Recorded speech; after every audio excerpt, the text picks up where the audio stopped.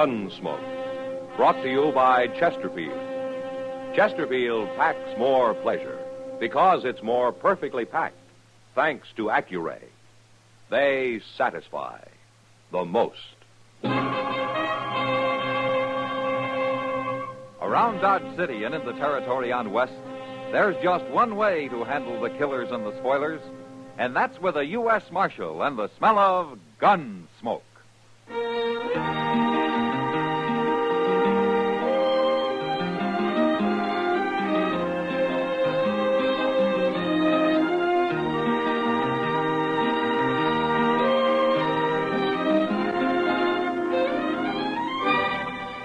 Gunsmoke, starring William Conrad.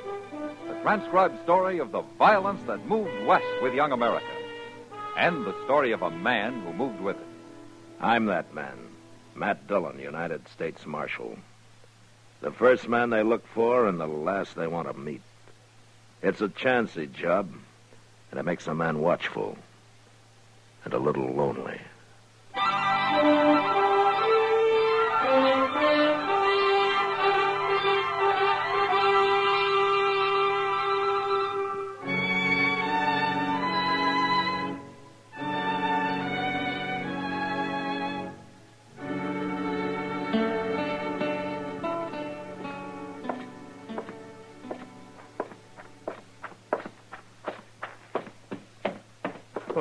Well, what's your hurry, Chester? Oh, hello, Mr. Dillon. I'm going over to the stable. No, what for? You leaving town? No, sir. Hank Young's over there. I got seen. Well, I'm not doing anything. I'll go with you if you don't mind. Well, good. I run into Mr. Bowers, and he asked me to give Hank a message for him. No? Well, Hank is a real nice fellow, Mr. Dillon. Well, I didn't say he wasn't, Chester. Yes, sir, I know. But I was just thinking there ain't many fellows around here steady and peaceable as he is. I guess that's one reason Bowers has kept him working at the ranch for so long. Mm-hmm. There he is. Where? Cinching up his saddle with his back to us there. Oh, yeah. Yeah, Mr. Dillon, I'm going to surprise him. Walk easy, huh? Okay.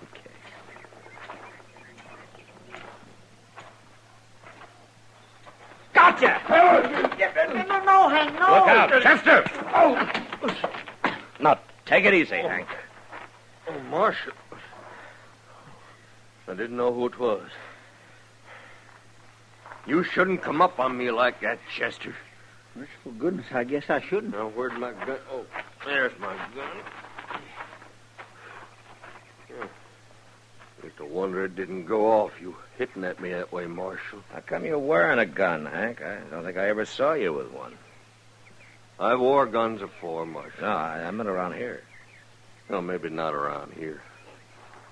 Hank, Mr. Bowers is going to be an hour or so longer than he thought. He is, huh? Uh-huh.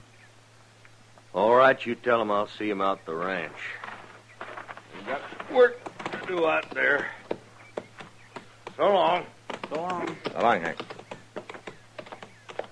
My, I guess I really upset him. Something sure has. Hank ain't never acted like that before. We're always kindly teasing each other. Well, I wouldn't worry about it. Dillon? Yeah. I want to talk to you, Marshal. Well, go ahead. My name's Quillen. Ben Quillen. I've only been here a few days. I've been meaning to get acquainted, but I thought I'd do a little scouting around for myself first. No?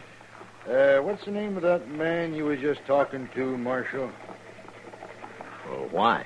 Oh, he kind of fits the description of the fella I've been hunting. You see, I'm a deputy sheriff. No? There's my badge. Deputy Sheriff, Prescott, Arizona. Yeah, I got papers to prove it, too. Yeah, you've come a long way, Quillen. I think it's going to be worth it, Marshal. Here, take a look at this. What is it? It's a warrant for Ike Abbott. Prescott, Arizona, July 6, 18. Something. It's kind of smudged. You read the description. Don't Ike Abbott sound like your friend who just left? Sure does to me. Same height, same build, same kind of face, brown hair and eyes. Just about everything. Is that true, Mr. Dillon? Well, it fits generally, yeah. But what's he wanted for? It's a warrant for his arrest, Chester. He's charged with murder. Hank? We heard he was hiding out around Dodge somewhere. He's been here about 3 years, hasn't he? Yeah, just about. Why didn't you make your arrest a few minutes ago, Quillen? I wanted to be sure, Marshal. And I also want to talk to you first. After all, this is your territory. Hank's wearing a gun, Quillen. Does he know you? No. But I've been asking around about anybody from Arizona. He must have heard about it. Well, I guess I'll ride out and take him. No. What? Hank Young's ready to fight. I don't want to kill him. I'll go. You mean you'll bring him in for me? Well, if I'm sure he's the man you're after, then I think I can find out. Okay. Well, watch your step, Marshal. He's already killed one man. Don't worry, Quillen. So have I.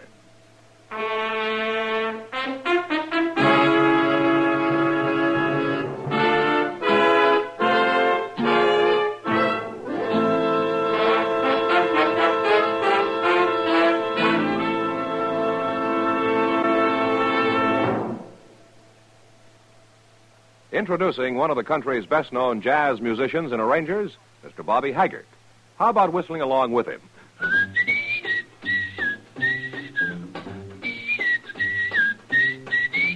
Packs more pleasure, packs more pleasure. Chesterfield packs more pleasure because Chesterfield's more perfectly packed. It stands to reason a cigarette made better and packed better smokes better, tastes better. And Chesterfield is more perfectly packed by Accuray. This electronic miracle removes human error in cigarette manufacture. So Accuray Chesterfield is firm and pleasing to the lips, mild yet deeply satisfying. Yes, Chesterfield gives you something no other cigarette can give you. Chesterfield packs more pleasure because Chesterfield's more perfectly packed. To the touch, to the taste, Chesterfield packs more pleasure because it's more perfectly packed. By Chesterfield, mild, yet they satisfy the most.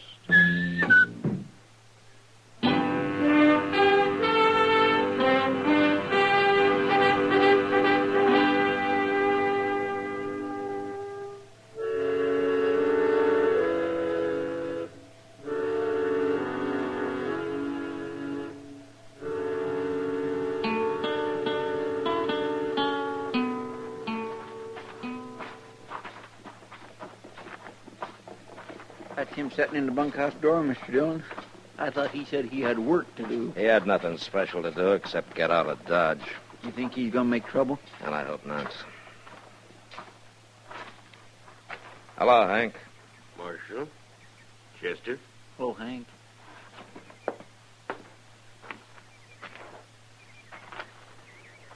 Looking for me. There are a couple of things I want to ask you, Hank. You go right ahead, Marshal. You've known me about 3 years, right? About that. And you know when I go after a man, I generally bring him back. So you do, Marshal. Is that why you put your gun away? Well, I declare, he ain't armed no more, is he? No, I ain't. Well, you told me the truth, Hank. You always dealt fair, Marshal. I'll tell you the truth.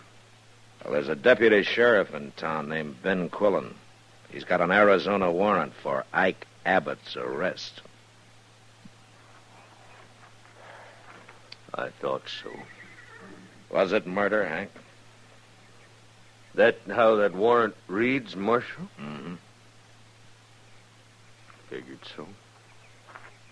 What else you want to know? You still haven't told me why you put your gun away. Done some thinking on the way back here. Knowed they'd sent somebody after me, but if I killed him, I'd just have to face you next. I wouldn't be getting nowhere that way. All right, Hank. Come on, Chester, let's get back to town. Well, Mr. Dillon, ain't we going to take Hank back to I Dodge? said let's go, Chester.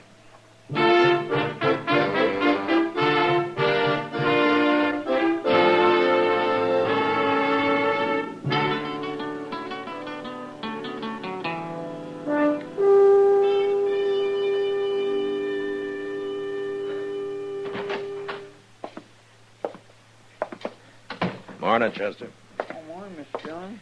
Ben Quillen been here yet? Well, I just got here myself. No, didn't you sleep here last night? Well, see, No, sir, I didn't. No? I ain't never going to set up all night playing poker again. Oh.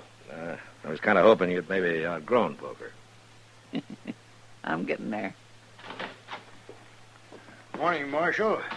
Chester. Quillen? Good morning, Quillen. Well, Marshal, did he put up a fight? No, there was no trouble. But he is the man I'm after. He's Ike Abbott, isn't he? Yeah, he's the man. Well, I sure do thank you, Marshal. Now, if you'll turn him over to me, we'll be on our way, and I won't be bothering you no more. I didn't bring him in, Quillen. Why not? And I guess maybe I didn't have the stomach to arrest a man who's been a friend. Who's never caused any trouble around here. That don't keep him from being a murderer. And I've got a legal warrant for him. Then you go get him. I thought you didn't want no killing. He isn't armed. You've caused me to waste a whole day, Marshal. Why don't you go get your man, Quillen, and get him out of here? I don't want any part of it. You admit he's a friend of yours, Marshal. I just hope you're not trying to trick me somehow. 'Cause I'll hold you responsible.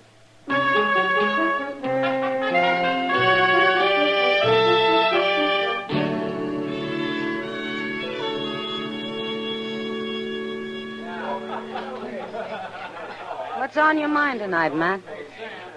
Well, Kitty, it sure isn't drinking beer and sitting around the Long Branch. You know, you sometimes act like you've been schooled in a slave market. Drink your beer, Kitty. I'm buying. Oh, you are? And I take it all back. Oh. What? Here's Ben Quillen. Now I know what's been bothering you. Marshal, I want to talk to you. Oh, what's your trouble, Quillen? You gave me to believe there'd be no trouble with Hank Young, or whatever you call him. Was there? He wasn't armed, Marshal. At least you didn't lie about that. And just what did I lie about, Quillen? About them 4 friends of his. What friends? I don't like being made a fool of, Marshal. I don't like going after an unarmed man who's hiding behind 4 shotguns. Ah, I see. You trying to tell me you didn't know about it? No, Quillen, I didn't. You swear to that? Now, you can take it or leave it. All right, I'll believe you. Providing you ride out there with me. I can't face them men alone. It'd be suicide. It's your party, Quillen. I'm not getting paid to make your arrests. You wouldn't be scared, would you, Marshal? I think we've talked just about enough, Quillen. All right. I'll telegraph Prescott. I'll get me some authority for some deputies. Wait a minute, Quillen. What? You meet me at the stable in the morning. I'll go with you.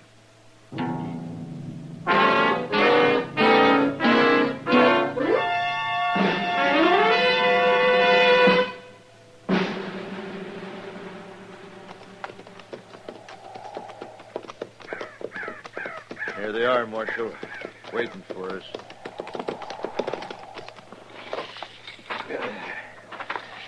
How are we going to shoot it out against 4 men with shotguns, Marshal? You just keep out of it, Quillen.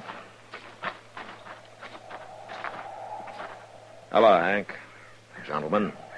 This here ain't my idea, Marshal. The boys just heard about everything. I can't talk 'em out of a fight. That's right, Marshal. Ain't nobody taking a friend of ours off to Arizona. Warrant or no warrant. Now listen, you men. Hank Young's a friend of mine, too. Isn't that right, Hank? I always thought so, Marshal. But you know me well enough. If any man needs taken in, I'll take him in. Be kind of like walking into a cannon, won't it, Marshal? Maybe. But more than one of us will die. Now, hold on. I don't want a lot of blood spilled over me. Just 'cause I killed a man 12 years ago is no reason any of you men should die now. Wait a minute. Quillen. What? You got that warrant with you? Of course I have. Let me see it. Well, come on, let me see it. Well, I don't know what for. Give it to me. You seen it once. What are you looking for? Well, is something wrong with it? Nah, it's legal, all right. Then give it back. Yeah. Hank, I've changed my mind about taking you today. Now, wait, Shut Marshal. up, Quillen. Will you come into my office 3 days from now, Hank? We'll settle this thing then. Okay, Marshal. Sure, it's okay, Hank. We'll be right along with you. Won't we, boy? We'll be right with you. We ain't backing down one bit, Marshal. You better remember that.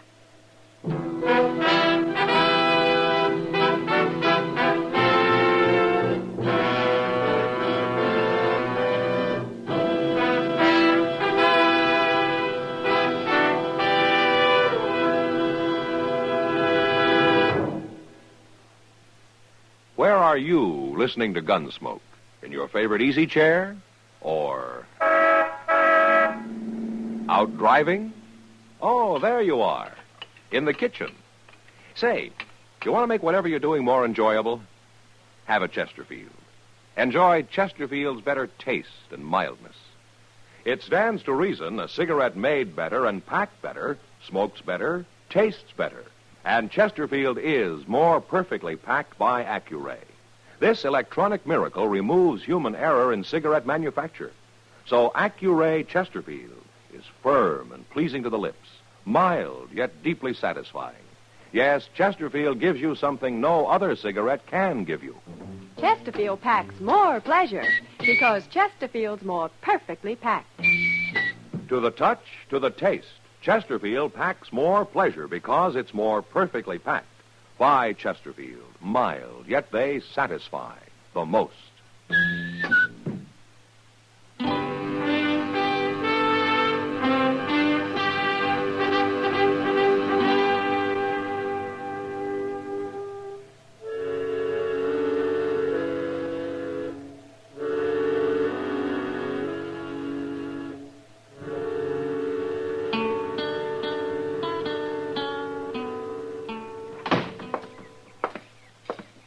John, I've been waiting for you. Let's go, Chester. Did you finally get your telegraph? Yeah, just in time, it looks. I know. That's quite a crowd waiting for you. Think there'll be trouble? Yeah, there could be. Anything you want me to do? No. You better wait here. All right. But you be careful now. Them friends of Hank's sure look like they mean business. Yeah, sure.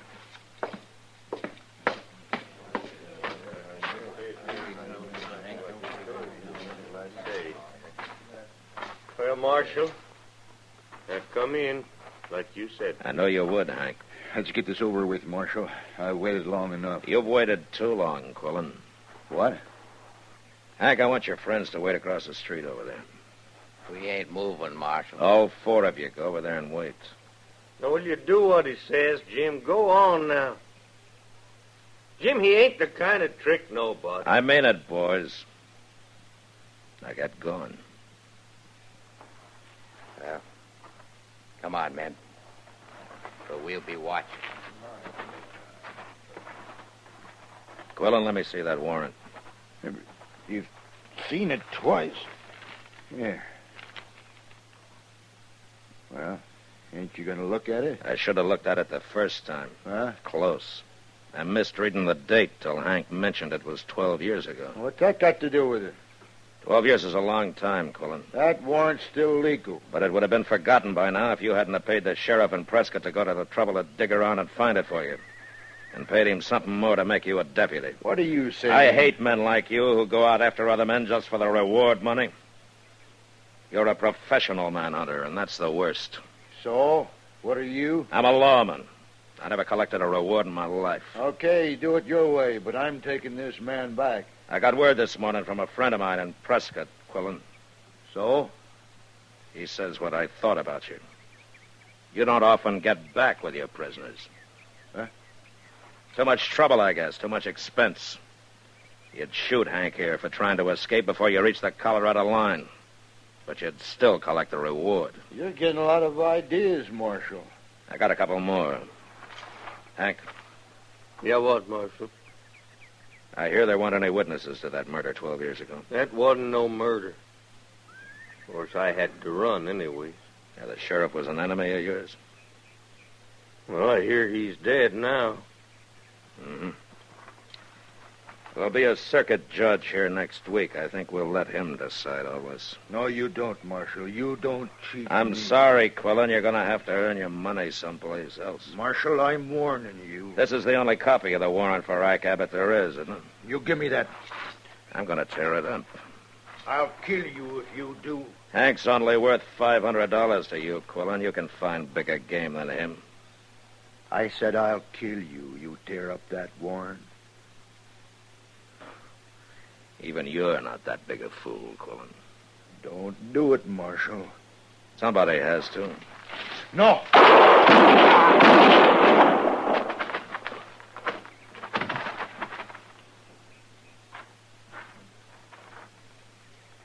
You killed him, Marshal.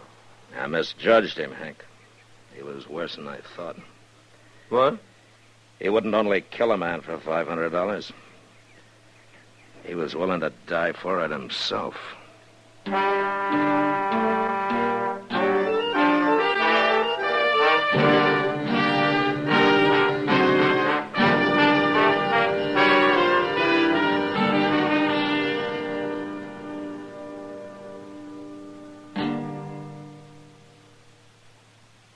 In a moment, our star, William Conrad. Chesterfield packs more pleasure because Chesterfield's more perfectly packed. A cigarette made better and packed better, smokes better, tastes better. And Chesterfield is more perfectly packed by Accuray. This electronic miracle removes human error in cigarette manufacture. So Accuray Chesterfield is firm and pleasing to the lips. Chesterfield, mild, yet they satisfy the most. You know, on the frontier, men fought for fools' reasons, like a spilt drink, and they fought for good reasons, like fenced water. But next week, a man comes to Dodge who won't fight for any reason, and still wins his battle. And that was the West. Good night. Gunsmoke. Produced and directed by Norman MacDonald, stars William Conrad as Matt Dillon, U.S. Marshal. Our story was specially written for Gunsmoke by John Meston, with music composed and conducted by Rex Corey. Sound patterns by Tom Hanley and Bill James. Featured in the cast were Lawrence Dobkin, John Daner, and Ken Lynch. Harley Bear is Chester, and Georgia Ellis is Kitty.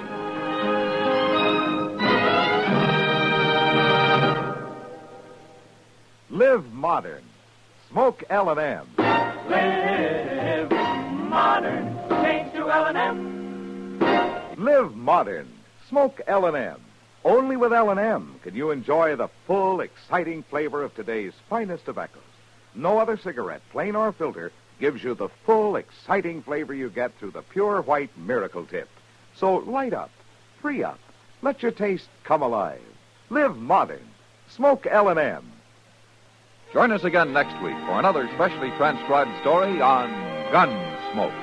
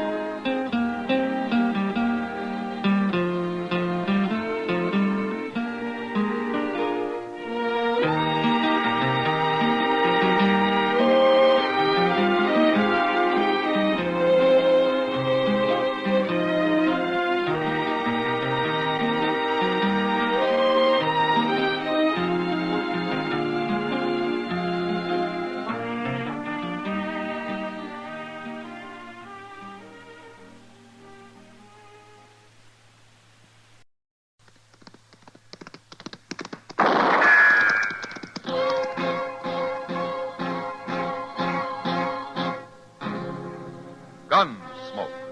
Brought to you by L&M, the modern cigarette that lets you get full, exciting flavor through the modern miracle of the pure white Miracle Tip. Live modern. Smoke L&M.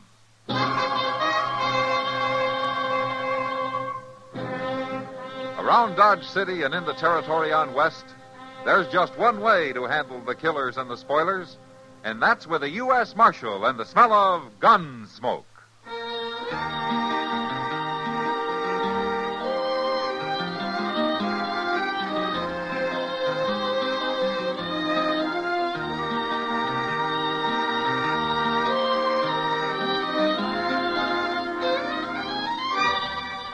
Gunsmoke, starring William Conrad. The transcribed story of the violence that moved west with young America. And the story of a man who moved with it. I'm that man. Matt Dillon, United States Marshal. The first man they look for and the last they want to meet. It's a chancy job, and it makes a man watchful.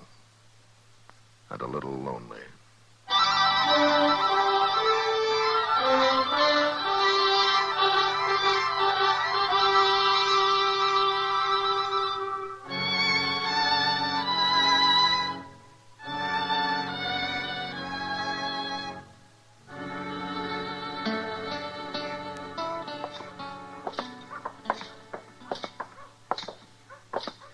It's a nice, clear evening, Mr. Dillon. It'll be cold before morning, though. Maybe old Doc ain't too far wrong. Oh, what about? Well, he claims winter's coming early this year. He claims we'll have snow before the end of the month. He's just passing along Indian talk, Chester. They're all claiming the same thing. Evening, Marshal. Oh, how are you, Jezra? Miss Cobb? I do, Marshal. Chester. Evening, ma'am. Eat up there. You do declare, Mr. Dillon, that ain't the most dilapidated old buggy I ever seen anywhere. Jezra believes in getting full value out of things. Making do, as he calls it. Yeah, let's get something to eat, huh? Well, now, eating is something I get full value out of. Yeah, I know. Well, let's sit over there by the window. That team of Jesuits could do with some eating. The way their bones was sticking out. Jezra figures fat on a horse is a sign that grain's being wasted. Well, you sorely, Marshal. Okay. He must figure the same thing about women. Miss Cobb's bones was sticking out some, too. He probably works her half to death. Has to run a farm that size without any hired help. Well, they sure do keep to themselves. People just don't take to Jezra much. He's got a pretty cold way about him. But it's hard to say what she's like. That poor lady don't even open her mouth less than he tells her she can. Plain mousy, that's what she is. What are you figuring to eat, gents? Well, what do you got? Stewed beef and boiled greens. I guess that's what we'll eat, huh, Chester? All right, I'll bring it right out. Boiled greens. Boiled Jimson weed more than that. What? Say, that was up the end of the street, Mr. Dillon. Yeah, come on, Chester.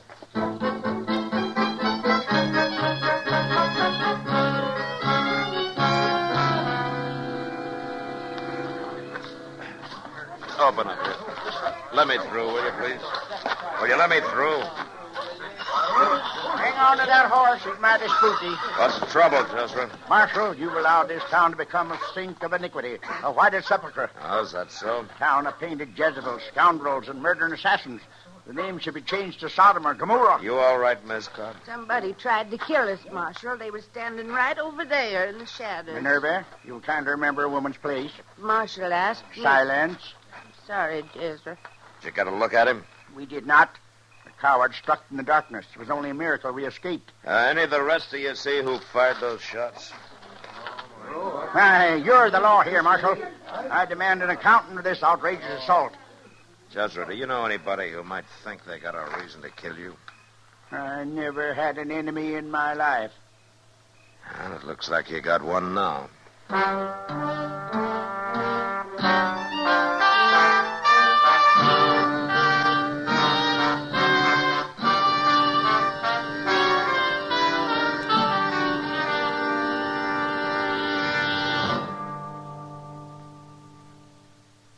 Free yourself of old-fashioned ideas. Why don't you live modern? Live modern. Live modern. free up. Freshen up your taste. Smoking L&M. Why are more people changing to L&M than to any other cigarette? Because only L&M lets you enjoy full, exciting flavor through the pure white miracle tip. L&M draws easier, tastes richer, smokes cleaner. So free up, freshen up your taste, get full, exciting flavor. Live modern.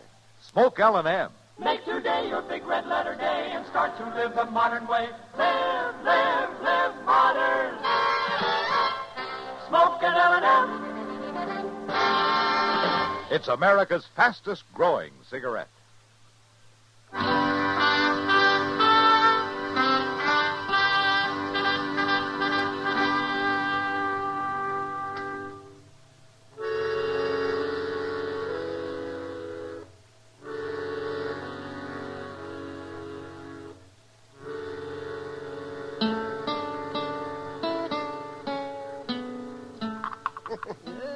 Put a little more sugar in here. That should fool Mrs. Putnam. Well, have me that pill mold, will you, Matt? Is this what you mean, Doc? That's it. Thank you. Well, I got to make this prescription look real authentic. Oh, what do you mean? These are fooling pills. Got nothing in them but sugar and some chalk and a little gum araby to bind them. So that's the kind of medicine folks get from you. Oh, no, it's the kind old Mrs. Prudlin gets. Long as she figures they help her, that's all that's necessary. At least they don't do her any harm.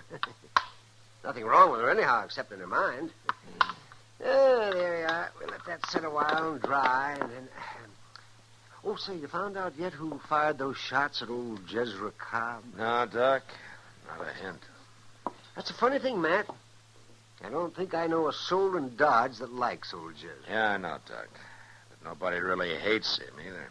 They just stay clear of him as far as they can. Yeah, that's just it. He just isn't the kind of a man to rouse up strong feelings in anybody, good or bad. Well, he must have roused some in whoever tried to kill him or kill her. I don't even know for sure which one they were after, him or his wife. You busy, Doc? Huh? Oh, well, come right in, Kitty. Hello, Kitty. Matt, what are you doing here? Well, he's hiding from Jezra Cobb. What? Don't mind, Doc. I'll step outside, Kitty. Oh, no, don't go, Matt. I just wanted to get something for a headache, Doc. Oh, it's too bad. Well, dip yourself some water there. Here are some pills I just made up, Kitty. Oh, now, Doc, you're not... Formula came straight from Boston. Well, if they can take care of this headache, they're miracle pills. That's exactly what they are.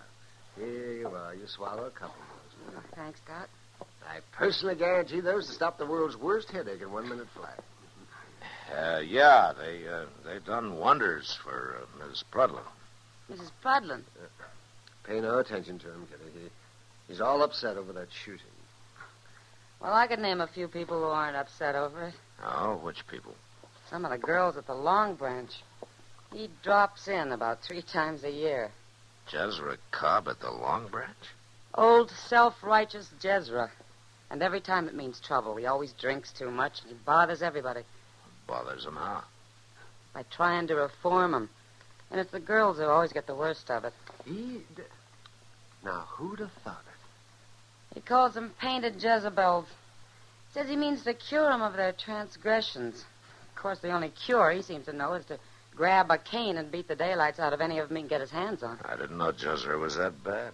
You ask some of the girls, Matt. Daisy or Billy Bell. Yeah, I will, Kitty. Doc, could I have some of those pills to take with me? Look, Kitty, Doc was just playing. They're real good, Doc. My headache's all gone. What'd you start to say, Matt? Nothing, Kitty. Nothing.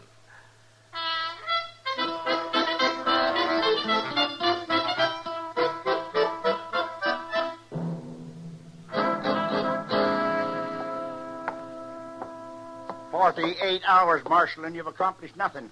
I demand legal action." You haven't helped things any by lying to me, Jezra. Lying to you? You told me you never had an enemy in your life, but 2 or 3 young ladies over at the Long Branch disagree with you. Dance hall girls. Maybe so. But I'd sure hate to have them looking at me over a set of gun sights. Abandoned. Painting their faces. cavorting in public to the devil's music. And stay away if you don't like it before you get a bullet in your back. It wasn't the woman who fired them shots. A woman wouldn't have to fire them, Jezra. She could get a man to do it for her. Then why don't you jail them girls if they're plotting to kill me? I don't have any proof of anybody plotting anything. You're in league with the adversary, Marshal. You're aiding and abetting the forces of evil. Let me tell you something, Jezra. I'll aid and abet anybody's right to live his own life according to his own lights. As long as he's within the law. Mr. Dillon, Yeah, what is it? could I see you a minute? Yeah, sure. Yeah, what's the matter, Chester? Well, it's Miss Kitty. She wants you over at the Long Branch right away. Oh, what for? Well, it seems there's a fellow there that's been drinking real heavy, Mr. Dillon, talking too much. Oh? And Miss Kitty heard him say he'd been offered $300 to kill old Jezra.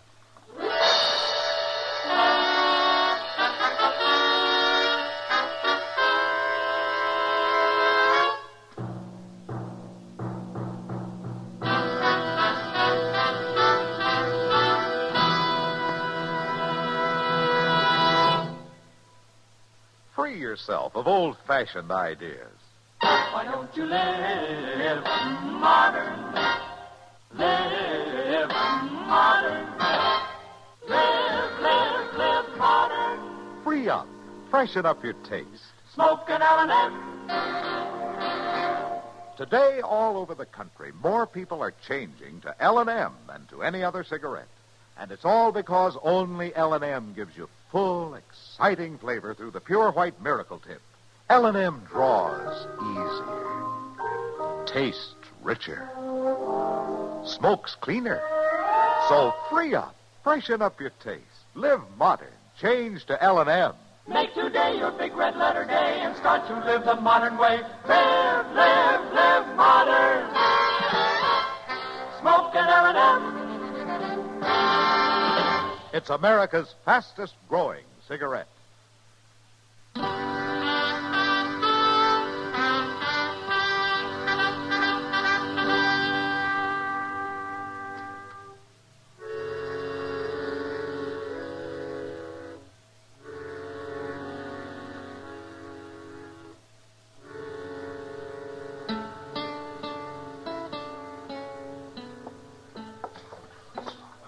This way, Matt. Right, Kitty. Come on, Chester. Yes, sir. He's playing poker over here with a house dealer and a couple of cowboys. You been in here before? Yeah, just during the last week. He's a drifter, I guess. Goes by the name of Puggy Rado. There. That's him, Matt, on the far side of the table. Uh-huh. Yeah, he looks like a saddle bum. He was making out real braggy for a while. Fastest gun in Texas, that kind of talk. But I guess he knew he'd gone too far when he said that about Jezra Cobb. He shut up tight right after. All right, Kitty, I'll try to get him away from that table. Wait, Matt. I think he's coming over here. Yeah.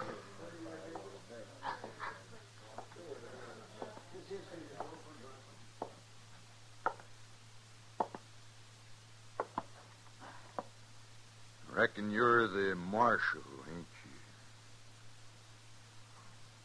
That's right, yeah. And I reckon she heard what I said, sent for you. That's just what I figured she was doing. Let me! Hold it, Marshal. You make one move toward that gun, and I'll put a bullet right in her back. You got your hands off me. Take it easy, Kitty. You tell her, Marshal. Tell her me and her is leaving now. And if anybody lays a hand on a gun, there's going to be a pretty corpse on the floor. Told you to let go. Take him out. Drop the gun, Rado. Not a chance.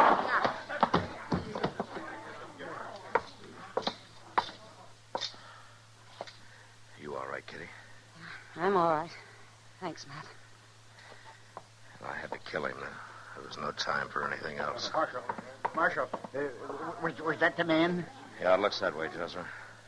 He was claiming somebody had offered him $300 to kill you. Why, that's the fellow who... Who what, Jezra? Why, he stopped in at my place last week begging a handout. Did you say $300? Yeah, that's right.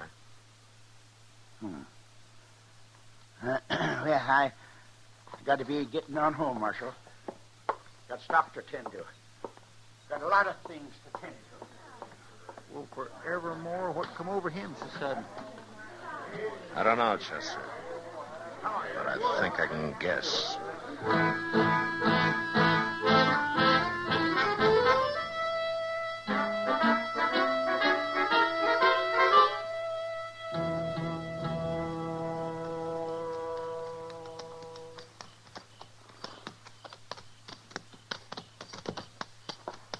Come on, Chester. Yes, sir.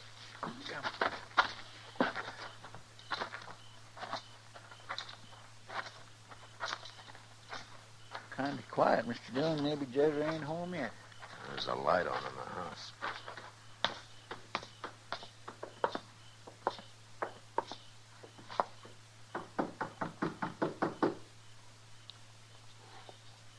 That's a real proud barn yonder to be with such a poor-built house, ain't it? Yeah, it sure is. Good evening, Miss Cobb. I do, Marshal. Chester. Miss Cobb. Your husband get home yet, Miss Cobb? He's out there in the barn. Won't you come in and set a spell? Yes, we will, thank you.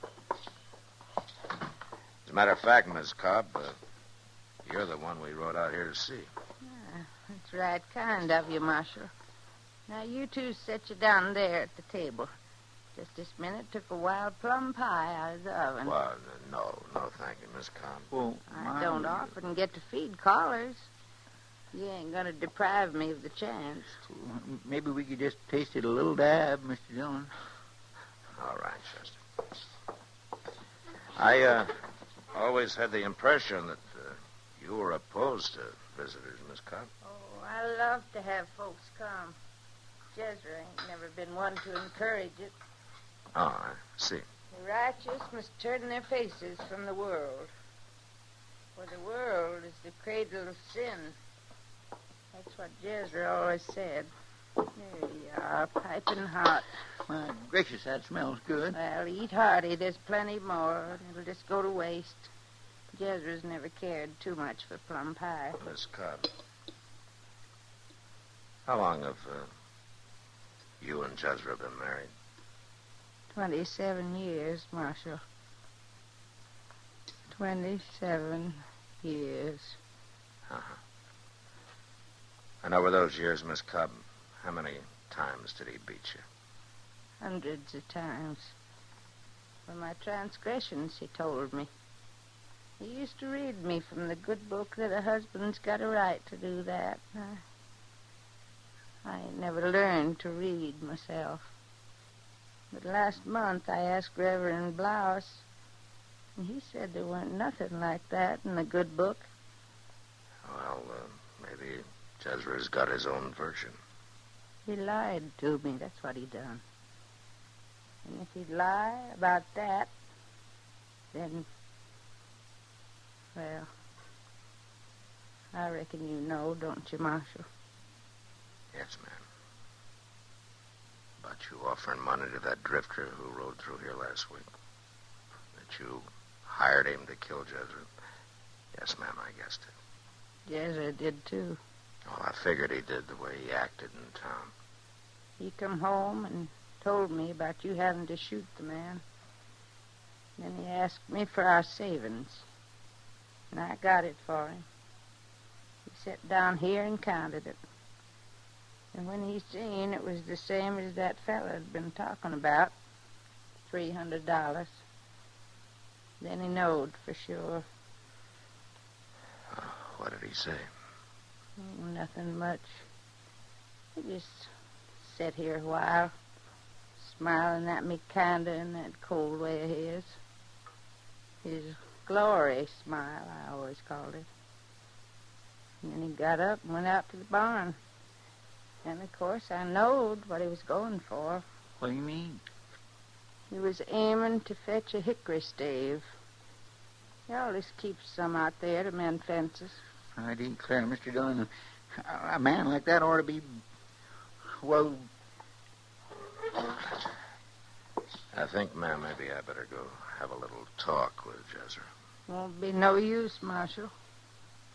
Just won't be no use. I think it will, ma'am. Listen to me, Marshal. You're wasting your time. I'm trying to tell you. When he went to fetch that stave, I knowed what he was aiming to do. And I followed him out to the barn. Yes? I stood real close, Marshal, so I wouldn't miss. And I pulled the trigger 4 times. I put the gun there in the cupboard. I figured you'd be wanting it. Jezra ain't never gonna beat me no more. You sit right back down there and finish your pie.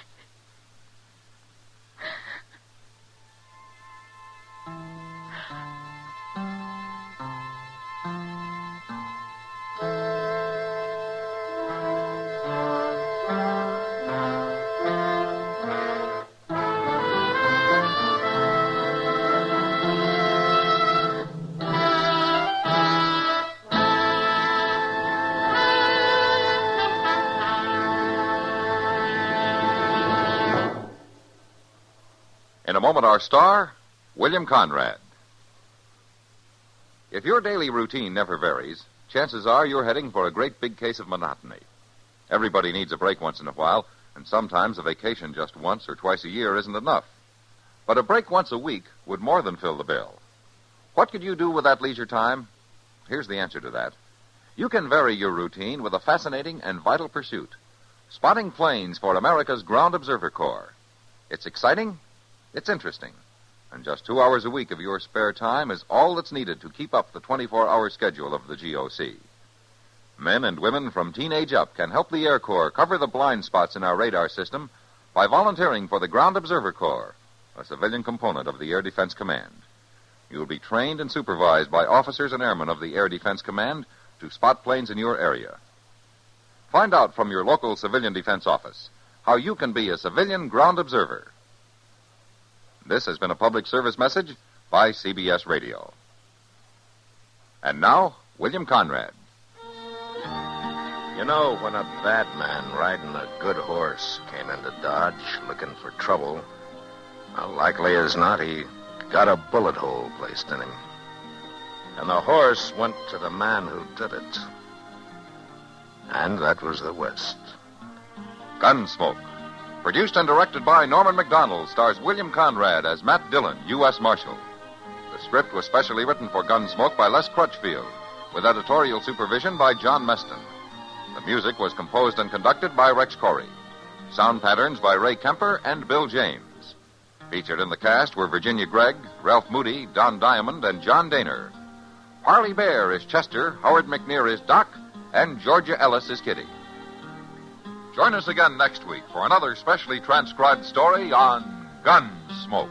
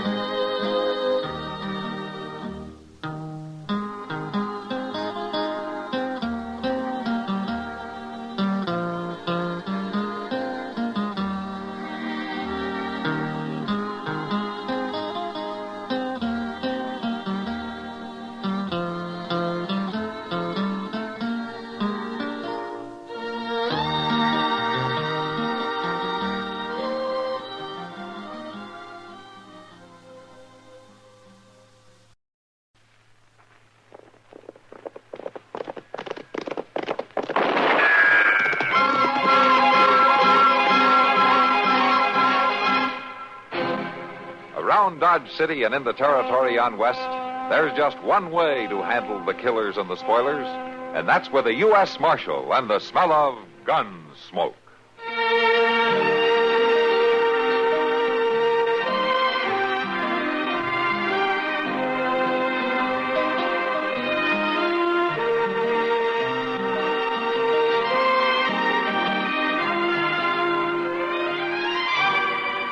Gunsmoke, starring William Conrad. The story of the violence that moved west with young America. And the story of a man who moved with it. I'm that man. Matt Dillon, United States Marshal. The first man they look for and the last they want to meet. It's a chancy job, and it makes a man watchful. And a little lonely.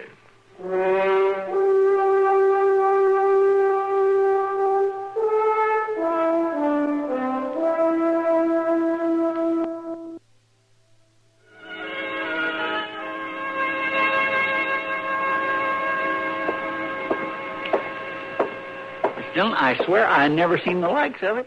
Well, what's the matter, Chester? Well, Bood Wilson won't leave himself. I opened the door and he won't budge out of there. Did you tell him I was releasing him today? Yes, sir, I did, but he claims he wants to stay. Well, he even asked me what I was fixing for dinner. What we going to do? Yeah, the train's in. You go on down, get the mail. I'll handle it. I never seen a man who wanted to stay in jail before. All right, come on out of there, Bood. I'm turning you loose. Oh, it's all right, Marshal. You needn't bother. You like it here, do you? It's the only home I ever had. I see.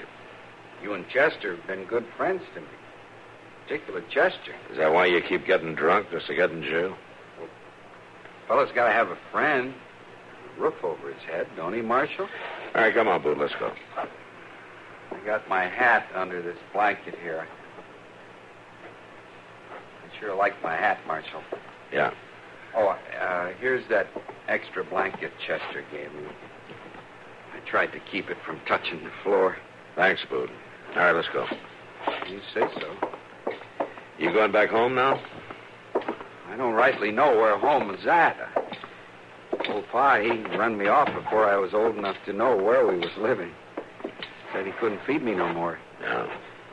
Ever since then, I've been kind of like a tumbleweed going here, there. Guess I'm from all over now. Don't you ever stay put? Well, I'd like to.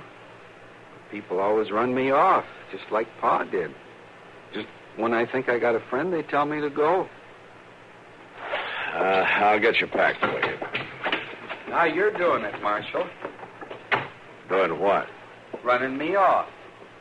Now, look, Bood, I got nothing for you and nothing against you. I put you in jail 4 times for getting drunk and almost breaking somebody in 2 with your bare hands. Now, all I want you to do is to keep yourself out of jail by staying away from those saloons. Now, here. This all your stuff? I won't stay in Dodge, Marshal. Fella's got to have a friend where he stays. Look, don't take me wrong, son. It's just that there's no... Mr. Dillon, come here, quick. Oh, what's the matter, Chester? A hangman's come to town. A hang? What are you talking about? Come take a look. He's all dressed in black, and he's hauling his gallows right along with him. Gallows? See there? 3 yoke of oxen pulling it. Ain't that an awful-looking thing? A gallows built right on the back of his wagon. Henry Maples. You know him? I've heard of him. He thinks he cleaned up the border country with that gallows. Oh, but what's he doing here, Mr. Dillon? Well, maybe he thinks Dodge is next. Come on.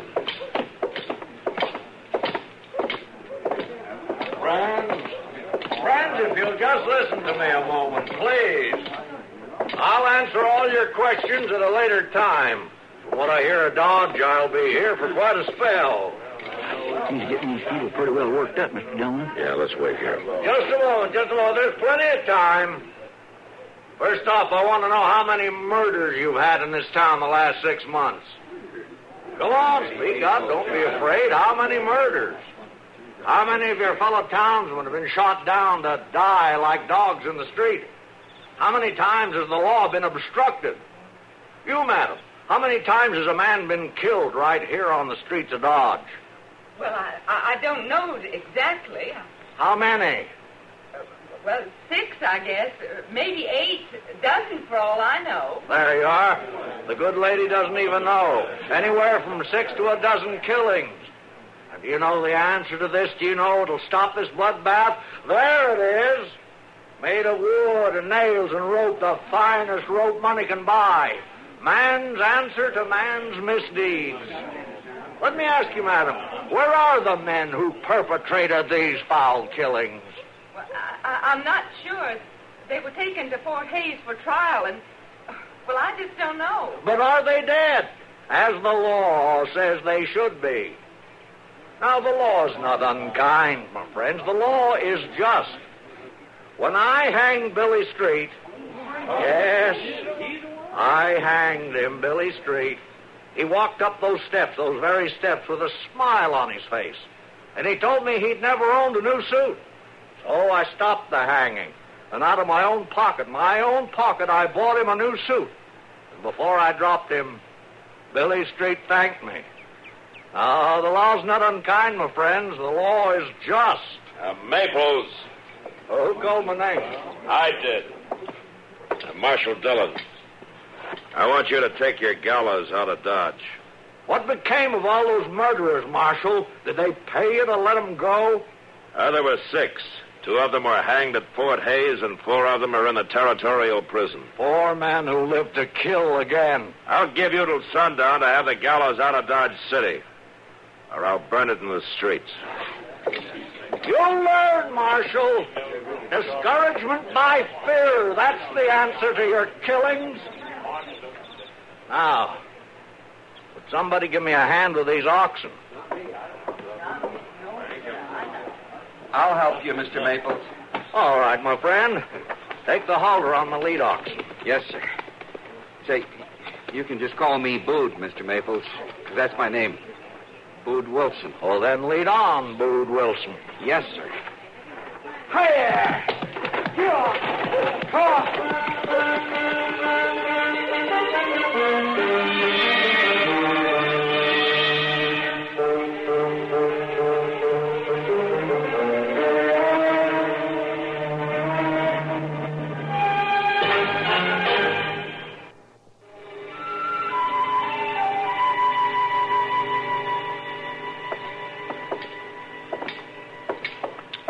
You know, Mr. Dillon, maybe I ought to tell you something. What is it, Chester?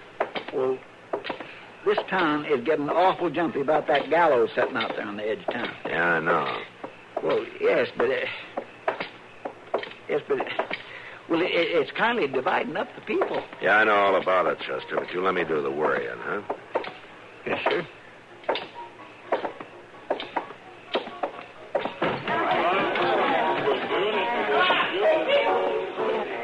Kitty's right over there at the dock. I see her. Oh, Matt.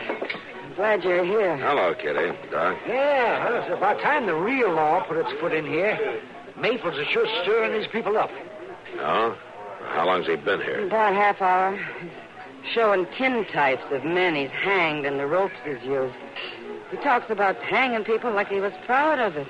I think maybe he is, Kitty. That gallows of his reminds me of some vulture just waiting to devour somebody. Have you been out there, Matt? No. Well, I rode by there the other day on my way to Mrs. Wiggins. Why, he was standing up on that gallows without even moving. He had a rope strung up, and for a moment I thought somebody was hanging there. Oh, I tell you, I jumped a foot when he moved. Yeah, I'll bet you did. Hey, how did Maples ever get started, man? I'll answer that question, Marshal Dillon. Huh? All right, go ahead, Maples. How'd I get started? It was simple. First, I had convictions. I believed in the law, so I read the law. When Judge Brand asked for a man to carry out his judgments, I volunteered. By the way, Marshal, I was paid $100 per man. I'll expect the same from Dodge City. Dodge doesn't need you, Maples. It will. Hey, Hangman. I want you. All right, Thayer, you're drunk. Put the gun away. Maples, I've been thinking about you. I had a brother hanged once. Jimmy was his name. Maybe you was the one who done it? Jimmy Thayer? I told you to put the gun away, Thayer. Stay out of this, Marshal. Maples, move over here. I hanged no man by that name. Then I'll kill you for the one who did. Start moving, Mr. Hangman. I warned you, Thayer. Marshal, don't make it you and me. I've been waiting for him all evening. There. You're making it you and me, Marshal. Doc, take care of him. All right, Matt. You still think your town doesn't need my kind of law, Marshal Dillon? Get out of here, Maples. Somebody give me a hand. Mr. Maples? Mr. Maples. What is it, Boo? I've been looking all over for you, and I heard those shots, and I was pretty worried. I'm all right. You hadn't ought to go out without me looking after you.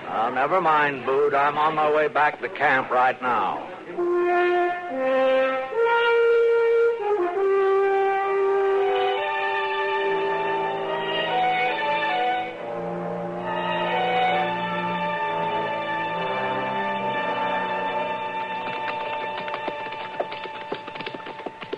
There it is, Mr. Dillon. Yeah, I see it. I sure do get an awful feeling about a gallows. Uh-huh. I reckon it's because I seen a hanging one time when I was just a little boy. You did? Yes, sir. Papa took me because he wanted me to learn the wages of sin, as he put it, so he told Mom it'd be a great lesson for me. But Well, was it? No, sir, I can't rightly say it was. Why? Well, see, they was hanging 3 men for stealing. And me being kindly little and all, I couldn't see none too good. I was standing there in this crowd, and when the time come, all I could make out was a bunch of men going around picking the pockets of the people watching up at the men being hanged. Now, that kindly learned me something, but it wasn't quite what Papa set out for me to learn. No, I guess not. Miss Dillon, look. Just look up there. Sweeping that gallows with a broom just like it was something important. Yeah, the Maples, I guess it is. There's a rope hanging straight down through the trap. See there? Yeah. Well, good morning, Marshal. Maples. Good morning, sir. Well, the gibbet's ready, Marshal Dillon. I'm stretching one of my new ropes now. Yeah, I see. Apology for last night isn't necessary, Marshal. I've forgotten it already. Apology? I didn't come to apologize. That's good. I don't like a man that crawls. How come you to stretch that rope, Mr. Maples? Not one of my clients has ever come back for a second try. Oh, I reckon not. The reason is I buy the best 1.25 inch Kentucky hemp you can get, and then I stretch it down to 1 inch before I use it. What do you use to stretch it with? Bood Wilson's under there. He'll show you. Get ready to untie it, Bood. I can't untie this knot, Mr. Maples. Chester, go down and give him a hand, huh? Yes, sir. You see, Marshal, I got a 200-pound bag tied on the rope. I'm not interested in that, Maples. Oh? The businessmen in town told me to see that you leave Dodge City permanently. You and your gallows. But why, Marshal? Dodge needs me. They don't think so. And neither do I. But the law, what about the law? It must be upheld. It is being upheld, Maples. Your kind of law might have been all right a few years ago in the border country, but not in Dodge. Murderers must be hanged, Marshal Dillon. There's no other answer. I'll give you till tomorrow morning, Maples. Hello, Marshal Dillon. How are you, Bood? You staying away from the liquor? Yes, sir. Good. You see that you do. All right, come on, Chester. Yes, sir. Mr. Maples, I heard how he talked to you. I wasn't friendly like. You've been good to me. You let me help you. I brought the law before. I can do it again. Mr. Maples, I was saying I'd like there to... must be a way. Mr. Maples? Huh? Maybe I can help. Oh, you, Bood? Yes, sir. Yes, maybe you can. Bood, I want you to go to Dodge City with me tonight. Will you do that? Mr. Maples, I'd do anything for you.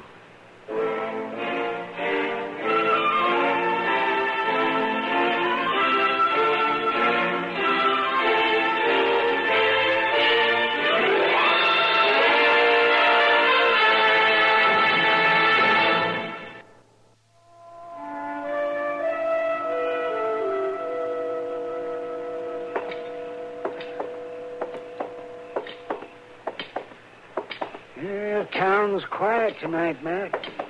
Doc, I hope it stays that way.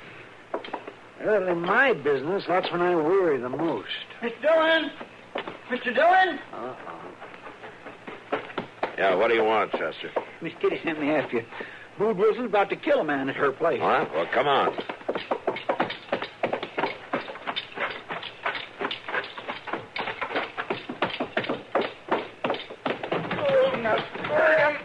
I'll kill you. Oh, Matt, stop him. Bood's going to break him in two. Bood, stop it. Kill you. Stop it. Nobody talks to my friend that way. I said stop it. Sayer, you all right? Oh, yeah. Yeah, thanks. Oh, he'd like to broke every bone in my body. Chester, take Bood and lock him up. Yes, sir. Come on, Bood. Thanks, Matt. Oh, I felt sure there was going to be a killing. I told Bood to stay out of saloons. Don't blame him. It was Maples. Maples? Yeah. What's he got to do with it? He was trying to get him drunk. He kept buying him drinks. Oh? Where is Maples? Well, I guess he left in all the excitement. Matt, why would he want to get Bood so drunk? I think I know, Kitty. But I'd have a hard time proving it.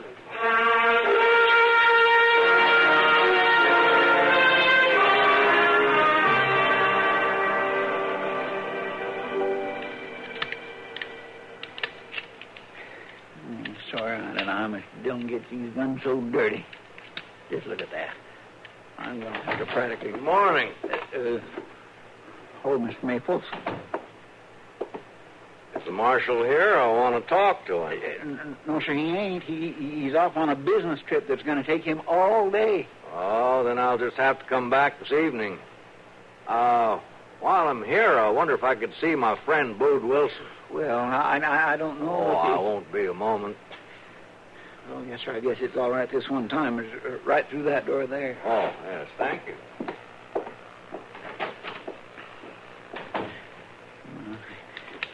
Oh, now, where'd this doggone little thing come from? When will I learn not to take more than one gun apart at a time?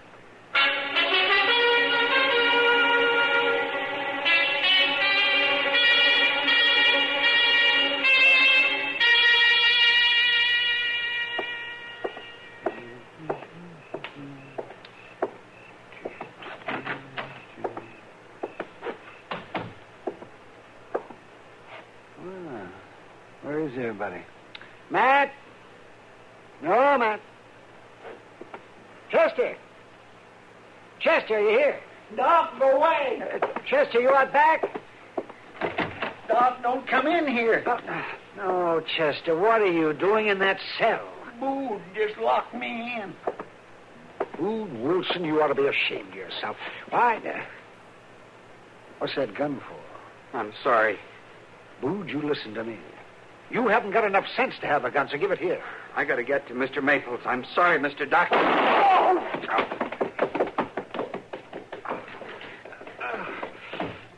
Doc, you all right? Chester, I need help. Doc, you can't die. Doc! Mr. Dillon! Mr. Dillon! Anybody? Doc's been shot! Help! Help!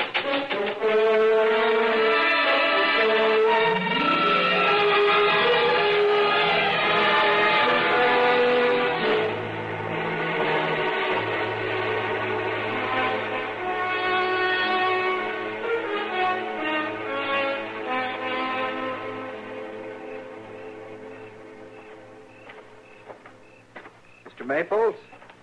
It's me. It's Bood Wilson. Come up here, Bood. Well, how come you're on the gallows, Mr. Maples? Ain't you ready to go? Come here, Bood. You waited. Just like you said, didn't you, Mr. Maples? Did you use the gun I gave you? We better hurry. They'll be after me. I asked you if you used the gun. I done what you told me, Mr. Maples. Bood, listen to me. You still have the gun. Yes, sir. Right here. Give me the gun, Bood. Well, sure. There. It's been fired. Did you kill anyone? I used it, like you said. Dude, I asked you, did you kill anyone? Well, that doctor man, he came in and I shot him. Do you know what I have to do to you now, Bood? You said you was my friend. You gave me the gun so I could come back to you so we could go away together. That's what you said. But you've killed now, Bood. Don't you understand? You've broken the law. Bood Wilson, I find you guilty of murder in cold blood. And for your just punishment under the law, I sentence you to hang by the neck until you're dead!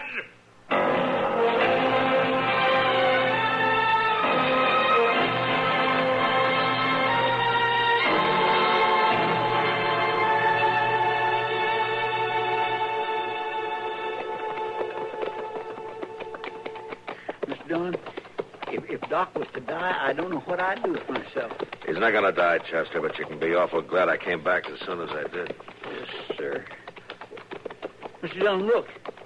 The gallows, they ain't gone yet. No. I don't see nobody around. Mr. Dillon, that rope on the gallows, swinging like there's a body on the end of it. Come on.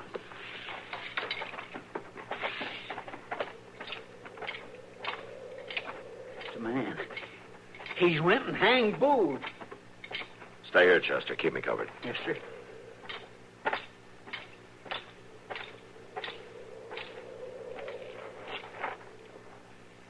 Chester, come here.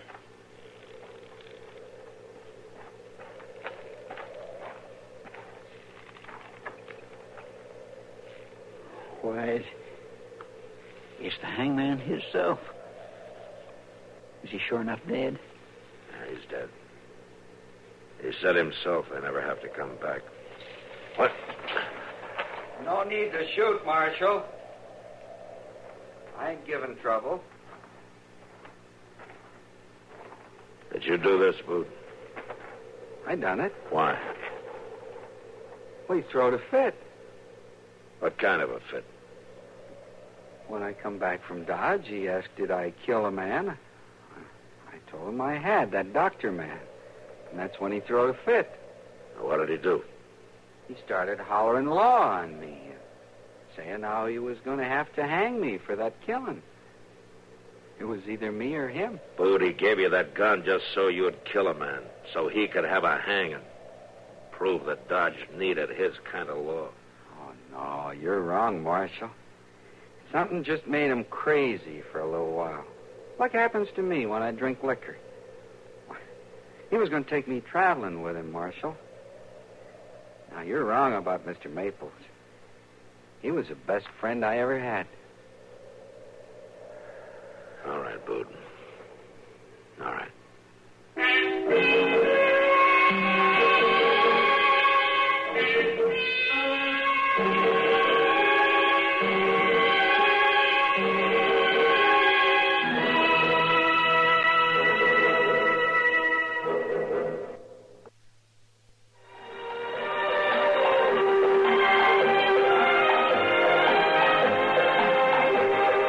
Gunsmoke. Produced and directed in Hollywood by Norman McDonald, stars William Conrad as Matt Dillon, U.S. Marshal. The story was specially written for Gunsmoke by Tom Hanley, with editorial supervision by John Meston. Featured in the cast were Vic Perrin, Joseph Kearns, Virginia Christine, and Barney Phillips. Harley Bear is Chester, Howard McNear is Doc, and Georgia Ellis is Kitty.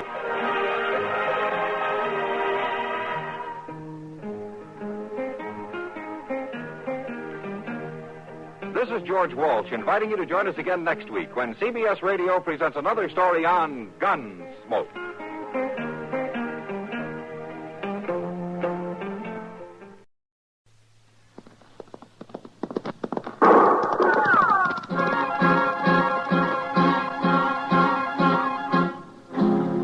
Around Dodge City and in the territory on West, there's just one way to handle the killers and the spoilers, and that's with a U.S. Marshal and the smell of gun smoke.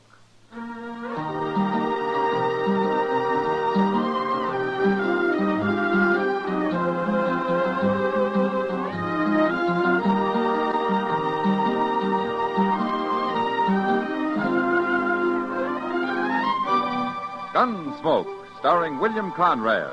The story of the violence that moved west with young America. The story of a man who moved with it. Matt Dillon, United States Marshal.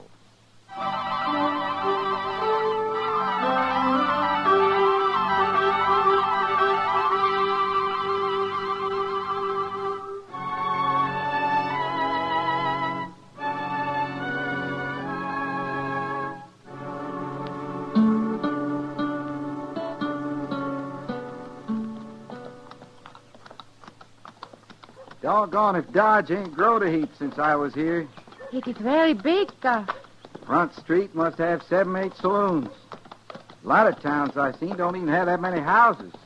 We are going to stay here? Now, Nina, I told you not to fret yourself. Nobody's going to bother you. Well, look there. The Longhorn Saloon. You know, a man might find whiskey fit to drink in a place like that. Just drop your reins over the rack, Nina. Your old pony ain't about to go nowhere. I will wait right here, Guff. Here in the dust and heat? Come on, get down off that old horse. You've been riding so long you need to walk around some. All right. Anyway, it's cooler inside. If they got a ladies' parlor, you can sit in there. Well, sit on the porch. Come on.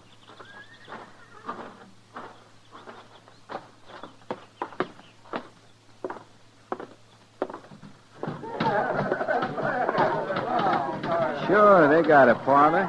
There's a side door over there, Nina. You go on in and wait.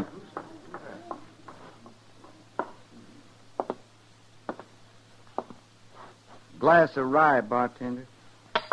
Hold that drink, bartender. Maybe you picked the wrong place to drink, mister. That's so? Places down along the river let Mex women come in and sit. I've heard tell. Maybe that's where you better go. Bartender, I ain't got my drink yet. Mister, you don't understand what I said. That bartender ain't going to give you no drink. Maybe he is. No, he ain't. This place don't serve nobody that walks in with no dirty Mexican. All right, hold it. Very well. Hold it. All right, you men, take Lawson out to a horse trough and soak his head for him. The rest of you get about your business. Come on. You busted up what could have been a man-sized fight. Well, fights like that lead to killings. Darned if they don't. You're a cool one, mister. You get that way in my profession. Oh, what's that? Army Scout. I'm on my way to Fort Wallace. What's yours? United States Marshal. My name's Dillon. I noticed they paid you a heap of attention. I'm Cuff Peters and proud to know you. Marshal, I want you to meet somebody.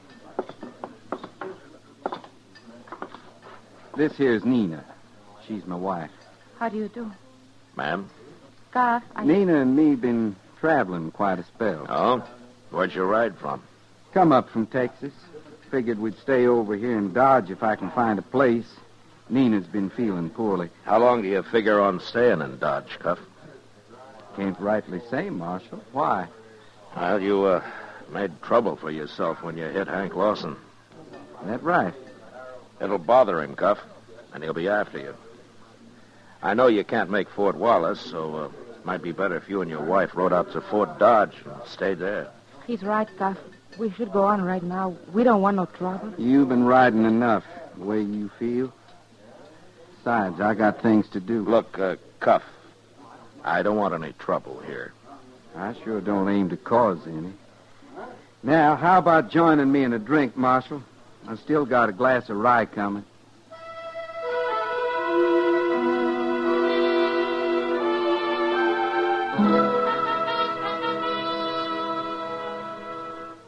Dodge was real quiet for the next week, except when a drunked-up cowboy tried to burn the town down because he lost at a faro table.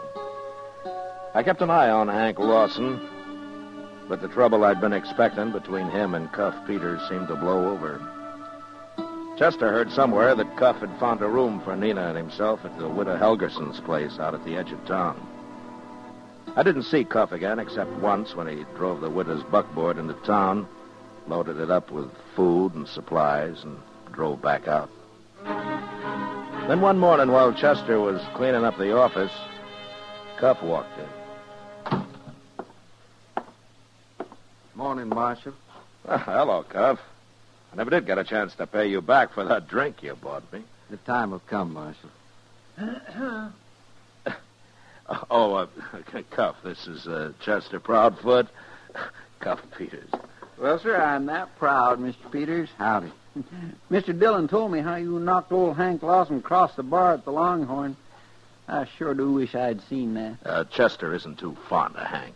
Well, if I'm going to hit him again, I'll let you know. Well, thank you. Marshal, what I come for was to get your help. Oh, what is it, Cuff? Well, I don't know much about doctors and all. And they say you're a good friend to the one in town. Oh, I've known Doc for a long time. What do you need? Well, I'm not ailing, but Nina's feeling real puny. Oh? I think maybe someone should have a look at her. We ain't been married but 5-6 months, and I don't understand much about women folk and their ailments. Chester, run up and get Doc, will you? Yes, sir, Mr. Dillon. You see, Marshal, the thing that bothers me the most is that I got to start out for Fort Wallace right soon. I already stayed here longer than I intended. Well, if your wife's sick, you can't take her with you on a ride like that. That's what I want to know from the doc. Is she too sick to ride? Well, you could leave her here. She could come on later. I'd just pure hate to leave her behind if I didn't have to. Oh, hello, Matt. Where's the patient? Doc, this is Cuff Peters, Doc Adams. Howdy, Mr. Peters. Howdy. Mr. Peters wants you to have a look at his wife. I'm ready. My bag's by the door there. Doc, maybe you ought to know before you come with me. My wife's Mexican. Well? The only reason I mention it, some folks here seem to take exception. Oh, for heaven's sake, standing here talking isn't going to help Mrs. Peters any if she's sick, you know. You ready to go, young fella? I'm ready, Doc. Marshal, I want to thank you. Sure, Cuff. Goodbye. So long. See you later, man. He's a nice little fella, ain't he, Mr. Dillon? Yeah, he seems to be, Chester. What's he do for a living? He's an Army scout, he says. On his way out to Fort Wallace. Well, I always had in mind that scouts was more tricky. Shucks, he's no more sly than me. Yeah, don't let Cuff fool you, Chester. He's small, but he can take care of himself. Well, one thing, he don't seem to let nothing upset him none. Well, he's worried about his wife, Chester. Plenty.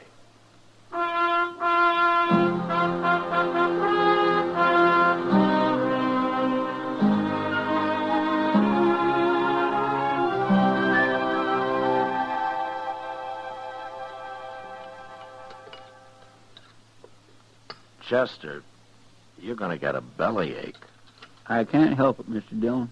Ever since I was a little boy, I just get a craving for wheat cakes at supper. 4 servings? Well, It does make up to quite a pile, don't it? But then that molasses kind of keeps them wetted down. Oh, hello, Matt. Chester. Sit down, Oh, Doc. Oh, yeah, thank you. Yeah, you going to eat? No, Matt, no. I ate out at Widow Helgerson's with Cuff and his wife. How is she, Doc? She's resting, isn't she? She's a pretty little thing, Matt. Just as nice and sweet. Yeah, she is. What was wrong with her, Doc? Nothing that won't be right in about 6 more months. Well, that don't make sense, Doc. She's going to have a baby, Chester. She is? Yeah, well, it only took a minute to see that. I guess Cuff meant it when he said he didn't know much about women. Well, I should think a baby be easy enough to tell about. Chester. Oh, yes. Cuff sent a message to you, Matt. He's going on out to Fort Wallace. Says after he reports into the colonel and gets a place ready out there, he'll come back for Mrs. Peters. Now, that's a 10-day ride there and back, Doc. Well, I know, man. Why? And I don't like Mrs. Peters staying alone here in Dodge. Well, there's nothing to be worried about. She's in good hands here. Yeah, but the widow Helgerson's an old lady, Doc. She wouldn't be much help to Nina. Well, what kind of help would she be needing, Mr. Dillon? More than an old lady could give her.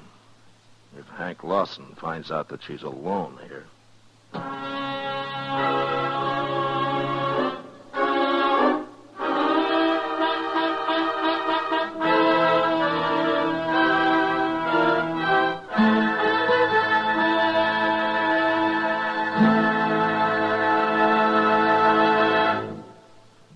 We will return for the second act of Gunsmoke in just a moment. But first, this coming Tuesday night, you have one date with Pam and Jerry North and another date with John Lund as yours truly, Johnny Dollar. If mystery is your dish, then listen in as Mr. and Mrs. North and Johnny Dollar dish it out. Remember, the night is Tuesday, the network is CBS Radio, and the shows are Mr. and Mrs. North and yours truly, Johnny Dollar. They're here on most of these same stations this coming Tuesday. Now the second act of Gunsmoke.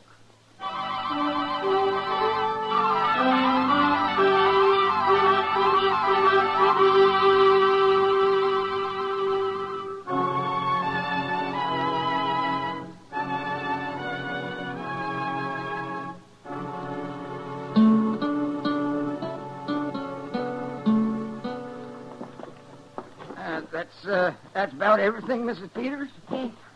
And thank you. I'll give you a hand out to the buckboard. Oh, it's not that much. I can carry it. Well, I'll get the door for you then, ma'am. Thank you, Mr. Perry. Good day. Good day, ma'am.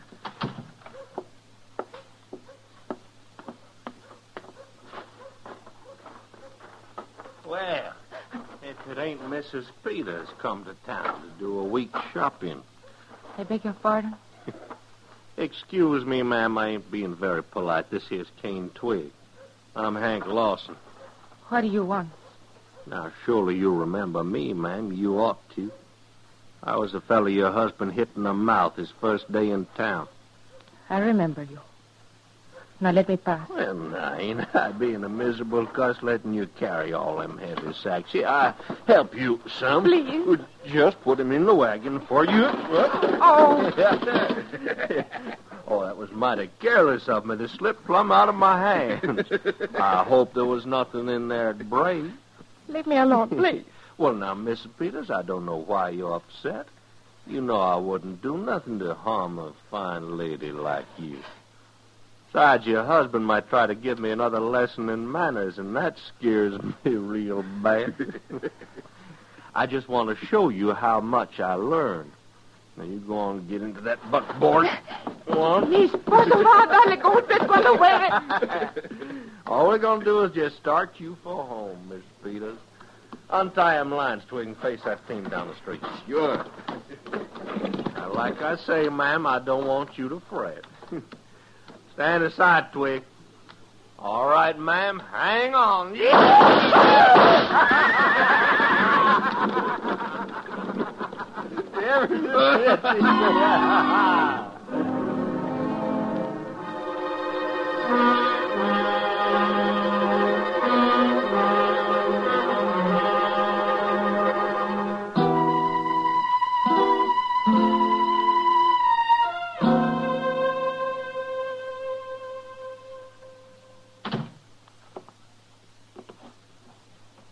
How is she, Doc?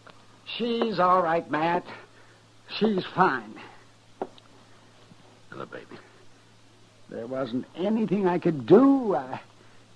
Those miserable, filthy Now, beasts. take it easy. Take it easy. What are you talking about, Matt? Those men should be No, kid. Matt did all he could. He even roughed them up a little on the way to jail. Oh. And then yesterday morning, the judge fined them and turned them loose. Find them. Probably all of $50. Kitty, be sensible. You and your precious law. I'm sick of it. You have to go by it, Kitty, whether it seems right or not. I don't have to do nothing. Now, Kitty, don't talk like that. If I was a man, I'd shoot him in the belly. Oh, now, Kitty. Oh, leave me alone, both of you.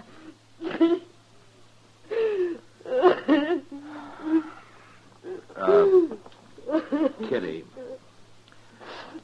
Look, Kitty. Why don't you go in and talk with her, huh? She needs another woman, huh? Go on.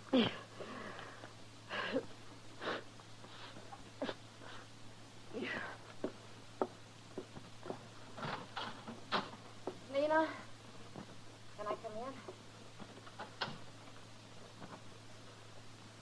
It's terrible, Matt. Yeah. Well, what are you going to do? Well, there's nothing more I can do. Officially. No, just that's right. Look, Doc, I want you to keep Nina in your office. You can keep an eye on her there. Cuff will be back in a few days. And then you'll tell him? Yeah. Yeah, then I'll tell him.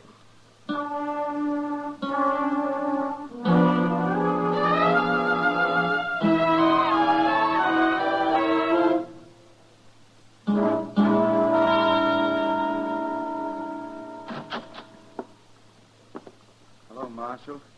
Chester? Oh, Mr. Peters. Cuff? I just got back.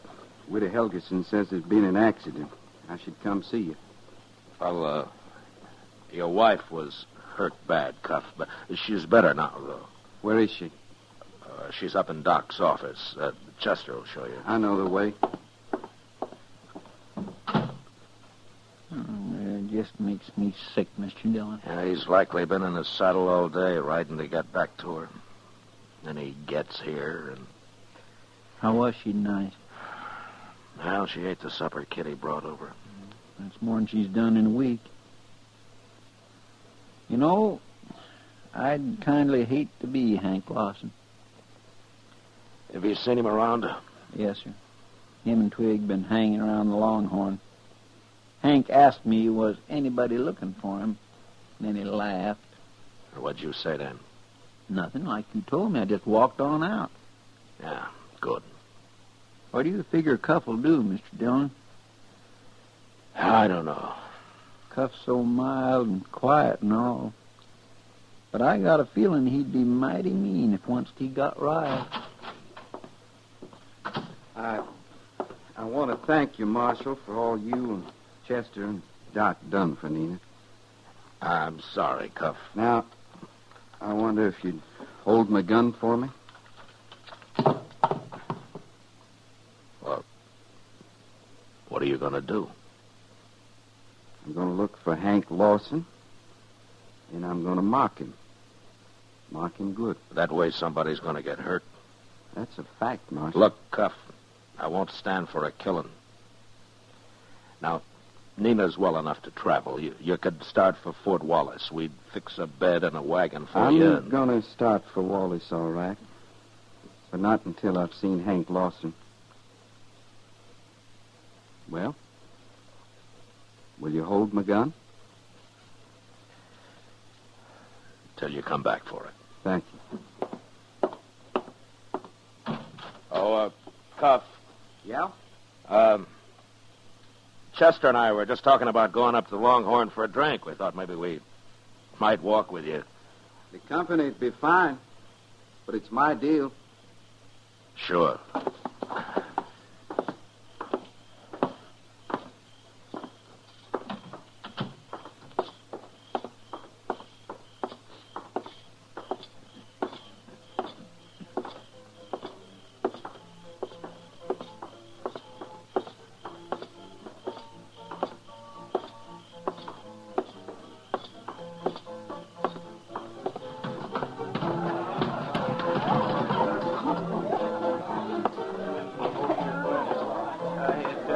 Back to town just a little while ago. This time, when I lay eyes on him, I'm going... Well, if it ain't little feller himself.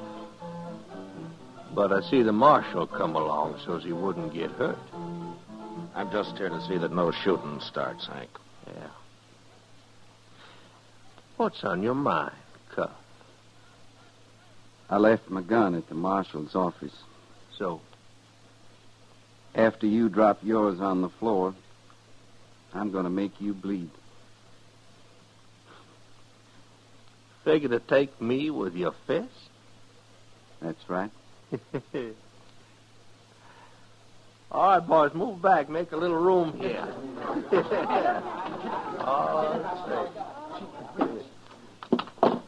All righty, Cuff. Load my gun down. Chester, just so Hank's friends don't get too excited and maybe want to help him out, move down to the end of the bar. Yes, sir, Mr. Dillon? There'll be no gunplay here, Hank. What's between you and Cuff, you'll settle yourself.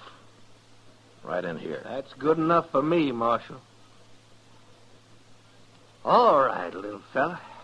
Come and get it. Now I'm going to take you apart, Lawson. Bit by bit. That's the way you figure. That's it. I say.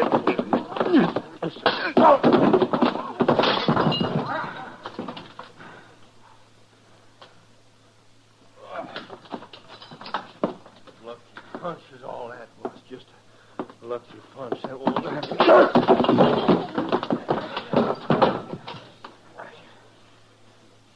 Get up, Lawson.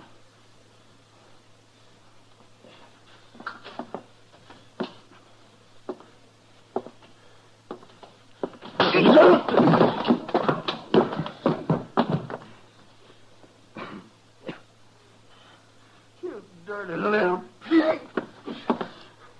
I'm going to slit your throat. Drop that knife, Hank. Never mind, Marshal. He's going to fight with a knife. I'll fix me one, too. Yeah.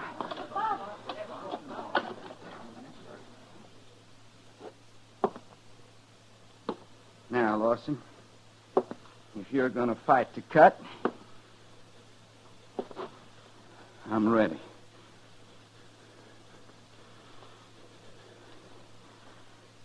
Fight or drop it.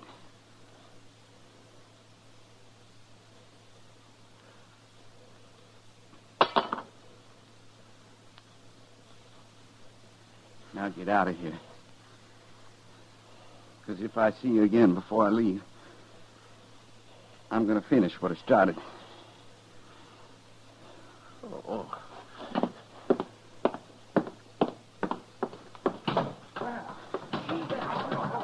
My gracious alive, I ain't seen anything like that since I left Waco. Cuff, as soon as you get your breath, I'd like to buy you that drink I owe you. Thank you, Marshal. I figure I could use it.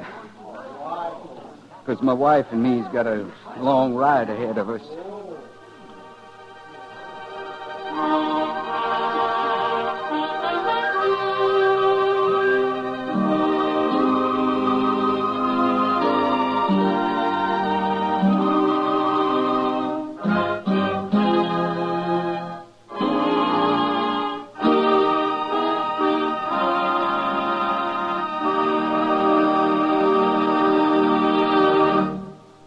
Gunsmoke, under the direction of Norman Macdonald, stars William Conrad as Matt Dillon, U.S. Marshal. The special music was composed and conducted by Rex Corey. Featured in the cast were Vic Perrin and Lawrence Dobkin, with Lillian Byoff and James Eagles. Parley Bear as Chester, Howard McNear as Doc, and Georgia Ellis as Kitty. Join us again next week as Matt Dillon, U.S. Marshal, fights to bring law and order out of the wild violence of the West in Gunsmoke.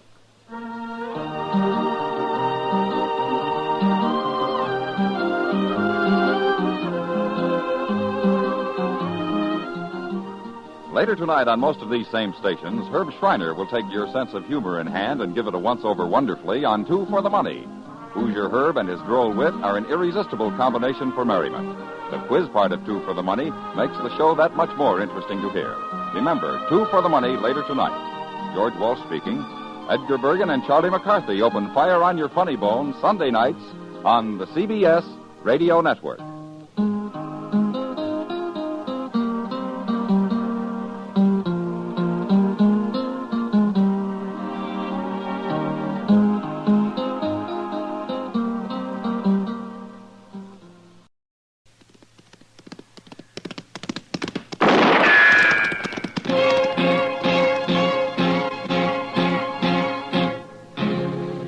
Gunsmoke, brought to you by L&M, the modern cigarette that lets you get full, exciting flavor through the modern miracle of the pure white miracle tip. Live modern. Smoke L&M.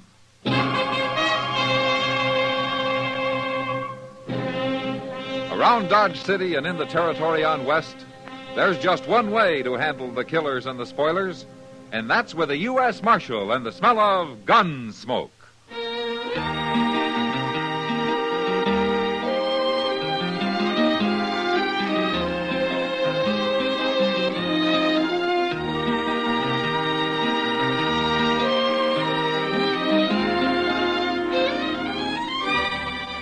Gunsmoke, starring William Conrad.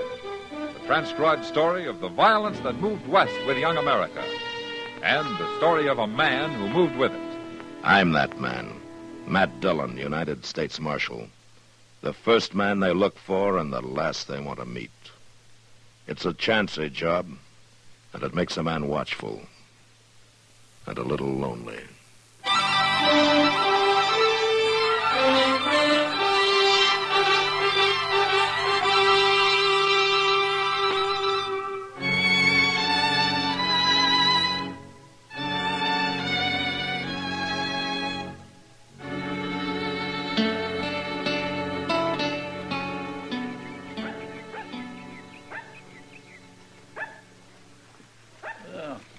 We kindly cooled up after all that hot weather, didn't it, Mr. Dillon? Uh-huh. It sure turned out to be a pretty nice day. Yeah. Kind of makes a man lazy, though, doesn't it? Hey, look at that little old dog out in the street there. He sure is playful, ain't he? Oh, yeah. If he had any sense, he'd go lie down in the shade somewhere. Well, he's just a pup.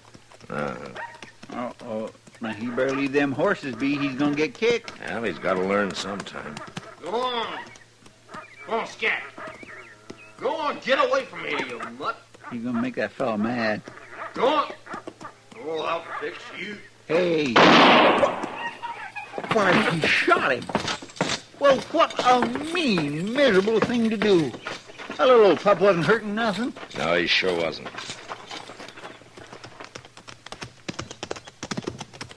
Hey, that's the marshal. Yeah. Well, what do you want? Get on off those horses. What? Do it! Right now. All right.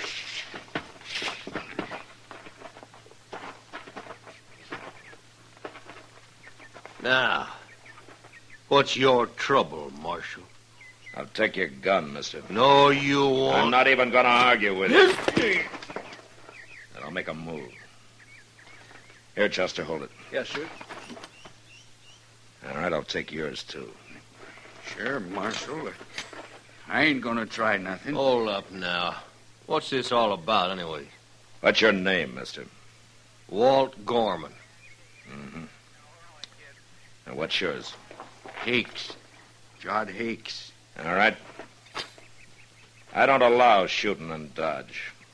Well, ain't no reason to take our guns. I ought to bend them across your heads. Come on, Chester. Hey, wait a minute. When do we get them guns back? Tomorrow noon when you leave town. But we ain't figuring on leaving. Oh, never mind him, Hicks. He can't run us out. By golly, you are too, Mr. Dillon. I will, Chester. Look at that poor little dog. I wonder whose 'tis.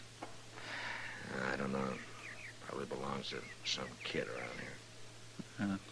I'll carry it round back to jail. Maybe the kid will want to bury it himself. Yeah, why don't you do that? That Gorman sure is a mean one. Well, I can get mean, too, Chester. And I got a feeling I may have to before I'm through with him.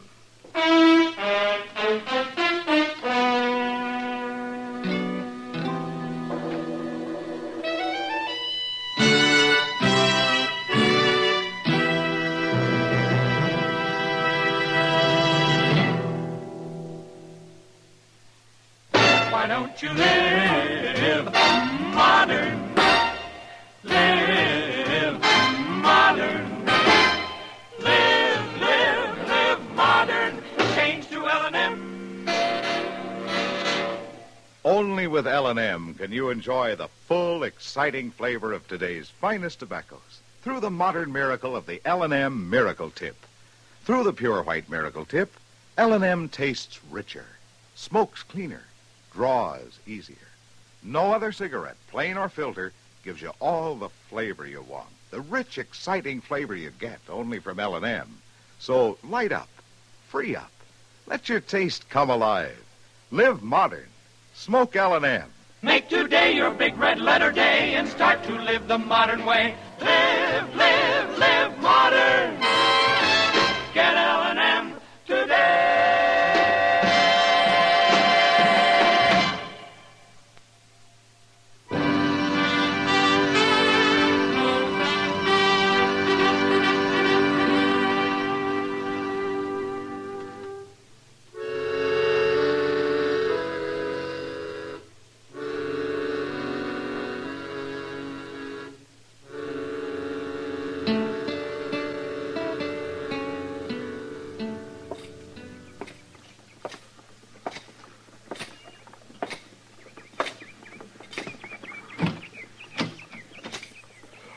Say, Mr. Dillon, guess what?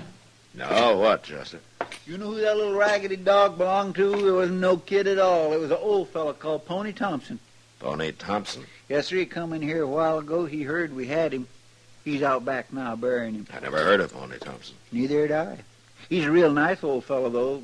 Oh, kindly funny looking. He looks at you from under them scraggly eyebrows like an old gray wolf, but that's him. You'll see. Hello, Mr. Thompson. No, I ain't no Mr. Pony's good enough. This is Marshal Dillon. How do, Marshal? I'm sorry about your dog. Well, I shouldn't have brung him. Town's bad enough for humans. Where you from, Pony? I haven't seen you in Dodge before. I don't seek out no town but once a year. I move around on the prairie, Marshal. Sometimes I go into the mountains. I just can't stand four walls and a roof. It's like being in jail. What are you doing here now? Once a year, I get drunk. What? That's why I come to town to do it. I figure if I got to get drunk, I got to be cooped up in some saloon. But, just walking down your street there, I feel kind of hog-tied. Oh, my goodness. Hey, Marshal. Yeah, Pony. Who shot my dog? A couple of men who just rode into town. I'll have to know their names. Why, you want them to pay you for the dog, Pony? No, 'tain't money I'm after. I didn't think so. I got a heavy old rifle down at the stable with my gatherings. I figured to go kind of beat 'em half to death with it. Yeah, that wouldn't help you, Pony. You ain't gonna tell me their names? No, Pony, I'm not. Well, Where you going? I can't get drunk unless I start drinking, can I? No. But I'll find out who shot my dog. Don't you worry.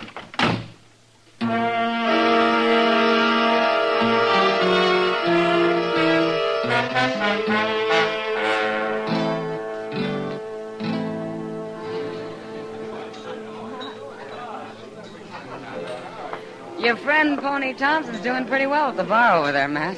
That's his second bottle he's working on. He sure keeps to himself, doesn't he? A man who drinks alone is usually peaceful anyway. Yeah. Now, hurry it up, bartender. We ain't got all night. Now, who's that pair? Just came in. Well, you know him, Matt? Yeah. One of them's the man who shot Pony's dog I was telling you about. Oh. Well, he looks like the kind... Kitty?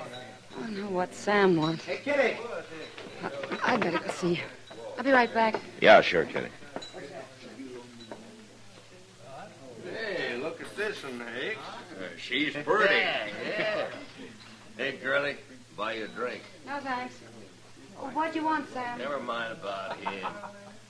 Come on, have a drink. I said no. I said yes. Come on, girlie, loosen up now. Tell me something, mister. Do you have to be awful brave to shoot puppy dogs? What? Must take a real man to do that, huh? I just ought to slap your face in for you. I wouldn't try that, Gorman. It's a marshal. Now what? You get out of here. And you take Hicks with you. You sure like having your own way in this here town, don't you? I sure do. Now, you get moving. Come on, Gorman. We don't want no trouble. Get up. All right. I sure am getting a belly full of that. What a hero. Yeah. But you know, Kitty, I wish you hadn't mentioned the dog. Oh, I'm sorry, Matt. I forgot. Hey, evening, Marshal. Hello, Pony. So, that feller's name was Gorman, huh? He's got a mean face, too, ain't he? Now, look here, Pony. Don't you worry. I ain't gonna follow him, Marshal. No sirree, Bob.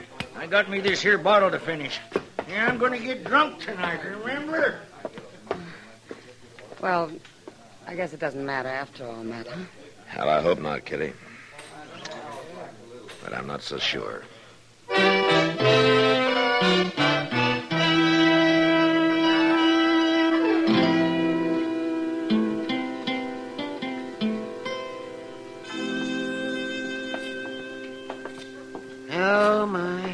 side meat, fried potatoes, Harmony grits and sorghum, and a cup of lye.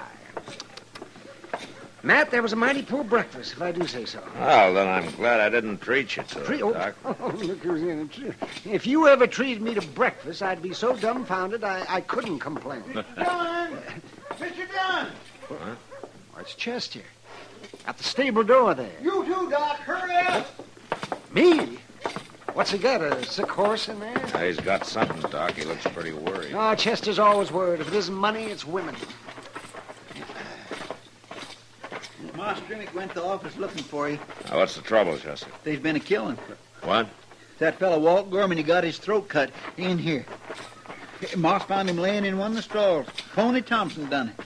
How do you know? Well, he was right in there with him. He still is. We tied him up with a rope. Of course, he was passed out drunk when Moss found him, but he come to fast enough when we sluiced some water on him. How could he kill a man when he was passed out? I don't know, Doc, but he was all spattered with blood, and the knife was laying there right there by his hand. There he is. Oh, Marshal, make him turn me loose. That's Gorman under the saddle blanket back there. All right, I'll take a look, but I don't know how much good you do. Oh, please get me loose, Marshal. Please, I just can't stand this. All right, on time, Chester. All right, sir. I didn't kill nobody. The knife's in that board right next to you, Mr. Dillon. Oh. Pony, is this your knife? Yeah, sure, it's mine, but I didn't use it on nobody. It was laying right by his hand. Well, then somebody put it there. Gorman's dead, all right, Matt. 4 or 5 hours. He took a knife in his back and then had his throat cut. There. Yeah. Well, I wouldn't do a thing like that, Marshal. I wouldn't have thought so, Pony. It's true. Oh, sure, I found him later after you left the Long Branch, but well, I only swore at him a little for shooting my poor pup. I'm going to have to lock you up, Pony. Oh, no, please, Marshal, don't do that. Please, don't. I got no choice. I tell you, I'll just go crazy. You put me in jail. I told you how I am. Chester, take him down. Come on, Pony, let's get going. Oh, please don't. Not jail, You please. should have thought about that before you killed Gorman. Now, come on. I'd rather get shot. I'd rather die. You ain't gonna die. Now walk along.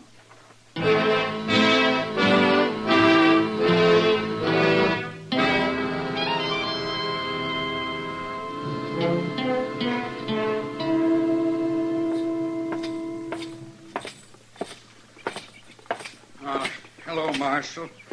I've been waiting for you. Hello, Hicks. I seen Chester a while ago taking Pony Thompson into the jail here. Can he tell you what happened?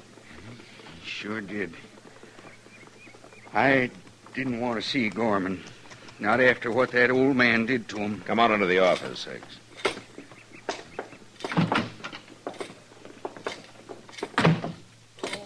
Mr. Dillon. Chester?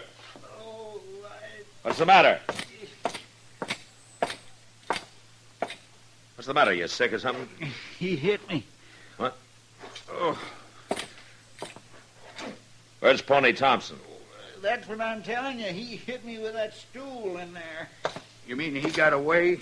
I turned my back to go out of that cell. That's all I remember. And he's been gone about 20 minutes. Well, let's find him. Standing around here is doing no good. We'll find him, Hicks. Oh, but I know where he went. You do? Where? Well, in the stable there, he was mumbling about a hideout he knows down by the Arkansas somewheres. You feel up to riding, Chester? You bet I do. And I'm coming, too. I'll shoot that old devil on sight. It's a good thing I took your gun, Hicks. But you're coming with us, all right, just to make sure you don't find another one.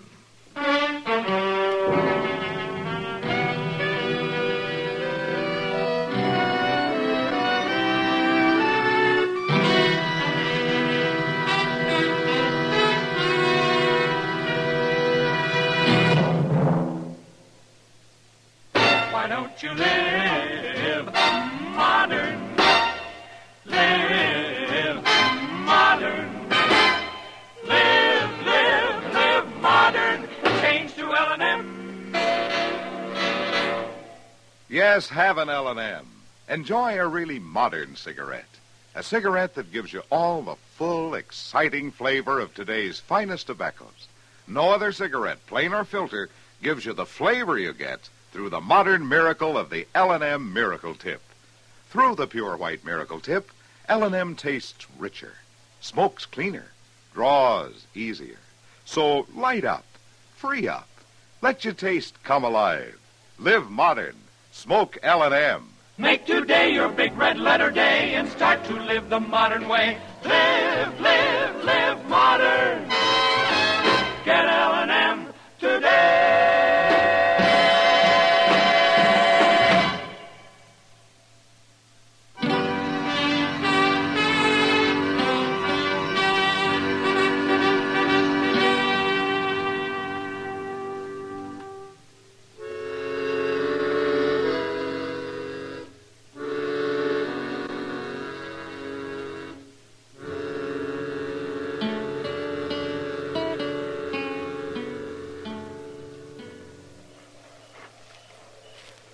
Well, it's breaking day, Mr. Dillon. We can get moving again directly. He could be 30 miles from here by now. Well, you can't track a man in the dark, Hakes. We done the best we could. Blackest night I ever seen. Marshal, I want you to give me a gun today. You're awful anxious to shoot him down, aren't you, Higgs? It's to keep him from shooting me. He's probably armed by now. Oh, sure he is. There's lots of guns laying along the banks of the Arkansas. I'm cold. I'm going to walk around a little and stretch my legs. Don't you get lost, Sonny. Oh, why don't you try keeping quiet? Your voice itches my ears. Hicks, tell me something. How long were you and Gorman partners? About a year. Why? Yeah, I just wondered. You gonna let me have a gun today? I wouldn't trust you with a buggy. Now, you got no cause to say that. I want Pony Thompson alive. He'd be no good to me dead. What do you mean? Well, I didn't get a chance to talk to him, for one thing. Hey, Mr. Dillon, Yeah, what? there's a little old cave right up here. Go crawl in it. Maybe it'll fall on you. He sure bothers me. You kind of bother him. I ain't done nothing to him. Mr. Dillon, come here, quick. What? Yeah, what is it, Chester? There's a man in this cave. Ah.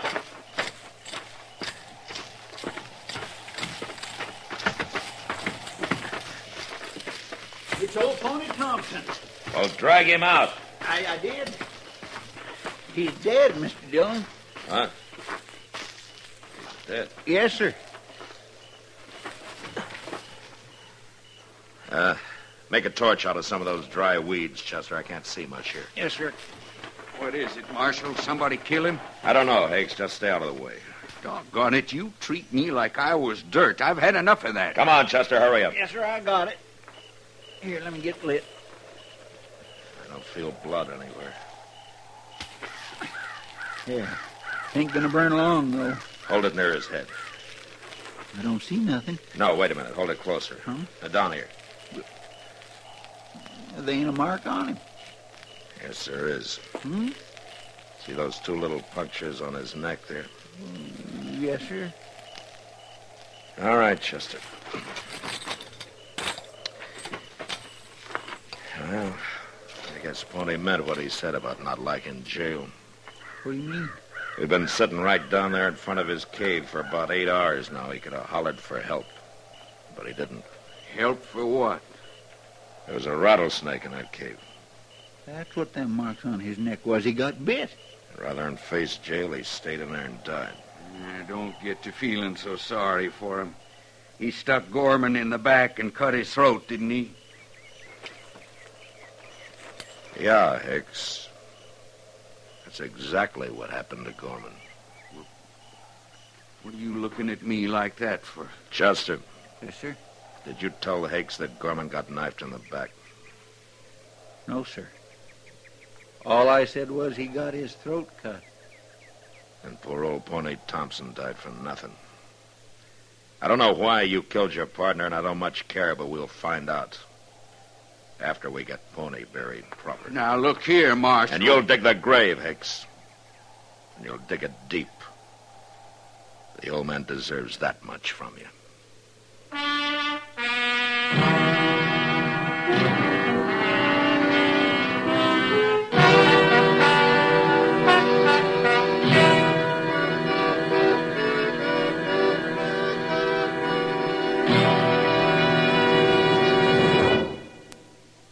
moment, our star, William Conrad.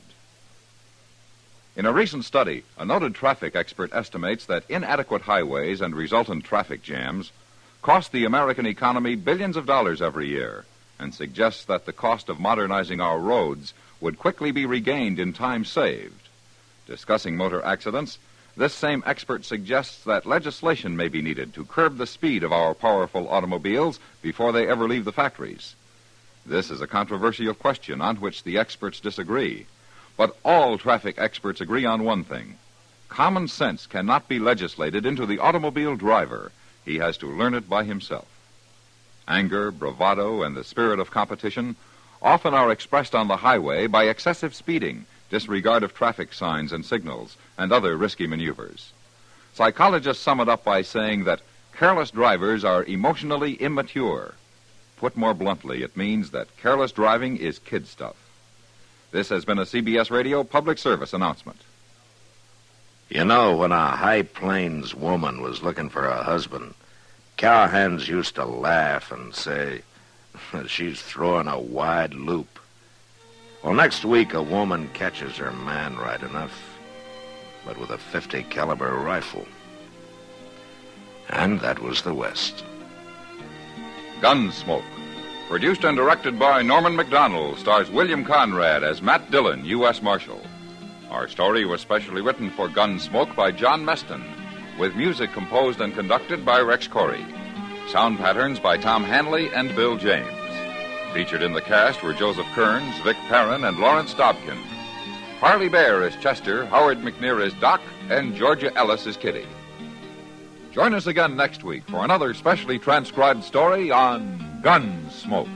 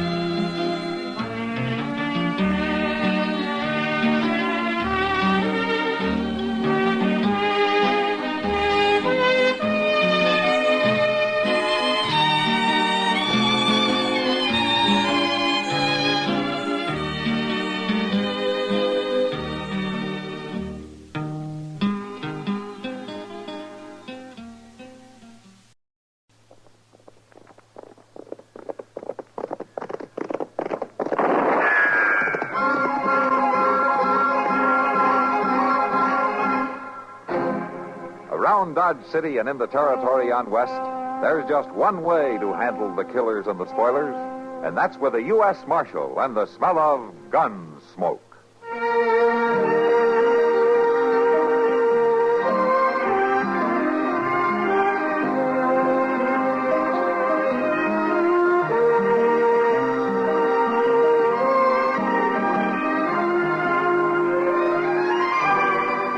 Gunsmoke, starring William Conrad, the story of the violence that moved west with young America, and the story of a man who moved with it. I'm that man, Matt Dillon, United States Marshal. The first man they look for and the last they want to meet. It's a chancy job, and it makes a man watchful and a little lonely.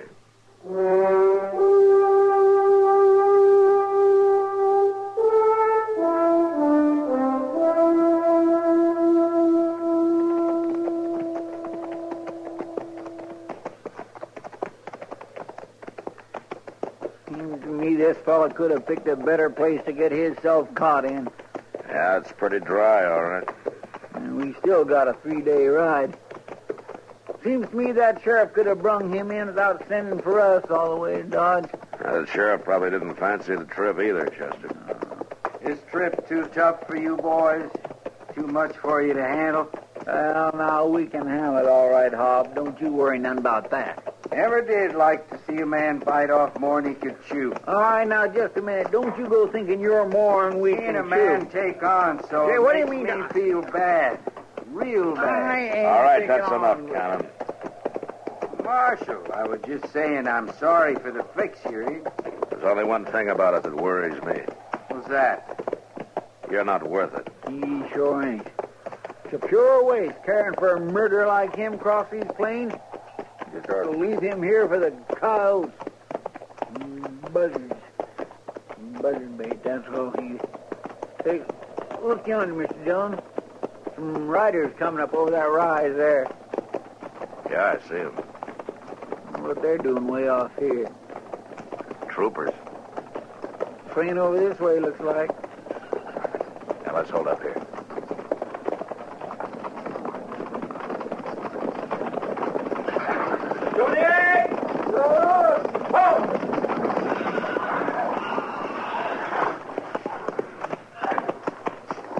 Morning, Lieutenant. Good morning. Matt Dillon, U.S. Marshal, out of Dodge City. Lieutenant Elridge, 6th Cavalry. You're a long way from a post, aren't Yeah. you? On our way from Fort Leavenworth to Fort Lyon. Uh-huh. Routine transfer, but we wouldn't mind catching up with a certain runaway Indian while we're at it. Did he break out of the stockade at the fort? No, the word is he escaped from a reservation down south. He's heading back home to Nebraska. Oh, what'd he do? Do? Did he kill somebody or rob the stores? No, but if it became known that a sub-chief made a successful escape, it'd be hard to keep any of them on the reservations. I see. I'd appreciate it if you'd keep an eye out for him, Marshal. His name's Blue Horse.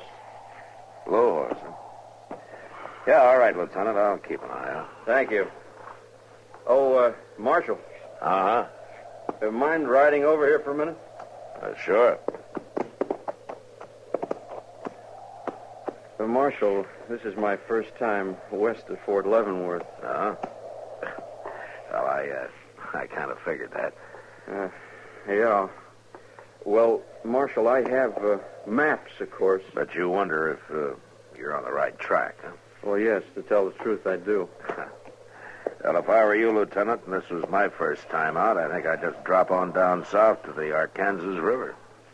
Yes? Well, that's all. You just hit the Arkansas and follow it west. You couldn't miss Fort Lyon if you tried. Oh, much obliged, Marshal. I'd have got there all right. Oh, sure. I'm just giving you the easy way. Yeah. Well, we'll be on our way. Yeah. Company! At the walk! Whoa!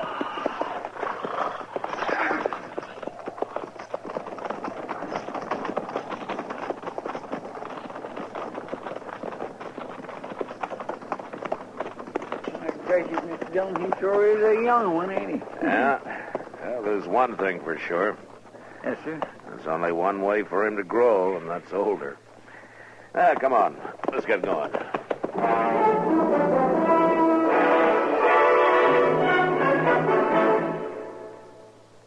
That old political character, Elijah Cuddlestone, was tremendously proud to be a part of the government of the United States. That pride shows through in this excerpt of one of his speeches. And it is my sincere belief, I believe that the United States of America is without doubt, indisputably, the most successful experiment in democracy, that is, in democratic rule, that the world has ever known. Well, democracy, of course, means rule of the people. It's from the Greek demos, people, and kratos, meaning rule, strength, or power. Most forms of government owe their names to the Greek. For instance, anarchy is from the Greek word anarchia, composed of an, meaning no, and archos, ruler. An anarchist wants no king, emperor, or president above him. An oligarchy is a form of government where a restricted few have supreme power. Oligarchy comes from the Greek oligos, meaning few, and archo, which means rule by a few. The Greek word heros meant holy, and the word hierarchy once meant a government by officers of the church. Hierarchy now represents a system of graded authority, and the strange word ochlocracy means mob rule. In Greek, oklos means crowd or mob. Words like these literally make politics Greek to most of us.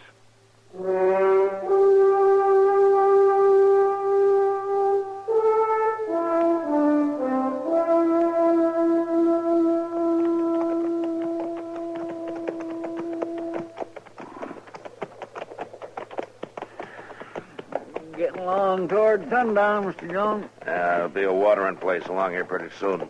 We'll stop for the night, huh? You mean you tough lawmen are going to stop and sleep like ordinary folks? Never you mind, Cannon. You'll be lucky we don't just leave you tied on your horse all night. He'd be better company. All right, now you listen Chester. here. Yes, sir, Mr. Jones. Look, why don't we head for that bunch of trees over there, huh? Come on. Sure.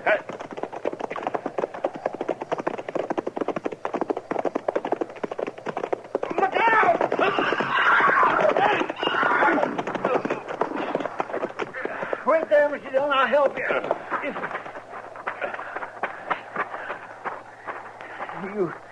You hurt bad? I don't know, Chester. Where's Cannon? He's right over there. Well, get him off his horse. Yes, sir. All right, you, Cannon, climb down off that horse. Don't you try nothing now. That'd be just plumb mean, wouldn't it? Marshal hurt and all? I'm not hurt too bad to use a gun, Cannon. You remember that. Chester, see if you can get me on my feet, huh? Sure I will. Now, be careful. Take it. No, let me down. Let me down. There. What? Oh. Well, I guess it's no use. The leg just won't hold me. All right, help me get my boot off then, huh? Yes, sir. I'll take it easy.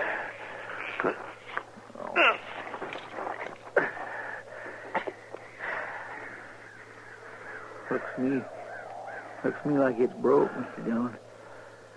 Broke bad. Yeah. Look at my horse. Yeah. And he stepped in that hole and pitched all the way over, landed on his neck. He's dead, all right. Well, I can't stay here. Oh, maybe we can get you over to those trees. Come on, Cannon. Wait a minute. Now, we better figure this out first. Now, look. When you get me to the trees, you ride on, Chester, and see if you can get help, huh? And if you don't meet up with anybody, you bring a wagon from Dodge, huh? Why, I ain't going to leave you here, Mr. Jones. Go in all night. It'd still take me 2 days to get back. We got no choice. Yeah, but what about him, Cannon? He stays with me. But, Mr. Jones... I'm going to need somebody. And I got a gun. Well, Look, we haven't got any choice, Chester. Now, will you get me over to the trees? All right, you can tether his horse to me, and then you get going, huh? Well, all right, if you say so, but I sure don't feel good about that. I don't feel good about anything. Come on, let's go.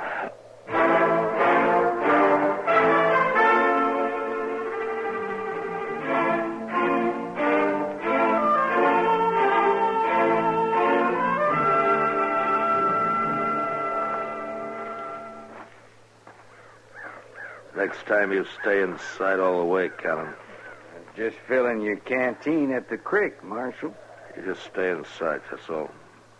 Marshal, a man with a leg like yours, with a fever coming up, he ought to be glad of water no matter how it comes. I just want to be sure it does come. And I'm still watching. Here, Marshal. Have it sweet.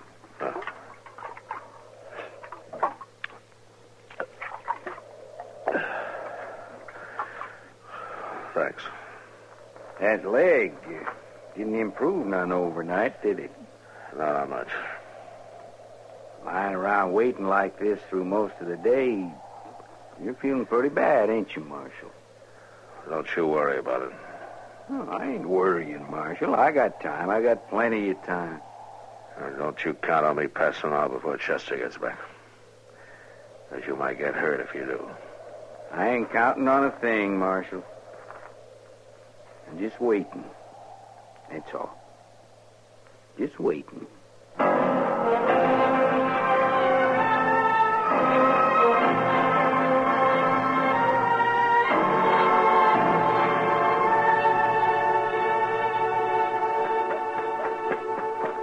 Miss Kitty! Miss Kitty! Why, Chester, I I didn't think you were due back for a day or two. Miss Kitty, have you saw Doc anywhere? I've been up to his office, and he ain't there. Oh, he just went into Delmonico's there to get his supper.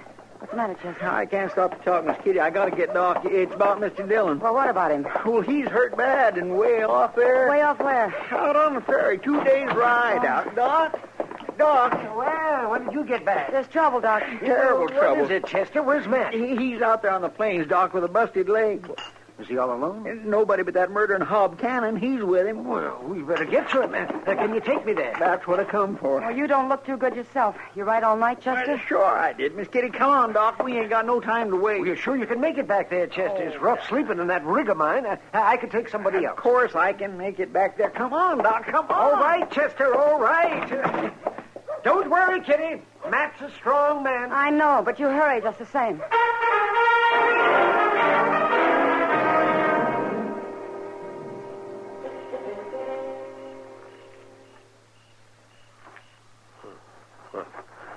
Cannon, is that you moving? Cannon!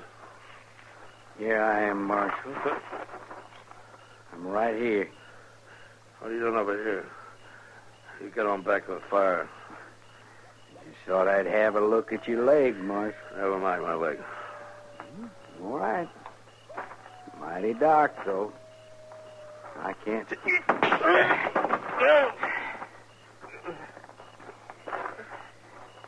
Sorry I had to kick you that way, Marshal. But I figured it was the only way to jolt you loose from that gun. I'll get you, Count. You'll never make it. Oh, no. You won't ever get me. You're going to be just a corpse for that fool Chester to take back to Dodge. I'm going to get me onto that horse you've been hanging on to, and I'm just going to kill you, Marshal. Ride right out of here. So long. Stop. Drop gun. I will shoot. What the devil are you doing here? I am Blue Horse. Blue Horse? Well, you're the runaway Injun they're looking for. Hello, Blue Horse. I have been watching. Well, it's lucky for me. Listen, Blue Horse, you don't want to help him. He'll just turn you in. He was talking to the cavalry about you yesterday. He is my friend. Well, he can't be your friend. He's a lawman. He's got to turn you in. One day, he cut the rope of the white hunters from around my neck. I was a drunken hanging party. I remember. I owe you a life. I do not forget. Use your head, Injun. This is different. You help me, I'll let you go. Never tell a soul. Well, you'll be scot-free. Too much talk. Well, I'm telling you. Build up fire. What? Build up fire. Heat water. What are you going to do, Blue Horse? Fix leg.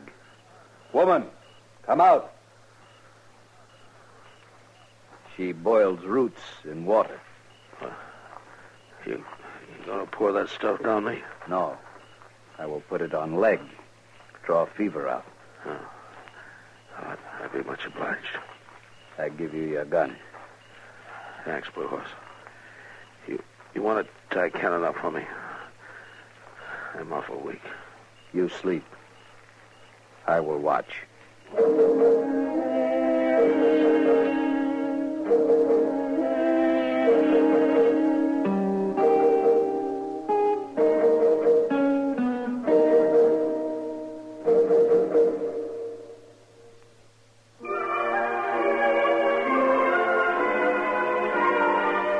Hometowns in America have a lot in common, and yet they're each one of a kind. Take, for example, Kansas City, Missouri. The pungent odor of the slaughterhouses is in the air, but that means fresh meat and the best steak town in the USA. They'll prove it to you at the Golden Bull restaurant, where the bull on top now looks up at Millionaire's Hill, and the millionaires look down on the Missouri River, the rooftops of Kansas City, and the country's closest in downtown airport. Cat's drugstores have that homey atmosphere, and the French fries are good there after school. If you're driving in Kansas City, you'll appreciate the good traffic control and straight streets. You can start at 4th or 5th downtown, cover Troost and Wyandotte Avenues, and reach the plaza up in the 60s where the bachelor guys and gals are and where the action is. And later wind up with a swank night in the terrace room at the Mule Bar. But if your hometown is Kansas City, you already know this. We only wanted to remind you. It's still there.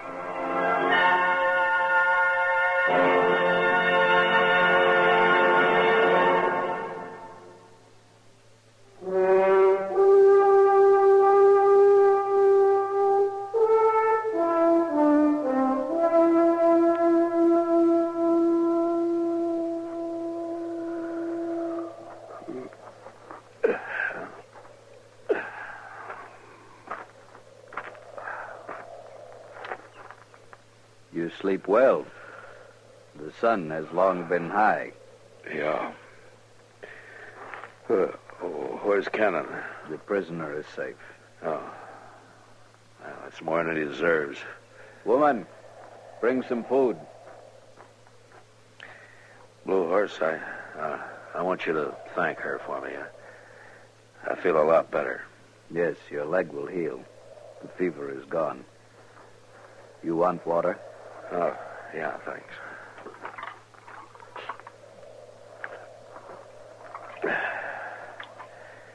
Yeah, thanks, Blue Horse.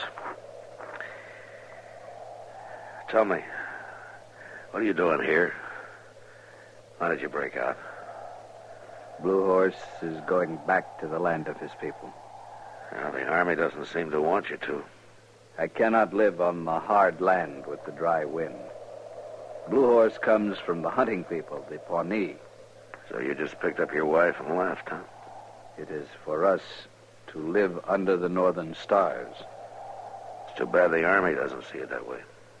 The government of the white man does not care that all Indians cannot live alike. The South is no good for the Pawnee. I work for the government, Blue Horse. A wagon coming across the distance. Uh-huh. Yeah, they're coming for me. I am glad the marshal will be safe. Mr. Dillon? Mr. Dillon? Yeah, over here, Chester. Hello, Doc. Oh, well, hi, Matt. Now, let me take a look at that leg. All right. Ouch. Doc. Well, looks like you've had some help, Mr. Dillon. Glad to see Cannon good and hog-tied over there. Thanks to Blue Horse and the squaw, I wouldn't be here without them. Blue Horse? Well, Mr. Dillon, the Army's looking for him. Yeah, I know. Hey, take it easy, Doc. Oh, sorry, man. Say, your leg looks pretty good, man. Surprisingly good. I don't think you're going to have any trouble. Blue Horse and his woman said it. Just had some good nursing. I can see that. Blue Horse? I am here. You understand that I'm a man of the law. I understand. Well, I want you to do just what I say. We'll be leaving soon. You and your squaw get on your horses. You are taking us with you? No. Now I'm sending you back. I want you to ride right out there. That way. Now, will you give me your word? You have the word of Blue Horse. All right, get going, then. We will ride. Goodbye, Marshal.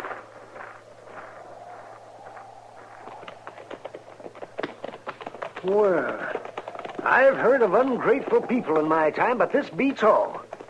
You let him save your life, and then you send him back to be cooped up on the reservation. I did what I had to do, Doc. Well, I could have done something else. You pointing the way and making that Indian promise to go there, and you know he'll keep his word. Yeah, I know he will. Hey, wait a minute, Doc. I just thought of it. Mr. Dillon pointed north. That reservation's not north, it's south. Huh? Well, by golly. Yeah, that's right. Well, you made a mistake, Mr. Dillon. Yeah, I guess I did, Chester.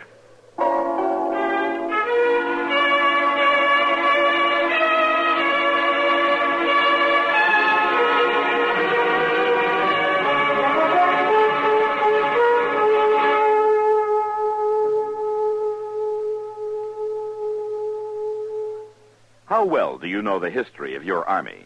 For example, do you know who the first chaplain was? He was the Reverend John Hurt. During the early days of the American Revolution, he served as chaplain of the 6th Virginia Infantry. Later, he became brigade chaplain. And finally, in 1790, he was appointed first chaplain of the United States Army. Thus, another page was added to the history of your United States Army.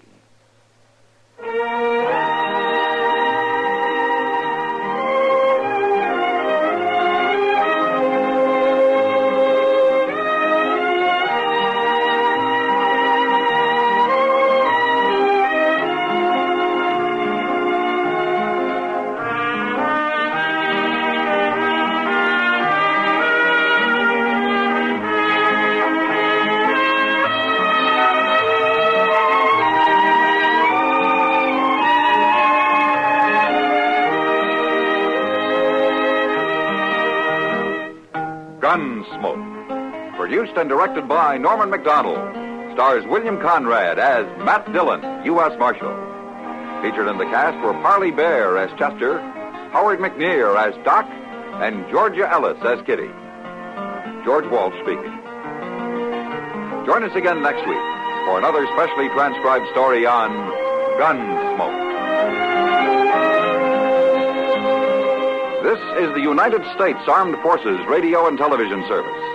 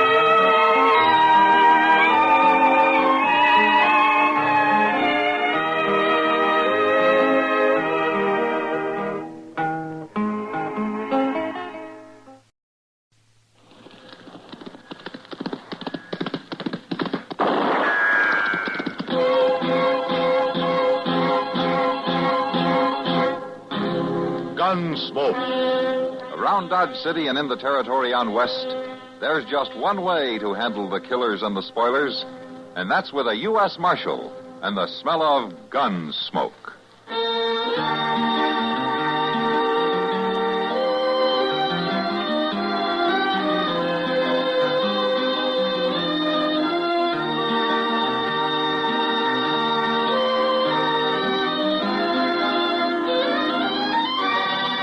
Gunsmoke, starring William Conrad.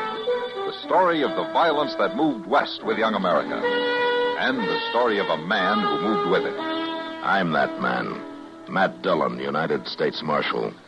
The first man they look for and the last they want to meet. It's a chancy job, and it makes a man watchful. And a little lonely.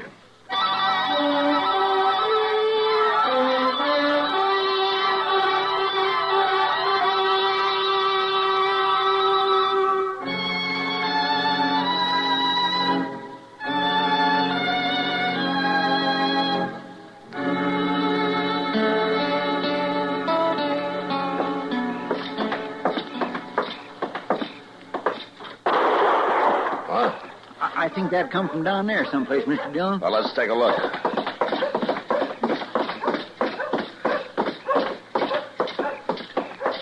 My golly, I don't know. There sure ain't no sign of nobody. Now, that was in back of the Dodge house between it and the livery stable. Come on. It sounded like it. What in the thunder are they shooting at? I don't know. Well, it sure did sound like somebody yelled after that first shot. Look, Chester, wait here and keep an eye on the street. I'm going to walk on toward the back of the livery stable, huh? Well, All right, but you be careful back there in the dark now.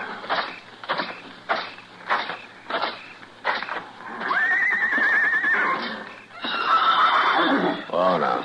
No call to get spooked.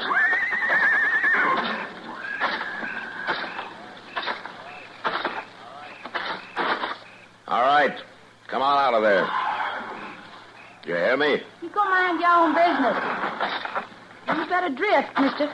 You buy more trouble than you can handle. Let go of me. Give me that gun. I've no right. When you throw a rifle on somebody, young lady, it'd scare 'em more if you close the breech block. And reload it, maybe, when it's a single shot. Oh, darn single shot. I'd have got him hadn't been for that. That and a bad light. Got who? None of your goddamn business. It might be. I'm the U.S. Marshal here in Dodge. Marshal? Chester. Coming, Mr. Dillon. How old are you, young lady? Well, I've passed my teens. You don't live around here, do you? I wouldn't live up here if I owned it. I'm panhandle and proud of it. Long way from home, aren't you? Depends on what you call long. What's your name? Sally Burkoff, if it's any of your business. My gracious, it's a girl. She done that shooting, did she? Yeah, it looks that way. Who was it yelled when you fired that first shot, Sally? Maybe it was me. It was a man's voice. Goddamn single-shot rifle. Who's with you? Who'd you come up from the panhandle with? Nobody. How'd you get here? I rid my horse. How do you think? Where is it, in the stable? I ain't got money for stables. He's bedded down back there under a tree. With what? Did you bring hay along with you? Some fell out through the fence there. Fell out through the... A horse that's been rode hard needs grain. Some grain fall out, too, did it? There's some left in a feed box over there. Uh-huh. I see. He probably drawed damp and spoiled for morning. The other horses in the corral had already ate. When's the last time anything spilled out for you to eat, Sally? It's my business. You gonna tell me who it was you shot at? No, I sure ain't. All right, come on. I ain't done nothing, Marshal. Moss Grimmick owns the stable. He might disagree with you. It was going to waste. Where you taking me? To feed you. Then we'll see about putting you out for the night. Put me up where? And the only place where I can be sure of finding you come morning. In jail.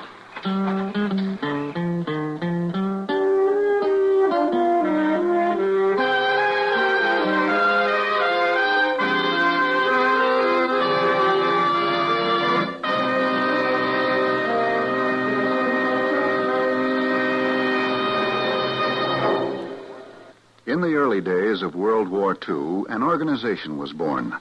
An organization which offered benefits to all members of the United States Armed Forces. It was formally opened in April 1942 at Madison, Wisconsin, and called the Army Institute. Its mission was to provide educational opportunities for millions of American youths entering the armed forces. The response from servicemen and women was immediate and enthusiastic. Later that year, the facilities were made available to the Navy, and in February 1943, the name was changed to United States Armed Forces Institute. This was the first USAFI. Today, there is a bigger, improved USAFI with 5 branches in various areas of the world. But the mission is still the same. The number one client is still the United States serviceman, receiving an opportunity to develop power through knowledge with USAFI.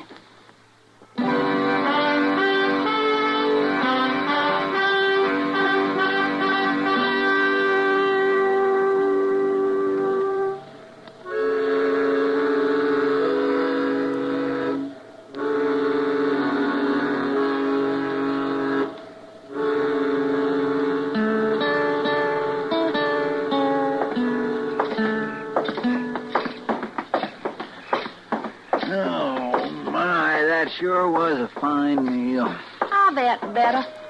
Was that so? Well, just tell me where. At home, that's where. Oh, well, that's different. At home. My ma's too old and broke down for any other kind of work. She's a goddamn good cook when there's anything to cook. Been kind of hard going, huh, Sally? It's my business. Yeah, I figured it would be. Well, here's your hotel, young lady. Oh, It sure ain't much of a jail. You've been in better ones, have you? I ain't never been in none before. Marshal, I don't want to go to jail. Ah, come on. It's not as bad as it sounds. Just haven't got any other place to put you. Hello, Decker. Marshal, I want to report a shoot. That's him. Give me that gun. Grab her, Chester. Back. You low down. You let go of that. Oh, you hurt me. Now, you sit down in that chair and you stay there. Here's your gun, Chester. Well, I'm sorry, Mr. Dillon. She grabbed it before I Decker, know what what's all this about? She tried to kill me. Now, you saw her do it. And that's the third time tonight. I was waiting here to tell you. First time was about an hour ago near the Dodge house. Yeah, I know. Why is she trying to kill you? Just crazy, I guess. How would I know why? You know why, all right, you sneaking yellow dog. Sit down, Sally. He stole money from me and Ma. All we had, $600. That ain't so. Wait a minute, Decker. What happened, Sally? He come up through the panhandle last fall fetching a trail herd from East Texas. Fine breeding stock, he said they was, and he sold me 100 head for $6 a head, $3 under the going price. There, you see, nobody stole nothing from her. Now, I remember that drive of yours last fall, Doctor. You started out with 2,500 head and didn't get here with more than about 400. I just had some bad luck, was all. Sure. Them cattle had the chokes, was all through the herd. Cowpox, huh? They was dying on him before he hit the panhandle. Only I didn't know it. And he seen a chance to unload 100 of them on me. They started dropping before he was gone 3 days. Last one died 2 weeks ago. And when the chokes gets in a herd, there ain't nothing you can do. That's one of the risks of the cattle business. You can't blame me for it. You know they had it when you sold them to me. I don't suppose you told her that, did you, Decker? Of course not. When a man's out to make a deal, he don't have to tell what he ain't asked. Even when the buyer's a girl? That was a legal sale. Now, whose side are you on, Marshal? I come here for protection. You mean to have the girl locked up or run out of town, maybe? I sure do. All right, Decker, you've made your complaint. Now get out. Well, now, wait a minute. I said get out. Marshal, I'm just going to hold you responsible for anything she does. You do that fine. Standing up for that little wildcat. Sally, if I was to let you go, what would you do? Have another try at shooting Clem Dyker. That's what I thought. Ain't likely to miss him 4 times in a row. All right, Chester, take her back and get her settled in one of those cells. Yes, sir. What are you aiming to do with me, Marshal? I don't know, Sally. I just don't know.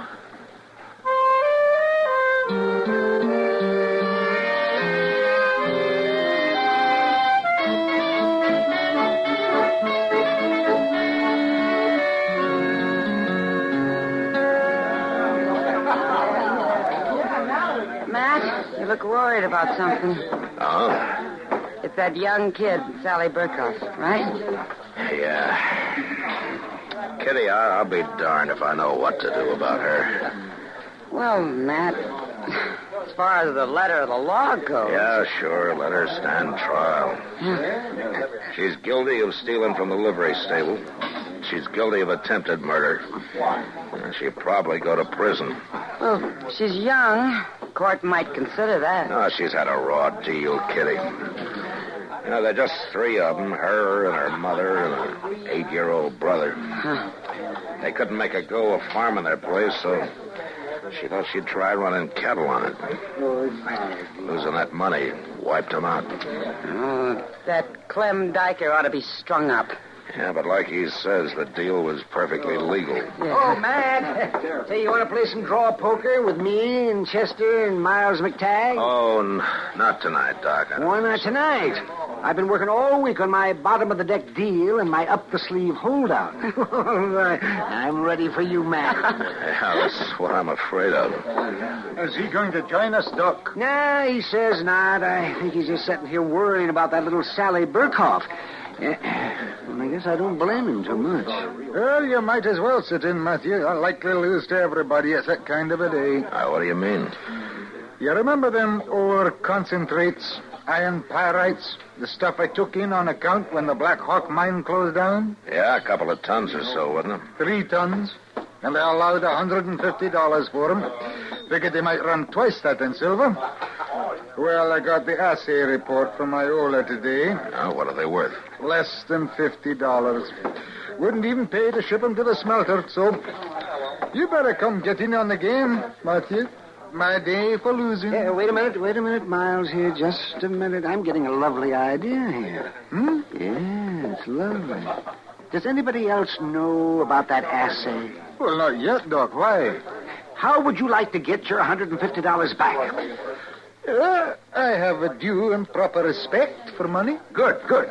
Are you willing to let any money over that go to a worthy cause? If I get my 150, I won't even ask whether it's worthy. What are you talking about, Doc? Now, who could I get to help? You know, a sort of kindly swindler who could fool somebody good. Now, look here, Doc. There's just one person. Me. Matt, it couldn't work without me. Well, I'm not sure what couldn't work, Doc, but from the look on your face, it's larceny. Come on, Miles. We've got work to do.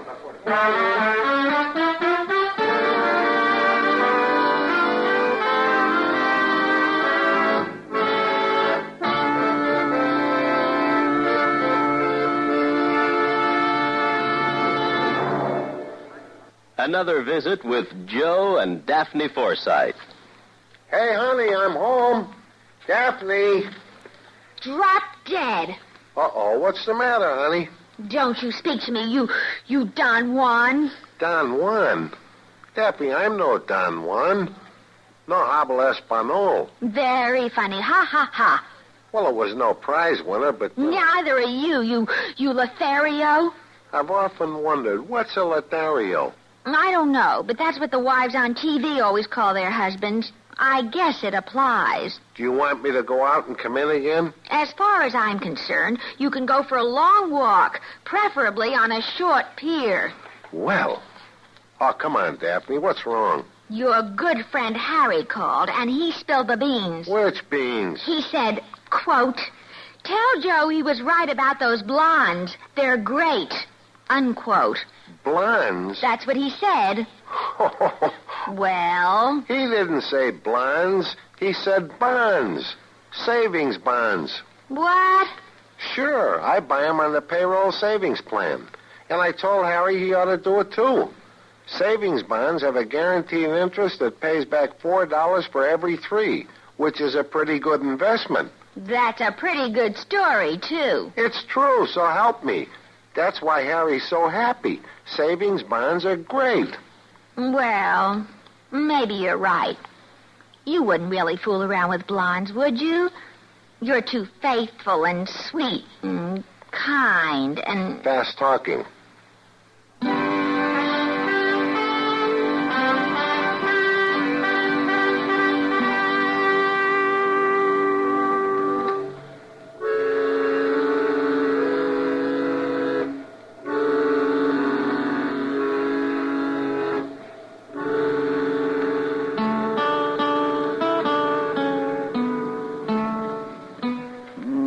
Had plenty of time all the way around, Mr. Dillon.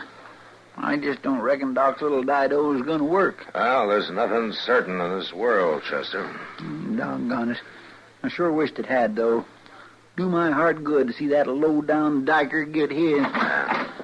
Are you gentlemen alone? Well, come on in, Miles. Come on in. Well, I'd never have believed it. I figured Doc and me ought to team up and do this every week or so. Yeah, well, you do, and I'll jail both of you. How much?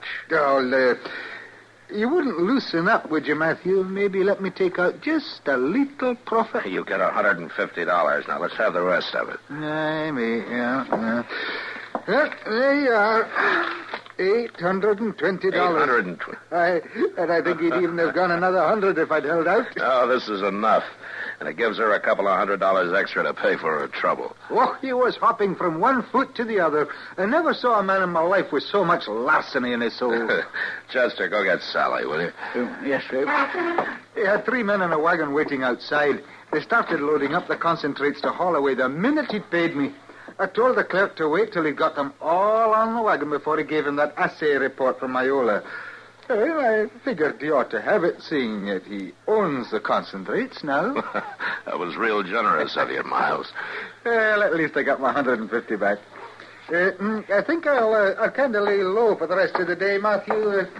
He's going to be madder than a hornet when he finds out. Yeah, I expect he will. I'll see you later, Miles.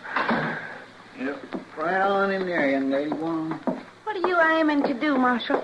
You going to turn me loose? Well, that depends, Sally. I can't very well turn you loose and have you walk right out of here and start shooting at Clem Diker again, now can I? Then you might as well take me back to that cell. Now, wait a minute, Sally. Suppose that you did kill him. It wouldn't get your money back, would it? No, but it'd sure give me a deal of pleasure. Now, suppose you had your $600 back with a couple of hundred to boot. Oh, is there a chance of that ever happening? Yeah, but suppose it did. Would you be willing to get on that horse of yours and hightail it back to the Panhandle? Marshal, you don't mean he's going to give that money back? Well, here it is. All of it. And $220 besides. You mean it's mine? I can take it? You can take it. And get. And good luck to you. Oh, well, I'll be a son of a gun. Oh, am I busting in on something? Now, come on in, Doc. Sally's just leaving to ride back to the Panhandle. The Panhandle? Is that so, girl? Well, you be mighty careful. There's a lot of mighty desperate characters down that way. Oh, don't you worry none about me. Sally, you give my regards to your ma and Billy. Yes, sir, I will. Thank you, Marshal. Goodbye. Goodbye. Well, Matt, it was hook, line, and sinker. I never saw a man get taken in so easy in my life. Oh, is that so? Yeah, you know, I was born for that kind of a game. I may give up my practice and just start scheming my way through life. That's a good idea, Doc. I hear that they need a doctor at state prison. Oh, Marshal, I've been robbed by a pair of swindlers. Oh? How did it happen, Diker? You ask him how it happened. He's one of them. Him and that storekeeper, Miles McTagg. $970. Why, Diker. Now, all I did was come and ask you to loan me $1,000. Now, you talked like you'd found a good thing. Something you could buy cheap because the owner didn't know what it was worth. And then you let that phony assay report fall out of your pocket when you left. Oh, why? Oh, now, that was just scribbling. It wasn't a real report. I know that now. $900 a ton, it said. Why, them concentrates ain't worth $50. I just saw the real report after I'd bought the whole 3 ton. Well, my. Well, you certainly did jump to a hasty conclusion, didn't you? Marshal, Miles knew they was worthless when he sold them to me. Now, I want him arrested. Did you ask him if he'd had them assayed, Diker? Well, of course not. If I had, he'd have known. Well, he'd have known... That you were trying to swindle him. And Doc, too, huh? I'm sorry, Diker. I don't see that you got much of a case. But he knew that I thought it... Well, I should have known I'd get no satisfaction here. Well, it depends on whose ox is being gored, doesn't it? I'm going over and talk to Judge Bent. Yeah, you do that. Oh, and by the way, Diker, you can stop worrying about the girl. I, just ran her out of town. I don't care if you...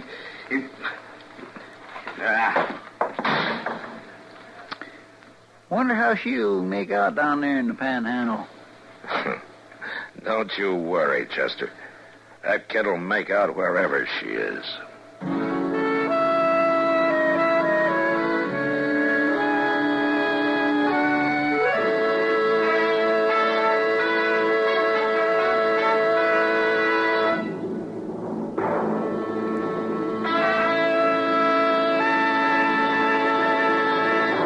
That old political character, Elijah Cuddlestone, was tremendously proud to be a part of the government of the United States. That pride shows through in this excerpt of one of his speeches. And it is my sincere belief, I believe that the United States of America is without doubt, indisputably, the most successful experiment in democracy, that is, in democratic rule, that the world has ever known. Well, democracy, of course, means rule of the people. It's from the Greek demos, people, and kratos, meaning rule, strength, or power. Most forms of government owe their names to the Greek. For instance, anarchy is from the Greek word anarchia, composed of an, meaning no, and archos, ruler. An anarchist wants no king, emperor, or president above him. An oligarchy is a form of government where a restricted few have supreme power. Oligarchy comes from the Greek oligos, meaning few, and archo, which means rule, ruled by a few. The Greek word hieros meant holy, and the word hierarchy once meant a government by officers of the church. Hierarchy now represents a system of graded authority, and the strange word ochlocracy means mob rule. In Greek, oklos means crowd or mob. Words like these literally make politics Greek to most of us.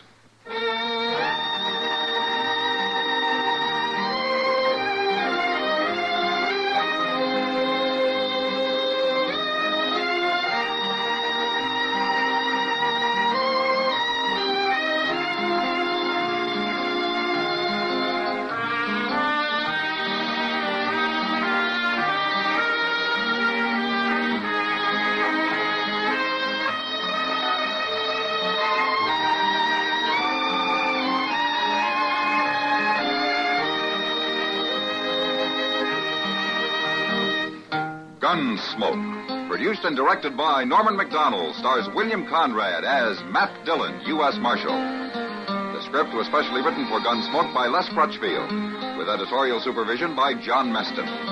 The music was composed and conducted by Rex Corey. Sound patterns were by Ray Kemper and Bill James. Featured in the cast were Parley Bear as Chester, Howard McNear as Doc, and Georgia Ellis as Kitty. George Walsh speaking. Join us again next week for another specially transcribed story on Gunsmoke. This is the United States Armed Forces Radio and Television Service.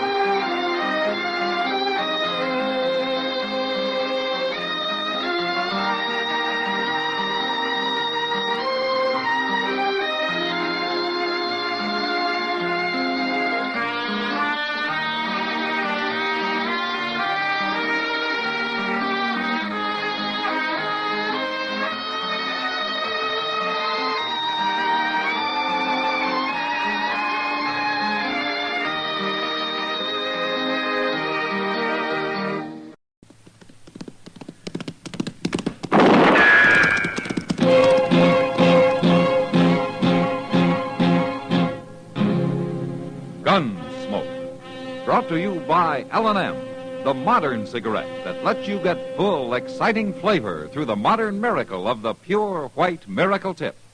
Live modern. Smoke L&M.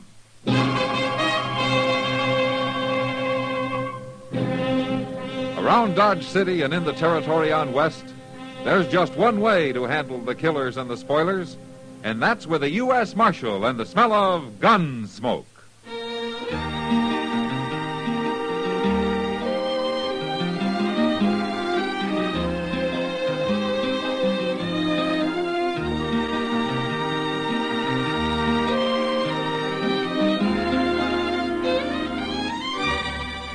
Gunsmoke, starring William Conrad, the transcribed story of the violence that moved west with young America, and the story of a man who moved with it.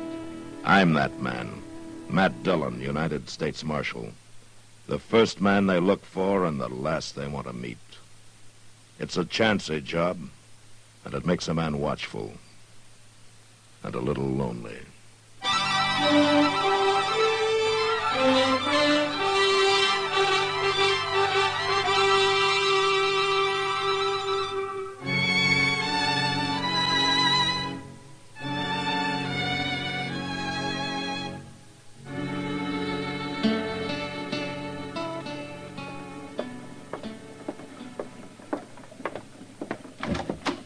Mr. Dillon? Mr. Dillon? Yeah, what is it, Chester? Oh, there you are. I didn't know you was asleep. I wasn't asleep. I was just trying to get there.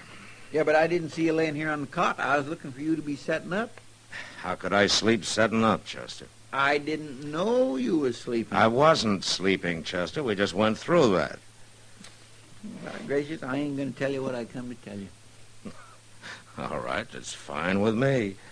By jing, I don't know it's going to be so fine for you at all. You know, Chester, any more of this, and I'm going to take you out and soak you in brine. And while you're doing that, Leif Tugwell's probably going to be shooting down some innocent citizen. Leif Tugwell? That's right. I'd know that long, sad face anywheres. His hair's might gray, but it's him right enough, Mr. Dillon. Yeah, he always did look like an undertaker. Well, they orter. He's buried enough men. Yeah, maybe, but at least he never went looking for trouble. He always managed to find it without looking. I don't like no part of him, Mr. Dillon. Well, I'll go have a talk with him. Where is he? He went up to Doc's office. And if I was you, when he comes out, I'd tell him to keep right on going, all the way back to Texas. I've known Leif Tugwell a long time, Chester. I know him when he helped clean up San Antone, and they're mighty proud of him down there.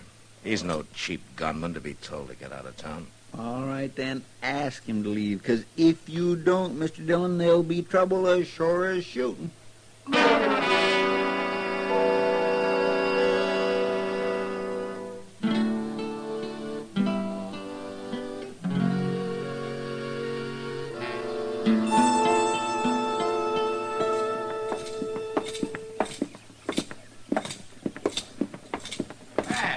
Matt Dillon. What?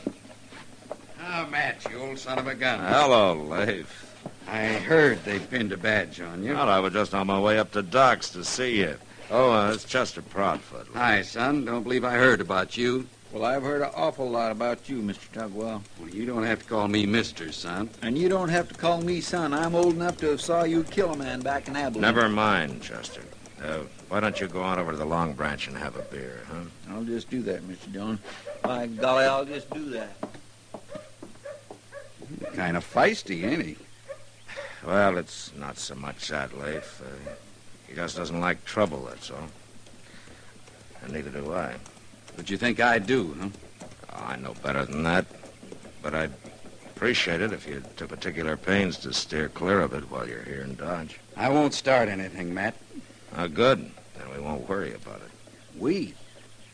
That'd be quite a show, you and me. Could almost charge admission. Yeah, maybe you could, Leif. But one of us would be winding up using his cut for a burial. Come on, I'll buy you a beer. I don't think so, Matt. No? Now who's getting feisty? Look, I carry a gun, sure. If I'm a little faster than the next, it's because I've had to be. But I never killed a man who wasn't trying to kill me first. Is that against the law in Dodge? No, it isn't. But we got a big population up on Boot Hill, Leif. And I'm interested in keeping it from getting any bigger. So am I. By exactly one. Me.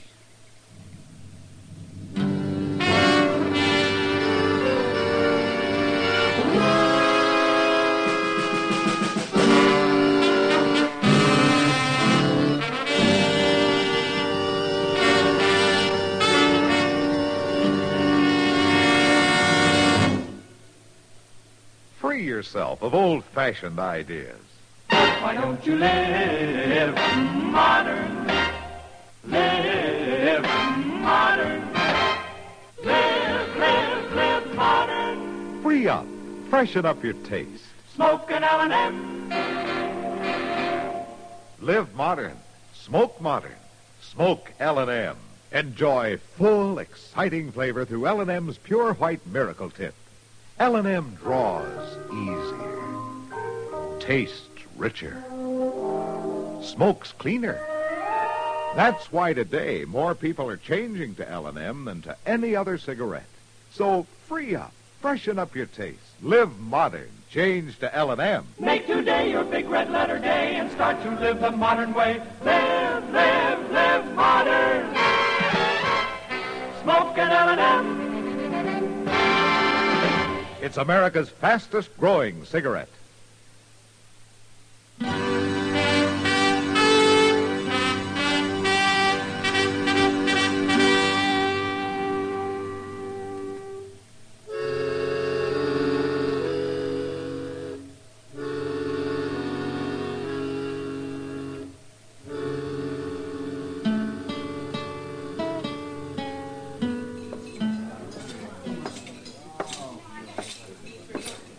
Hello, Kitty.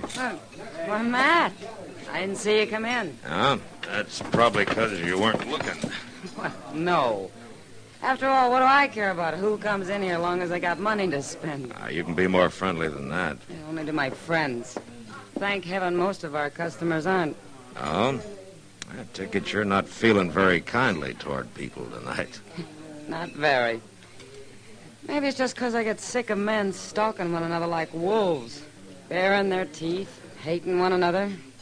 Why can't they sing and laugh and dance once in a while? Well, they do, and you know it. Not tonight, they don't. Are you thinking of somebody in particular? Well, that one doesn't help. No, who? That fellow at the bar. The one with a face like a hound dog. Look at the space on each side of him. You'd think it was poison. He is, Kitty. That's Leif Tugwell. Oh. He seems quiet enough for a man with his reputation. And it's his reputation I'm worried about. Every would-be gunman in Kansas would like to be able to say that he'd taken Leif Tugwell. Mr. Dillon. Oh, hello, Miss Kitty. Hello, Chester. Mr. Dillon, there's a young fellow over at the Alphaguns talking pretty big, and it's all about Leif Tugwell. Oh? What does he look like? Small, stocky, got a real mean mouth on him. Well, maybe I better go calm him down a little Wait a bit. minute. You won't have to. That's him just come in. There. That one looking around like he's going to buy the place. Well, he can't be over 18. They're the worst kind, Kitty. The young ones trying to make a fast name for themselves. I drink the sad-faced fellow, bartender. The one with gray hair. Stand around, folks. Stand around. I suppose you all didn't know there was a famous man here tonight. You're going to drink with me, Tugwell. Son, I don't think Mr. Tugwell wants to drink with you. You standing up for him, Marshal? I can handle this, Matt. Calls you by your first name. Must be he's a friend of yours. Well, maybe as long as we're bandying names about, you'll tell me your name. It's Gore. Trace Gore. And I'm from Texas. Tugwell knows all about Texas. That's where he's running from. I never ran away from anything in my life, Gore. So that makes you a liar. All right, give me that gun, Gore. I came a long way to kill him. I said give it to me. All right, now you get out of here. I sure never thought I'd see the day when any lawman's badge would be big enough for Leif Tugwell to hide behind. Chester. Yes, sir? Get him out of here. Here's his gun. You can give it back to him outside. Come on, boy. Let's go. I'll get you.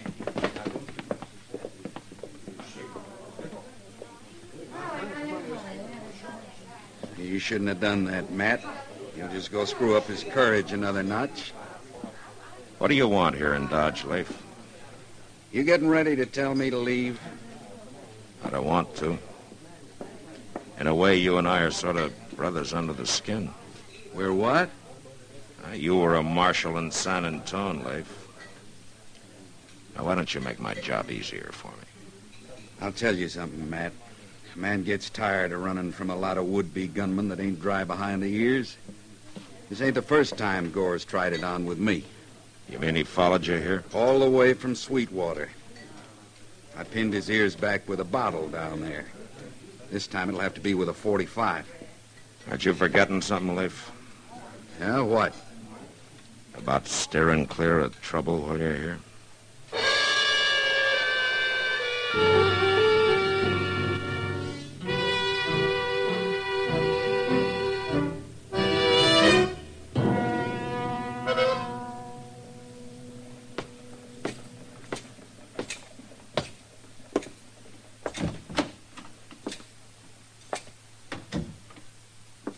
Doc! Hey, Doc! The back room, Matt. I saw your light, Doc. Oh, I'm glad you came up. I've been alone here watching these test tubes last 6 hours. Oh? That looks like blood. It is. Probably the easiest blood ever drawn in Dodge. He was willing. Who was it? And Matt, I don't ask you who got picked up for being drunk on Front Street. Okay, Doc, I'm sorry. What I really came to see you about was Leif Tugwell.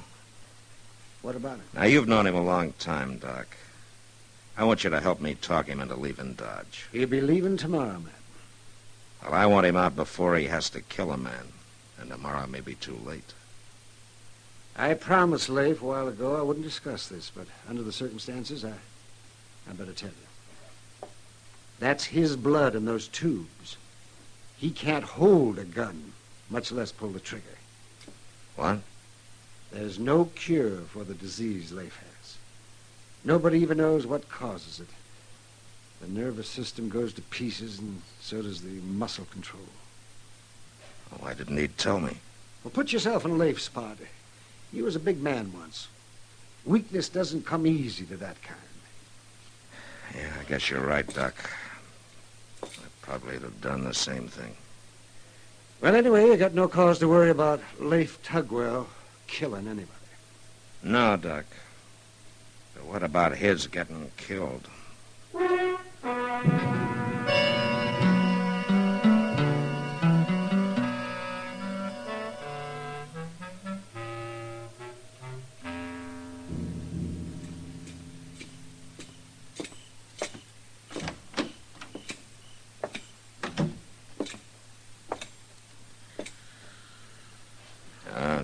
Chester. Hmm?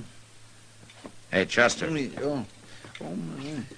Look, Chester, there's no sense in both of us keeping a night watch. Why don't you go get some sleep, huh? Well, I tried to, Mr. Dillon. But I keep thinking of the way I treated Leif Tugwell. You know what I'm going to do? What? I'm going over to his hotel first thing in the morning and apologize. He was mighty patient with Gore. He was patient because he had to be, Chester. Had to be. Forevermore, Mr. Dillon. Leif could have ate that young fool for supper. Could have, maybe.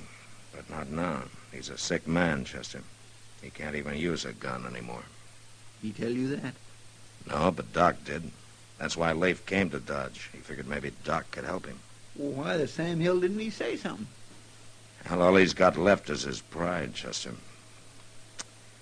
When a man becomes a legend, he wants to keep it that way, I guess.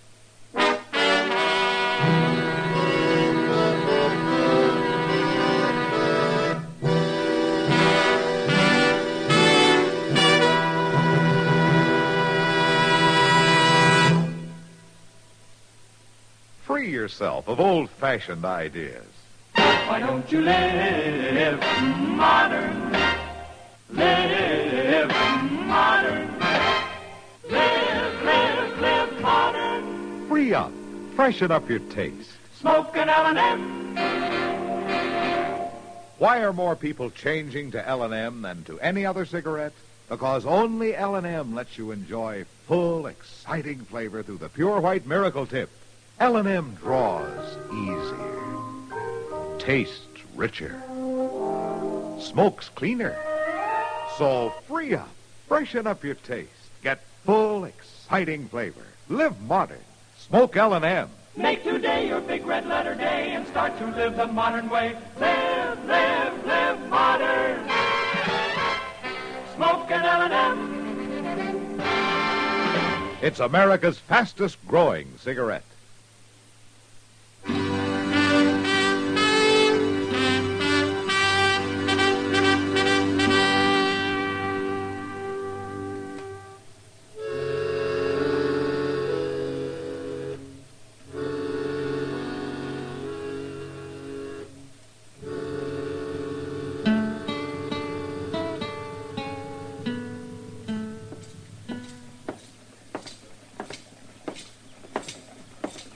Marshal Dillon. Marshal? Yeah, what is it, Gore? That hotel across the street. That's where Leif Tugwell's staying. Oh, is it? Now, you know it is, Marshal. And I know he's got to come out sometime. Did you hear what he done to me? He said something about it. He shamed me. Hit me with a bottle right in front of the whole town of Sweetwater. He only did it to keep from killing you, son. You got it wrong, Marshal. It's me who's going to kill him. Why don't you go back to Texas, Gore? Oh, I will, Marshal. I will. I know you're kind, Gore. You listen to too many lies around a campfire. You got no hair on your face, but you blow yourself up to the size of a man. You got no call talking to me this way. You shut up and listen. Now, being cock of the walk isn't all you've got it figured to be. You talk a lot about killing, but there's being killed, too, and you're dead a long time. Is that all, Marshal? Yeah, that's all. I think I'll go get me a drink. Join me? No, thanks. I'm superstitious.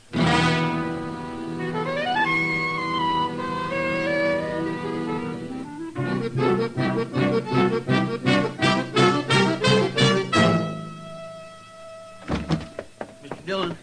Mr. Dillon? Yeah, what is it, Chester? You better come quick. They're out in front of the Long Branch. What? Leif and that young fella Gore. They're fixing to have a showdown. Leif knows he can't pull a gun. Well, he don't act like it. How are you going to stop him? That's Gore I'm going to stop. Leif doesn't need stopping. Yeah, you wait here, Chester. Yes.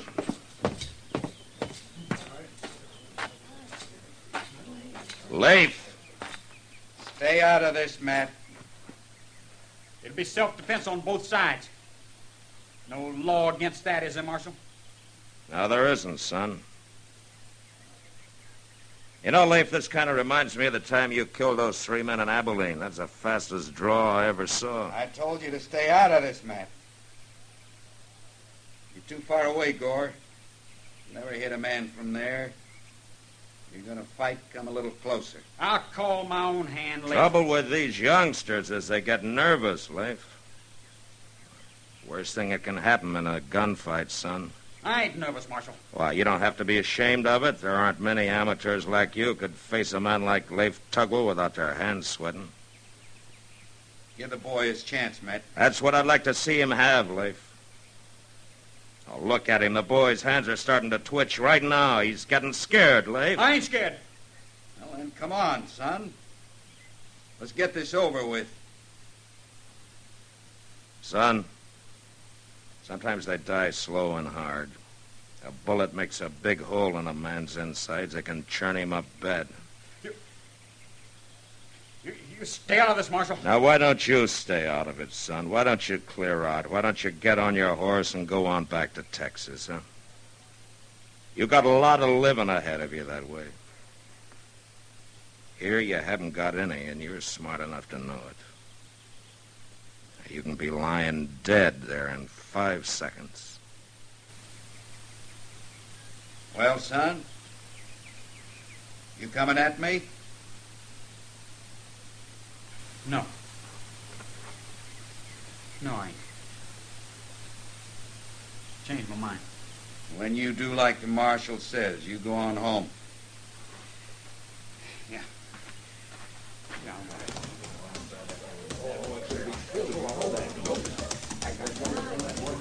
All right, folks. The show's over. Now, why don't you all go about your business, huh? Go on. I guess I'll be moving along, Matt. Back to Texas? No, not this time. Maybe I'll go out to California, get myself a small spread, and sit under a tree. Use your words. I'll have a lot of living ahead of me that way. Yeah, I think you would have. Goodbye, Mr. Tugwell. You don't have to call me Mr. Son. Goodbye, Matt. Goodbye, Leif.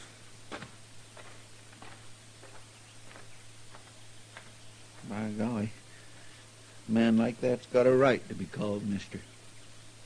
Yeah, he has that, Chester. He sure has that.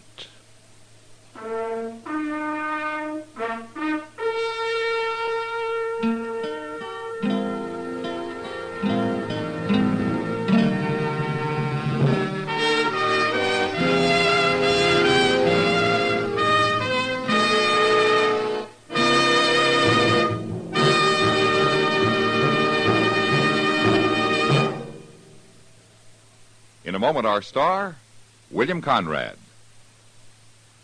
What makes a nation great? People, of course. Not money or scenery or history, but a strong-minded, intelligent, well-intentioned population. And that's why action came into being. Communities help to shape personalities. Clean, healthful, well-ordered communities make for wholesome citizens, while slums breed juvenile delinquency, maladjustment, and crime. Action is the American Council to improve our neighborhoods. Take a look up the street where you live. Is it well lighted? Are sidewalks in good repair? Is garbage disposal efficient? Note the appearance of the buildings. Are they well kept, painted when necessary? And how about the local school, the shopping center nearby, the playgrounds? If an unbiased inspection reveals the signs of blight setting in around your home, CBS Radio suggests you write Action, Box 20, Radio City Station, New York City, for information how you and your neighbors can work together to improve your homes and the whole community. That's Action, Box 20, Radio City Station, New York City. And now, William Conrad. You know, scattered along the frontier, there were Plains Indians of many tribes: Pawnee, Kiowa, Cheyenne, Arapaho, Sioux.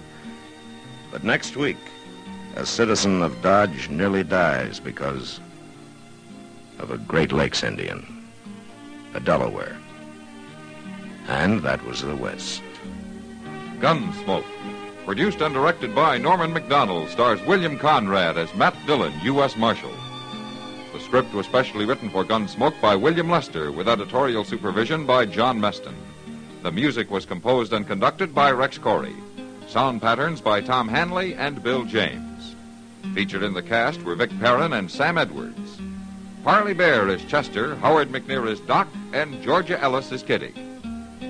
Join us again next week for another specially transcribed story on Gunsmoke.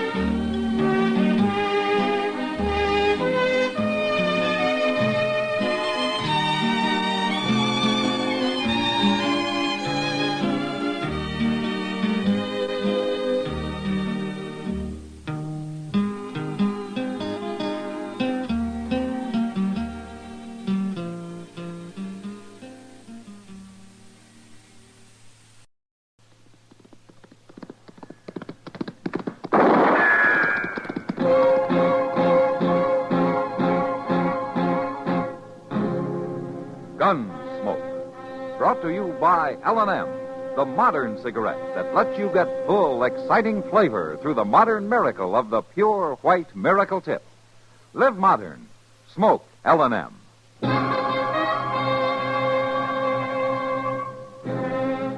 Around Dodge City and in the territory on West, there's just one way to handle the killers and the spoilers, and that's with a U.S. Marshal and the smell of Gunsmoke.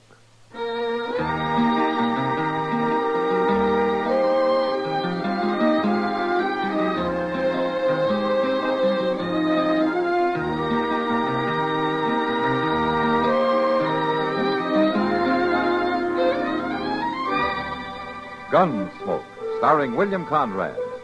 The story of the violence that moved west with young America. And the story of a man who moved with it. I'm that man, Matt Dillon, United States Marshal. The first man they look for and the last they want to meet.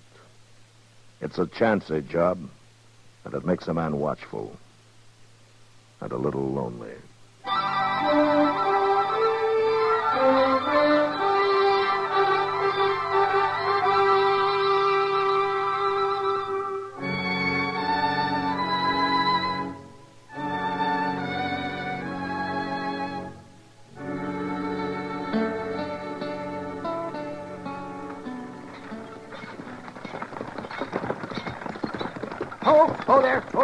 Matt, wait a second. Oh, now, you blasted team. I want to talk to you, Matt, if I ever get this confounded team to stop. Whoa! You driving that buggy, Doc, or you're just being tucked? Oh, this blasted team. They got mouths of solid iron. They're probably trying to run away from that squeaky wheel. If you don't grease that thing, you're going to twist off a spindle one of these days. It'll last as long as I will. Oh, say, Matt, I just drove in from Meadow Flats. No? Well, every man to his own pleasure. I It always wasn't say. pleasure, confound it. And I got something that'll wipe that grin off your face, too. That's so? Yes. Burke Reese and that ornery boy of his. They've been kicking up their heels again. No? Who are they after this time? Pezzy Neller and his wife. They've got that homestead, next to the Reeses. Yeah, I know the place. What happened? Well, it seems Burke Reese and his boy kind of hoorah'd him a little bit last night. They burnt one of Pezzy's chicken houses and fired off a few shots, and Pezzy's acting real funny about it. How you mean? Well, he didn't want me to say anything about it. He claims he doesn't want any trouble. Doc, with Burke Reese after him, he's already got trouble.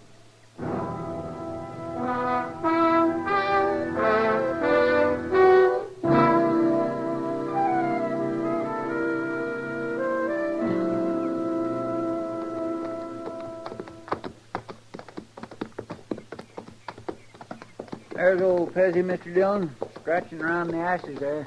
Uh-huh. Well, Marshal, Chester, this is a mighty pleasant surprise. Morning, Pezzy. Hi, Mr. Neller. Get down and set a spell. Oh, thank you.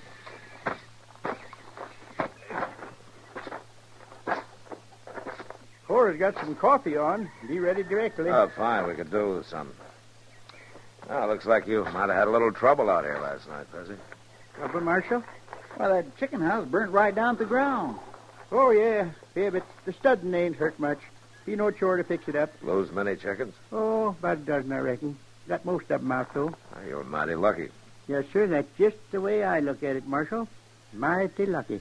It's a downright hollering shame, if you ask me. Pezzy, I understand there were some shots fired last night. Look, Marshal, you hadn't ought to rode clear out here just on account of this little go-around. Well, it didn't amount to a hill of beans. You're a patient man, Pezzy. Just can't abide trouble, I guess. Never could for some reason. Too bad the Reeses don't feel the same way. Isn't that who it was? Burke Reese and that bullying son of his, Spike?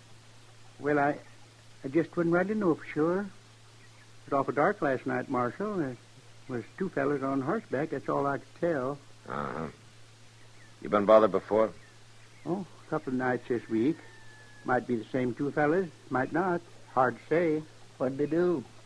Oh, just galloped around the house a couple of times, shooting off their guns. Didn't do no harm much, though. Has Burke Reese been trying to buy you out, Pezzy? Well, he did make me an offer last week. Only about a third of what the place is worth, though. Anyhow, I ain't aiming to sell. Neither was Ed Talmadge. He had the homestead north of Reese, remember? Yes, I remember. Reese bought that place for about a third of what it was worth, Pezzy. From Ed's widow.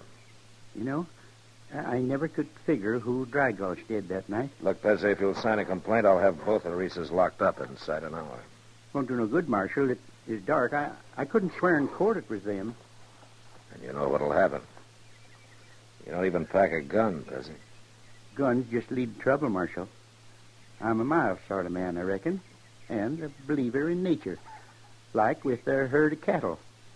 Storm comes up, they just turn their tails to the wind and wait it out. A man can learn a whole lot from animals. Sure he can, Pezzy. But Burke Reese learned his from a mountain lion.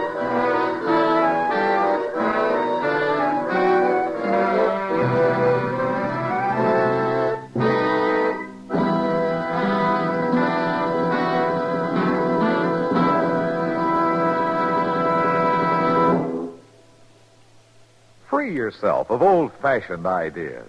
Why don't you live modern? Live modern. Live modern. Free up. Freshen up your taste. Smoke an L&M. Live modern.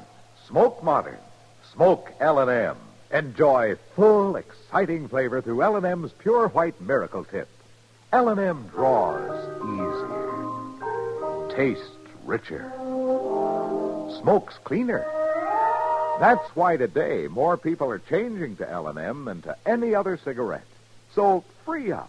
Freshen up your taste. Live modern. Change to L&M. Make today your big red letter day and start to live the modern way. Live modern. Smoke an L&M. It's America's fastest-growing cigarette.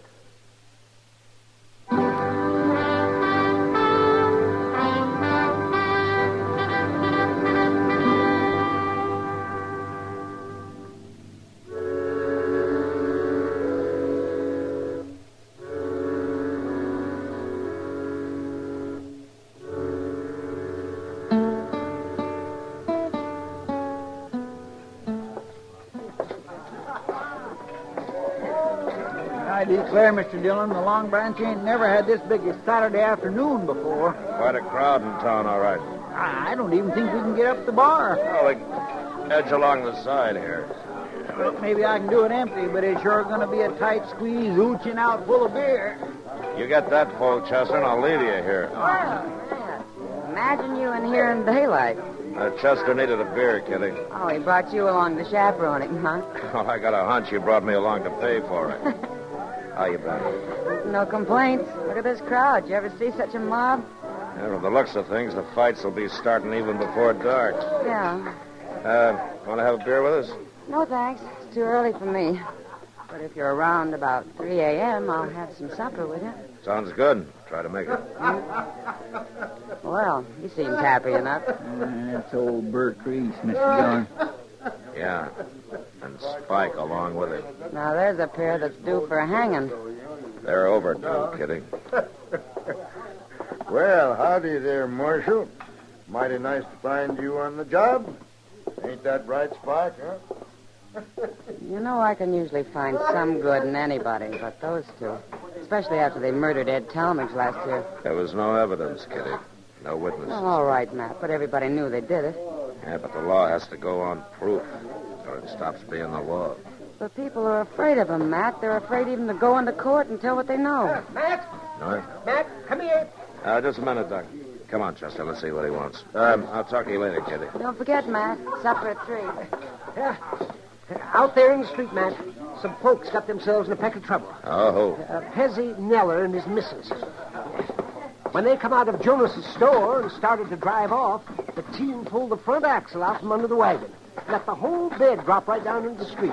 I see. Look, you better stay here, Doc. Excuse me. Would you let me through here, please? Yeah, stand back. Excuse me, please. Oh, now, ho, there, ho. Looks like you had a little trouble there, Pezzy. Oh, hello, Marshal. Yeah, I reckon the kingpin must have fell out. Kingpins don't fall out, Pezzy. They fit in from the top. Guess to do with that.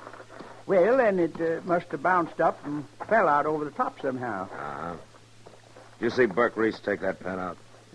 No, sir, can't say I did, Marshal. Me and Cora was inside the store there. All right, what about the rest of you? Any of you see Burke Reese or anybody else fooling around this wagon? Not one of you saw a thing, huh? Don't bother about it, Marshal. We just lost a little flowers, all. About all we bought, in fact, except a roll of heavy wire for a clothesline. Of course, it wasn't hurt none. You all right, Miss Nella? It ain't nothing, Marshal. Just cut my mouth a little. You better let Doc take a look at it. Oh, the bleeding's pert near stopped. Reckon I bumped it on the kickboard when I got throwed out.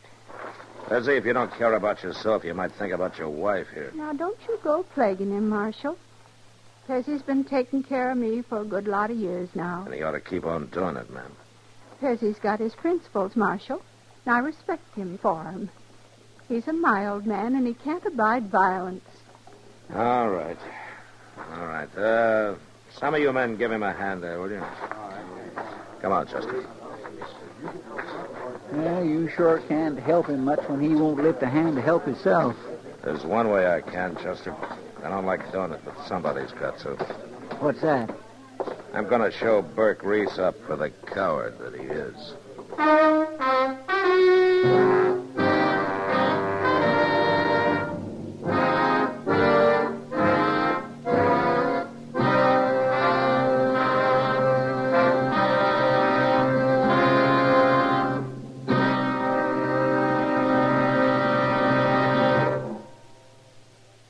'Free yourself of old-fashioned ideas.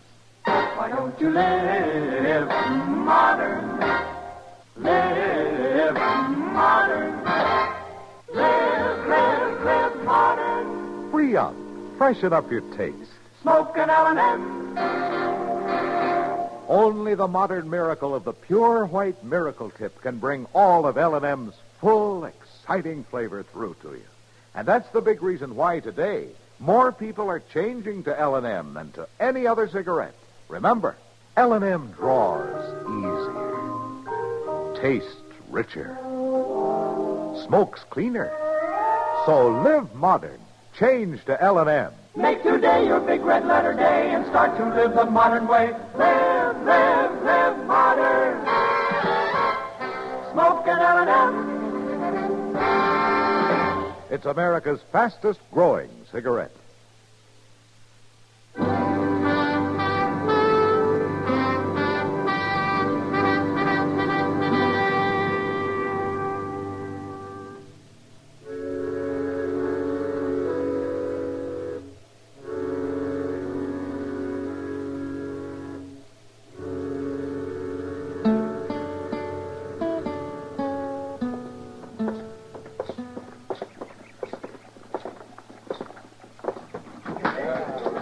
There they are, Mr. Dillon, sitting over there at the poker table. All right, Chester, you move on down there by the end of the bar. Just keep them off my back, that's all. All right, sir. But you watch them, Mr. Dillon, and they can be awful mean. What was the trouble out there, Matt? I didn't hear any shooting. Later, Kitty. Right now, you better stay clear. Matt, where are you going?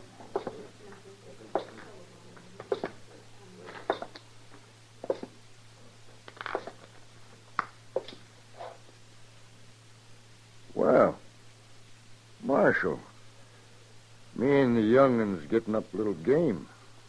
Like to sit in, would you? Reese, you're a filthy murdering coward.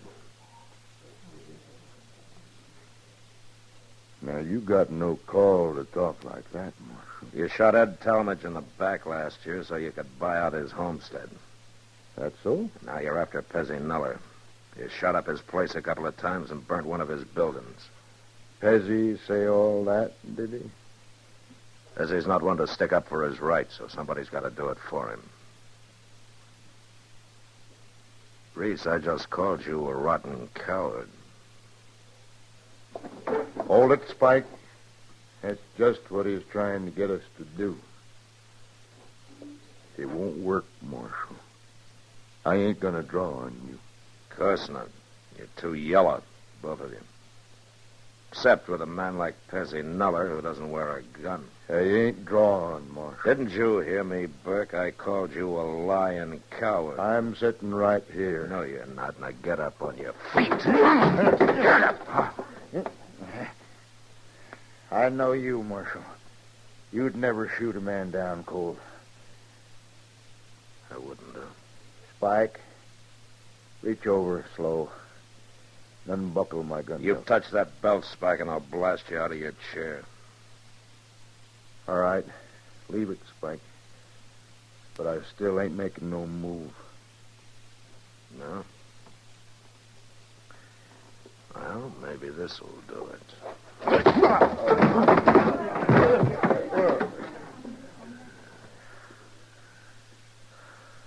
All right, what about it, Reese? I'm staying right here on the floor, Marshal. You sit tight, Spike. I told you, Marshal, no matter what you do, I ain't gonna draw against you. You're a smart one, Reese. You're smart just like a rattlesnake. Now you get up and get out of here. Get out, both of you, before I kick you to death.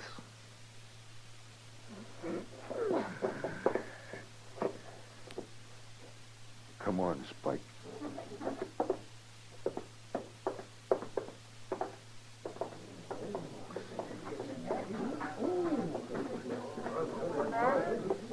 I've never seen you act like that before. Yeah, I know, Kitty. Not that I blame you. I know they wouldn't draw either one of them. I just wanted to show them up for the cowards they are. Well, now I'm afraid there's only one more thing I can do for Pezzy Nuller. What's that, Matt? Attend his funeral.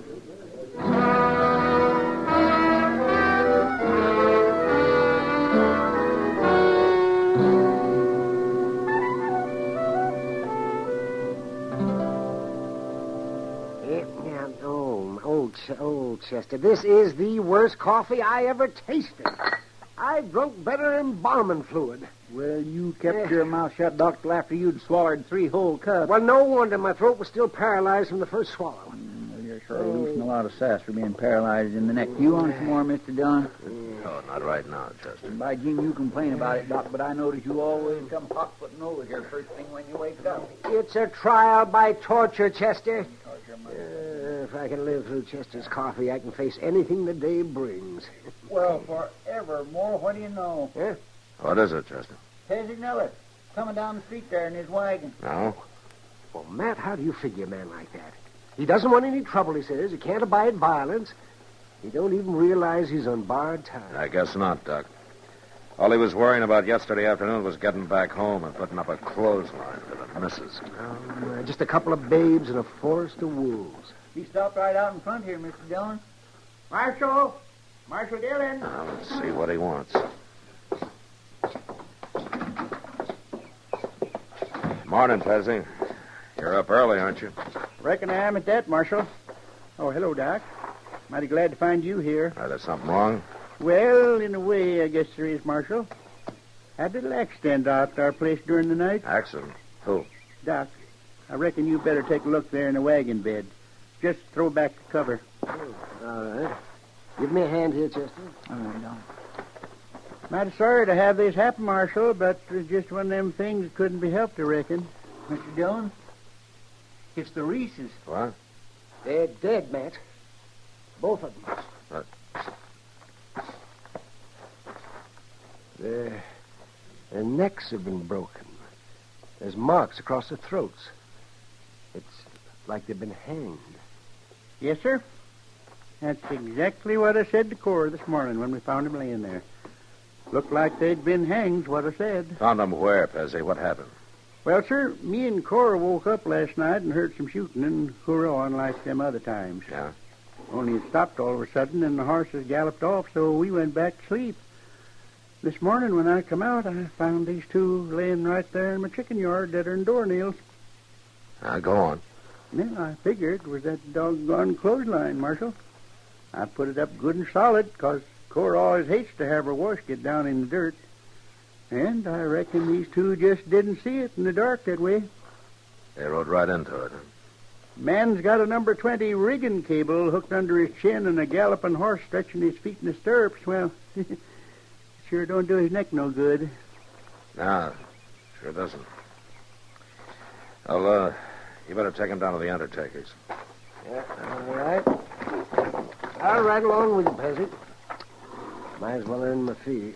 Well, I'm sure sorry to put you fellas out this way, but man can't be expected to go around warning all his neighbors every time he puts up a new clothesline. No, I guess not, Pezzy. At that, I got to change the darn thing when I get back home. Put it a foot and a half too high for some fool reason. Well, Cora can't even reach it. Come on, get boss. Stop in to see us, Marshal, whenever you're out our way. Yeah, I will, Pezzy. Well, Chester, never sell a mild man short. Well, you said them Reeses was overdue for hanging, Mr. Dillon. Yeah. They're sure not overdue anymore.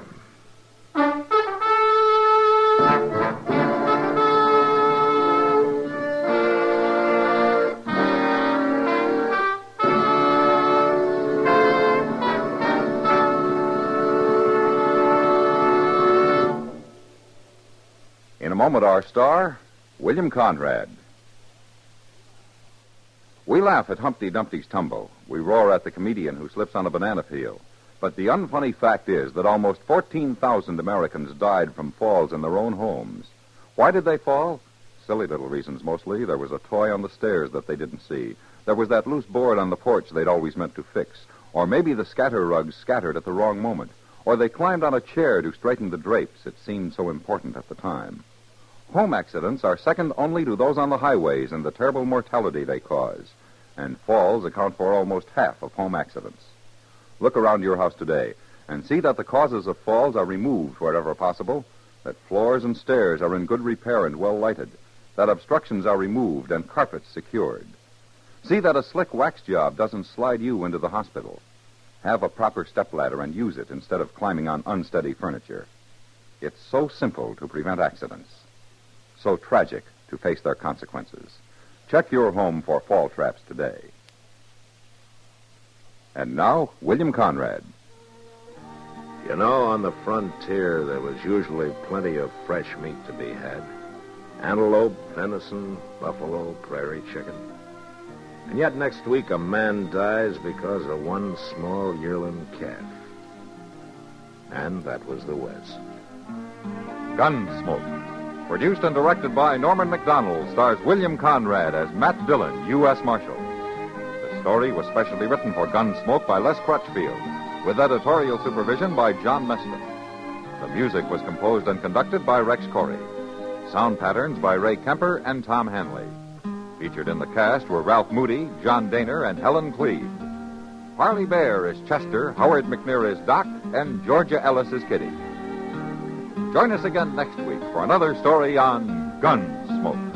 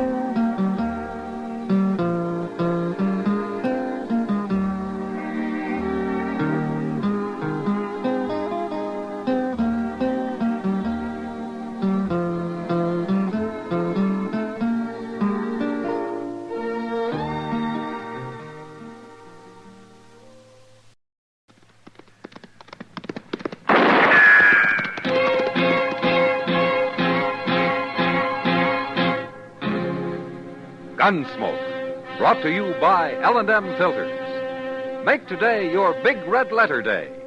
Change to L&M. Superior taste, superior filter. America's best filter tip cigarette. Around Dodge City and in the territory on West, there's just one way to handle the killers and the spoilers, and that's with a U.S. Marshal and the smell of gun smoke.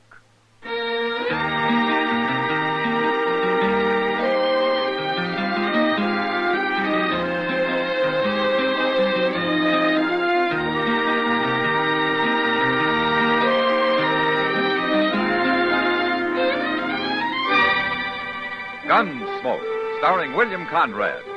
The transcribed story of the violence that moved west with young America. And the story of a man who moved with it. I'm that man, Matt Dillon, United States Marshal. The first man they look for and the last they want to meet. It's a chancy job, and it makes a man watchful and a little lonely.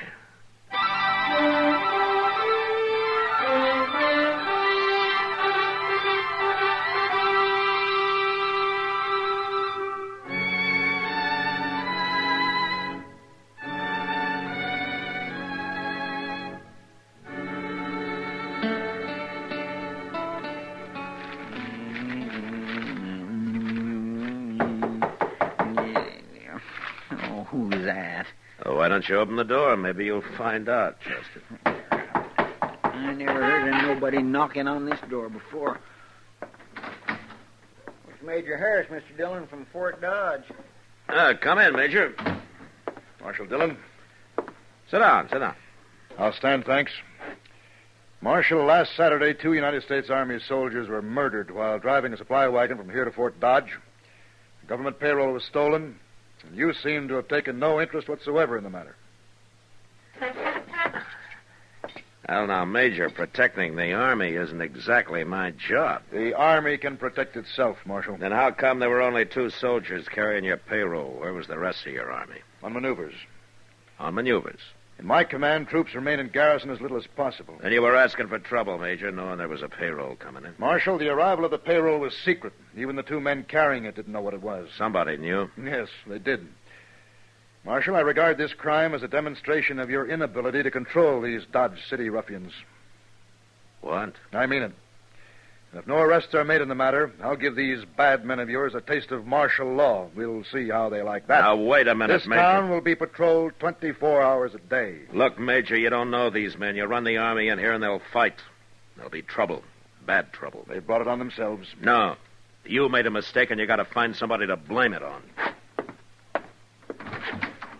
I want whoever committed those murders. And I want that money, Marshal, within a week.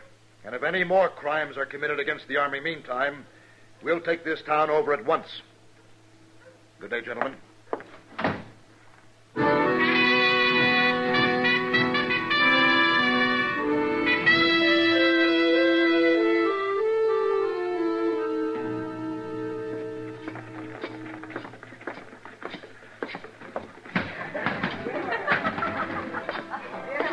Hello, Matt. Evening, Kitty.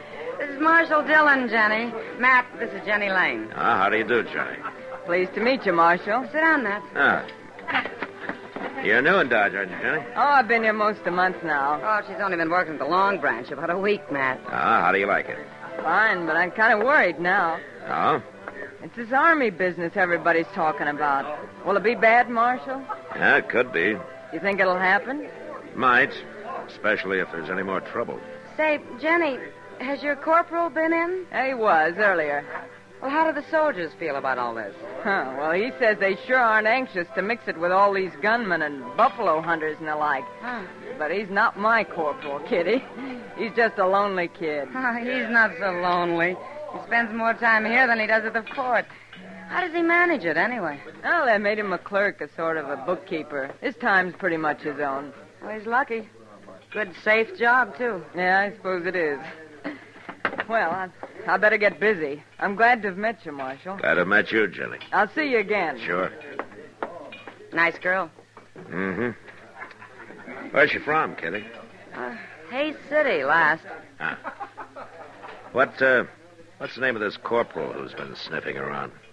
Stark. Corporal Stark's all I ever heard. What else do you know about Jenny, huh? She doesn't talk much about herself, Matt. Well, maybe you can get her to, huh?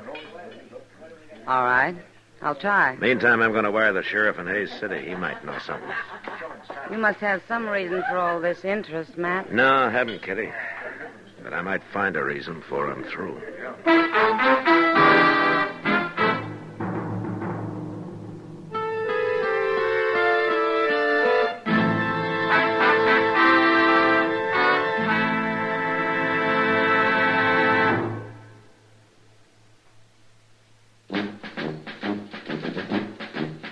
Make today your big red letter day, your L&M red letter day. Superior taste and filter, it's the miracle tip. Make today your big red letter day. Change to L&M today. L&M's got everything. Superior taste. And superior filter. Get L&M today. This is it. L&M, superior taste and filter. Superior taste from tobaccos especially selected for filter smoking. Tobaccos that are richer, tastier, light and mild. And L&M's superior filter is white, pure white. Truly the miracle tip, because when it's added to L&M tobaccos, it actually improves your enjoyment of this great cigarette. Next time you buy cigarettes, look for the big red letters L&M. Smoke L&M filters, America's best filter tip cigarette. L&M's got everything. Get L&M today.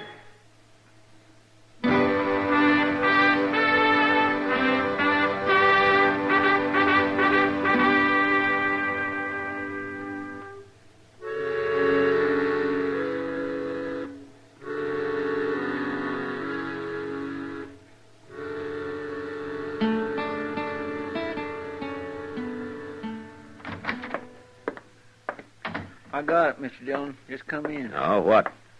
The answer to that telegraph you sent to Hayes City last night. Oh? Here. Oh, thanks. I don't know what it says or anything. Lane left Hayes about a month ago with a stranger called Nate Brand. Nothing against girl, but believe Brand a wild one. Regards, Clint Adams. Never heard of no Nate Brand. No, neither have I. What's he doing, hiding him somewhere? Oh, Matt. Yeah, what is it, Doc? Trouble. Oh? What kind of trouble? A shooting. Out behind the Texas Trail. What? It's bad, Matt. It's real bad. Well, the shooting's always bad, Doc. Yes, but this one's going to lead to a lot more shooting. Somebody just killed a soldier.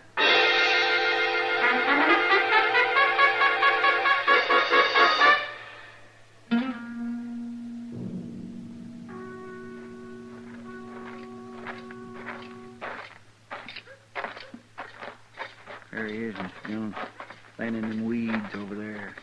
How come there's no crowd around here? There isn't a man in sight. No. Who told you about this, Doc? The bartender. He said he heard a shot and went out back and found him. He sure looks dead, all right. He's dead. Is that all the bartender had to say? That's about all. Except that when he went back into the saloon and told everybody there about it, they didn't move a hair. Well, I guess maybe they was thinking about the Army taking over Dodge. Yes, Why didn't the bartender come to me first? Well, I don't know, Matt, but I've got the feeling that maybe nobody knows whether you're going to be on their side or the Army's. Yeah, they never do trust me, do they? Chester. Yes, sir? Give Doc a hand here. I'm riding out to Fort Dodge.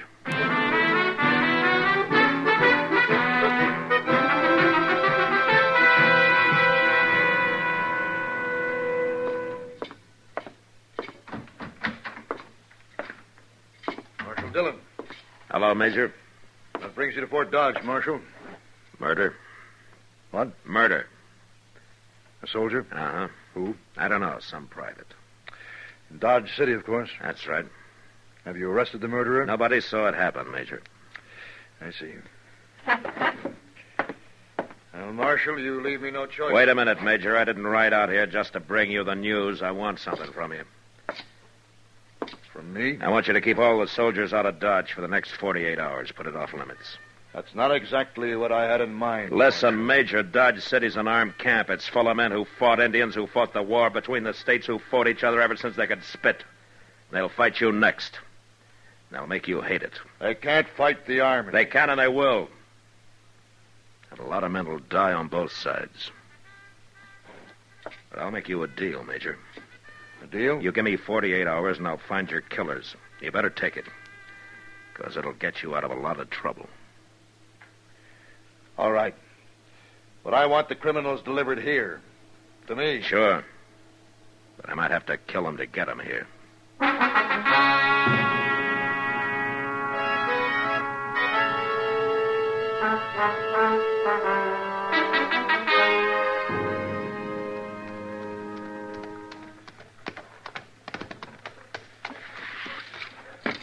Matt! Oh, Matt. Hello, Doc. I've been waiting for you to get back. Oh, anything more happened? Not yet, but I found a letter on that soldier. His name was Ravitch. Oh, anything else? Yes. I dug the bullet out of him, Matt. And you know something? I haven't seen lead like that since I mustered out in 65. Oh, what do you mean, Doc? That soldier was shot with a cavalry pistol. He was? I'd swear to it. Thanks, Doc. I'll see you later. Well, now, where you going? Into the Long Branch. I want to talk to a friend of mine.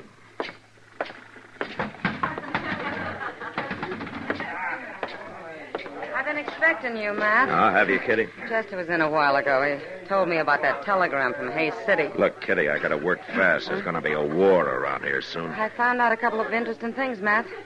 One is Jenny's been seen riding horseback at night towards the Arkansas down by Brandy Bend. Oh? It might have something to do with that man she left Hayes City with, Nate Brand. Yeah. I think he's hiding out down near Brandy Bend. Any idea why? Corporal Stark and Jenny went for a ride one night. When was that? The night before that Army payroll was robbed. Uh-huh. Where's Jenny now, Kitty? Over at Delmonico's having supper. Kitty, What? I'm the only one who can ever thank you for it, but I think you just saved an awful lot of lives.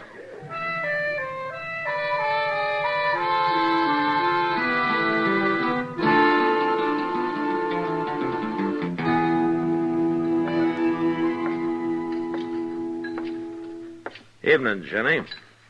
Well, hello, Marshal. Won't you sit down? You sure Corporal Stark won't mind? Don't be silly. Besides, he's out at the fort. When'd you see him last? Oh, about noon, I guess. Uh-huh. Anybody with him? Private Ravitch. Corporal Stark didn't shoot him, Marshal. They were good friends. They worked together in the bookkeeping office. I see. That's a pretty good job, isn't it? Handling expenses, figuring out the payroll, things like that. Oh, I don't know. He never talked about it much. Also, he'd be in a good spot to know when to expect payroll money in, wouldn't he? Even when it was kept secret? You'd have to ask him, Marshal. But, this isn't why you found me here, is it? No, of course not, Jenny. I'm sorry. You look real pretty tonight. Thank you, Marshal. You really mean that? Sure, I mean it. Marshal, I have to work late tonight, but I can get off tomorrow. I know it's bold of me, but couldn't we maybe take a ride together? There'll be a moon. Where would we ride to, Jenny? Oh, I don't know. Anywhere. Maybe down along the Arkansas. I know. Let's ride down toward Brandy Bend. All right, Jenny. We'll ride down toward Brandy Bend.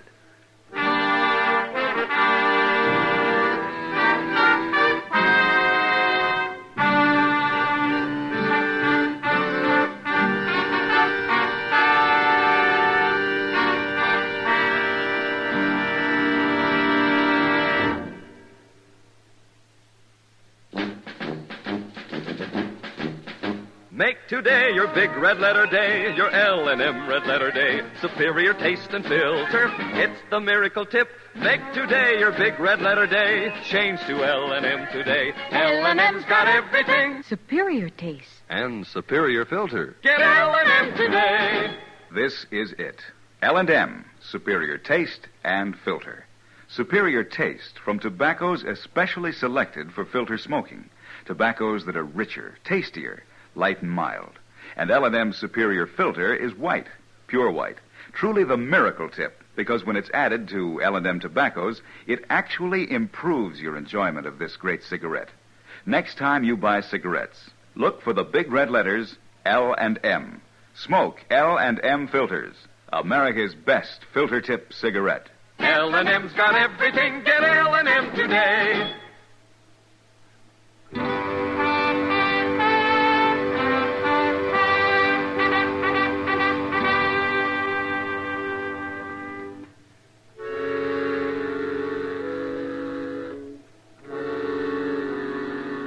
The idea of a moonlight ride by the river with as pretty a girl as Jenny Lane was fine. Except that it was going to end with a man dead. Either me or her friend, Nate Brand. She was obviously leading me into an ambush, and there wasn't a thing I could do but go cheerfully along. I met her the next night. We started out. But a mile or so before we got to Brandy Bend, I pulled up and suggested we dismount and let the horses blow a little. They won't run away, will they? The horses? No. Now, don't worry. Here's a good place to sit.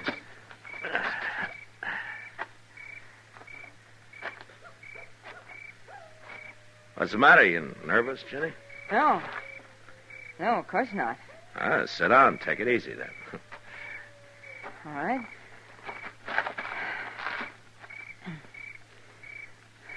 This better? Sure.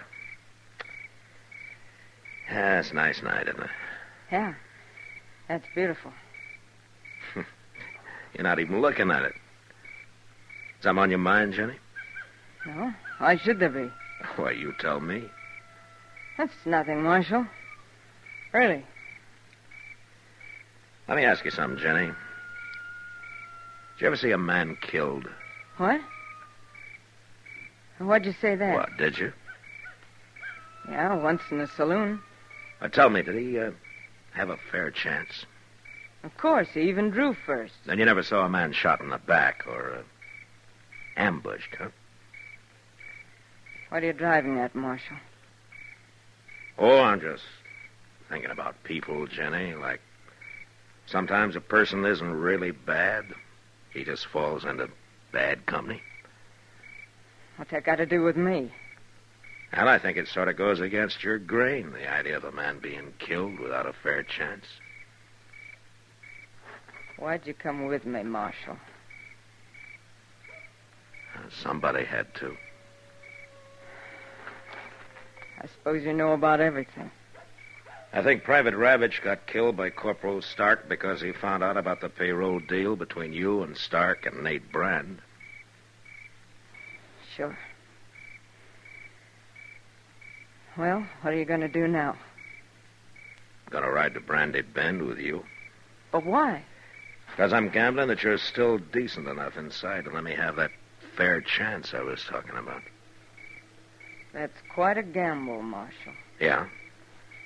But we'll ride slow. And you'll have a little time to think about it.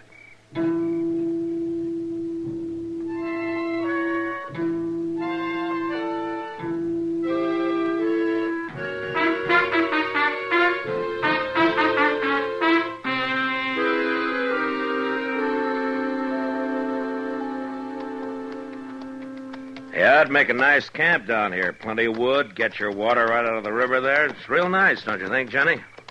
Man could hide out real easy down here.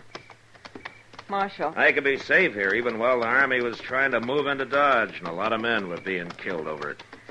Yeah, it's real peaceful down here. Marshal, I can't do it. All right, tell me, Jenny. That big cottonwood up ahead. On the left. Okay. Now keep moving. When we get close, I'm going to ride ahead fast. You stay back out of gunfire. All right. Yeah, it sure is pretty down here, Jenny. Maybe someday we can come down and go fishing, huh? This river's full of catfish. You ever eat a real catfish dinner? They can be mighty good if they're small enough. All right, stay back, Jenny.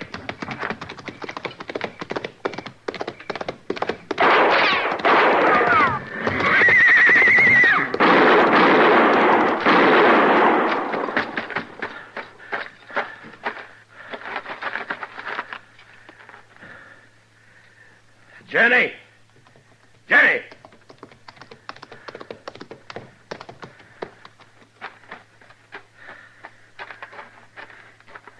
He's dead, Jenny.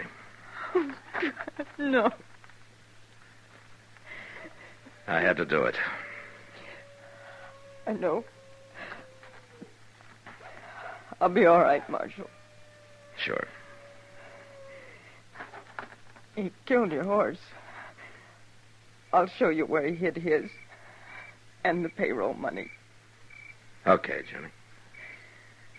Then you can take me back to jail. Yeah. But there's one thing, Jenny. What you did tonight's going to get you out of jail real soon. Because I'm going to see you get your chance, too.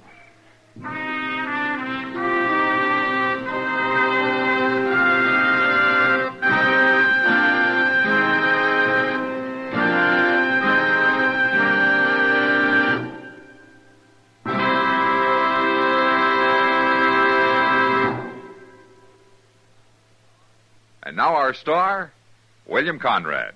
I'm telling you, the day you change to L&M, well, that's the day. Your big red letter day. No filter stacks up with L&M's pure white miracle tip. And I know you'll go for L&M's taste, superior taste you get from L&M's superior tobaccos. Richer, tastier tobaccos. Next time, look for those big red letters on the L&M pack.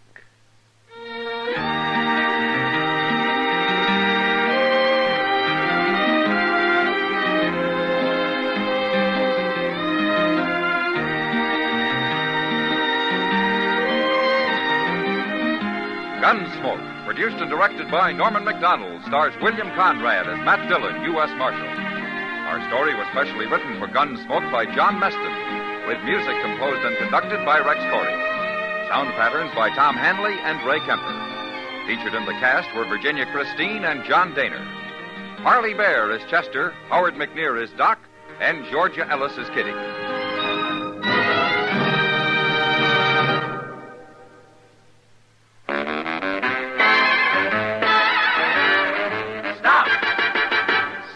Smoking with a smile with Chesterfield. Smoother, cooler, milder Chesterfield. Put a smile in your smoking, just give 'em a try. Chesterfield's best for you. They satisfy. If you want tomorrow's better cigarette today, next time you buy cigarettes, stop. Remember, only Chesterfield is made the modern way with Accuray. You'll notice how fresh and good Chesterfield's made with Accuray taste, how smooth they are, and how they satisfy. So buy Chesterfield today. Smoother, cooler, best for you. Recently, many of your cards and letters have requested an evening time for Gunsmoke Radio. In response to these requests, the makers of Chesterfield and L&M filters will now also bring you Gunsmoke every Sunday evening at 6:30 p.m. Eastern Time. So now you can take your choice and hear Gunsmoke transcribed at the time that is most convenient, either on Sunday evenings or Saturday at this time. And remember, the makers of Chesterfield and L&M filters also present Gunsmoke for your enjoyment on television. Tonight, watch an entirely different Gunsmoke show on the CBS television network. Check your local TV listings for time and channel.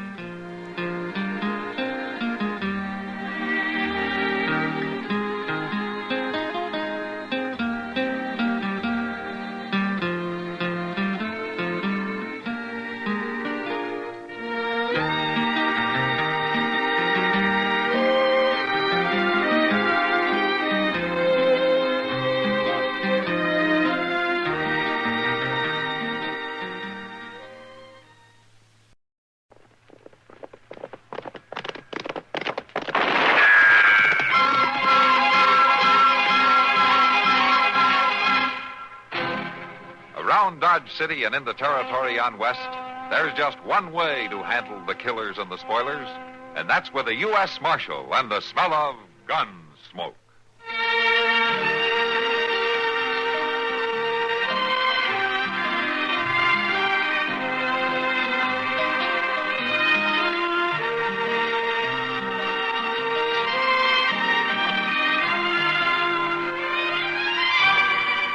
Gunsmoke, starring William Conrad, the story of the violence that moved west with young America, and the story of a man who moved with it. I'm that man, Matt Dillon, the United States Marshal. The first man they look for and the last they want to meet. It's a chancy job, and it makes a man watchful and a little lonely.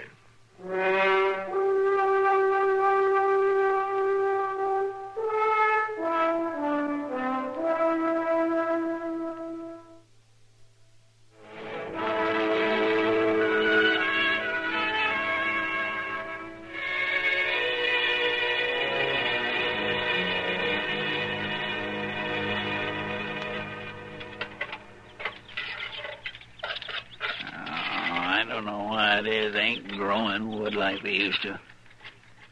Well, it can't hardly make yourself a decent fire no more. You just can't get it to burn. Everybody knows you can't cook none without an even fire. I'm sorry about it. I just as well decide to chew on a piece of jerky and let it go at that. Oh, Chester, you got the beans ready? Now, you know they ain't ready, Mr. Dillon. Beans has got to cook long and slow before you can eat them. They seem mighty slow to me. Well, it ain't easy to cook 'em with this wet wood that's laying around here. It ain't dried out like it needs to do for a decent fire. You know, you're getting pretty fussy, Chester, for a fellow who's camped out half his life. A man gets tired of it sometimes, Mr. Dillon. A man likes a few comforts when he's cooking his dinner. Like that old pot-bellied stove back in Dodge, huh? Well, now, a decent stove don't hurt none, I can tell you that. Come on, Chester, stop your bleating, will you? Got me a decent slab of pork. A what? A decent slab of pork for the beans, Mr. Dillon. They ain't hardly worth fussing about without that. You want to ride into Dodge and get some? Well, that's a day and a night's ride. Well, then why don't you quit complaining now? How long before we eat? Well, at least about an hour or two, I expect. Them beans should just set and simmer. That's All right, sure. so let them set and simmer. We'll go check that line shack for old man Goss like we promised, huh? Guess that'll be all right. You bet it'll be all right. Come on.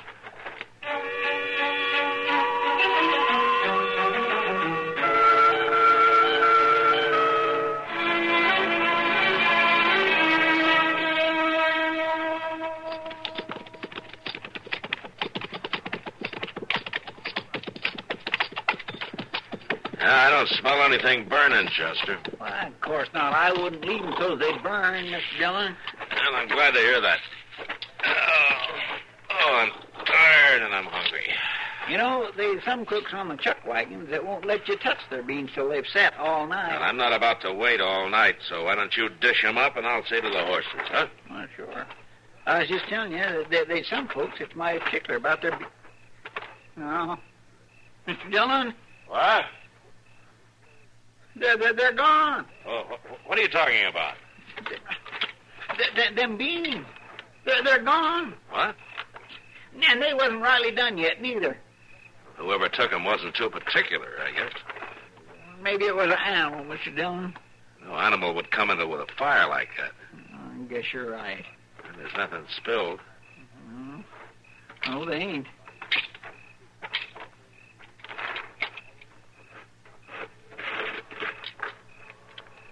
Your animal's a two-footed one, all right.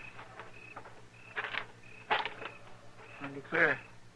Looks like they was just dragging along, don't it? Yeah. You gonna track them? I don't begrudge anybody a free meal, Chester, but I wanted some of those beans myself. Yes, sir. Say, you reckon I better go get the horses? No, not yet. Let's see where these tracks lead to.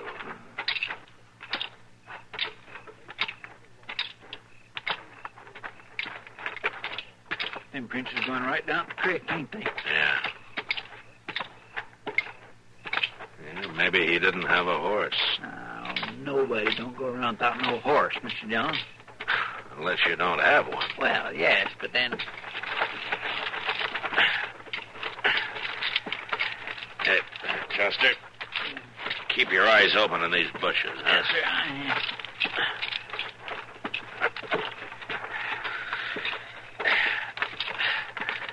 Down this way. Here. Look at there. There's my bean pot. Yeah. Look yonder. Well, I declare it's a woman. Yeah. Come on.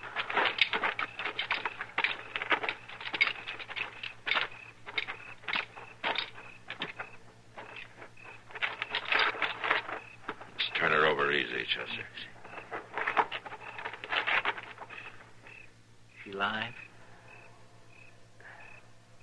She's still breathing. She don't look very good, Mr. Dillon.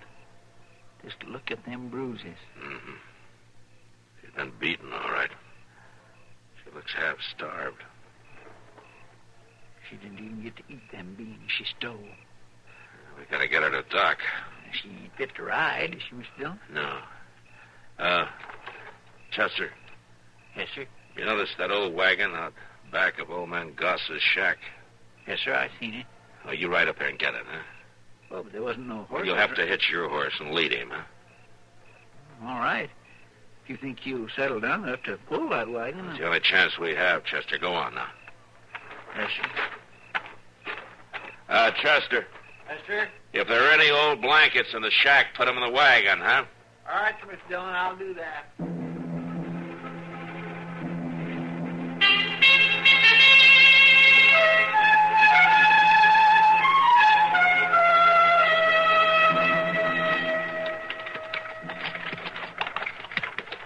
Hold up a minute, Chester. I want to take a look at her. All right, sir. Cool.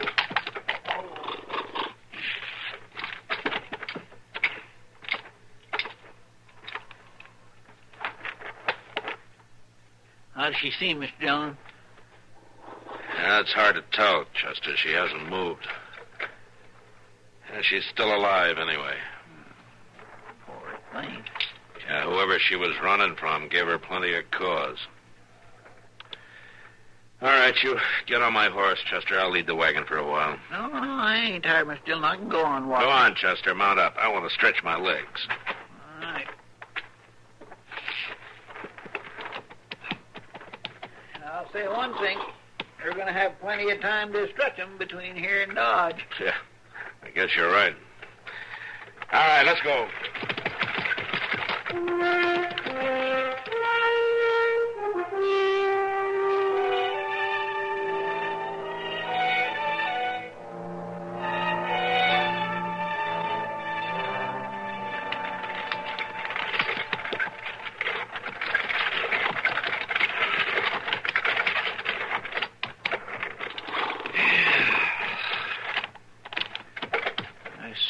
Mr. Dillon, I didn't think we'd ever get here. I'm just glad the wagon hung together. I don't suppose you'd go much farther, and that's a fact. Well, it doesn't have to. Come on, let's get her up to Doc.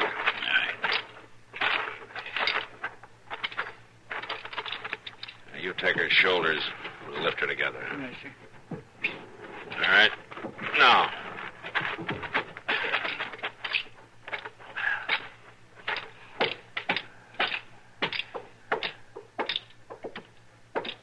Careful now, Chester. Take her up easy. I am. Sure do hope Doc's here. Yeah.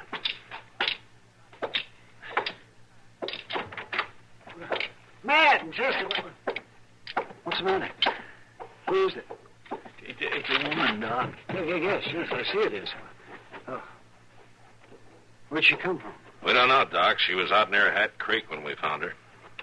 Yes. You didn't get her here any too soon. She's pretty bad off, ain't she, Doc? She's in bad shape, Chester. Yes, she is. She took a mean beating. Well, it isn't the beating that worries me so much. How's that? This woman is nearly starved to death. Now, Chester, pour some water in that pan for me, will you? Yeah, Doc, sure.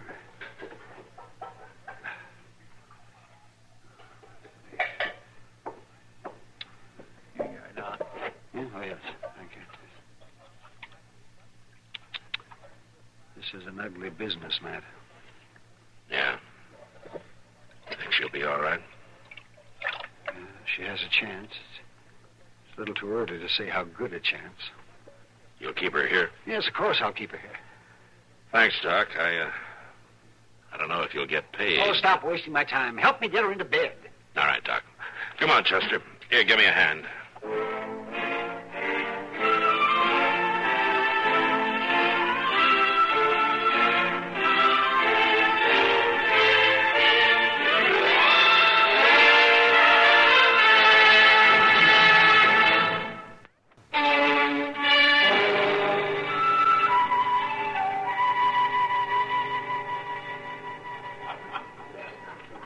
And you don't know who she is?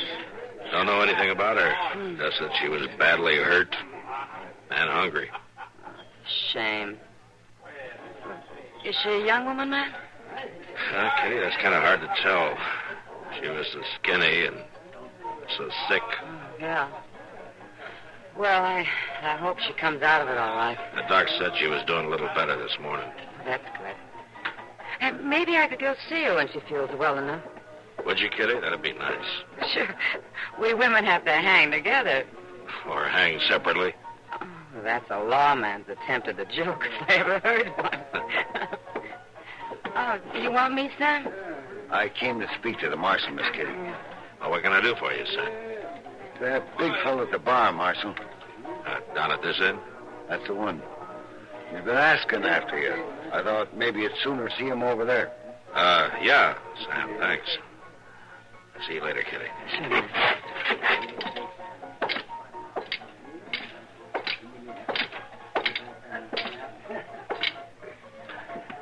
I'm the marshal. You were looking for me?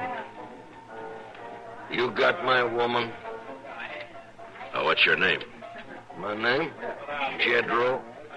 I come from a woman. What makes you think I've got her? You was seen. You brung her here in the wagon. Are you the one who beat her? I'm her husband. That's not what I asked you. Did you beat her? That ain't rightly none of your business, Marshal. It is if she dies. Allie? Allie ain't gonna die. Well, the doctor isn't so sure. I come to get her. She's in no shape to be moved. I come to get her, you hear? Now, you listen to me. No, you listen to me. You ain't gonna tell me what to do about my woman. All right, come on, get out of here. No need You for a ain't ruckus. telling me Yes, what... I am telling you. Now, come on outside. Come on. Come on. All right, now. Just stand easy. Maybe we can talk. There's nothing to talk about. A man's got a right to see his wife. Man's supposed to treat her decently. I got a right to see her. Now, the law says that.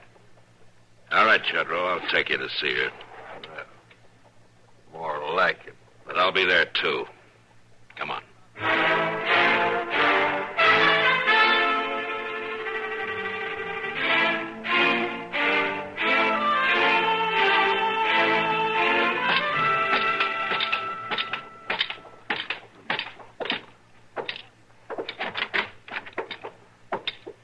Oh, it's you, Matt. Hello, Doc. This man's name is Jedro. He's the woman's husband. Oh, yes. He wants to see her.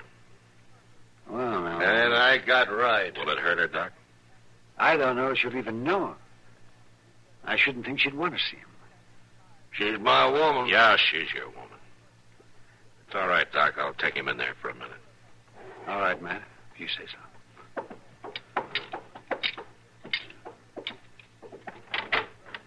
Come on in.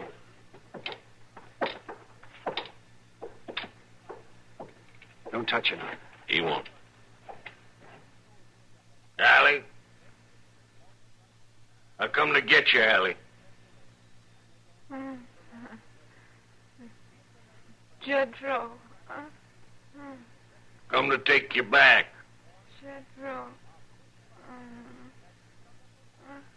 She turned her head away. Let me get to her.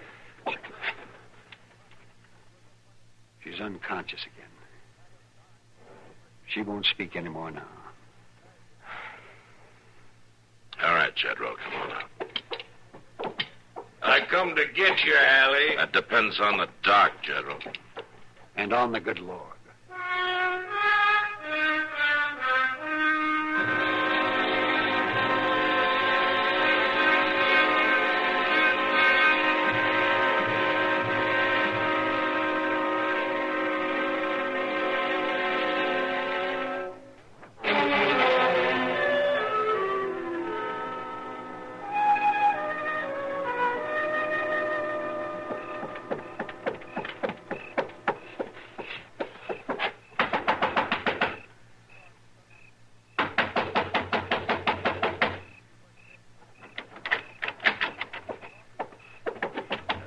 Matt. Huh? Oh, Matt. What? Wake up, Matt. What? Come, wake up. What? Oh. Doc, what are you doing here? She's gone, Matt. The woman's gone. You mean Hallie? Yes, Matt. I had to go up to the Maury place tonight on a call. When I got back, she was gone. Well, she can't stand it, Matt. She's not well enough. Yeah. Well, hand me that other boot, will you, Doc? Jedro must have been waiting. Yeah. And that wagon's gone, too. That old one you left out back of the office. Oh, thanks, Doc. I'll go get the horses. Go get Chester for me, will you? And have him meet me at the livery stable. Sure, Matt. And I'm awfully sorry this happened. But don't worry about it, Doc. We'll get her. I hope so, Matt. I hope so.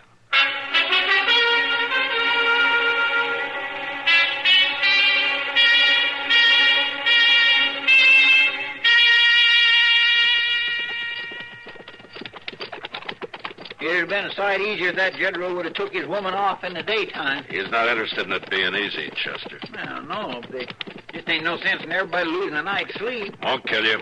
I reckon not, but all the same. Looks like that might be the wagon there ahead. Say it does for a fact. Yeah, come on.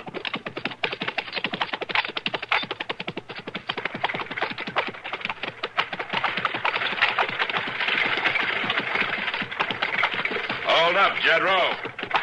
I keep telling you, Marshal, she's my woman. She's not in any shape to move, Jedro. And that just ain't none of your affair. I told you once it's my affair when somebody is killed, and this would be a killing just like a shooting. Now, come on, stop the wagon. All right, grab the reins, Chester. Here now. Let go of him.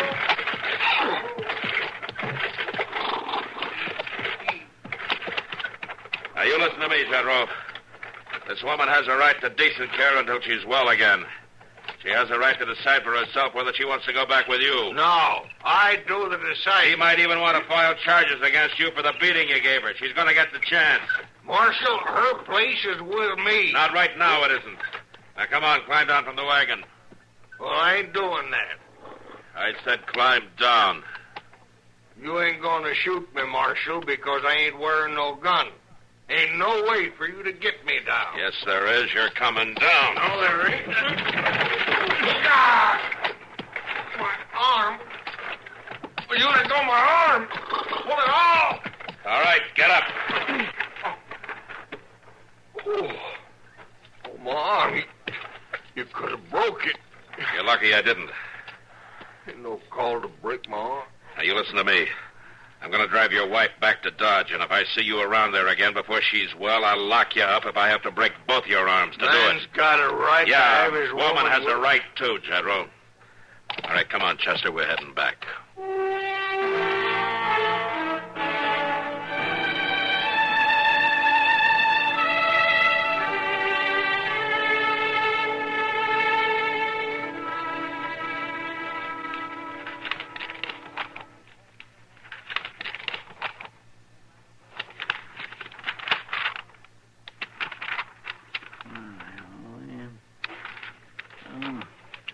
Look at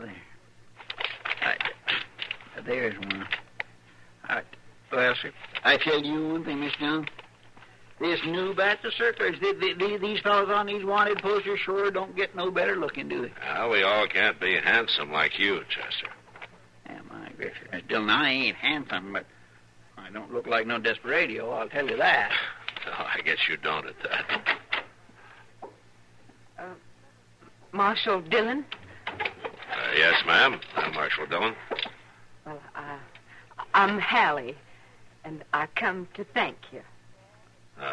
Hallie? Well, Doc Adams told me all you done, fetching me to him and all. Oh, Hallie.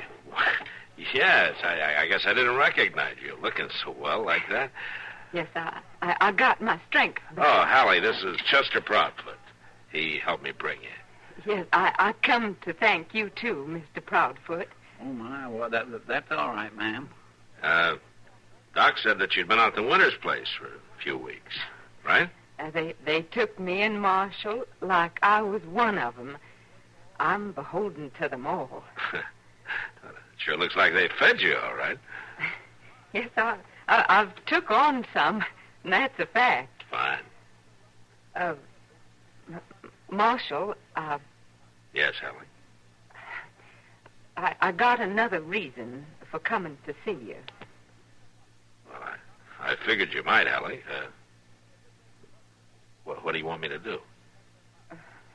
Well, that's just it, Marshal. I don't want you to do nothing. No. What do you mean? Well, it's that I'm trying to save you some trouble, like, Marshal. How's that? I just want to save you the trouble of coming after me. What? You think Jedro's coming again?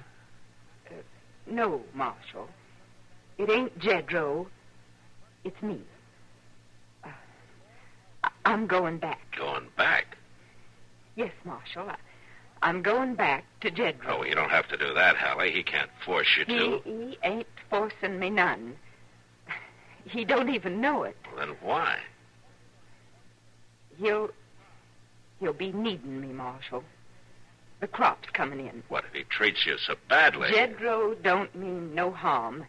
And if we get a good crop, maybe we'd have enough to eat this year. And Jedro ain't took mean so often when he's eating regular. Hallie, you've been a very sick woman. You better think this over. I've been thinking. That's my place out there. I spoke up to the preacher that I'd take Jedro. The law will protect you, Hallie. You don't have to go back to him. Yes, I do, Marshal. Yes, I do. A woman belongs where her man is. I'm thanking you, Marshal, but I'm going back.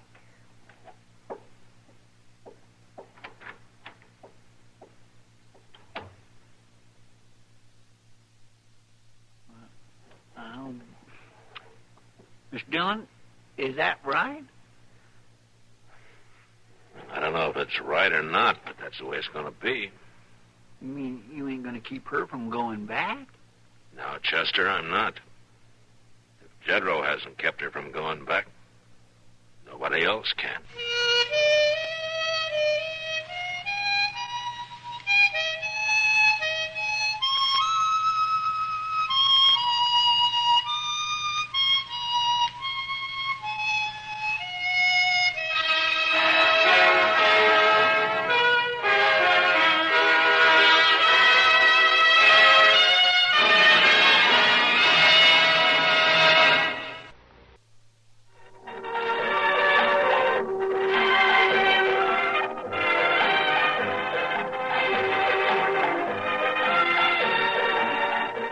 Gunsmoke. Produced and directed in Hollywood by Norman Macdonald, stars William Conrad as Matt Dillon, U.S. Marshal. The story was specially written for Gunsmoke by Marion Clark, with editorial supervision by John Meston. Featured in the cast were Lawrence Dobkin, Virginia Christine, and James Nusser. Harley Bear is Chester, Howard McNear is Doc, and Georgia Ellis is Kitty.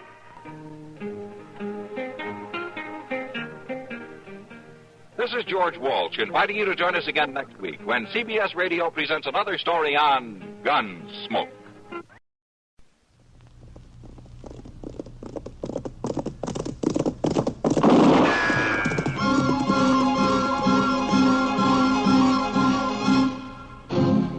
Around Dodge City and in the territory on West, there's just one way to handle the killers and the spoilers, and that's with a U.S. Marshal and the smell of Gunsmoke.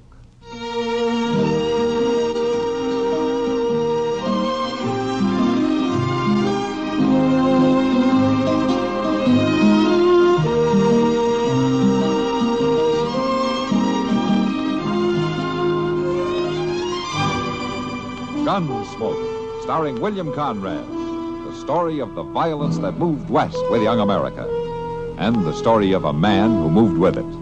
I'm that man, Matt Dillon, United States Marshal. The first man they look for and the last they want to meet. It's a chancy job, and it makes a man watchful and a little lonely.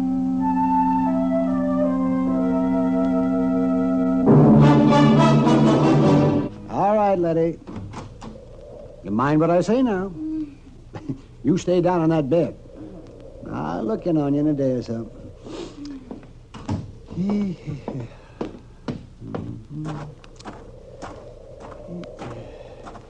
Oh, sorry to have kept you waiting out here so long, Kitty. But Letty had a lot on her mind. That's all right, Doc. Kind of nice sitting here with the evening breeze blowing. Yes, the air moves around more out here than it does in town, and that's a fact. Come on. Is Letty going to be all right? No, Kitty, she isn't. Oh, I'm sorry. It's her own fault. That sounds kind of heartless, Doc. No, I mean it. She calls me out here to tend to her when she feels bad enough, and then she never pays any attention to what I say. What do you mean? Well, sure as I'm driving this buggy, she's up on her feet right now. Oh, yes, doing some hard chore around the place. Wearing herself right down into another spell. Oh, I'm telling you, I just do not know how women do it. Well, they'll tell you the work won't get done by itself. Oh, yes, they tell me that, all right, but there's not a bit of sense to it. Waiting a day or two to scrub a floor wouldn't matter, not at all. It would to a woman. Oh, now you see. Oh, you're all alike. Oh, come on, Doc. Let's not argue our way back to Dodge. I don't get a chance to ride out on your calls with you very often. I don't want to spoil it by having to defend womankind, or mankind either, for that matter. All right, Kitty. I'm kind of sorry we can't stay out a little longer. Yeah, I am, too. It's not exactly refreshing in the Long Branch these hot nights. Yeah, I didn't think so. Well, if it weren't for that fool Hud Perkins, we wouldn't have to hurry back. Something the matter with Hud? No, I doubt it. I doubt if there's anything wrong with him that a little less whiskey wouldn't cure. But I promised him I'd look him over when I got back to town. He sure does a lot of talking about how good your doctoring is. You better take good care of him, Doc. He'll drum you up a lot of business. Nah, he just needs somebody to tell him every so often that he hasn't got a fatal disease. Yet. And that makes him real good and friendly. Till the next time. Well, he's your friend, that's for certain. Doc, look, there's somebody standing in the road up ahead. Doc, it's an Indian. I see him, Kitty. Just sit quiet. He's not going to move out of the road. He wants us to stop. He's got a gun. No, don't be frightened, Kitty. Just sit still. Yeah.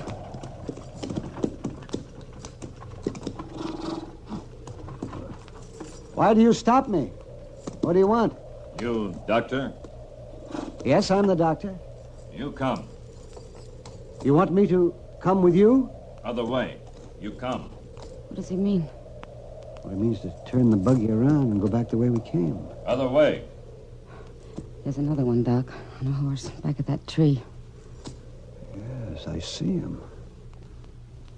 I expect we better do what they want.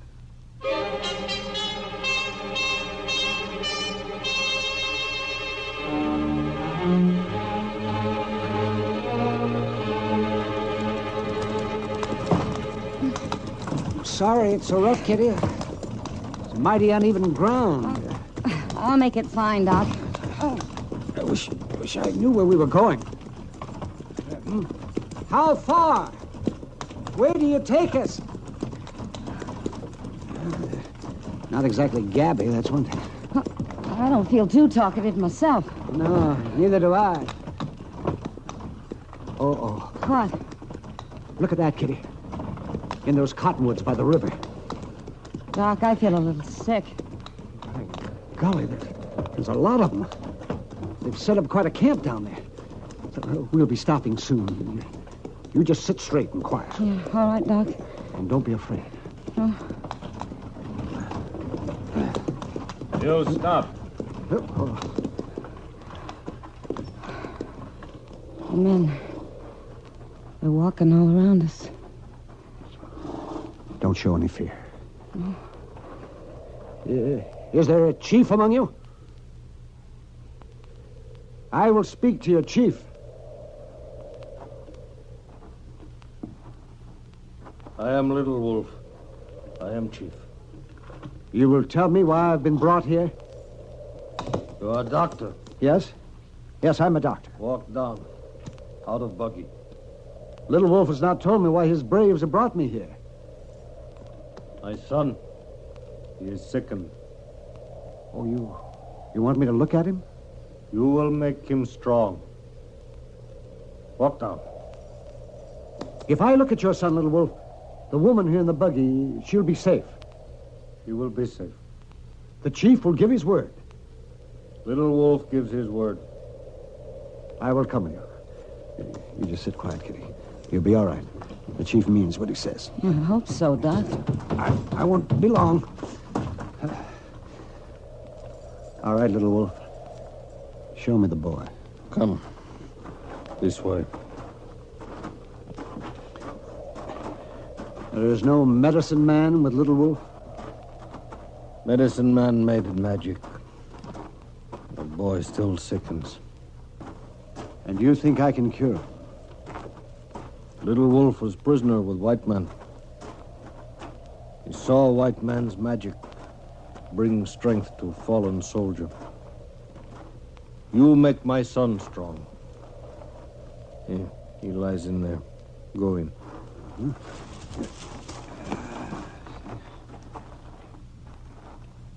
Yes. I see.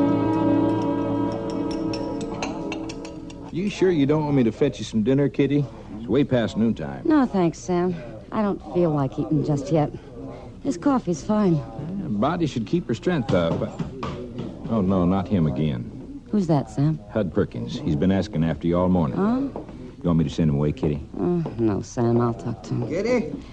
Yeah, Hud. Well, I've been in here looking for you on and off all morning. What's on your mind? I want to know where Doc is. That's what's on my mind. He was supposed to doctor me last night. Well, he had to stay with somebody sicker than you are, Hud. Letty Green? Why, there ain't nothing wrong with her to amount to anything. Lim told me she's up and around already. Not Letty Green. He give me his word he'd be here. He ain't got no right to go back on his word like Hud, that. for heaven's sake. Besides, there's something mighty strange going on. Moss Grimmick says you brung Doc's buggy in yourself.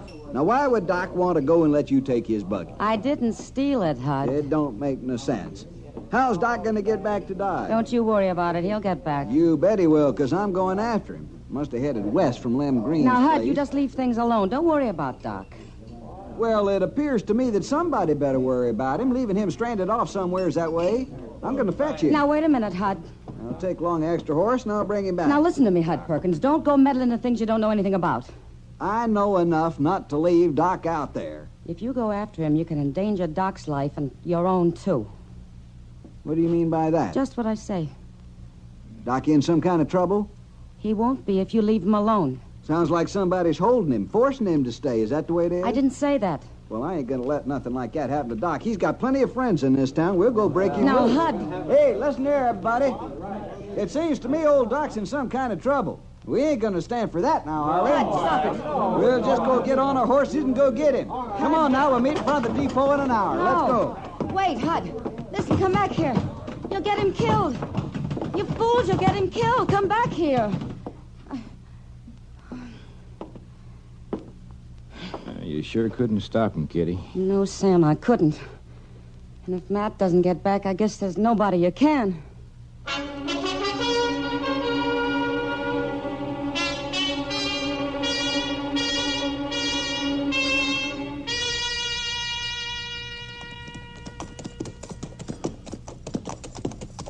I declare, Mr. Dillon, a day like today could drive a man to take a midweek bath. Yeah, Chester, it did get pretty dirty out there, didn't it? Pretty dirty. Ooh-wee. Say, you can tell folks you spent the best part of the day looking for 3 old sows. Well, if they ask me, I'll tell them, yeah. That's a fine thing for a U.S. Marshal to be doing. You really think Mort Huggins thought them old sows was stole? Sure he thought so, Chester. Mort Huggins is a good man. He wouldn't get us out there on On a wild sow chase? Did you hear that, Mr. Dillon? A wild sow I heard it, Chester. Yeah, well, that was kind of a joke. You see, Yeah. I could have said well, a wild... I can think of a better one. What? A picture of you rooting those mired-down sows out of that slough. I guess that was a sight, all right. You take my horse on around to the livery stable, will you, Chester? I want to get right back to the office. Yes, sir, I will.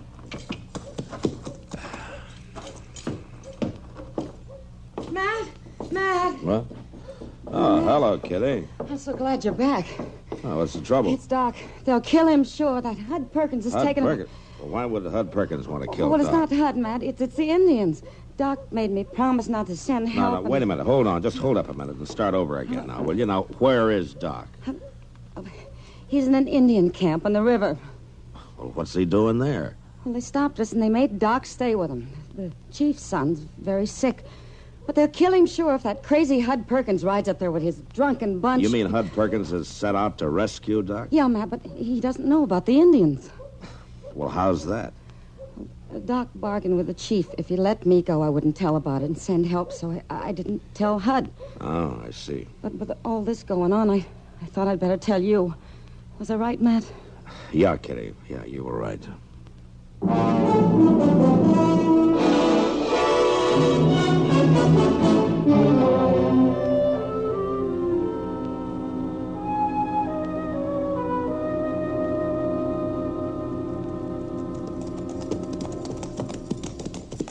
Mr. Dillon, you don't think Hud Perkins would be fool enough to ride all night, do you? Well, I don't know, Chester. He's not the kind to stop and figure things out. He sure ain't. The simpleton, he don't even know where he's headed for. And I hope we find him in time to tell him. Well, looks like we're having a little luck. Somebody's fired down that wash there. Reckon it's Hud's? Well, I hope it's Hud's. Come on.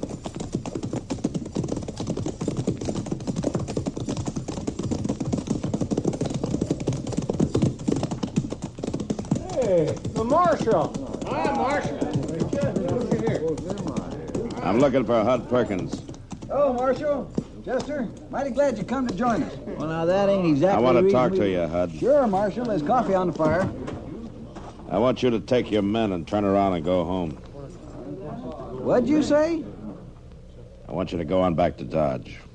Now, listen, Marshal. I set out to get Doc out of a fix, and I mean to do it. You know where he is? No, but we'll find him. Come morning, we're going to spread out. We'll find him. You know what kind of a fix he's in? That don't matter none. I'm going to get him out of it, that's all. A good friend like Doc, it don't matter to me who's holding him. Well, it ought to matter. Don't make no difference to me. Not even if it's Indians? Indians? A moving band of Indians down the river away. They're holding Doc to tend to the chief's son. Oh, that's the way it is. Yeah, that's the way it is. And the sooner you turn around and head back to Dodge, the better. Marshal, I ain't afraid of no Indians. We ain't afraid of no Indians, are we, boys? If the Indians have old Doc, we'll just break him loose, won't we, boys? All right, be quiet, all of you. Now, listen to me. Is there anybody here who thinks he's a better friend of Doc Adams than I am? Well, is there? All right, then. You know that I'm as interested in getting him out as anybody is. Well, let's go get him, man. And I'll tell you one thing for sure. If you all ride out on that Indian camp, you won't be doing Doc a favor. The least that'll happen is that you'll get him killed. And there'll probably be an Indian uprising to boot. Now, the best thing you can do for Doc is to turn around and go home and let me handle this. You figure to take care of it alone, Marshal? If it can be done at all, that's the only way to do it. Well, now, listen to him, boys. The Marshal thinks he can do the job better than all us together. Look, I know about these things. It's my job to know about them. Now, you go on, Hud. You go on back to Dodge, and you take these men with you. You always got to be the whole show, don't you, Marshal? Well, that may work in Dodge City, but it don't work out here. You tell me to go back to Dodge, you got a fight on your hands. All right, Hud. You suit yourself. You ain't giving me no more orders.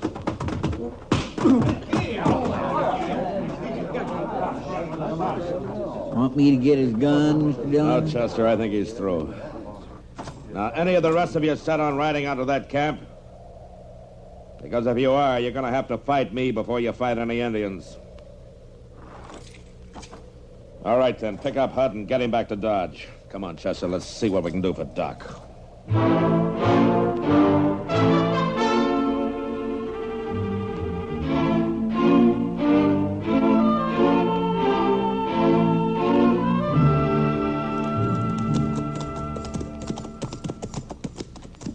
He sure must have saw us coming by now, Mr. Dillon. Yeah.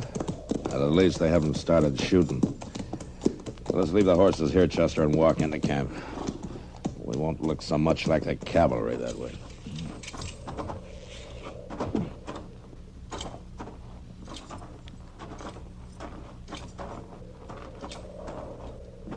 White men stopped.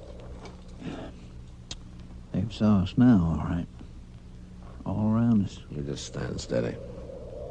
We come in peace. White men wear guns. Our guns stay covered. Indian guns not covered. You reckon they're going to shoot? I don't know, Chester. Just don't make any fast moves. It's all right. It's all right. They're friends of mine. The two white men are friends of mine. Yeah, it's all right now. It's all right, I tell you. You can put your guns down. My gracious alive, Mr. Dillon, them Indians are doing just what he says to do. Hello, Matt and Chester.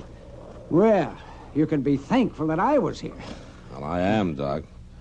But you don't seem very glad to see us. And I told Kitty not to send anybody after me. That's a long story, Doc. I'm not interested in any long stories, Matt. Now that you've come now, how do you figure to get me back to Dodge? Riding behind one of you two? Well, to tell you the truth, Doc, we figured to get you out the best way we could. Well, it's a good thing I didn't rely on you to work things out. Oh, you there, bring me my horse. Doc, you mean they give you your very own horse to keep? Why, certainly, Chester. That was part of the bargain. If I cured the boy, I got a horse and my freedom. What about the other part of the bargain, Doc? What if you hadn't cured the boy? Well, that's pretty simple, man. I wouldn't have needed the horse.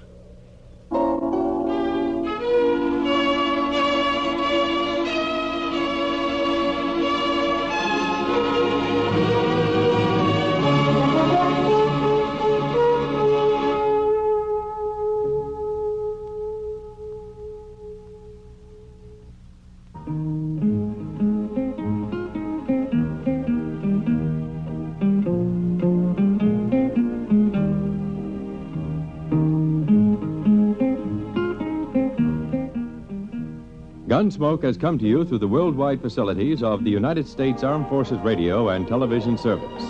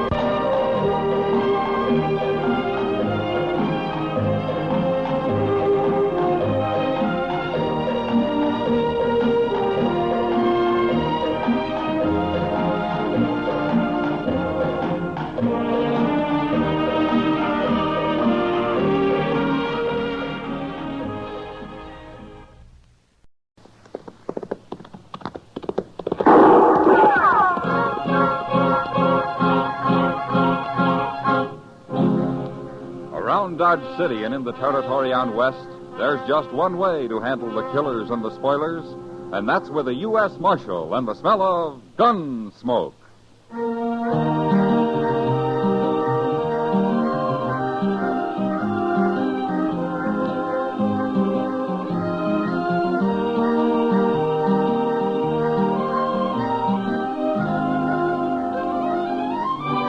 Gunsmoke, starring William Conrad. The story of the violence that moved west with young America. The story of a man who moved with it. Matt Dillon, United States Marshal.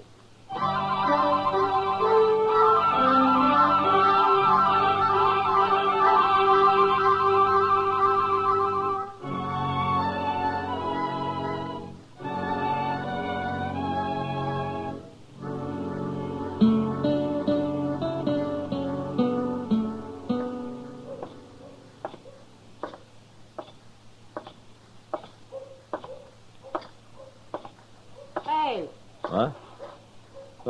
Hello, Kitty. I didn't see you. You'll get shot someday walking around in days like that. You'll get sunstroke sitting out here in the heat and the dust. I don't see people in the daylight very often.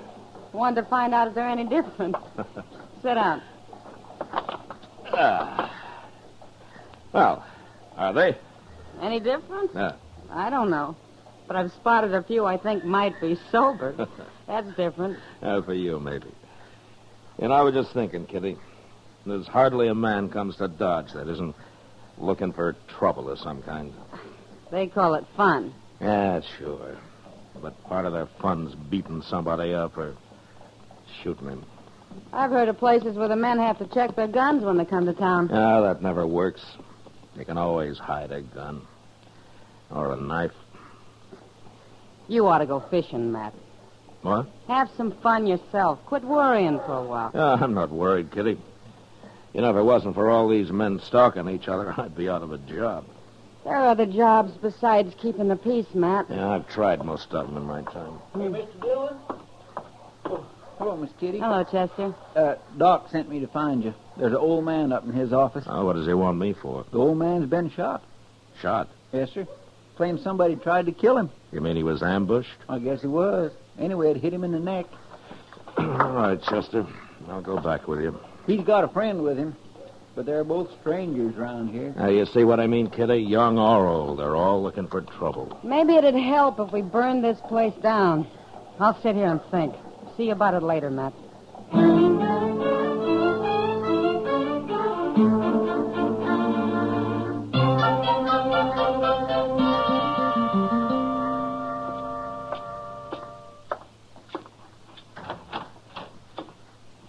Where's the doc? Somebody come for him. Oh, what do you mean? Somebody come for him. That's what. Said somebody else was sick. You're the man that was shot, huh? We don't need you, Marshal. We'll handle this. What's your name, mister? Peavy. John Peavy. My partner's name's Rives. Milligan Rives, Marshal. You ain't never heard of us. Where are you from? Up north. The sodbusters don't usually wear 6 guns. What are you doing in Dodge? We quit the land, Marshal. We're going to enjoy ourselves for change. We ain't never going back. Oh? You're a little old to be making a move like that, aren't you? I ain't hardly 60. Neither is Rives. Mm-hmm. Well, it didn't take you long to get into trouble, did it? We ain't in trouble. Maybe you're not Rives, but Peavy here's just been shot. I told you we'd handle this, Marshal. Ain't nobody gonna sneak up on John Peavy and shoot him. I don't care if she is a woman. A woman? What woman? Oh, you already did talk too much, Peavy. You might as well tell him now. I ain't going to tell him. I'll fix her myself. You'll tell me or I'll throw you in jail till you do. I'm not going to have any women killed around here. Now, do you understand that? Hey, go on, tell him. You already started. Well, all right. She come up the alley, Marshal, next to our sleeping room, and she shot right through the window. Rives seen her running around the corner after. I'm going to fix her good. She's been threatening him, Marshal. I hear to do it. Who is this woman? What's her name? She's one of them gals that works at the Texas Trail, Marshal. Name of Kitty.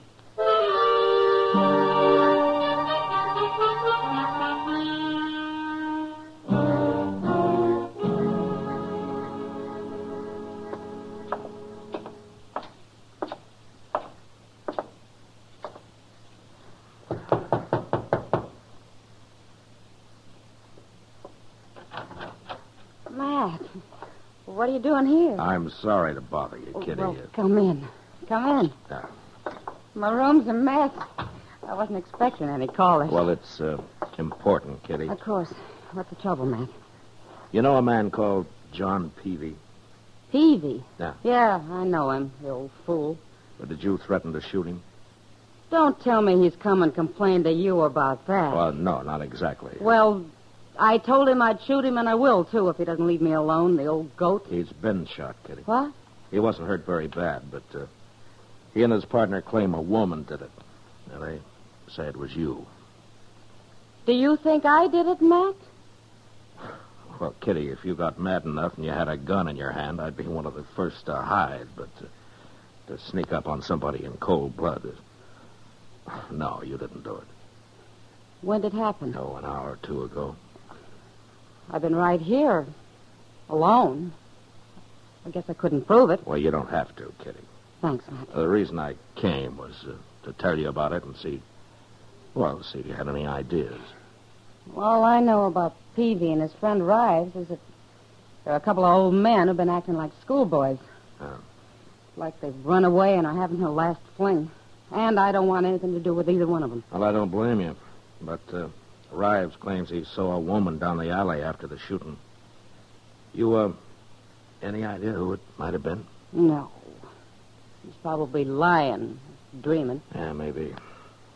Well, if you hear anything, let me know, Kitty. And if Peavy gives you any more trouble, send for me. I sure will.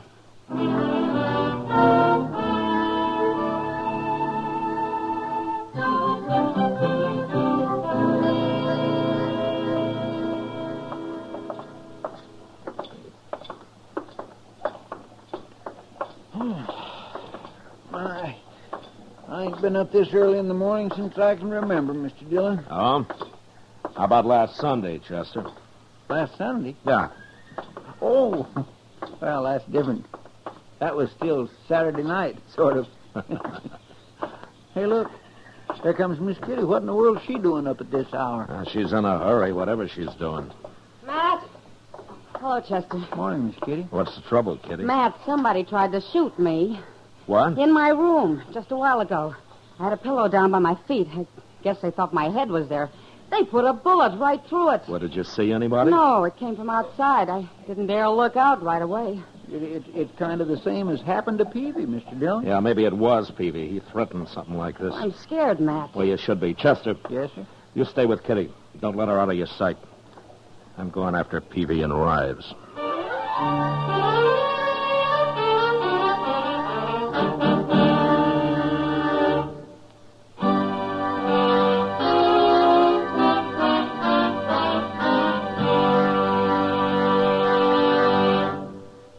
We will return for the second act of Gunsmoke in just a moment. But first, every Tuesday, Pam and Jerry North prove that solving a murder is a family affair.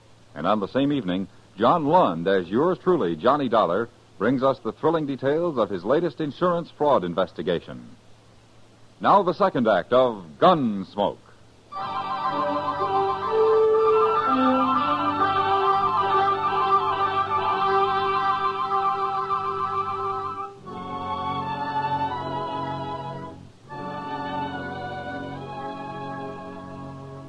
By noon, I'd searched the whole town, and there was no sign of Peavy or his friend Rives. They'd disappeared. And until I found them, I didn't dare leave Kitty where they could get at her. So I had Chester drive her out to a friend's place a few miles from Dodge, and she was happy to go. Now, we didn't have any luck until the next afternoon.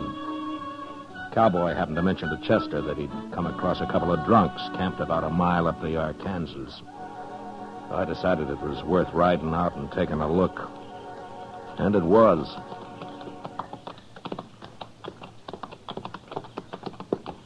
It's them, all right. Yeah, and they've seen us. Keep your head up now. You think they'll fight us? You never know. Oh. Oh, boy. What are you doing out here, Marshal? Looking for you. Well, you found us. Get down and have a drink.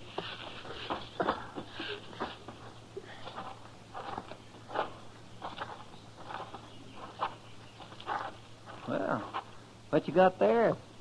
Corn liquor. Only about half a jug left, though. What's that other jug? We killed that yesterday. Here, have a swallow. Well, say now, that's right kind of... Chester. But of course I don't drink before sundown. Leastwise, not very often. What'd you come out here for if you don't want to drink?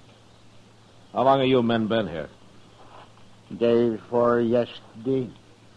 Peavy's neck was bothering him, and I figured a couple of days in camp like this might ease it off some. I get to feeling better. I'm going back and teach that gal Kitty a lesson, though.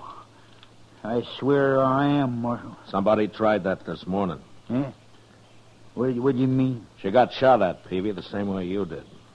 That don't make no sense. Why, he's just thinking you done it, Peavy. How could I do her? I've been laying here drunk for 2 days. Anyway, I wouldn't shoot no woman, Marshal. I beat him up a little, that's all. You know, knock him around. Well, what kind of men you think we are? I don't know.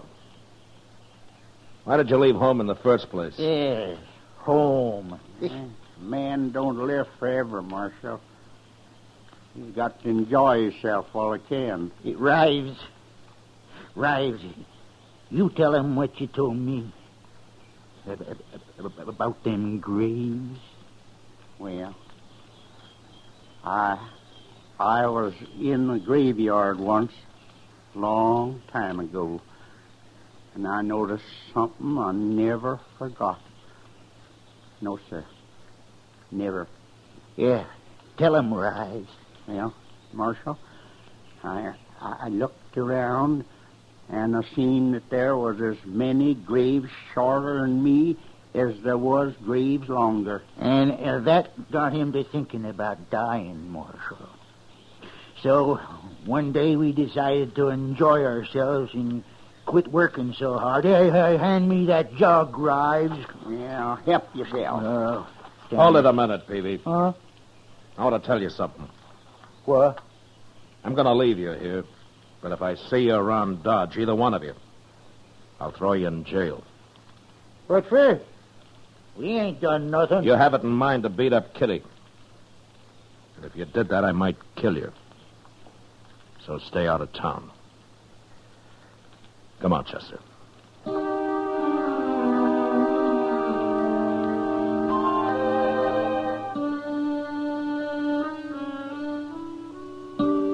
We left them there, passing the jug back and forth across their fire on the riverbank.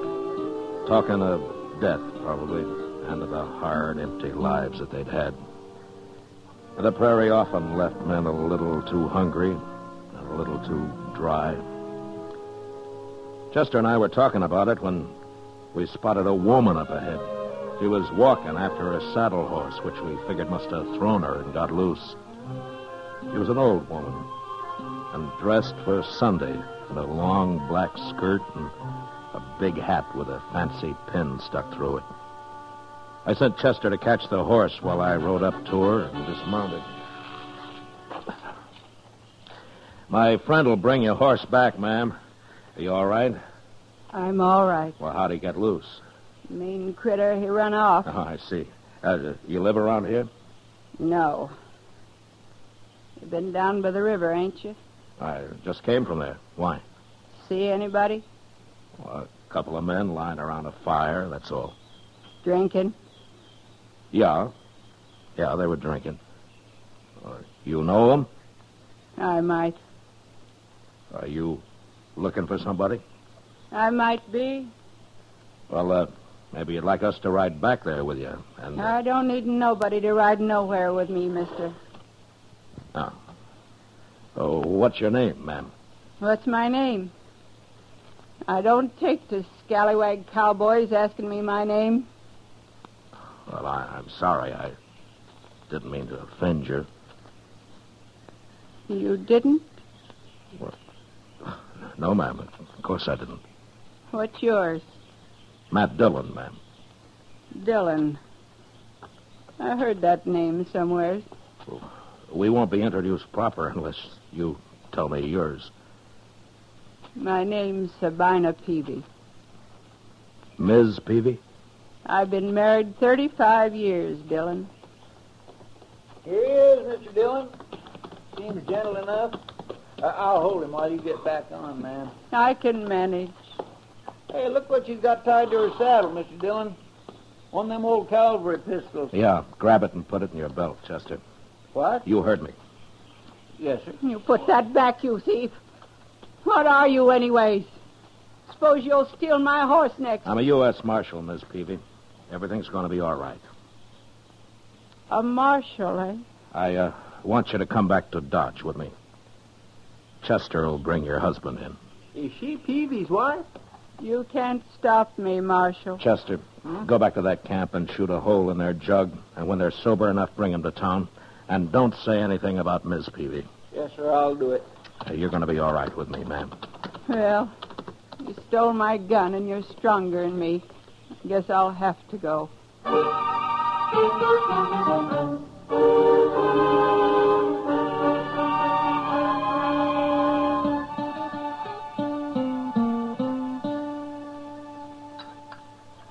Shall I make another pot of coffee for us, ma'am? No. No, thanks, Dillon. They ought to be here pretty soon. It's nearly evening. You'll tell that girl, Kitty, how sorry I am I tried to shoot her, won't you? I'm sure Kitty will understand. Imagine me being blind jealous after 35 years. You told me you were out to kill your husband. If that's true, why would you be jealous? You can be jealous. even if you hate a man, Dillon. You hate Peavy? I didn't know how much I hated him till the day that old fool Rives come by. The two of them rode off together. He come into the house and took the money and left, just like that. After 35 years. How'd you know they'd come here? They was always talking about Dodge. They was always talking about laying on the bank of the Arkansas and drinking corn liquor, too. I knowed where they was. You're mighty dressed up for a woman riding out to shoot a man. Well, it seemed fitting somehow. Only good clothes I ever owned, Dillon. Wore 'em when I left home, St. Louis. Yeah. Well, I'm glad I ran into you, Miss Peavy, before it was too late. I'll talk to him. I told you I would. But I ain't never going back to him. He's had his fun. Maybe he'll settle down now. Not with me, he won't. Dillon, I bore that man 13 children. 13? 11 of them died. And he beat me every time we lost one. Every time, Dillon. Oh, I see. Well, where are the other two? He ran them off. Don't know where they are. Oh.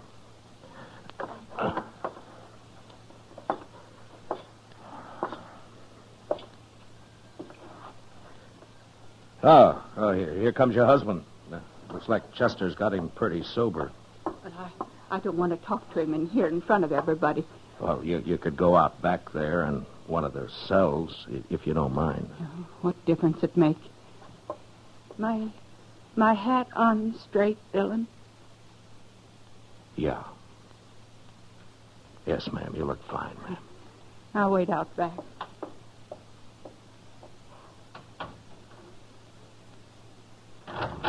All right, in here. Here they are, Mr. Dillon. Sober as deacons. What's this all about, Marshal? What do you want us for? We ain't bothered nobody. Peavy, you go out back through that door. There's somebody wants to see you. Who? Get moving. No, you stay here, Rives. Go on, Peavy. Well, all right.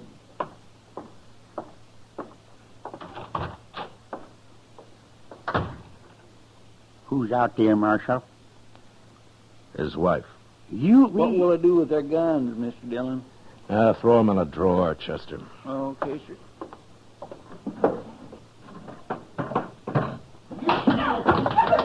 Hey, what's that? He's beating her. Come on.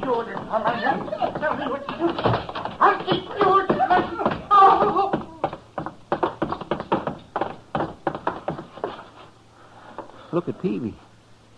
She knocked him out. I think I killed him, Dillon. Killed him? He sure looks dead. You stabbed him. I had been. He beat me for the last time. Said he was going to kill me. I put it right in his heart. When you old devil, I'll get you. No, you won't, Rives. Miss Peavy, you come with me. Chester, lock up Rives in another cell. What for? You can't lock me up. Oh, you ain't even armed, Rives. Get moving. How I tell you, I'm an innocent man. All right, sir. Come into the office, man. Shut up. Your voice itches my ears. I'll have to listen, sir. He was going to kill me, Dillon. I know he was. Well, I shouldn't have let him be alone with you. You didn't know. What are you going to do with me now? You mentioned St. Louis, Miss Peavy. You have any people there? My sister. She's all that's left. Huh. Well, how'd you like to see her? You ain't holding me? It was self-defense. Then I can go.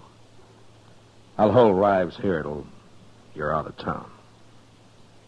Oh, but I can't get to St. Louis. Took all her money when he run off. It's all spent. I know it. Miss Peavy, would you think I'm a scallywag cowboy if I offered to stake you to St. Louis? Thanks, Dylan.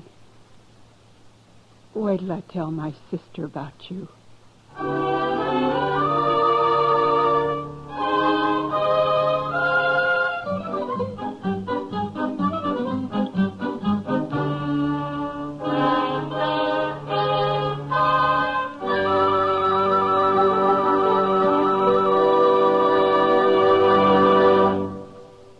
Gunsmoke, under the direction of Norman Macdonald, stars William Conrad as Matt Dillon, U.S. Marshal.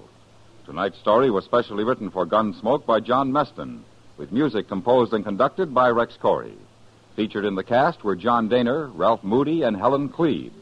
Harley Bear is Chester, and Georgia Ellis is Kitty. Join us again next week as Matt Dillon, U.S. Marshal, fights to bring law and order out of the wild violence of the West in Gunsmoke.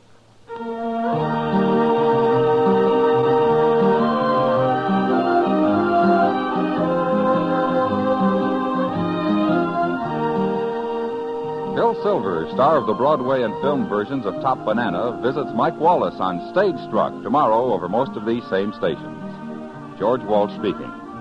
Stay tuned for Gangbusters, which follows in a few minutes over most of these same stations.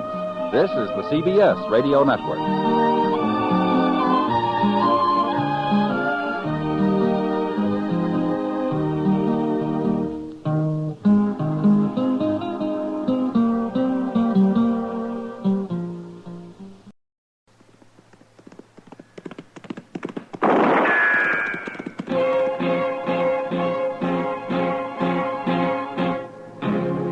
Gunsmoke, brought to you by Chesterfield.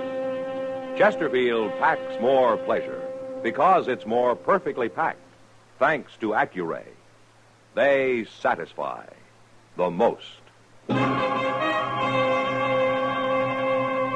Around Dodge City and in the territory on West, there's just one way to handle the killers and the spoilers, and that's with a U.S. Marshal and the smell of gun smoke.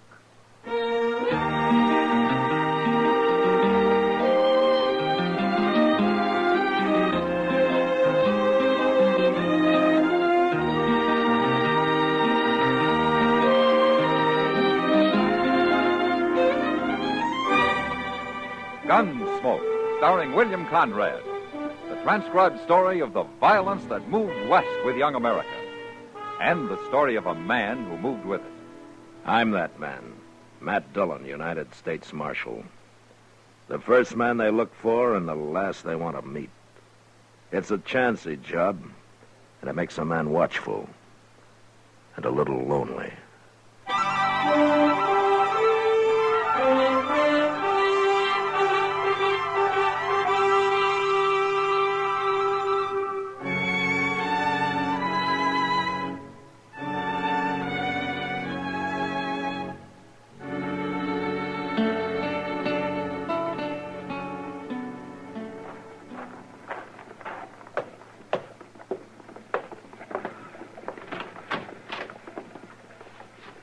This the marshal's office? Yeah, come in, stranger.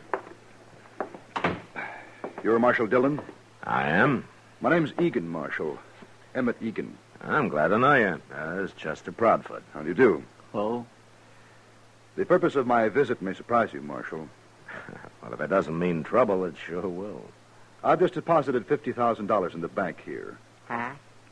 That's a lot of money, Egan. Well, it's taken me ever since the war to earn it. I've been up in Chicago, Marshal, running cattle auctions for a man named Swift, but I'm through with that now. No? I'm going to try something new. Marshal, I don't intend any insult. But if you need money, name your price. I'm afraid I don't follow you, Egan. I want your job. What? I want to be Marshal here. All right, say it out, Egan. I'm serious, Marshal. There are no tricks to this. I've been to Washington, and the War Department's endorsed my application, but they tell me there are no openings, so I came to Dodge. I thought if I can somehow persuade you to quit, maybe they'll put me on here. I think you are serious. Oh, I am. It's simple enough. I'm tired of the kind of work I was doing, and I want to try this. Something exciting. Oh, I see. What would you advise me to do, Marshal? Go back to Chicago. You're a lot safer there. You think I'm not qualified to be a lawman? Well, you're wearing a gun. Well, I'm accustomed to authority, Marshal. I was a major under General McClellan. Took my first bullet in the Chickahominy in '62. I see. Is this your first trip to the frontier, Mr. Egan? It's my first since '67. Uh-huh. Well, I still advise you to go back to Chicago. No, Marshal. All right, Mr. Egan, you want this job so bad, you can have it, as far as I'm concerned. Now, Mr. Dillon... There's very little money in it and absolutely no thanks. I've been a live target for every drunken bum and glory hunter in Kansas about long enough. You mean it, Marshal? Yeah, but on one condition. Yes? That you hang around for a week, see what it's like. And then if you still want it... Oh, I'll want it all right. All right, then we'll start right now. I'm ready. What do we do first? You all set, Chester? My. Yes, sir, I guess so. All right, then follow me.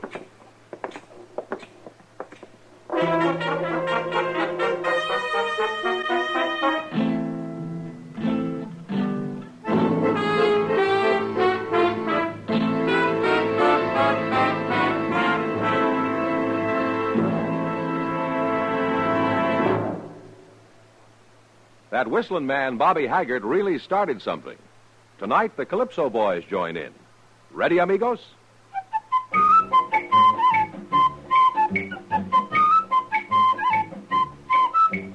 Packs more pleasure, packs more pleasure. Chesterfield packs more pleasure because Chesterfield's more perfectly packed.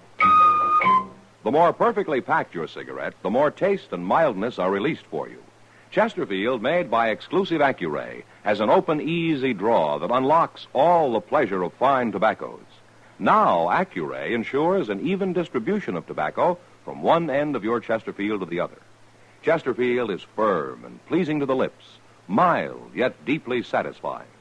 Chesterfield packs more pleasure because Chesterfield's more perfectly packed. To the touch, to the taste, Chesterfield packs more pleasure because it's more perfectly packed. Why Chesterfield? Mild, yet they satisfy the most.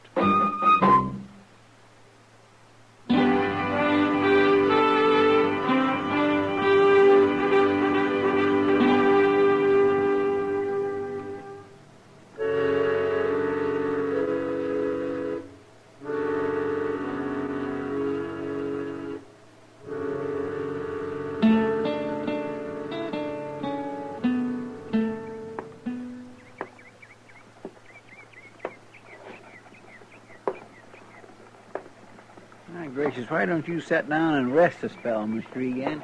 No, thanks. He's going to wear himself out walking up and down that way. Yeah. You got a match, Chester. Cigarette. Here. Oh, thanks.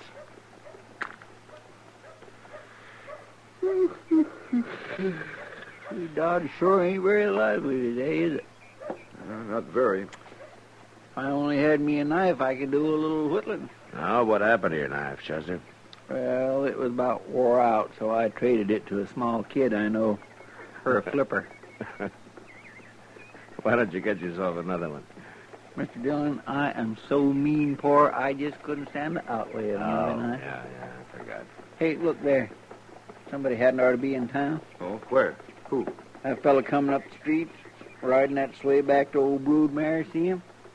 He looks like a farmer. If you call a man whose wife hoes a 10-yard patch of mealy potatoes a farmer, then he's one, all right. You said he shouldn't be in town. He can't be very dangerous. He's dangerous to himself. Oh, what do you mean? Why, he gets a doggone drunk every time he comes in here. He can't hardly climb back up on that old mare. And when he does, he usually falls off summers before he gets home and lays out there on the prairie all night like a dead man. It's a pure wonder he ain't been ate by something. Oh, Marshal, we've been hanging around this porch for 3 hours. I'm beginning to feel like a bum myself. Now, that's part of the job, Egan. Keeping an eye on things, we call it. Keeping an eye on things? You and Chester both are fighting to stay awake. Are you calling it quits, Egan? Oh, no. Of course not. Well, then let's go get a cup of coffee, huh? It'll be dark soon, and we can start making the rounds.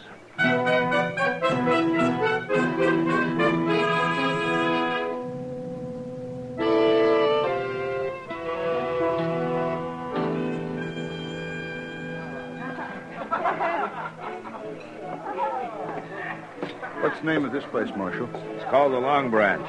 Oh, here comes somebody you ought to know. Evening, Matt. Oh, Kitty. How long you been sitting here? No, not long. Kitty, this is Emmett Egan. How do you do, Miss Kitty? Mr. Egan? Want you to sit down? Uh-huh. I hear you may be our new marshal. What? Now, how in the world... Well, Chester was in a while ago. It's true, isn't it?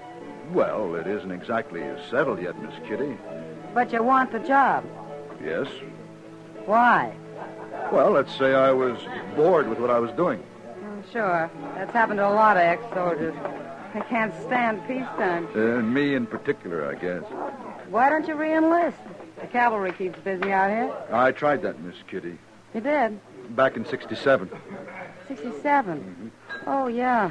The Cheyenne and the Sioux were real active that year, weren't they? Yes, they were, but not where the cavalry was. Wait a minute. Were you with General Hancock? That's right, Marshal. We took to the field for 4 months. We marched and counter-marched all over this country, and then we returned to Fort Harker. Well, what was wrong with that? Well, all we did was burn one empty village, kill 2 young Cheyenne braves, both of whom we later found out were friendly. It took 1,100 men to do that. Oh. Dillon. Yeah, what is it, Chester? I don't know for sure, but I hear there's some kind of trouble down at Moss Grimmick's stable. Well, it's about time something happened around here. Yeah. Now, don't forget, Egan. When it does, somebody usually dies.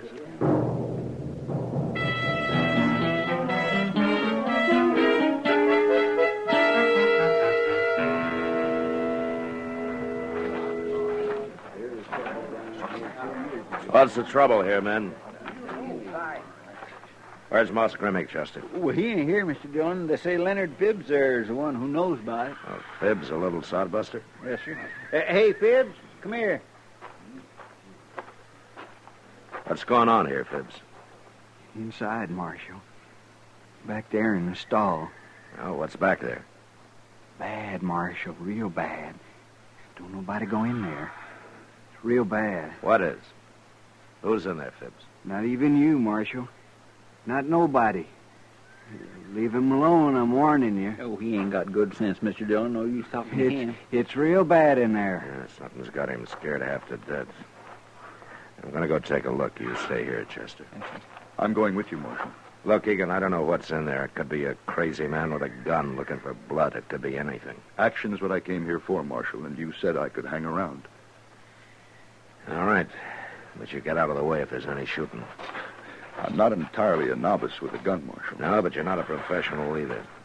Now stay at least 10 paces behind me. Right.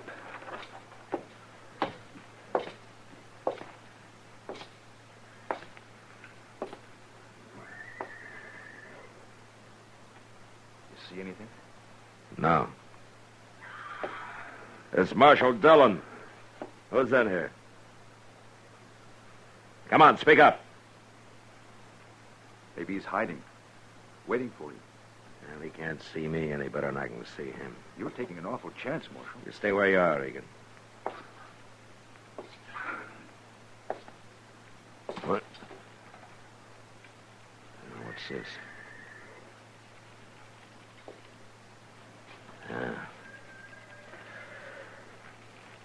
Chester, bring a lantern. All right, Egan. What is it, Marshal? Nothing we have to kill. What do you mean? You'll see when Chester brings the light. Oh, he's coming. What have you found, Mr. Dillon? Hold the lantern over here, Chester. That's your work. Oh, my goodness. Somebody's gone and hung a man. So that's it. Oh, that poor devil. Was this a lynching, Marshal? No, Egan, that's old Tom Sanders. He's been drunk for 20 years. Yeah, I guess he finally decided to break the habit. You won't get any action out of this.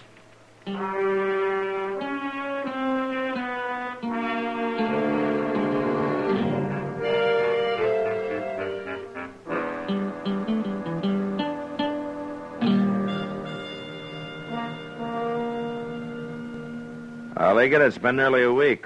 Enough excitement for you? I must admit, Marshal, it's not quite what I'd expected.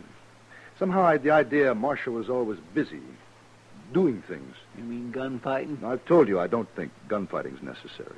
Yeah, I remember. Any man accustomed to command should be able to control these Dodge City ruffians without much trouble. I only draw my gun as a last resort, Egan. And besides, you haven't seen any of these men in action yet. I still want the job, Marshal. Yeah, I know. Oh, Matt? Yeah, come on in, Doc. Say, Matt, you'd better get over the Texas Trail. Oh? You know those fellas Gear and Bozeman? Yeah, I know him. Well, they've got that poor little Leonard Phibbs at the bar there, and they're trying to make him pay for their drinks. He's broke, of course, so they're beating him up. They're doing it real slowly, bit by bit. I tell you, it just makes you sick to watch it. All right, Doc. Wait, Marshal. Yeah, what? Let me handle this. Look, Egan, Gear and Bozeman may be a couple of bullies, but that doesn't mean they're not dangerous. They are. Are you afraid I might be able to handle them, Marshal? Well? Okay, go ahead. Here, take my badge. Tell them you're a deputy. Thank you, Marshal. You gotta learn one way or the other.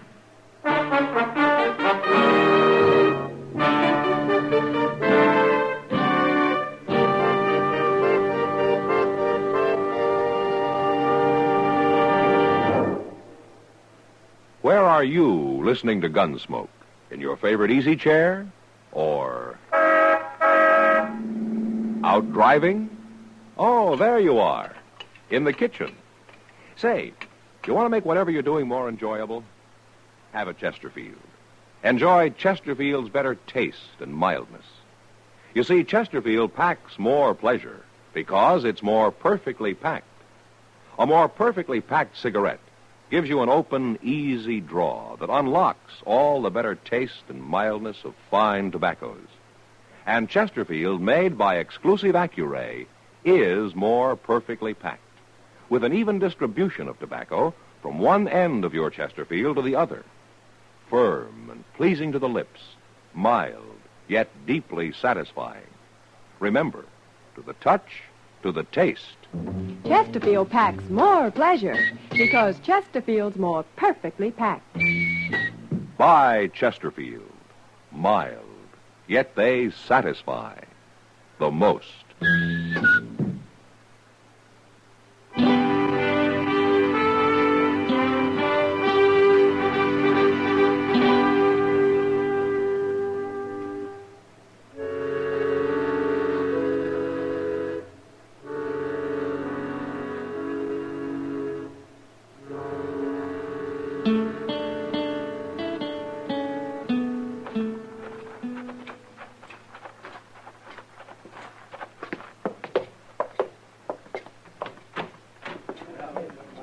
Come on, Chester. I knew you wouldn't leave Mr. Egan all alone. Nobody will look for us coming in the back door. Hey, let's move a little closer. Egan's facing him, Mr. Dillon. Yeah. Oh, look at poor little Phibbs. They got him all bloody What up. makes you think you can do this to a man? Is there no law where you come from? We come from Dodge, Mr. Deputy. Where do you come from? Are you Bozeman or Gear? I'm Bozeman, Mr. Deputy. I'm the one who generally does the talking, but we both do the fighting. You're out of order, Bozeman. What's that? I said you're out of order. I will not tolerate your insolence. I'm not sure, Mr. Deputy. But are you saying you don't like us? That's enough. You and Gear will turn and face the bar while I take your guns. You're the most doggone foolish man I ever saw, Mr. Deputy. Do as I say. Why? Because you're wearing a badge? That's reason enough? Now, Mr. Deputy, that may be reason enough for There'll you. be no shooting. I'm ordering you to face the bar. I guess there's no use talking to you, Mr. Deputy. I'll take him along here. He's going Hold it, Bozeman! All right, that's enough.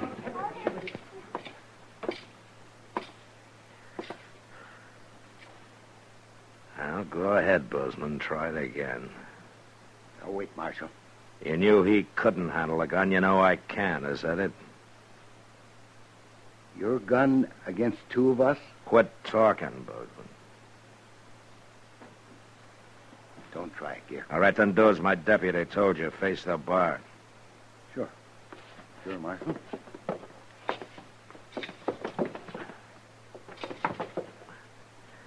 Chester. Yes, sir.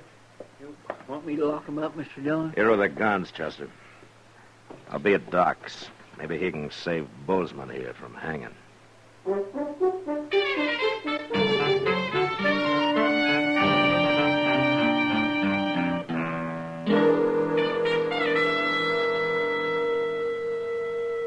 Yeah, it's getting light out, Doc.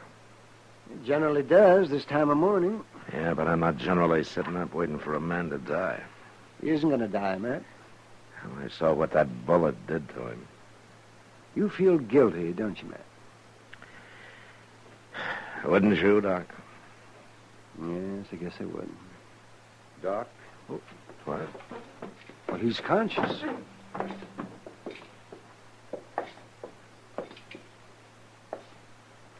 Well, how do you feel, Egan?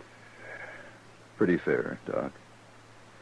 I've been lying here, listening to you talk. Well, you mean you've been conscious for some time? Half hour, maybe. I wanted to get my head clear. Well, a few weeks in bed, and it'll be clear enough. I guess I was lucky. If that bullet had gone 1 inch to the left, you'd have died on the floor, Egan. You were lucky, all right. God protects fools and drunkards, isn't it? Marshal Dillon. Yeah. I heard you saying you felt guilty about this. It wasn't your fault. And I should have known what had happened. But I heard you telling Doc how it happened. You faced them the same way I did. They didn't shoot you. It's a little different with me, Egan. How? This is my profession. I've handled enough men to be professional. Egan, why do you think Bozeman did what I told him to do? Because he knew you'd shoot if he didn't? He not only knew I'd shoot, he knew I'd kill him. He knows I can handle a gun pretty well. In that part of the profession, they don't teach in the Army. Takes years and years to learn. Well, I can't complain anymore about there not being enough action, can I, Marshal? Yeah, your week's up today, Egan. Do you want the job? Marshal, you ever been in California? Not for some time. I hear things are pretty active out there. I'll write you and tell you all about it.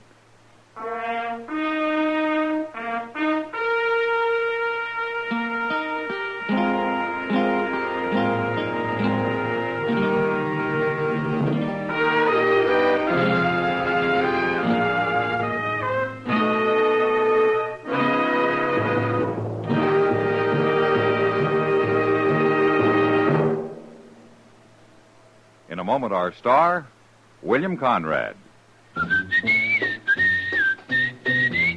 Chesterfield packs more pleasure because Chesterfield's more perfectly packed.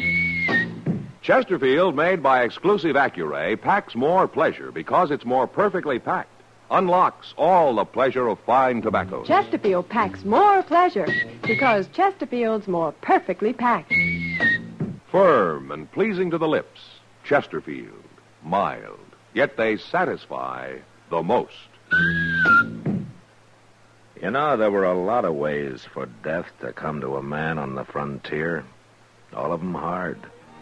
But next week, a man meets death the hardest way of all. At the end of a rope. But that was the West. Good night. Gunsmoke. Produced and directed by Norman McDonald, stars William Conrad as Matt Dillon, U.S. Marshal. Our story was specially written for Gunsmoke by John Meston, with music composed and conducted by Rex Corey. Sound patterns by Tom Hanley and Bill James. Featured in the cast were John Daner, James Nusser, and Harry Bartell. Parley Bear is Chester, Howard McNear is Doc, and Georgia Ellis is Kitty.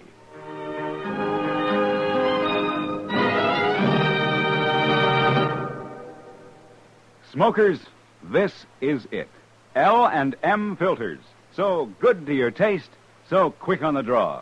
Make today your big red letter day, your L&M red letter day. Superior taste and filter, it's the miracle tip. Make today your big red letter day. Change to L&M today. L&M, so good to your taste. So quick on the draw. Get L&M today. Relax with L&M. So good to your taste, so quick on the draw. Join us again next week for another specially transcribed story on Gunsmoke.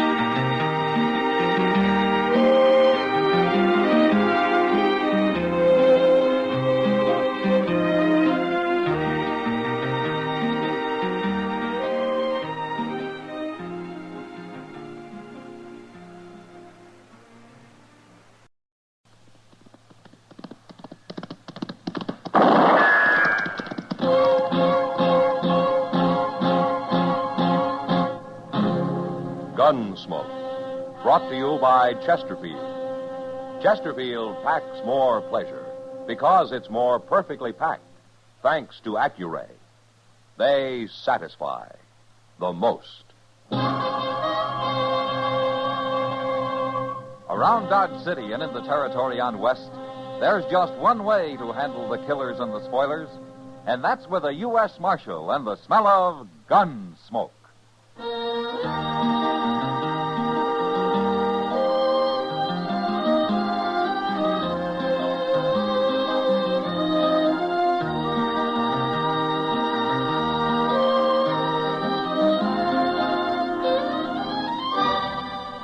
Gunsmoke, starring William Conrad. The transcribed story of the violence that moved west with young America. And the story of a man who moved with it. I'm that man, Matt Dillon, United States Marshal. The first man they look for and the last they want to meet. It's a chancy job, and it makes a man watchful and a little lonely.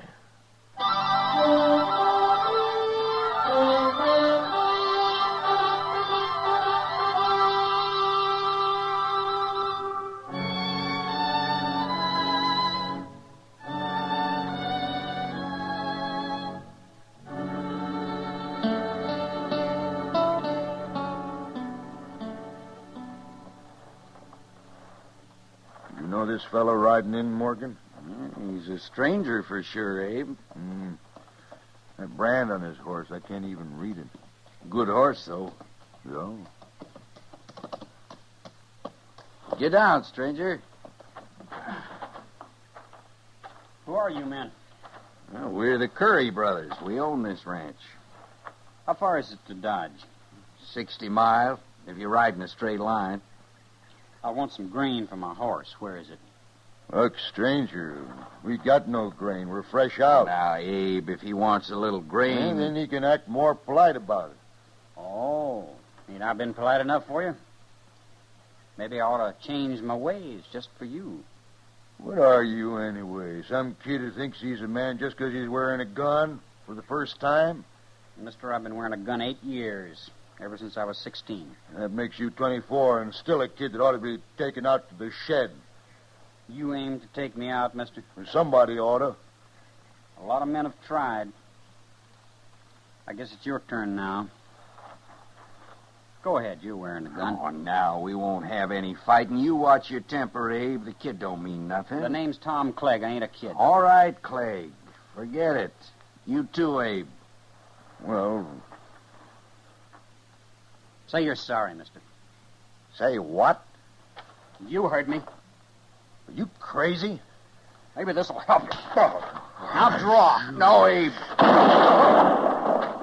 Abe, don't move, mister. You killed him. You killed my brother. Why, he hardly got his hand on his gun.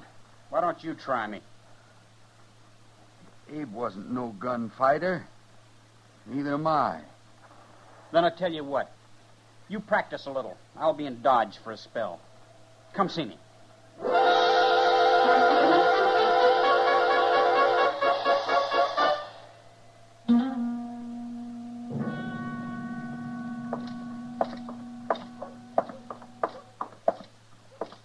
Oh, now, say, there is a good-looking horse, Mr. Dillon. Oh, which one, Chester? That big bay that young fellow's just getting off of there. Oh? Well, ain't he? Well, I wasn't looking at the horse, Chester. Oh, you know that fellow? Yeah, maybe.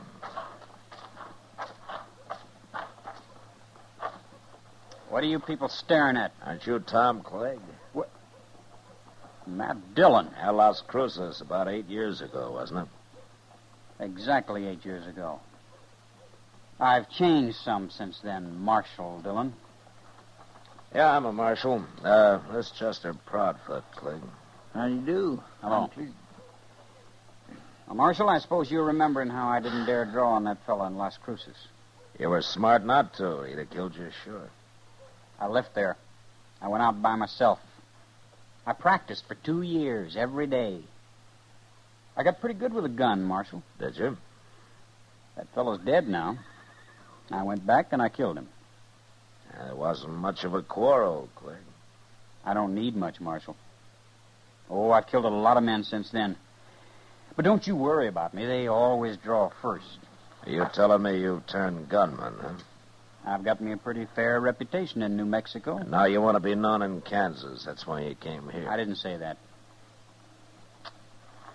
I know you're kind, Clegg. I ought to. I've killed enough of them. Not me, Marshal. You ain't going to kill me. I'm too fast for you and I'm too smart. I'll show you someday.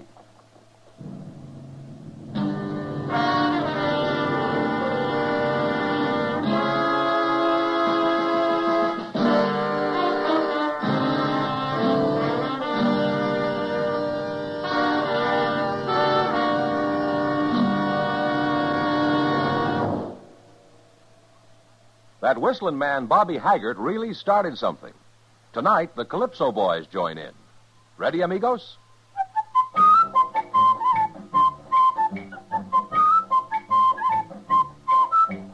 Packs more pleasure, packs more pleasure. Chesterfield packs more pleasure because Chesterfield's more perfectly packed. It stands to reason a cigarette made better and packed better, smokes better, tastes better. And Chesterfield is more perfectly packed by Accuray. This electronic miracle removes human error in cigarette manufacture. So Accuray Chesterfield is firm and pleasing to the lips, mild yet deeply satisfying. Yes, Chesterfield gives you something no other cigarette can give you.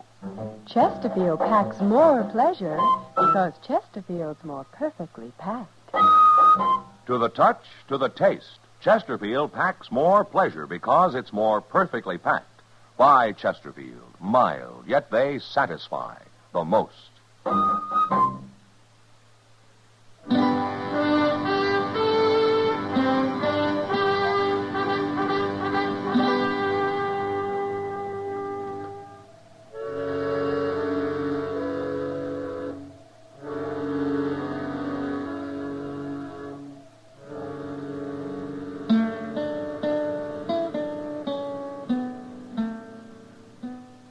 Oh, Chester.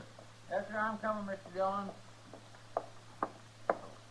What was it you wanted? You all through out there?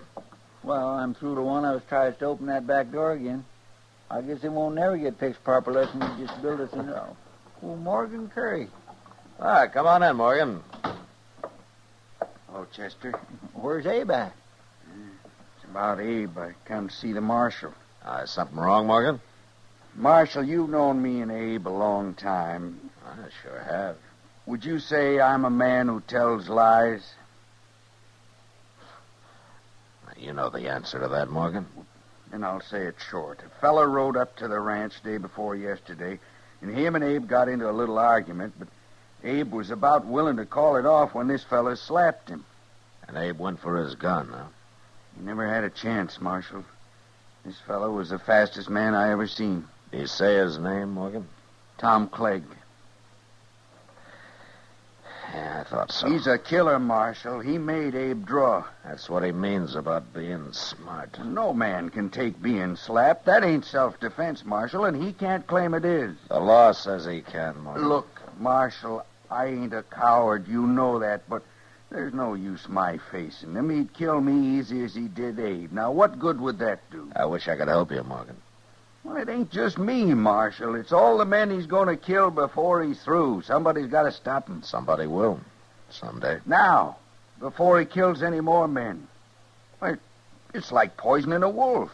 Don't you see that? Morgan, I'm a lawman. When Tom Clegg breaks the law, I'll go after him. But until he does, there's nothing I can do. I don't know if you're fast enough for him, Marshal. But you're the only man I do know who might be. I'm not hired to gun men down, Morgan. He's got to be killed. I'll admit the world would be better off without him. You said something about his being smart. Now, he claimed that. And we'll see how smart he is. Marshal, Tom Clegg's going to die, no matter what. He's going to die.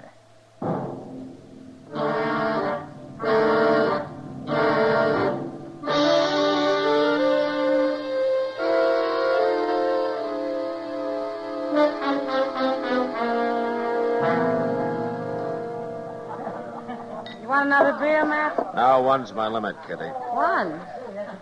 Oh, you're expecting trouble. I didn't say that. One beer said it. You know me too well, Kitty. But you're right about my expecting trouble. Well, I already knew about that. I've watched Morgan Curry following Clegg in and out of here for 2 days now. I don't know what Morgan has in mind, Kitty, but I'm sure he doesn't plan to shoot Clegg in the back or anything like that. Well, he isn't even carrying a gun. Yeah, I know. He just stands around at a distance and sort of keeps an eye on Clegg. It's driving him crazy. But Morgan's not carrying a gun has made Clegg helpless to do anything about it. Maybe he's trying to get him into a fist fight, Matt. Clegg wouldn't fight him, Kitty. He knows he'd get torn apart. It beats me what he's up to. Well, I wish Morgan would go home and forget about it. Maybe it's you he's trying to shame, Matt. Me? What for? For not doing anything about Clegg murdering his brother. It wasn't murder, Kitty. Abe drew first. The way I heard it, Clegg made him draw. And I don't care what the law calls self-defense. Well, I have to, Kitty. I have to care. Yeah, I know, Matt. Well, there they are. What? Clegg. He just went to the bar. Morgan will be along directly. Yeah. Oh, you keep an eye on him, Kitty. Me, keep an eye on him. I got to ride out into the country tomorrow. I'm leaving before dawn so as I can get back early in the afternoon.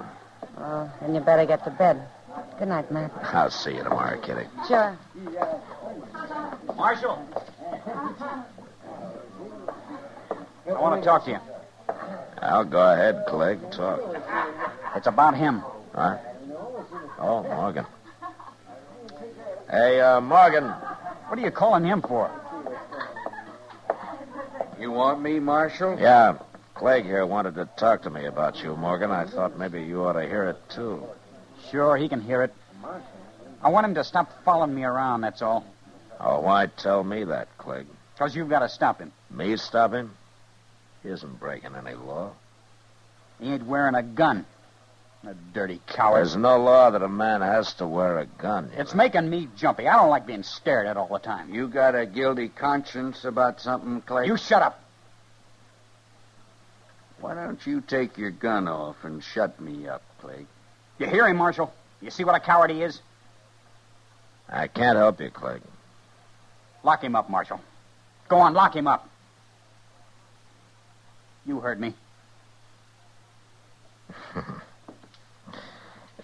Yeah, I heard you. Then do it. Not very likely.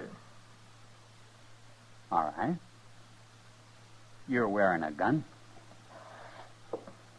Are you a coward, too, Marshal? Morgan, come outside. I want to talk to you. Okay, Marshal. You're both cowards. That's what you are, cowards. Why didn't you kill him in there, Marshal? That was your chance. I'm not a gunman, Morgan. I'm a lawman. Won't you ever understand that? Maybe I'm beginning to. Look, Morgan, it's no use. I'm not going to fight Clegg. Now, you can't use the law for your own revenge. That's not what it's for. Now, why don't you forget this and go back home? Marshal, do you think I'm a coward because I won't put on a gun and let him kill me? I don't know what to think, Morgan. You seem to be doing all the thinking these days. My brother Abe was murdered, Marshal. He was murdered. I'm sorry, Morgan, but there's nothing I can do. Now, good night.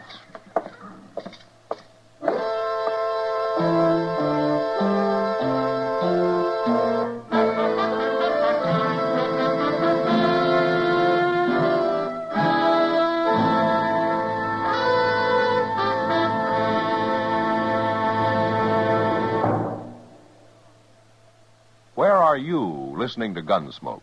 In your favorite easy chair? Or out driving? Oh, there you are. In the kitchen. Say, you want to make whatever you're doing more enjoyable? Have a Chesterfield. Enjoy Chesterfield's better taste and mildness.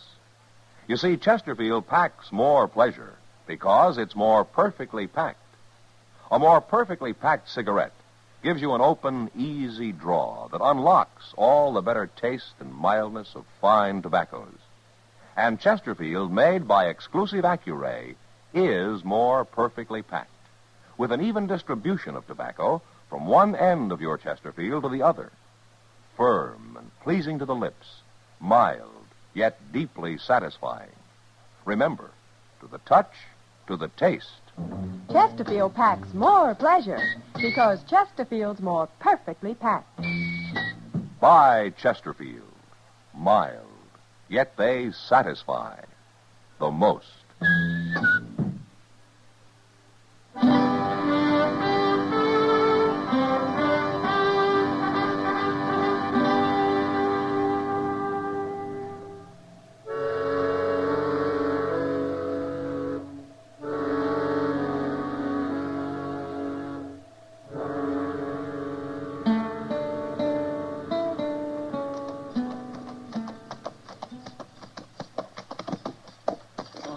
Dillon?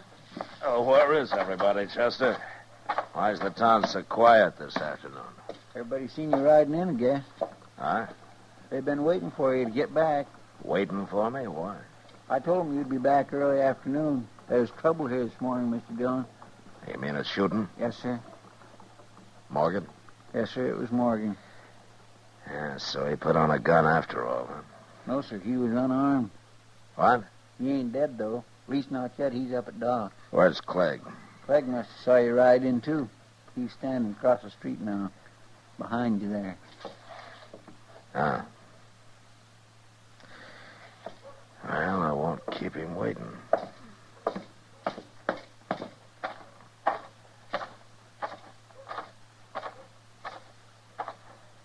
I hear you shot another man, Clegg. He deserved it. Did he?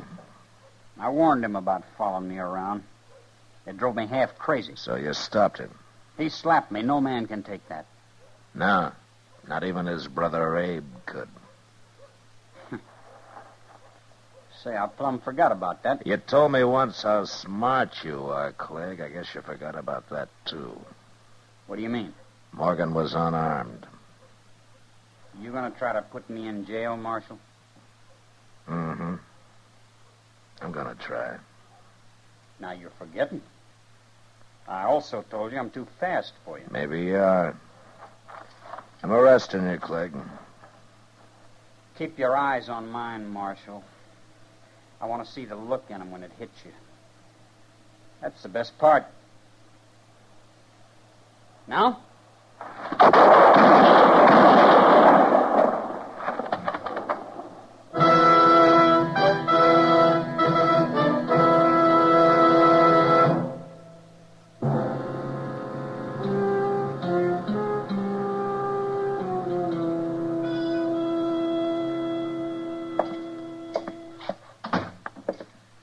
shadow, Matt? Doc? I heard the shots, Matt. I see Clegg still lying there. And if he's got any friends, they can move him. I doubt if he has. A man like that. I guess not, Doc. You did it the only way possible. I was trying to arrest him, Doc. I didn't walk out there to shoot him down. How's Morgan? With 2 bullets in him, he's doing as well as might be expected. I don't mean in what? He's dying, Matt. Yeah. Now, let's go see him. Matter of fact, there's no reason at all he should have lived this long. I can't understand it. Most men would have died on the spot, shot up the way he was. Morgan? Marshal, I heard some shooting. Didn't I? Yeah. Yeah, you did. Was you in it? I was. And Clegg's dead, huh? That's how you wanted it, wasn't it? That's how I wanted it. It's what I've been hanging on for. Morgan, you knew he'd shoot you when you slapped him, didn't you? I had him on edge, Marshal. I planned it that way. Yeah, I thought so. And you were willing to die just to get me to face him, huh? There wasn't no other way. I couldn't have killed him myself. Well, I can't say I admire your thinking, but you're sure not a coward. He murdered my brother. He murdered me the same way. But we got him anyway. Didn't we? Didn't we, Mother?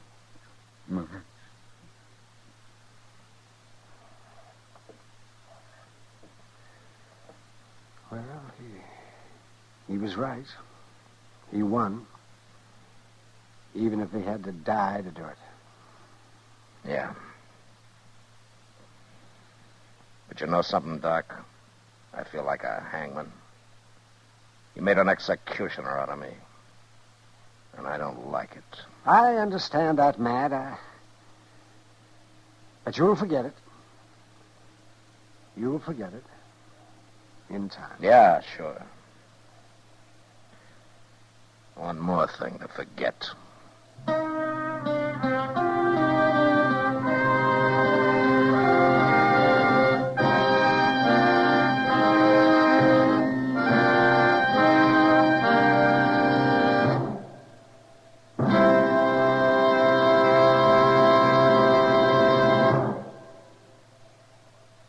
In a moment, our star, William Conrad.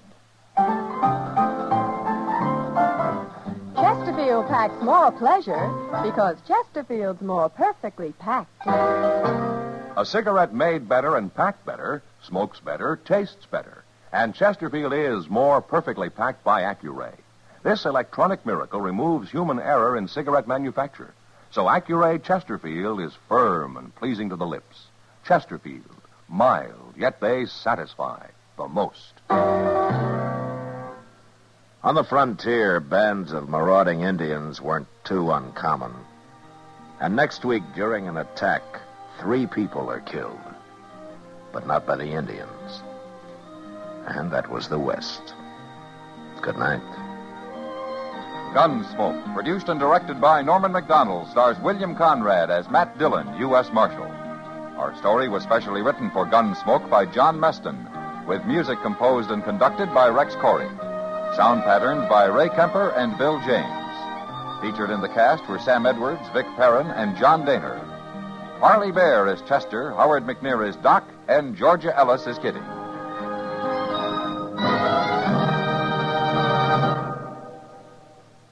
Take a tip from the L&M people, the people who have put the pleasure back into cigarette smoking.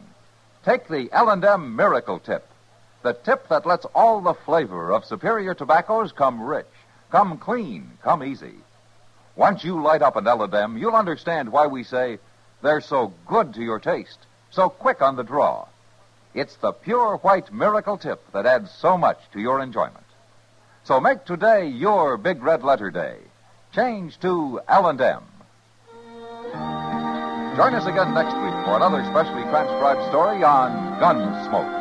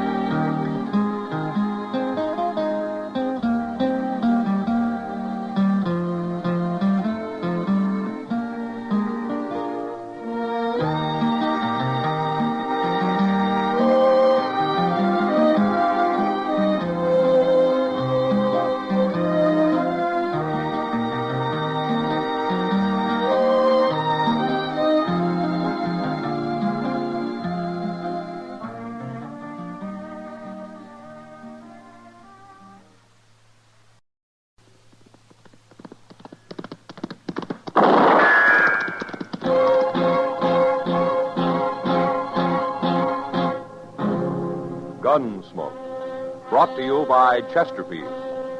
Chesterfield packs more pleasure because it's more perfectly packed, thanks to Accuray. They satisfy the most. Around Dodge City and in the territory on West, there's just one way to handle the killers and the spoilers, and that's with a U.S. Marshal and the smell of gun smoke.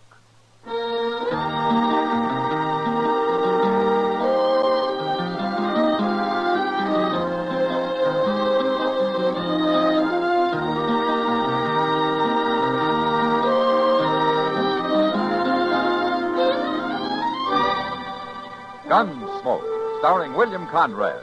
The transcribed story of the violence that moved west with young America. And the story of a man who moved with it. I'm that man, Matt Dillon, United States Marshal. The first man they look for and the last they want to meet.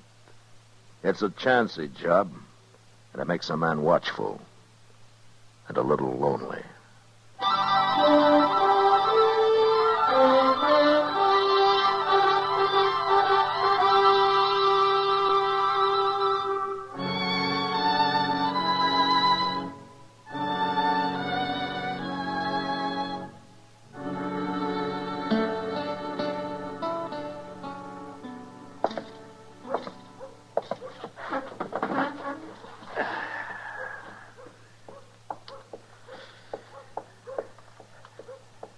Hey, Kitty. What's your hurry? I'm late for work, Matt. I should have been at the Long Branch an hour ago. I was just over there. The place is full of nothing but loafers. Why, there isn't a dollar in the crowd. I never saw a loafer yet who didn't have at least a few pennies hid out somewhere. Maybe you're right, Kitty. Of course, sometimes you have to pull his boots off to find it. That's all in a day's work. Mr. Dillon? Who's that with Chester? Yeah, I don't know him. Look at the spread of that man's feet, Matt. He looks like a buffalo. Yeah, they are pretty big, all right. I'll see you later, Matt. Okay, good luck, Kitty. Mr. Dillon, this here is Mr. and Miss Jollop. How do you do? The Jollops has bought themselves old Mather place down at the head of Salt Fork. Oh? Well, that's about 60 miles south of here, isn't it, Mr. Jollop? Well, that's what they tell me, Marshal. Of course, we ain't never been there. We're on our way now. Well, you'll have a good neighbor down there, Miss Jollop. Bob Oren lives only about 10 or 15 miles from you. Well, that's what they wanted to see you about, Mr. Dillon. What? We met this here Bob Oren right here in town today, Marshal. Oh, did you? Now, see, we paid good money for that place. But, well, my wife and me, we've about give up going down there. All we've been hearing about that country. And we met this Oren fella down the Santa Fe Depot today. Now, he said 'twas all lies. And they want you to tell them the truth, Mr. Dillon. Yes. What? The truth about what? About them Indians, Marshal. Them Comanches. Now, everybody but Bob Orrin. Everybody says that country down there is just full of them. And he lives alone. He's got no woman with him. But me, I didn't come west to get captured by no Indians. I've read about that.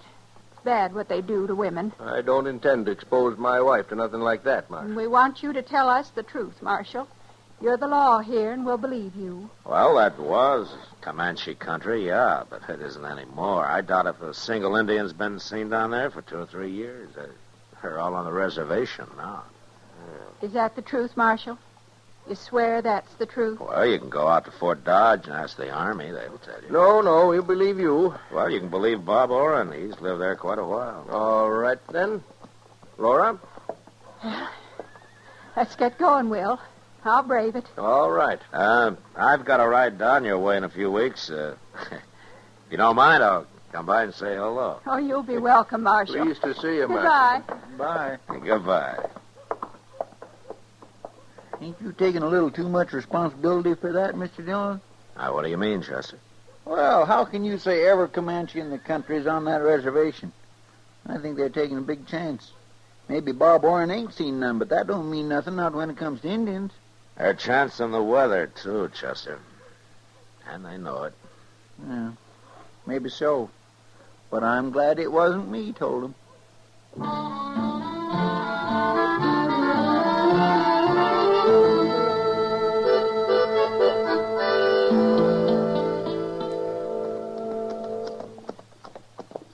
I thought the old Mather place was right in them cottonwoods, Mr. Dillon. Yeah, it was. Well, then the Jallops must have moved it. I sure don't see no house. Look closer. Yeah, there's something there. Yeah.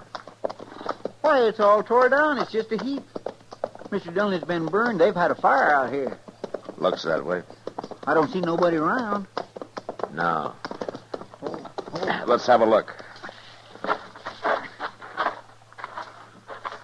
My, there sure ain't much left, is there? Well, there's this. It's an arrow. Uh-huh.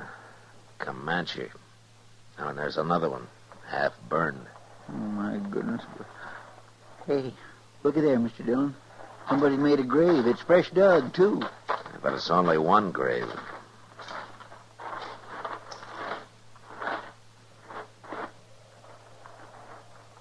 It's not very deep either. Just a few inches. You gonna dig it up? I gotta find out who it is, Chester. Oh. You mean if it's Mr. Jallops, then they took her alive? That's right. Yeah, but Comanches wouldn't bury nobody, Mr. Dillon. No, they wouldn't. It's her. She's been scalped. Oh, ain't that awful?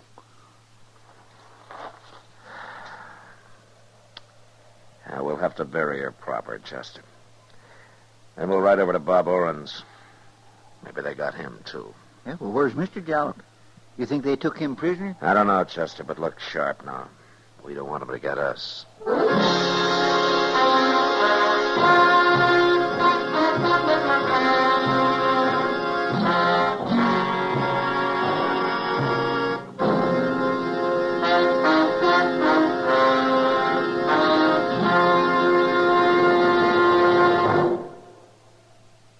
You've heard Bobby Haggard whistling it on radio and television. Right now, a country-style version. Okay, partners?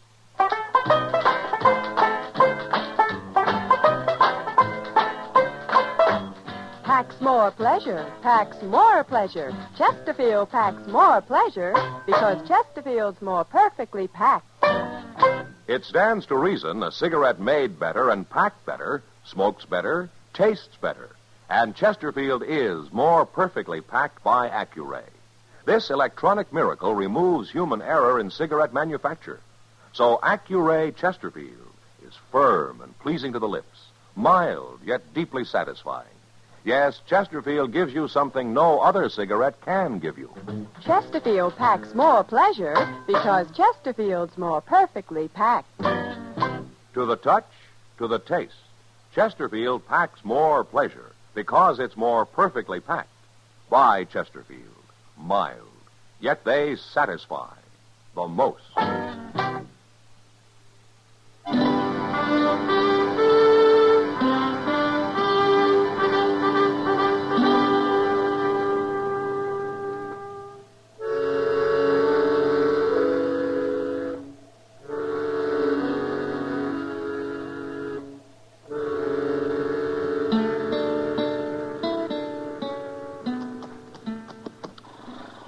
Let's tie him to the rail here, Chester. All right, sir. Well, Bob Warren's pretty lucky. Doesn't look like them Indians been anywhere near here. From the tracks of the Jollops, there was a small party. Yeah, well, I know, but that wouldn't keep them from coming over here. Only a big party will hit every ranch, Chester. Small one attacks and then rides on for miles before trying it again.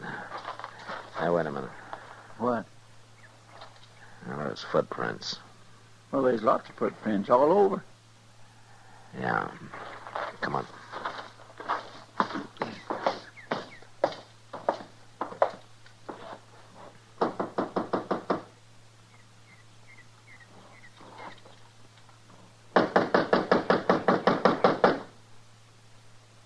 I guess Arn ain't at home. He's gotta be. Didn't you notice that saddled horse in his corral? You gonna walk right in? Oren! Hey, Oren! Marshal Dillon. Oren! I told you there ain't nobody here, Mr. Dillon. I'll look in the kitchen, Chester.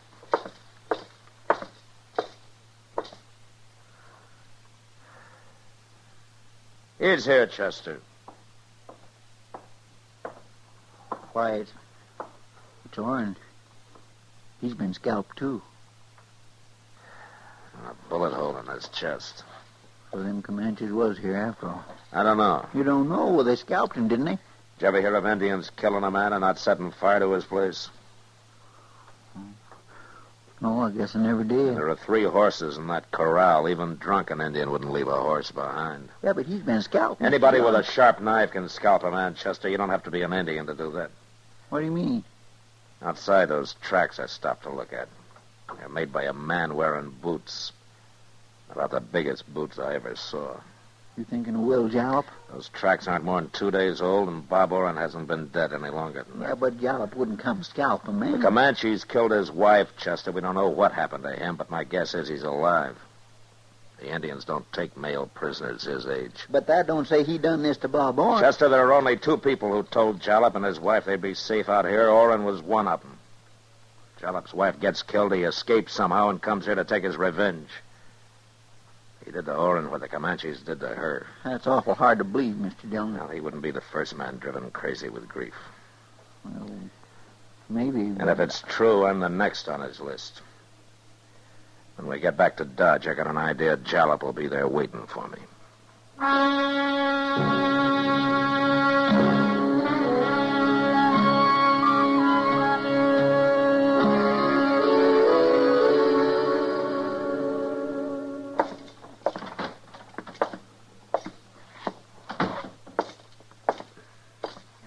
Evening, Matt. Hello, Kitty. Sit down. Oh, any coffee left in that pot? Sure. And here's an extra cup. Ah, thanks. You look tired. Well, we rode all night, Kitty. I haven't been to bed yet. No, Chester came in the Long Branch. No luck, huh? Not so far. You could be wrong about him, Matt. Jalop might be in Colorado by now. Yeah, maybe. He might have killed Bob Oren, sure, but it's kind of hard to believe he'd come to Dodge looking to scalp a gun-bearing U.S. Marshal. Well, I'm beginning to think maybe you're right, Kitty. Maybe I made a mistake about the whole thing. But somebody killed Oren. Yeah, they sure did. Guess I better go out there and have another look around. With all those Comanches on the warpath? I know there are only 3 or 4 of them, Kitty. Some young braves who jumped reservation last week. How do you know that? I reported the whole business to Major Honeyman at Fort Dodge. He told me about it. Well, even so, isn't he doing anything about him? Yeah? He put a company of troopers in the field. Sure. All they'll do is kick up a lot of dust. Probably. Well, Kitty, I think I'll turn in for a couple of hours. I need some sleep. That's the best idea you had yet. When Chester comes in, will you tell him I've gone to my room, huh? Yeah, I'll tell him, Matt.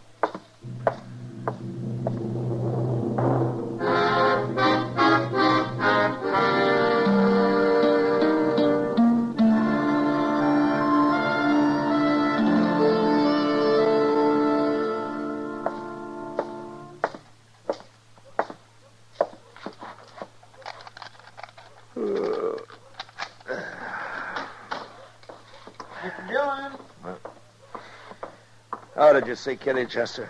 Yes, sir, I did. I come in just after you left. I've been trying to catch you before you got to your room here. Oh, what is it? Did you find him? No, sir. No. What I wanted to know is, could I get some sleep, too? Well, of course, Chester. I thought you understood that. Well, then I'll go back to the office and lay down there. All right, I'll come by later tonight when I wake up, huh? All right, sir. I'll see you then. Yeah.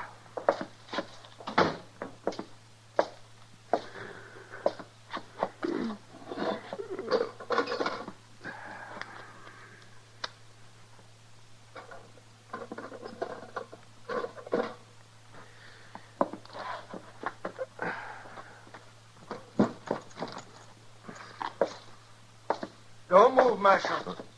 Just leave that gun there on the table.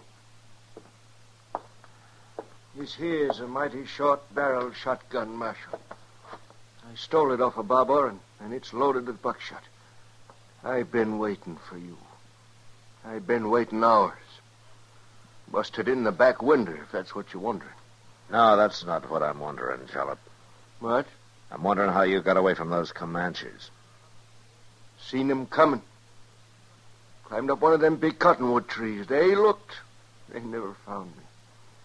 You mean you left your wife to fight them? I left her, all right.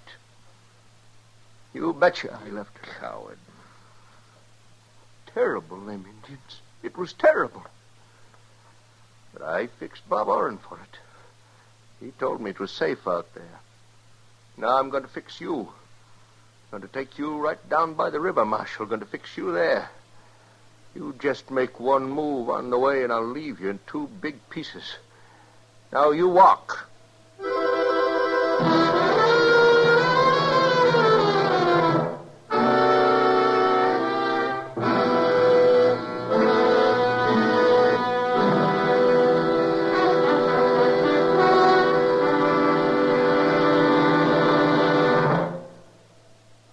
Say, where are you listening to Gunsmoke?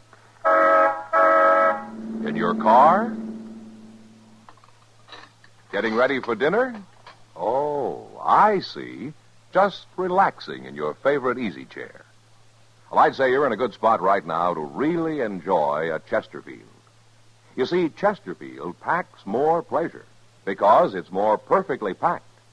It stands to reason. A cigarette made better and packed better smokes better, tastes better. And Chesterfield is more perfectly packed by Accuray.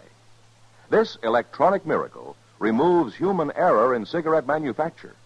So Accuray Chesterfield is firm and pleasing to the lips, mild, yet deeply satisfying. Yes, Chesterfield gives you something no other cigarette can give you. Chesterfield packs more pleasure because Chesterfield's more perfectly packed. To the touch, to the taste, Chesterfield packs more pleasure because it's more perfectly packed. Buy Chesterfield. Mild, yet they satisfy the most.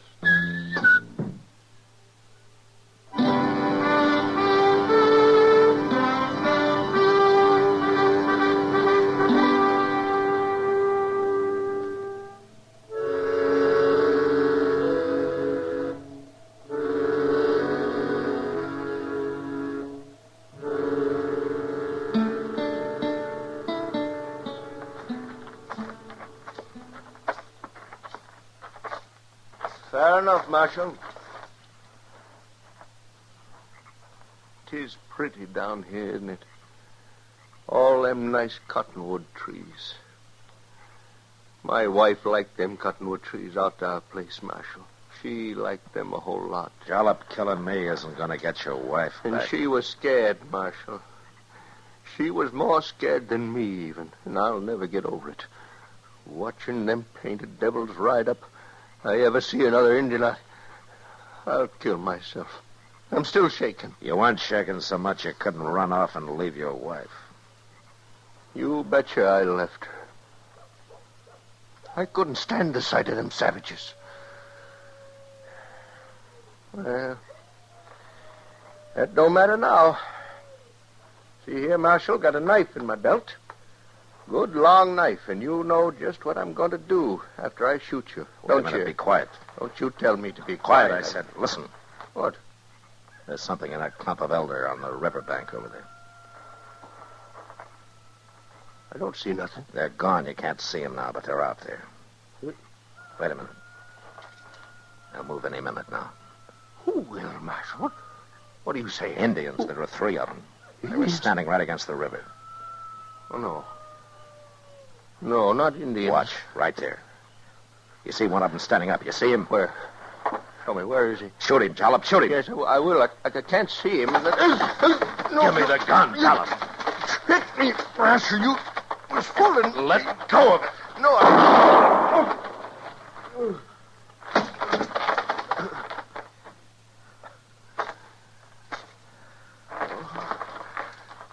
my chest. Hit me in the chest. I couldn't get your finger off the trigger.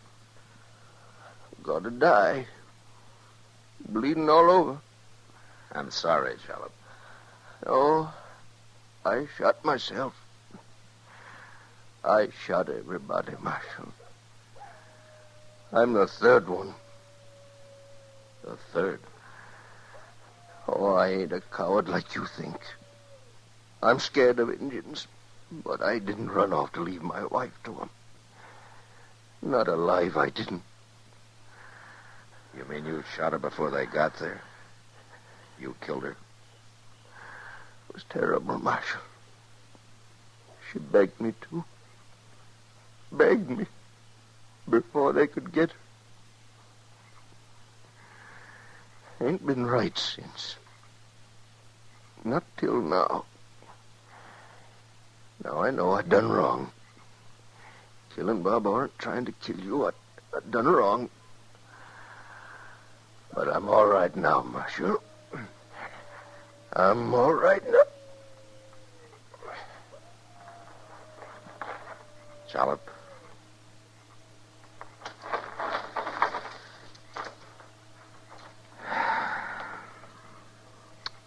Yeah, I think maybe you are now.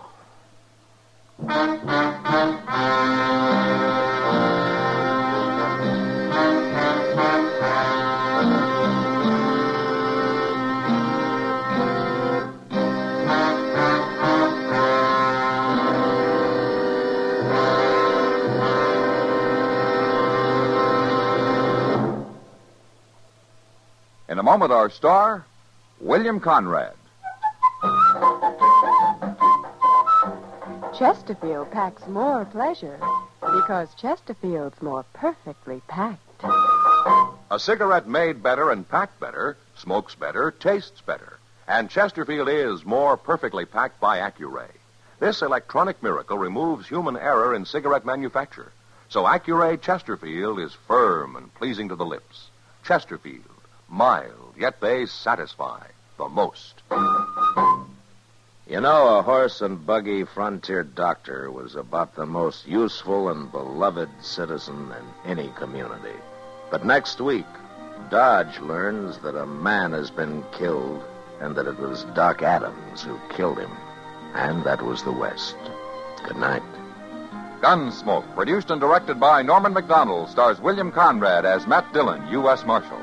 Our story was specially written for Gunsmoke by John Meston, with music composed and conducted by Rex Corey. America's medical schools urgently need your help. Join the National Fund for Medical Education today. Write Medical Education, Box 313, New York City.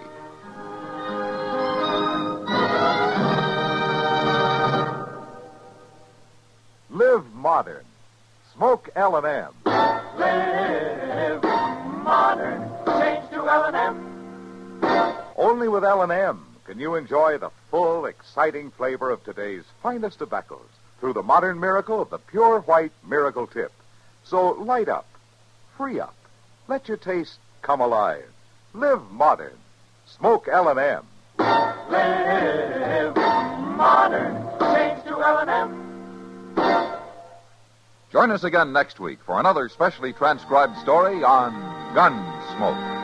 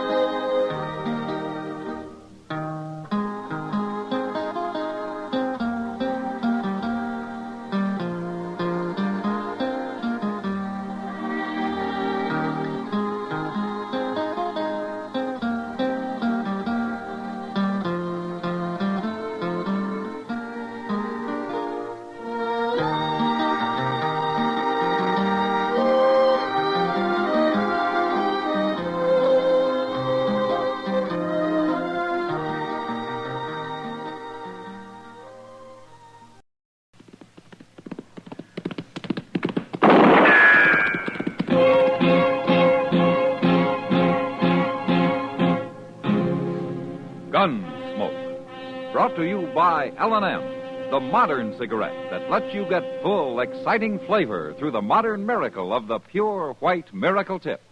Live modern. Smoke L&M.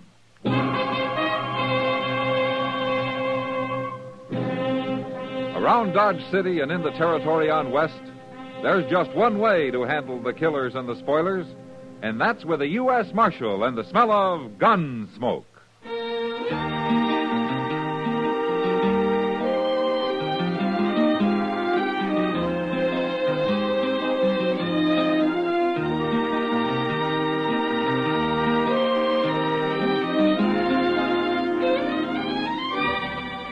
Gunsmoke, starring William Conrad. The transcribed story of the violence that moved west with young America. And the story of a man who moved with it. I'm that man, Matt Dillon, United States Marshal. The first man they look for and the last they want to meet. It's a chancy job, and it makes a man watchful and a little lonely.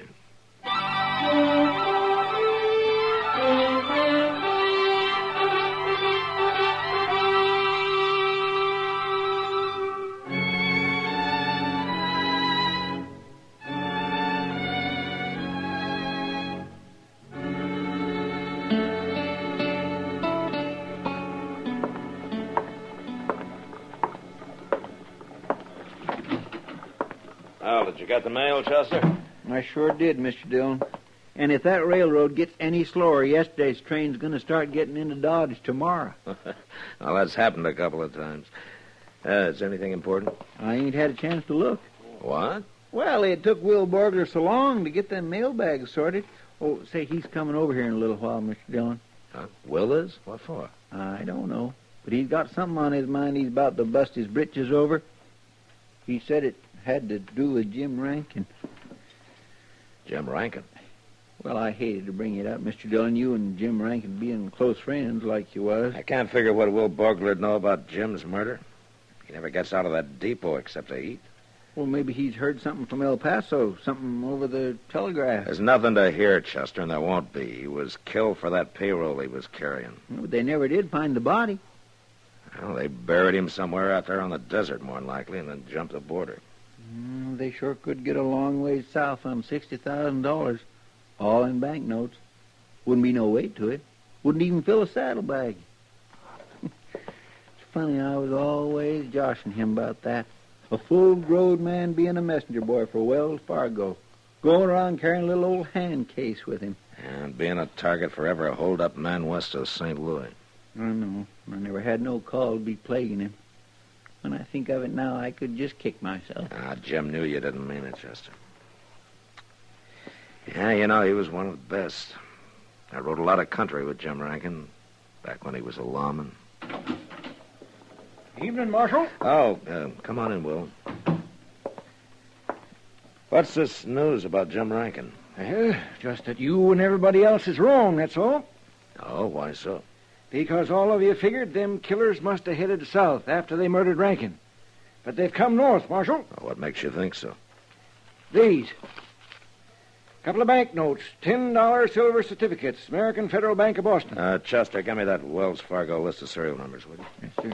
Already checked them, Marshal. They're on the list. Where'd you get these, Will? They turned up in my cash box at the depot. Somebody bought a ticket with them. Who? Do you know? It was Miss Lily over to the Long Branch. Lily? That pretty one with the yellow hair. She bought a ticket on the Santa Fe to Kansas City. Said she was aiming to go back there on a visit. Why, them killers might be right here in Dodge, Mr. Dillon. I hope so, Chester. I sure do hope so.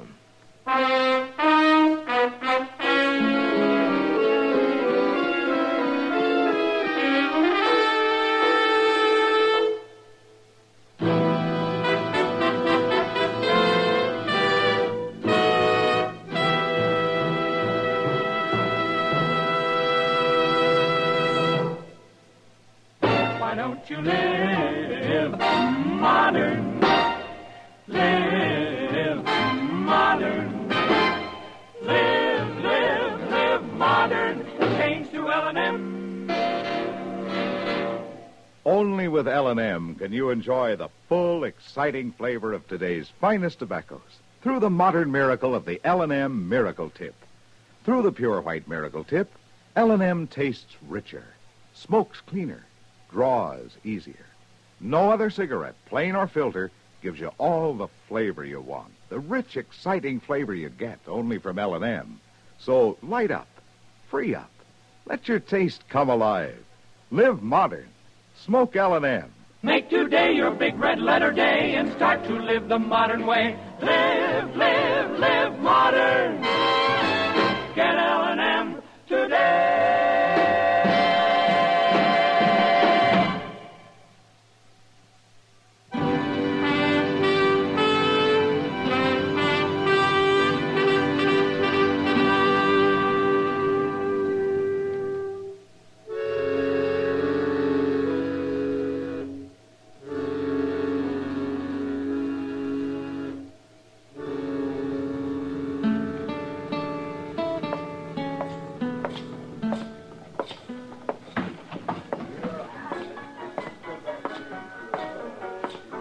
Hello, Kitty.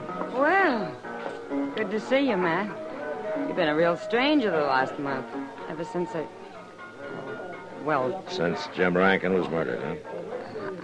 I didn't mean to rub salt in. No, it's all right, Kitty. In fact, that's the reason I'm here now. Huh? Is Lily around somewhere? Well, she's upstairs, I suppose. I'm kind of surprised. Odd what? You? A marshal's pay won't get you far in that club, Matt. The dues are pretty high, you know. This wouldn't be just a case of one pretty woman talking about another pretty woman, would it? No, seriously, Matt. Didn't Jim ever tell you about it? Jim? Jim Rankin. You didn't know about it? About what? I thought you knew he was spending all his time with Lily. No, I didn't. I'll see you later, Kitty.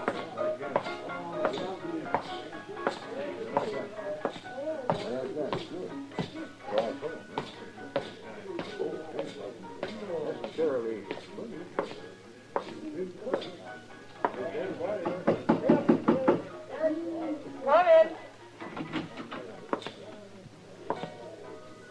Marshal Dillon. How are you, Lily? Well, this is quite a surprise. I understand you're leaving for Kansas City. I'm just going for a visit. Is there a law against it, Marshal? Or do you care personally? You bought a railroad ticket this afternoon from Will Borgler. You paid for it with a couple of $10 notes of the American Federal Bank of Boston. My, you have been taking an interest. Where did you get those banknotes, Lily? Oh, come now, Marshal. I want to know where you got those bills. I don't know where I got them. You don't know, huh? Of course not. The gentlemen who come into the Long Branch are usually quite And the generous. gentlemen who come in usually carry gold or silver. Paper money is rare in Dodge, and you know it. I don't remember who gave them to me, and what difference does it make? They're good, aren't they? Yeah. And they were stolen from a man who disappeared from a blood-stained room in El Paso, Texas. How do you know? Because Wells Fargo records the serial number of every banknote they ship. And these numbers match. Oh, but The man's name was Jim Rankin, in case you've forgotten him in the last 30 days. Marshal, Jim and I were going to be married. We're going to be married. Is it that unbelievable? It's just that Jim never mentioned it, that's all. He knew what you'd say. When did you see him last, Lily? 10 days before he got killed. He went from here to St. Louis and then straight to El Paso. Did you know his plans, where he was going to stay in El Paso, how much money he was carrying? What are you trying to say? I just asked you if you... Sorry I couldn't make it any sooner. Will you get out of here, mister? You've got the wrong room. Yes, I have. Sorry, folks. I was looking for Wait somebody just else. a minute. You're a gambler, aren't you? Houseman over at the That's right, Marshal. Deuce McCoy. Who were you looking for? Nobody. I'll not bother you folks any longer. McCoy, you wouldn't happen to have any banknotes on you by any chance, would you? Banknotes? I'm strictly gold standard, Marshal. I got caught with some of that worthless paper trash during the rebellion. My apologies, ma'am, Marshal.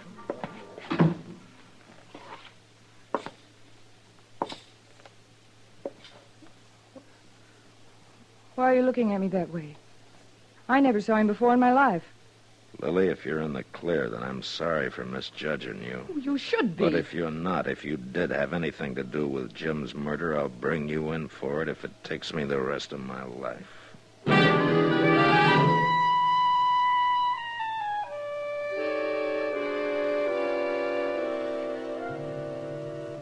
3 days went by, and things stayed pretty much the same. I found out Jim Rankin had told a couple of people that he was going to marry Lily. And she could have been telling the truth about the 2 banknotes. Maybe she didn't remember where she'd got them. But she had lied about one thing, about not knowing Deuce McCoy. Word had gotten around town that she and Deuce had been thicker than thieves for a long time. But that didn't help me. Neither one had been out of Dodge in 6 months. And then one evening about 8 o'clock, Kitty came into the office with the news that started a landslide. Well, Miss Kitty. Matt, there's something funny going on. What do you mean, Kitty? Lily. She didn't show up for work this evening, so I went upstairs looking for her. All her clothes, her costumes, they're gone. She's cleaned everything out. You know where she lives? Yeah, she's got a room at Ellie Grott's place, down south of the Dodge House, a couple of streets. Yeah, I know where it is. Chester, come on, let's go.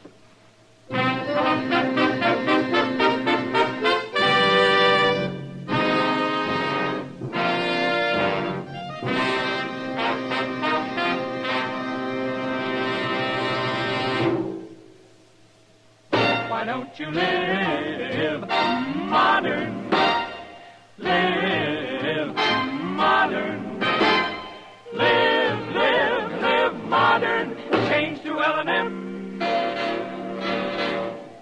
Yes, have an L&M. Enjoy a really modern cigarette. A cigarette that gives you all the full, exciting flavor of today's finest tobaccos. No other cigarette, plain or filter, gives you the flavor you get through the modern miracle of the L&M Miracle Tip. Through the pure white Miracle Tip, L&M tastes richer, smokes cleaner, draws easier. So light up, free up, let your taste come alive. Live modern. Smoke L&M. Make today your big red letter day and start to live the modern way. Live modern. Get L&M today.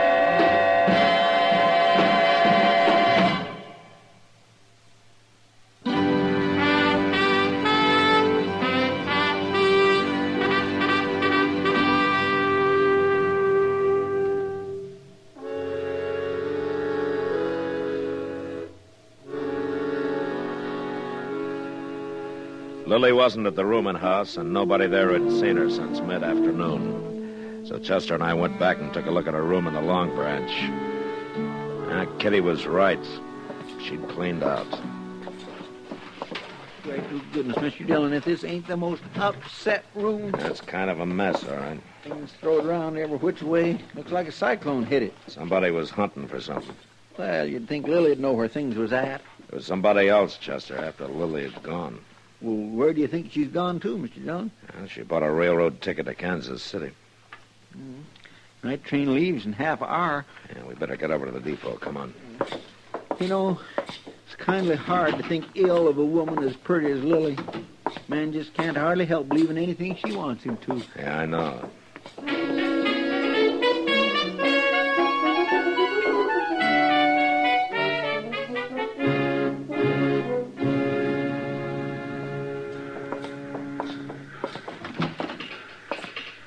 Marshal, hey, I'm glad you're here.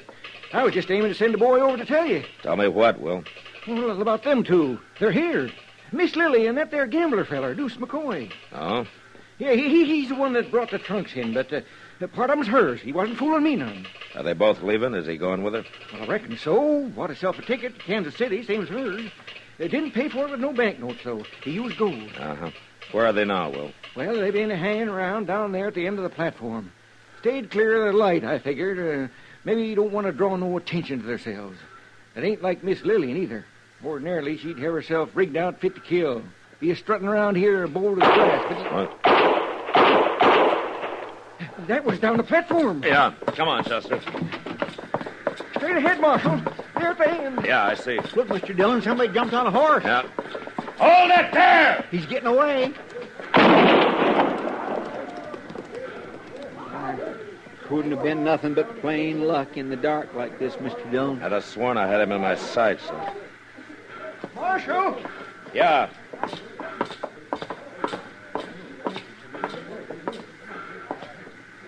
It's Miss Lillian and that gambler feller. They shot both of them. He's dead.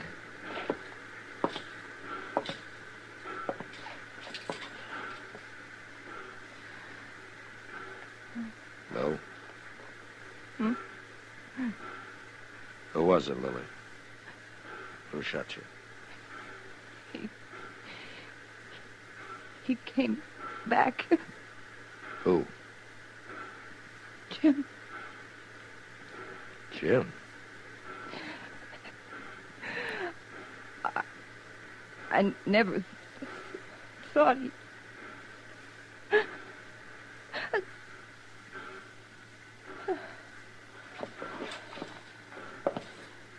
You gonna go after Mr. Dillon? No, we'll wait till sun up, Chester. Sun up? There's no hurry, not now. I got a pretty good idea where Jim will head for.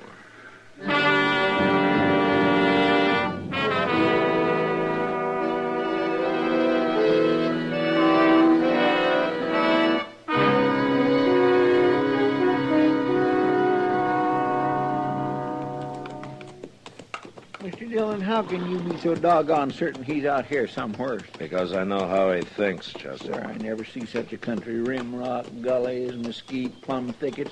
We couldn't find him in this stuff in a month of Sundays. I think he'll find us. Oh, dear, I'd as leave you wouldn't talk that way. Mr. Dillon gives a man the willies, knowing all the time there might be a gun sight leveled on him and not knowing just when the shot... Well, you know now, Chester. Hold it. Right where you are. He's just by that point of Rimrock. Oh, forget it. He's got perfect cover. Is that you, Matt? Yeah, it's me, Jim. Leave your gun. Come up here. Come alone. Stay here with the horses, Chester. Don't do it, Mr. Dillon. You don't know what he's up to. Only one way to find out. Here, take my gun. Well, I just don't like this. I don't like it. Over this way, Matt.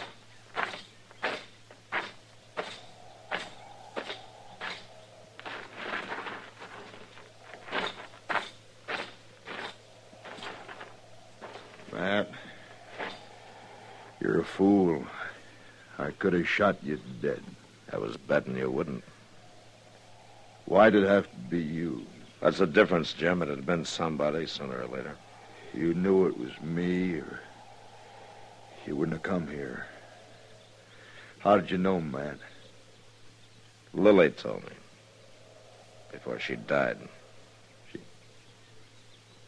I'm sorry about that. In a way. Last night I went to her room and found she'd taken the money and run out on me. I've been living down along the river bottom since I rode up from El Paso. I was... Huh. What's the matter, Jim? It was pretty good shooting last night, Matt. Dark as it was. Well, we better get you in the dock. No. Forget it, Matt. I know how I stand. Lily never did mean to marry me, man. She told me last night there on the station platform. And then she laughed.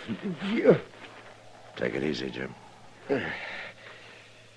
She helped me plan that fake robbery in El Paso. She was all for it, I thought. But she was all for the money, not for me. Never known a woman like Lily. All fire and diamonds and soft as a kitten. Yeah. You're funny. I know I'd do the same thing again. If she asked me to, what do you think of that? I'm not your judge, Jim. Matt, remember the time we rode out of San Antonio and we rode from San Antonio? Yeah, I remember, Jim. We were planning to ride down to Laredo and see if we could.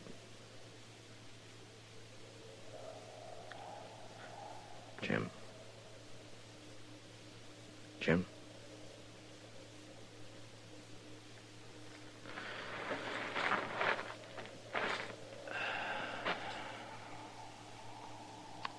Yeah, Jim. I remember.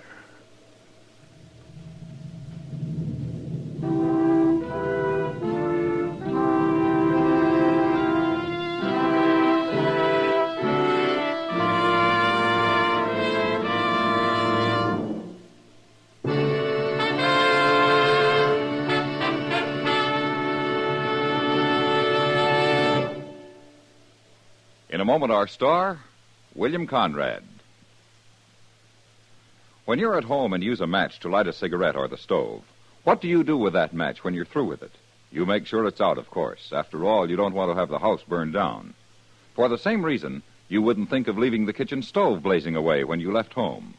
But some of us forget these precautions when we're in the woods. Some folks will stroll through heavily wooded country, light a cigarette, and casually toss the match away without bothering to see if it's out. They'll also toss the cigarette butt away, still burning. And if they've been using a campfire, they may even leave that to smolder. From now on, make yourself a committee of one to help prevent forest fires, because forest fires are usually started by just such carelessness. Whenever you're in the woods or driving past a wooded area, break all matches in two before discarding them. Make sure all smokes are completely out, and drown all campfires. Don't leave any sparks behind. They can cost our country millions of dollars in lost timberland. Remember, only you can prevent forest fires. And now, William Conrad.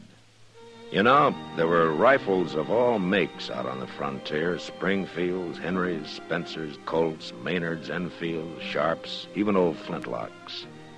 And next week, a man discovers it doesn't matter what it's fired from. A bullet kills a man awful fast.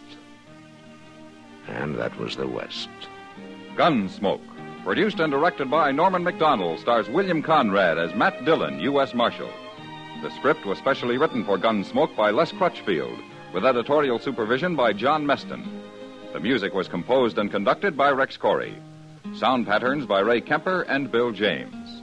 Featured in the cast were Lynn Allen, Tim Graham, Lawrence Dobkin, and John Daner. Parley Bear is Chester, Howard McNear is Doc, and Georgia Ellis is Kitty. Join us again next week for another specially transcribed story on Gunsmoke.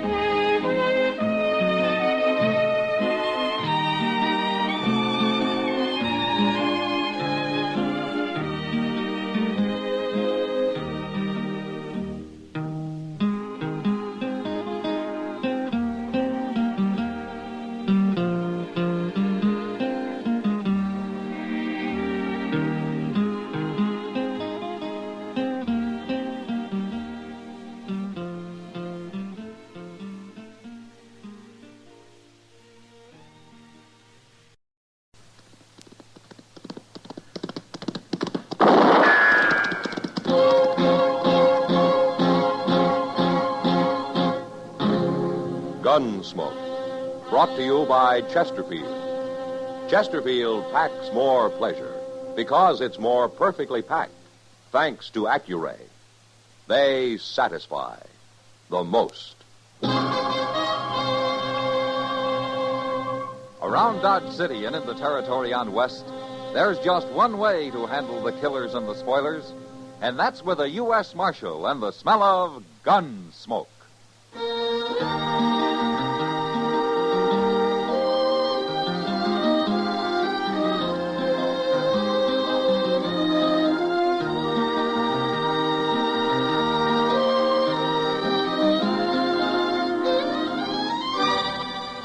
Gunsmoke, starring William Conrad. The transcribed story of the violence that moved west with young America. And the story of a man who moved with it. I'm that man, Matt Dillon, United States Marshal. The first man they look for and the last they want to meet. It's a chancy job, and it makes a man watchful and a little lonely.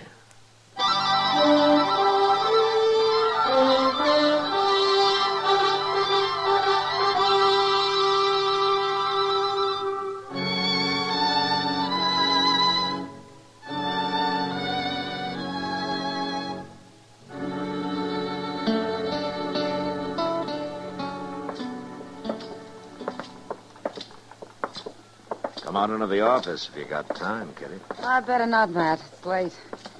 But thanks for the supper. It's my pleasure. Yeah, looks like you're going to have a busy night tonight, huh? Front Street's filling up fast. It'll be busy, all right. 2 trail herds came in today from Texas. That's money, Kitty. Those boys will leave everything they got here. They sure go through a lot of misery for the sake of a few nights howl and dodge, don't they? Well, I'd better go start making it worth their while.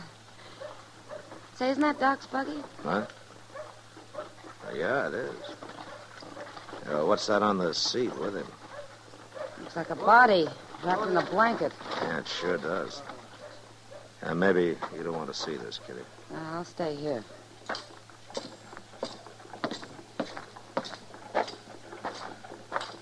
Hello, Matt. Who's that, Doc? Well, he must have been a buffalo hunter. I found him on the south bank of the Pawnee near Turkey Bend. He had a camp there, or he did until somebody came along and shot him. You mean he was alone? There was another camp a few miles downriver, but this man was alone. How did you stop by the other camp? I figured that'd be your job, Matt. Bringing him in was bad enough. What do you mean? Whoever shot him took his head for a souvenir. What? It's not a very nice killing, is it, Matt? I'll ride up there tomorrow, Doc.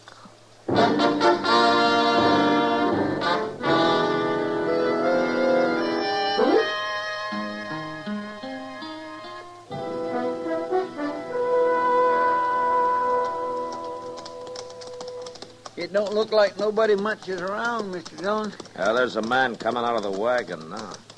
Well, now, there is the one longest, skinniest buffalo hunter I ever seen. He looks like a plucked crow. Well, he isn't very handsome, is he? Well, there must be out hunting, huh? Hello. Where's the rest of your outfit? There ain't but 3 of us. That's counting the woman. Oh, you got a woman out here? Abby. She belongs to Ben Seipel. Now, what's your name? I'm Earl Tix, but I ain't sure I care to do any more talking. You'll talk. And you can start by telling me if you know anything about the hunter who was camped a couple of miles upriver from here. I don't know nothing about nobody, mister. That man was killed, Tix. He was shot. And somebody ran off with his head. Oh, he done that, huh? My name's Dillon, Tix. I'm a U.S. Marshal. Don't turn around, mister. In the wagon behind you, Mr. Dillon. He's holding as sharp as 50. It'll shoot, too. It'll make an awful big hole in a man.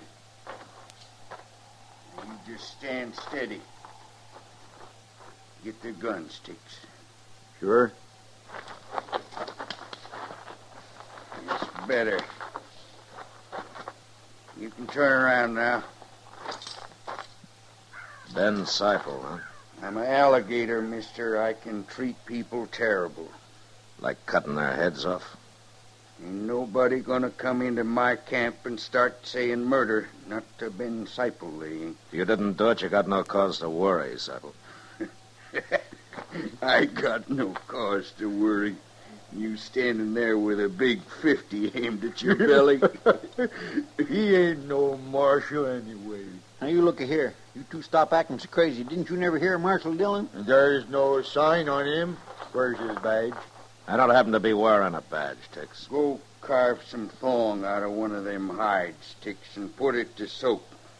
We'll tie these two up for the night. Tie them up? Do what I tell you, Tex. Sure. Hello, Abby. What's going on, Ben? You get the wash done? Yeah. I strung it in the brush to dry. And get to cooking supper. I'm hungry. We feeding them, too? No, we ain't feeding them. Well, then what are they doing here? They come talking of murder.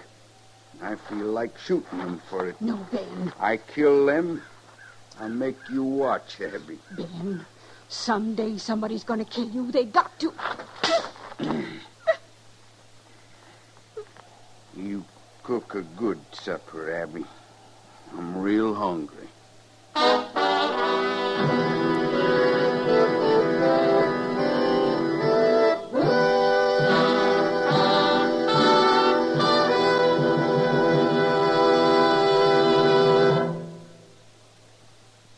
Introducing one of the country's best-known jazz musicians and arrangers, Mr. Bobby Haggart. How about whistling along with him?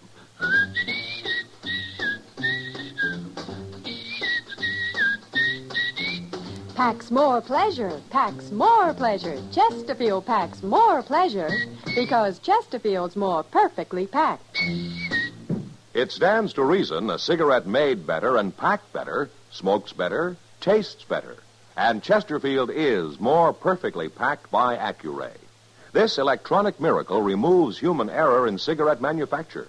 So Accuray Chesterfield is firm and pleasing to the lips, mild yet deeply satisfying. Yes, Chesterfield gives you something no other cigarette can give you. Chesterfield packs more pleasure because Chesterfield's more perfectly packed. To the touch, to the taste, Chesterfield packs more pleasure because it's more perfectly packed. By Chesterfield, mild, yet they satisfy the most.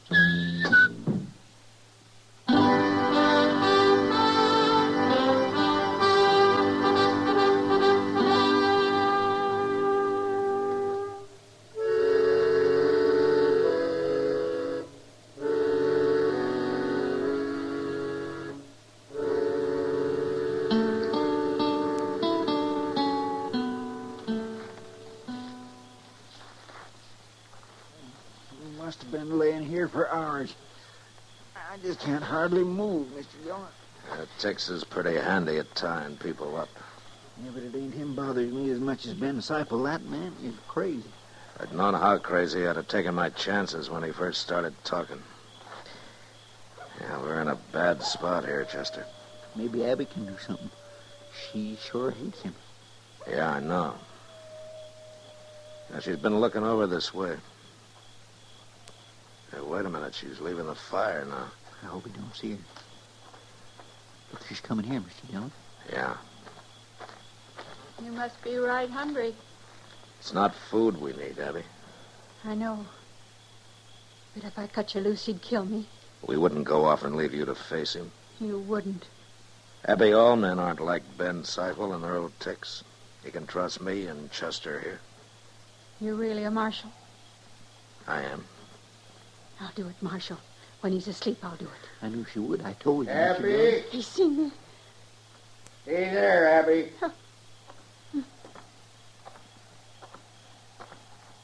Now, what you been talking about, Abby? You been making plans, maybe? No, I was on my way to the river. I wasn't talking. You wasn't, huh? Well, I think I'll go to the river with you. No. Walk ahead of me, Abby. What kind of a man are you, Seifel? You take it out on me if you have to, but not her. I'll take it out on both of you. You dirty dog, Seifel. Oh, shut up. Get going, Abby. Mr. Dillon, you hurt? Mr. Dillon? No, I'll be all right, Chester. That man's got a big foot. Kick a man in the face that way? He ought to be hung. I'll hang him myself if we ever get out of this. It don't look too good for us, does it? No, not now. That poor Abby. What does she stay with a man like him for? Yeah, maybe she's never had a chance to get away. It'd be a miserable enough life without being tied to a murderer. Be quiet, Chester. Here comes Earl Tix. Where's he been all this time? I don't know, but he's moving pretty fast. And what's the rifle for? Where's Seifel? Tell me where he went. What's the trouble, Tix? Where is he? He went down to the river. What for? Seifel! Go ahead, Seifel! I'm coming. You better hurry. We got to get out of here. What? What are you yelling about, Tix? We got to get going, Seifel. Right now.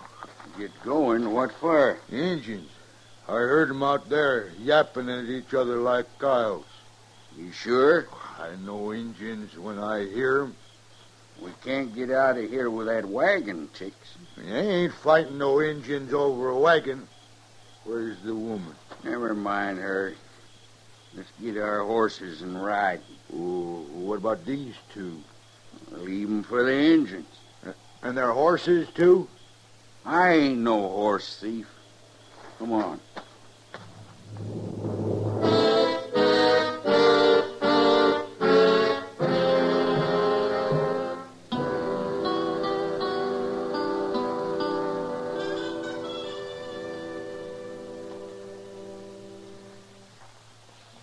Day is breaking, Mr. Dillon. Yeah. I guess them Indians will be coming soon.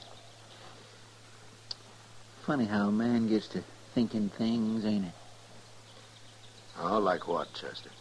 Well, like how I'd like to see one of them circuses before I die. Huh? A circus? Oh, I spend an awful lot of time thinking about that. Wondering what lions and tigers and stuff like that looks like. Quiet. Yeah, I guess Tex was right. I just hope they see we're tied up and helpless before they start planting arrows in us. Look over there. Just beyond the wagon. He's got a rifle. He's signaling with it. And there are 4 more, too. 5. Look, he's signaling them others to stay back. Fierce looking, ain't he? Steady now, no more talking.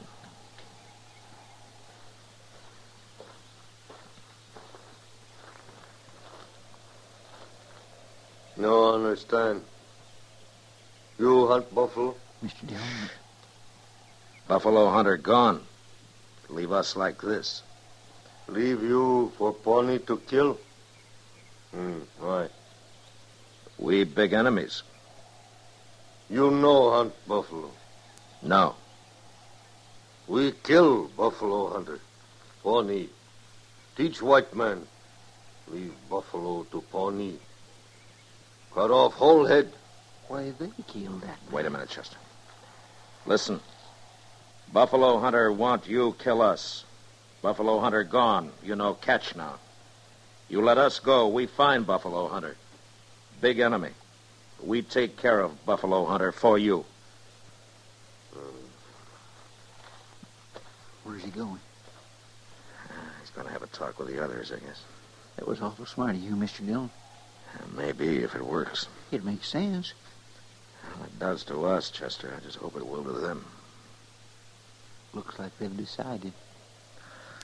And at least it didn't take them long. Oh, here he comes. Got his knife out.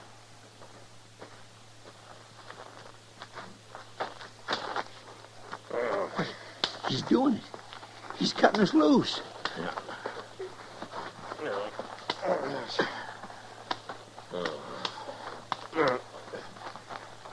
It worked. It worked. But he cut us loose and never said a word. What difference does it make, Chester? We're free.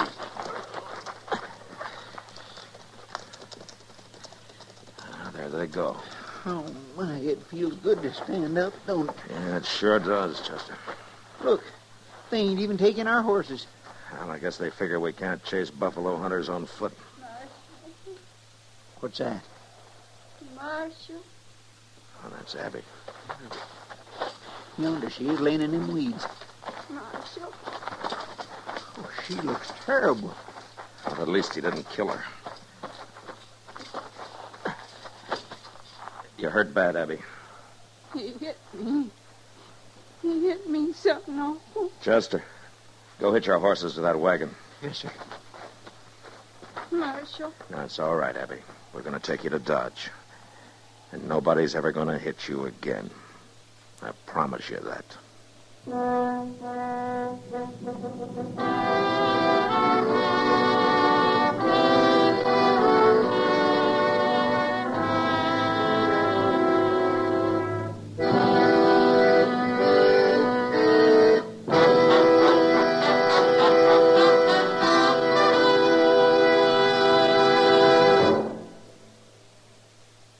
Where are you listening to Gunsmoke?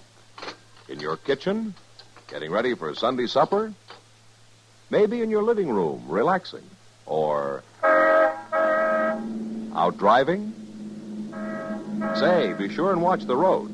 But remember, there's pleasure ahead when you smoke Chesterfield. When you satisfy yourself with Chesterfield's better taste and mildness. It stands to reason. A cigarette made better and packed better smokes better, tastes better. And Chesterfield is more perfectly packed by Accuray. This electronic miracle removes human error in cigarette manufacture. So Accuray Chesterfield is firm and pleasing to the lips, mild, yet deeply satisfying. Yes, Chesterfield gives you something no other cigarette can give you. Chesterfield packs more pleasure because Chesterfield's more perfectly packed. To the touch, to the taste, Chesterfield packs more pleasure because it's more perfectly packed. By Chesterfield. Mild, yet they satisfy the most.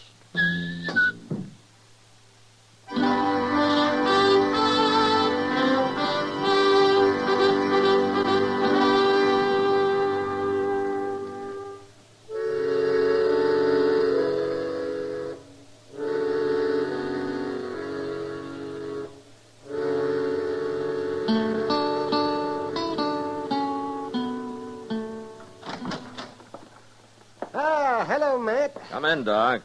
My, hot today, isn't it? Is that what you came to tell me? No, I came to tell you nothing. Oh, except I ran into Kitty down at the depot.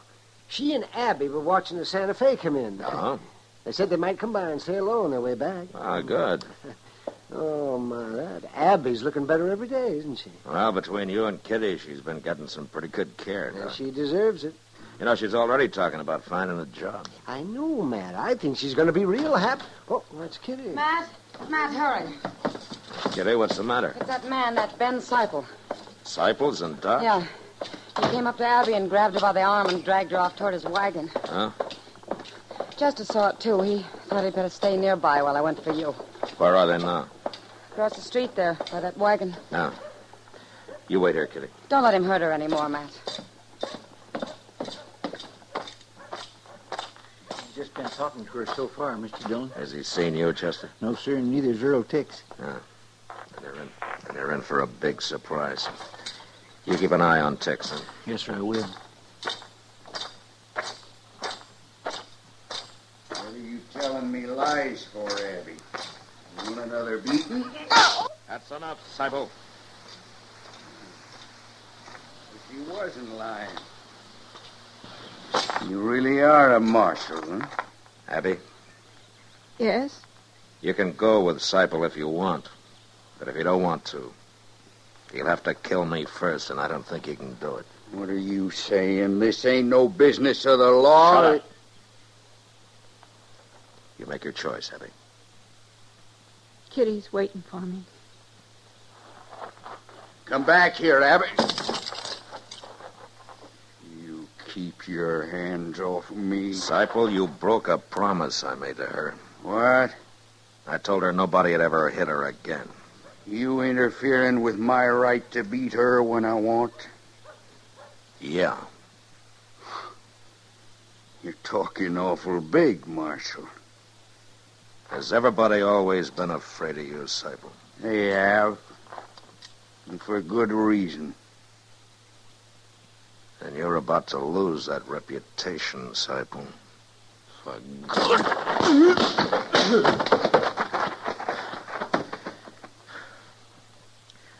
Tex, come here. No. Get moving like you tell me. No. You can't beat me, Marshal. It wasn't me done nothing. Chester'll help you throw Seipel into the wagon. Then you drive him out of Dodge, and you keep on driving, Tex. Oh, I will. I don't mean for a few days. I mean for weeks.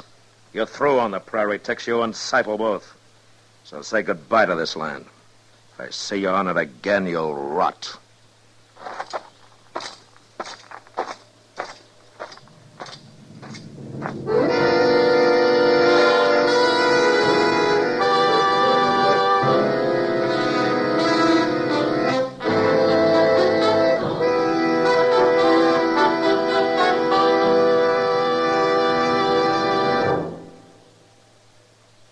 In a moment, our star, William Conrad. Chesterfield packs more pleasure because Chesterfield's more perfectly packed. A cigarette made better and packed better, smokes better, tastes better. And Chesterfield is more perfectly packed by Accuray. This electronic miracle removes human error in cigarette manufacture. So Accuray Chesterfield is firm and pleasing to the lips. Chesterfield, mild, yet they satisfy the most. You know, during the frontier cattle-sheep wars, men used the expression rimrock, meaning to run down or kill. Well, next week, a man tries to rimrock somebody and dies for his trouble. And that was the West. Good night. Gunsmoke. Produced and directed by Norman McDonald, stars William Conrad as Matt Dillon, U.S. Marshal. Our story was specially written for Gunsmoke by John Meston, with music composed and conducted by Rex Corey. Sound patterns by Tom Hanley and Bill James. Featured in the cast were Vic Perrin, John Daner, Helen Klebe, and Lawrence Dobkin. Harley Bear is Chester, Howard McNear is Doc, and Georgia Ellis is Kitty.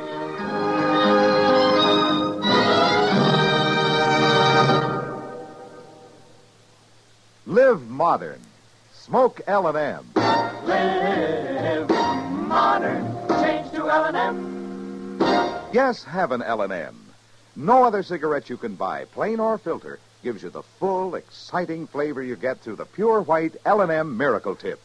Through the modern Miracle Tip, L&M tastes richer, smokes cleaner, draws easier. So light up, free up, let your taste come alive. Live modern. Smoke L&M. Join us again next week for another specially transcribed story on Gunsmoke.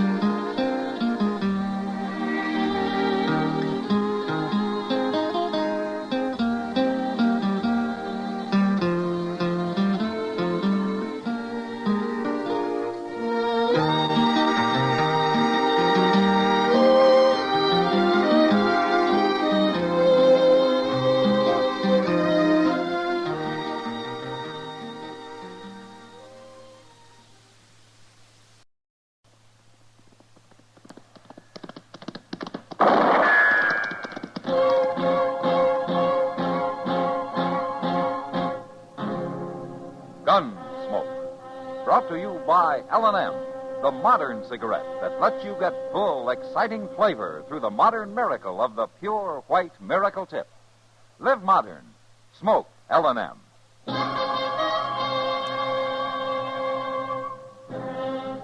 Around Dodge City and in the territory on West, there's just one way to handle the killers and the spoilers, and that's with a U.S. Marshal and the smell of Gunsmoke.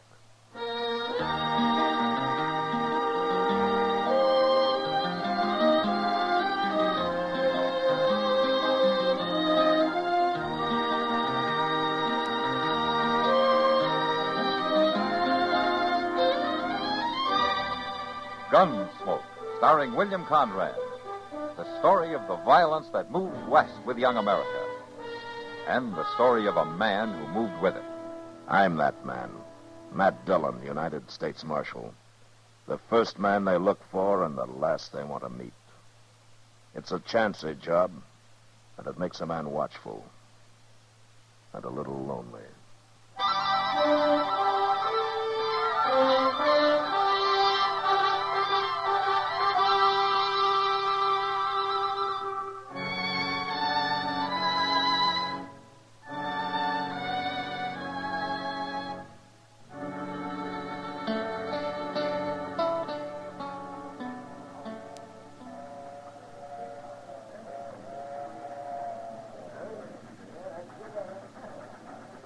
Here comes old Santa Fe, Mr. Dillon. Yeah, and on time, too. What's this dude we're meeting look like, anyway? Well, like any other 20-year-old, I guess, Chester. He's lived back in Philadelphia since he was 5, since his ma and Cleve busted up. Well, guess we'll recognize him all right. Oh, well, Matt. Chester. Hello, Doc. What are you doing down here? Oh, just looking over the new arrivals, seeing how many unhealthy ones I can count on. Good gracious sake, will you look at that? Look at what? That right there, look. Oh, well, if that isn't the blossom of blooming youth. I think that's the boy we're supposed to meet. Him? That's old man Cleveland's son? Cleveland? Matt, you mean that swaggering old roughneck's got a son who dresses like that? You can't always tell by appearances, Doc. Hey, Tom? He's sure giving the depot loafer something to choke up over, ain't he? Yes, sir? You are Tom Cleveland, aren't you? Yes, sir, I am. I'm Matt Dillon. I'm Marshal here in Dodge. Pleasure, Marshal Dillon. Your dad couldn't get in today, and he asked me to meet you and get you started out to the ranch. It's very kind of you, Marshal. This is all new to me. Huh? Well, you'll get used to it. I hope so, but right now everyone seems to be amused at something. Well, the boys around here aren't much used to such style, I guess. In Philadelphia, they told me this was the correct Western attire. Well, it's not quite. At any rate, your father left a saddle horse for you at the livery stable. Saddle horse. Uh-huh. Well, isn't there any means of public conveyance? Well, I'm afraid we don't have any public conveyances in Dodge, Tom. But I don't ride too well, except on a flat saddle. A flat saddle? I never heard of such a thing. Oh, this is Chester Proudfoot, Tom Cleveland. How do you do, sir? How do you... Your daddy's sure going to have himself a chore with you. Chester. You know, it's strange having a father after all these years. What sort of a man is he, Marshal? Your dad? No, I guess he's just an ordinary frontier cattleman. Well, I guess we'll get on all right. Yeah, well, I hope you will, Tom.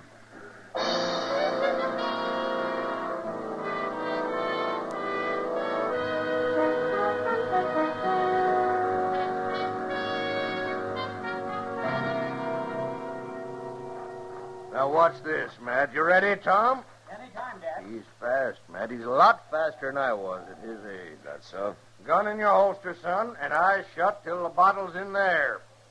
All right. Draw! Did you see it, Matt? You see it? Yeah, it's good shooting, Tom. Thank you, sir. Gets 4 out of 5 of them every time, right out there. Another month, and I'll be hitting 5 out of 5. I don't doubt it. Well, Cleve, I better be getting on into town. Nice to see you again, Marshal. Same here, Tom. Me and my boy's been working like this, Matt, 3-4 hours a day for pretty near 2 months now. He's a born gun handler. Yeah, he's that, all right. When he come here and I heard how they laughed at him, Matt, I decided I was going to make a man out of that boy if it killed me. Now, the idea is good, Cleve. But there's more to it than gunslinging. You can make a good shot in 2 months, but it takes longer to turn a boy into a man. Well, maybe. But he'll be treated like one, same as I always been treated. I've stood up to the best of them, Matt. You know that. Uh-huh. Like that time in Tascosa when I outdrawed the Waco Kid. Yeah, He I was know, at the Cleve. Hitcher. But times are changing. The law's here now, and the law asks questions. So, just don't push him too fast, huh? Give him a chance to find something. Find what? I'm not real sure, Cleve, but I know one thing. He's not going to find it in a pistol holster.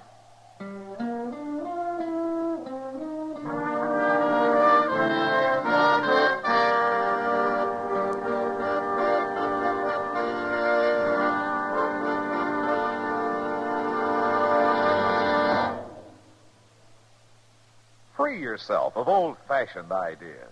Why don't you live modern? Live modern. Live modern. Free up. Freshen up your taste. Smoke an L&M.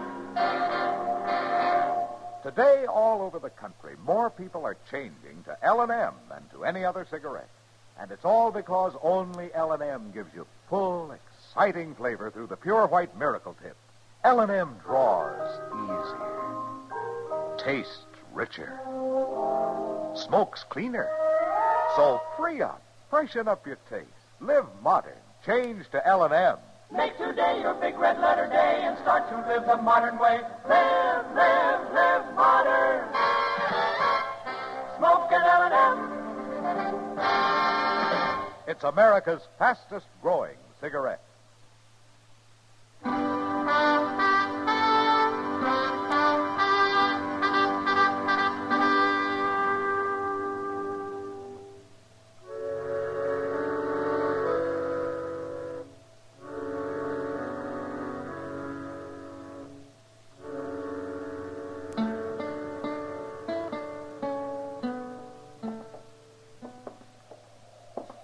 It's a nice night, Mr. Dillon. Cold and clear as a cake of ice. Yeah, it's going to be a little frosty before morning. I can remember nights like this back in Texas. With the air so gall-darn sharp you could hear a church bell 10 miles away. Uh-huh. A lot of time you ever spent listening to church bells, Chester. Well, I could have heard him if I'd have been a mind to. Uh-huh. Well, sakes, there's Miss Kitty across the street. What? If she don't put a wrap on, she's going to catch her death. Come on, Chester.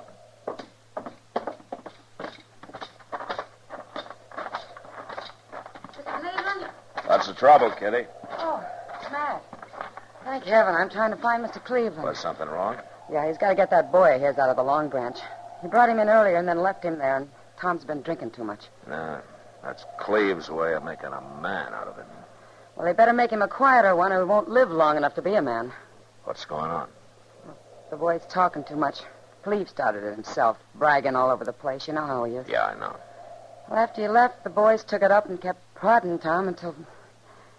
Well, he's just asking for trouble, Matt. Somebody's got to get him out of there. Well, they're just having a little fun, Kitty. It won't come to anything.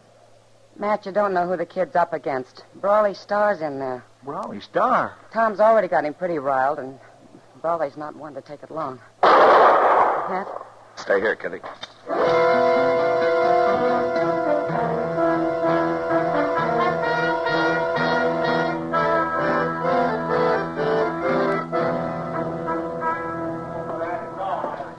One side, please. Let me through here, will you? Beat you to it this time, Matt. How bad is he, Doc? Just a bullet in the arm. Doesn't amount to much. How'd he feel, Tom? Sick, Marshal. Now, here, let's get over there under the lamp, son. We'll jerk that bullet out and have you fixed up in no time at all. How'd it happen, boy? Who did it? I reckon I'm the guilty party, Marshal. Well, I didn't know you were in town, Brawley. I just got here this afternoon. Doesn't take you long, does it? Marshal Dillon, I hope you won't take any official action in this. It was a fair draw. You better go on over there and let Doc dig that bullet out, Tom. Come on, boy. It was just an argument, Marshal. He outdrew Doc's waiting for you. me. Yes, sir. You're picking kind of easy game, aren't you, Brawley? He picked. I didn't. Got business in Dodge, have you? Maybe. I ain't been here long enough to tell. You're just a half-baked kid, Brawley. Man's got a gun on his hip. He ain't a kid. You saw he was on the prod. You ought to have known enough to give him room. Most folks give me room, Marshal. And I didn't have to shoot him in the arm, you know. No, you didn't. Tom? Tom, you all right? It's nothing, Dad. Who's done it, boy? Who done it? Who's a dirty rat shot you in the back? He's kind of mouthy, ain't he? It's the boy's father. Matt? Matt. Where's the sneak that caught my boy with his back turned? I shot him, mister, and his back wasn't turned. You're a filthy liar. All right, hold it, both of you. Now talk soft and keep your hands on the bar. You'll answer to me for this. And you won't be facing up to no half-grown kid. All right, mister. Let's say 11 o'clock in the morning. I'll wait for you at the livery stable. Good enough. Just ask for Brawley Star. Brawley Star? Good night, Marshal. See you in the morning, mister. What have I done, Matt? Well, I'd say you got yourself in about as much trouble as you can handle, Cleve. Maybe more than you can handle.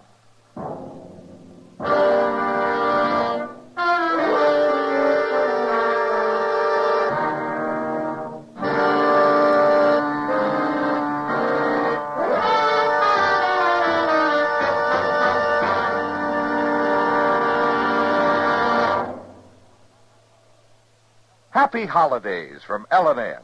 And here's how to say it to your friends. Give modern. Give L&M holiday cartons. L&M holiday cartons are gay, handsome. A gift that says both you and your friends know how to live modern. Live modern. Live modern. free up. Freshen up your taste. Smoke an L&M. Remember, when you smoke L&M, you always get full, exciting flavor through the L&M Miracle Tip. L&M draws easier, tastes richer, smokes cleaner. That's why today more people are changing to L&M than to any other cigarette. So smoke L&M, and remember, your friends appreciate your gift of L&M holiday cartons. Live modern. Smoke an L&M.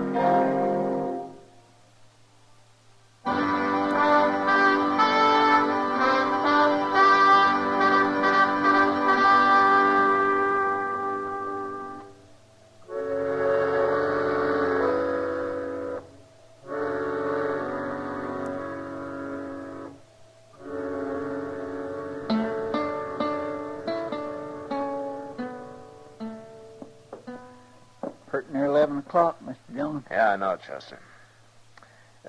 Will you turn that stove damper down? Huh? It's getting kind of hot in here. You just gonna sit here? Yeah, I guess so. But Brawley Star will kill him. Chester, the one thing the law can't do is keep a fool from being a fool. Well, I know, but... Brawley's up there at the stable, leaning on the hitch and rail, minding his own business. I got no reason to bother him. And if Cleve jumps him, it'll be self-defense, and I still got no reason. Yeah, but maybe Cleve won't draw first. He will. Brawley will make sure of that. Oh, morning, Kitty. Oh, Miss Kitty? Matt, I seem to be making a habit of running to you about the Clevelands. Yeah, you and Chester both. What's wrong now? What's the old man, Cleve? He's sitting over there in the Long Branch drinking. Been at it for 2 hours. Oh? I didn't even know he was in town yet. Matt, he acts sort of crazy. Will you come talk to him at least? Yeah, sure, Kitty.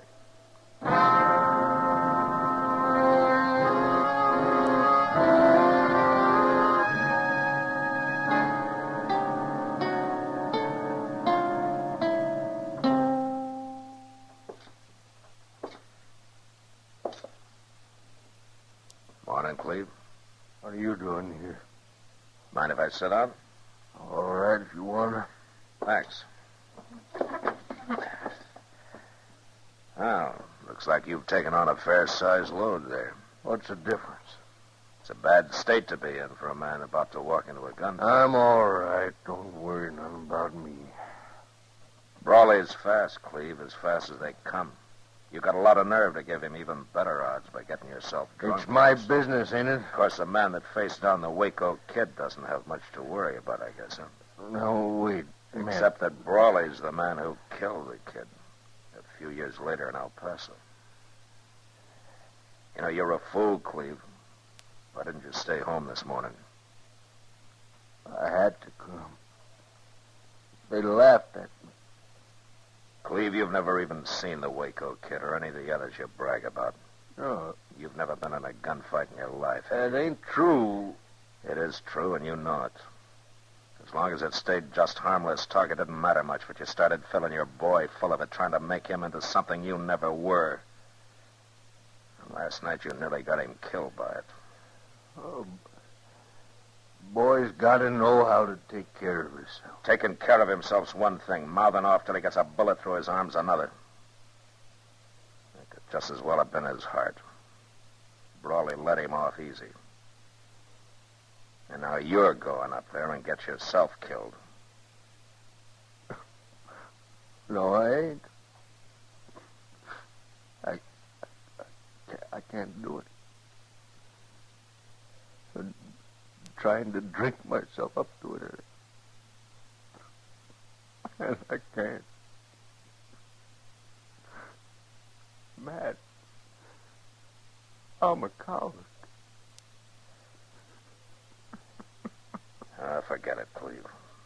Every man runs into somebody who can put the Indian sign on him. What's the boy?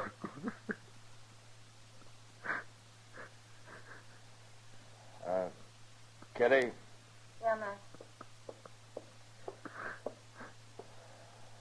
Take care of him, will you? Get him upstairs. It's something you can do a whole lot better than I can. Yeah, sure. John, Yeah, Chester. you better come quick. Now, what is it? Tom's out there in the street. He's wearing a gun, and he's headed for the livery stable. All right, let's go. Kid must be out of his head. There he is. Tom Cleveland. Yes, sir. Hold up a minute, will you? Where you going, Tom? You know where I'm going, Marshal. It's my fight. I started it. Dad didn't. I don't know who started it, but I know who's going to stop it. Take his gun, Chester. Now, wait. Shut up. Now, you stay here and don't move. Chester, if he tries to get away, put a bullet through his other arm. I'll be happy to.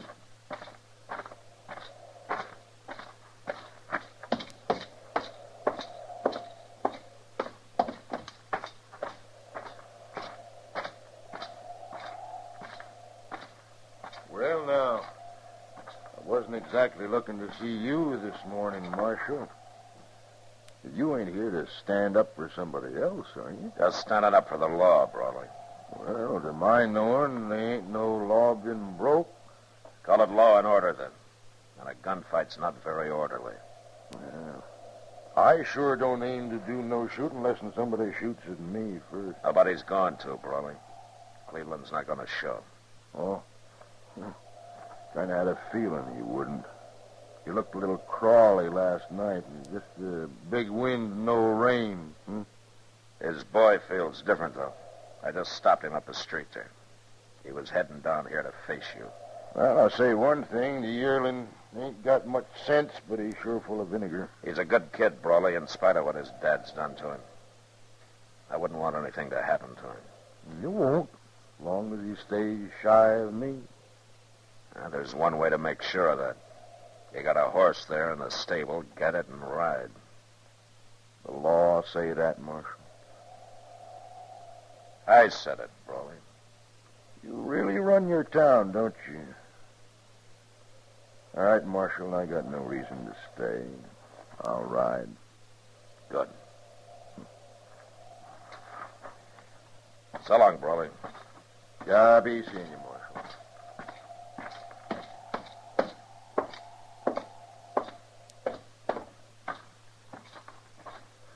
had me worried stiff, Mr. Dillon. What happened anyhow? Nothing much. Tom, Brawley's riding out of town. And you better get on back out to the ranch. I have to find my father first. He's in town somewhere. He'll be out later, Tom. He's drunk, isn't he? Well, It's all right, Marshal. I understand him rather well, I think. He's something of a braggart and a liar. And most likely a coward. Now, wait a minute, Oh, don't Tom. worry. I'll never let him find out I know. After all, he's my father. Well, then maybe you can help him grow up, huh? Maybe you can make a man out of him. I hope so, sir. You know something, Tom? I think you will.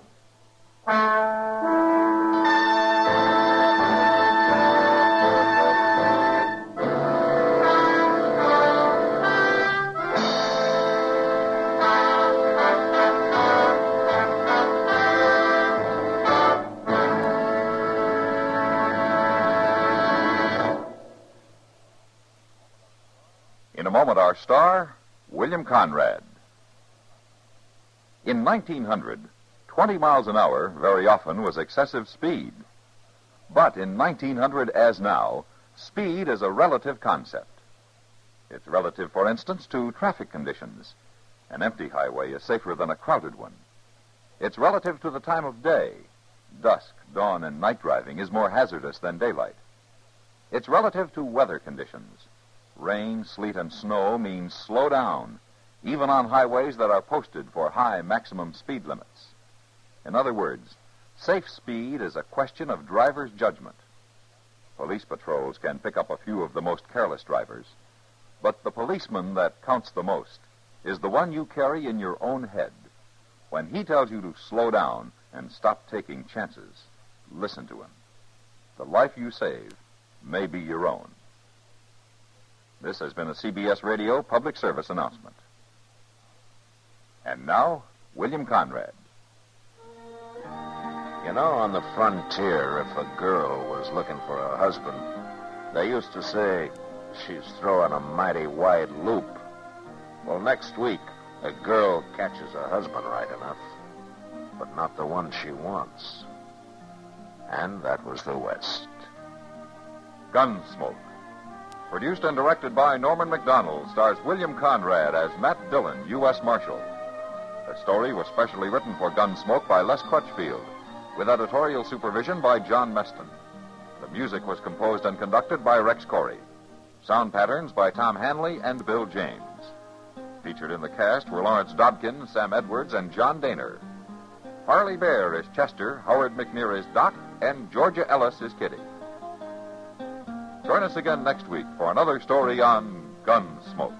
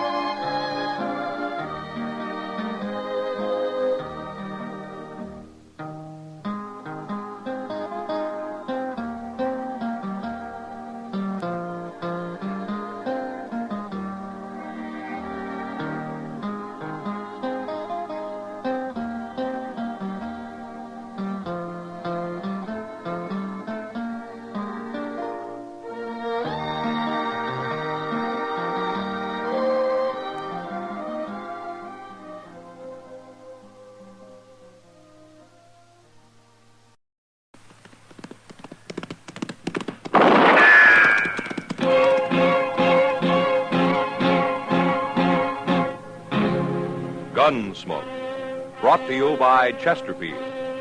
Chesterfield packs more pleasure because it's more perfectly packed, thanks to Accuray. They satisfy the most. Around Dodge City and in the territory on West, there's just one way to handle the killers and the spoilers, and that's with a U.S. Marshal and the smell of Gunsmoke.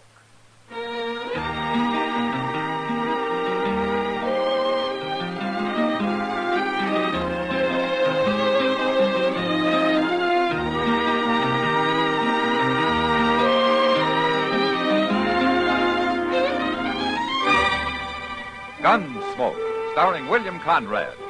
The transcribed story of the violence that moved west with young America. And the story of a man who moved with it.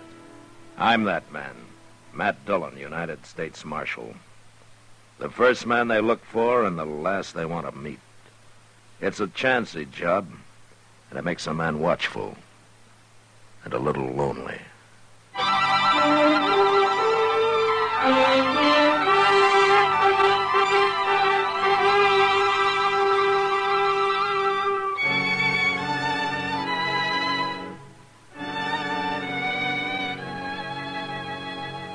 Every man who comes to Dodge doesn't spell trouble, but sometimes a stranger rides in who, to my eye, has it written all over him. This one I first noticed walking slowly up and down the plaza, taking every detail in of the buildings, of the crowd, of the street. You might have thought he was figuring to buy the place. But after 2 days of his walking and sitting and watching, I decided that maybe that wasn't exactly what he had in mind.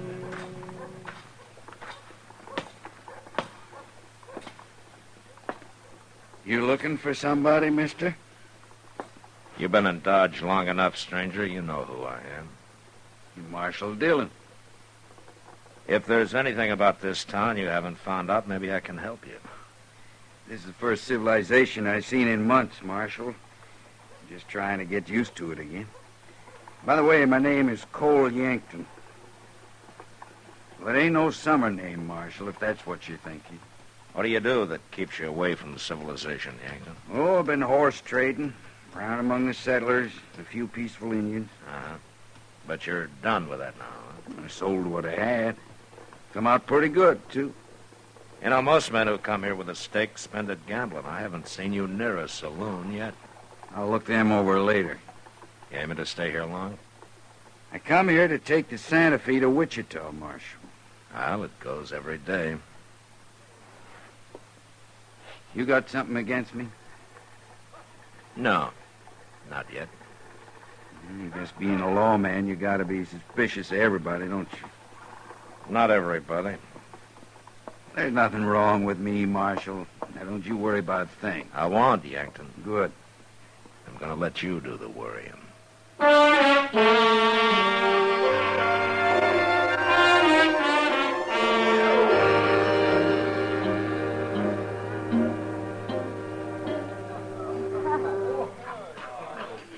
Matt, I figure this saloon's about to go broke. Oh, why's that, Kitty? Well, they've almost stopped the water and the whiskey. Oh? I swear they're pouring at least half and a half these days. Kitty, Sam's got to make it last, you know. 1 barrel for the whole winter? Well, the less people drink, the less trouble they make for me. Ah, that's being selfish. Oh. Huh? I wondered how long he'd hold out. What? Who are you talking about? The man at the door over there. He's been in town 2 days, and this is the first time I know he's come into a saloon. What? Kitty, what's the matter? Nothing, Matt. Nothing. Oh, you're staring at him like he was a ghost or something. A ghost. Well, what is it, Kitty? Do you know him? Cole Yankton. Well, who is he? Well, what do you know about him? He's coming over here. Excuse me, Matt. No, wait a minute, Kitty. What?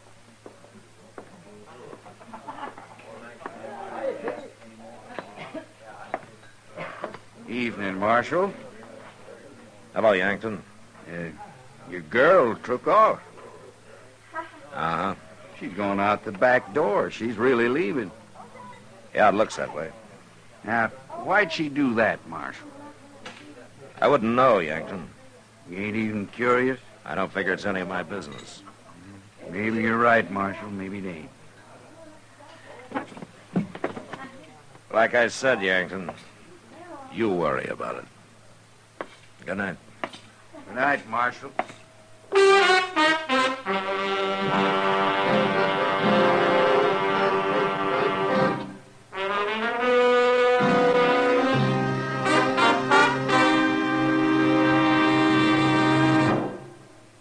Introducing one of the country's best-known jazz musicians and arrangers, Mr. Bobby Haggart. How about whistling along with him?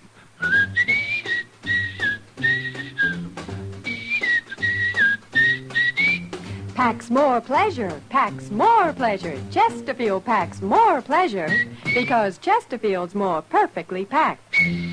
The more perfectly packed your cigarette, the more taste and mildness are released for you. Chesterfield, made by exclusive Accuray, has an open, easy draw that unlocks all the pleasure of fine tobaccos. Now, Accuray ensures an even distribution of tobacco from one end of your Chesterfield to the other.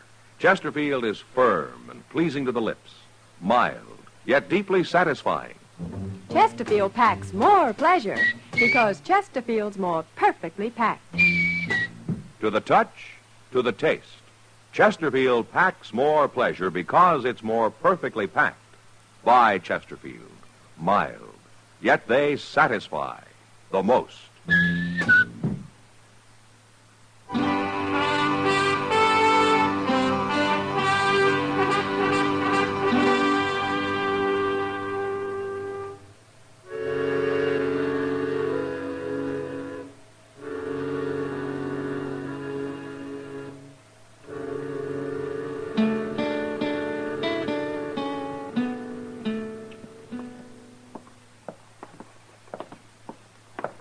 Look at him, Chester.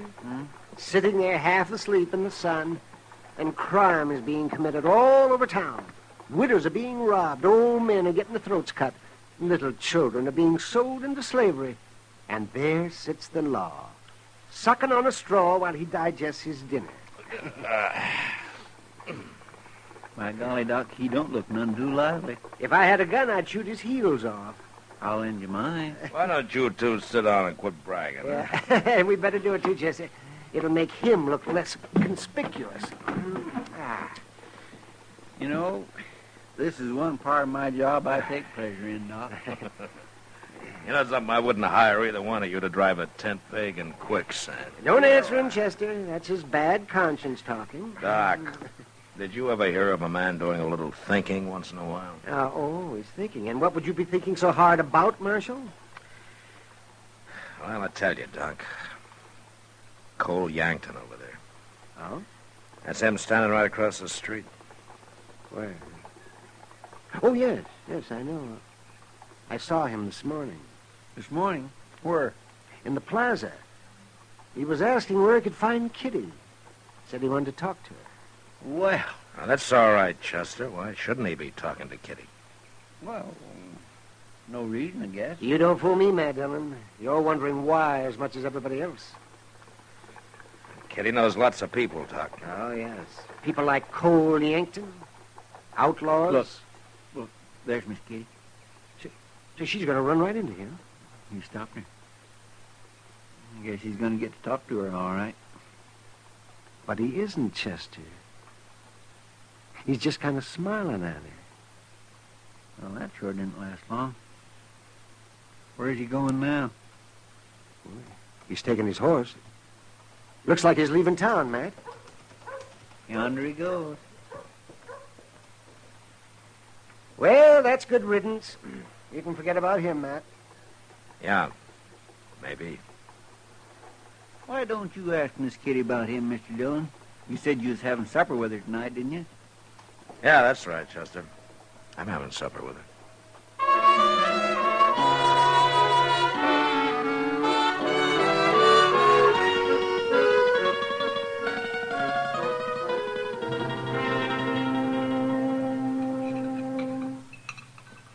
You like the enchiladas, Matt? Well, I'd like 'em better if I knew what they were using for meat, Kitty. Haven't you ever been here before? No, not often. Yeah, for one thing, it's too long a walk. This place is hardly part of Dodge. Now, just 'cause it's at the edge of town. I don't think you like Mexican food, Matt. I grew up on it, Kitty. Well, the walk's good for you. Gives you an appetite. Huh? Mm-hmm. Is that why you brought me clear out here? I get tired of eating at Delmonico's and those places. Change is good for you once in a while. Yeah, sure, it's good for you. As long as it's for the better. There's nothing wrong with this food. I think it's delicious. Uh-huh. Have you tried this coffee? I wasn't talking about the coffee. Well, you take cornmeal and molasses and you fry it together till it turns to powder. Then you boil that with water and you got coffee. Is that how they make it? Well, that's how they make it here. Well, I like it. Well, you don't have to, you know. It's not going to cost me much. Then you ought to be grateful I made us come here. Oh, I am, Kitty. I sure am. Matt. Yeah. You haven't asked me about Cole Yankton. No, I haven't, Kitty. Why should I? Mr. Dillon, I swear I thought I'd never find you. What are you doing way out here? Is something wrong, Chester? Only the bank got held up. 3 men, they took over $10,000. When? A while ago, I've been looking everywhere for you. Was anybody hurt, Chester? There was a few shots fired, but nobody got hit I know of. What, any idea who it was? Yes, sir. One of them, anyway. Well, who? Cole Yankton. Matt. We'll talk about it later, Kitty. I brought your horse, Mr. Dillon, and we better get going or we won't never find him.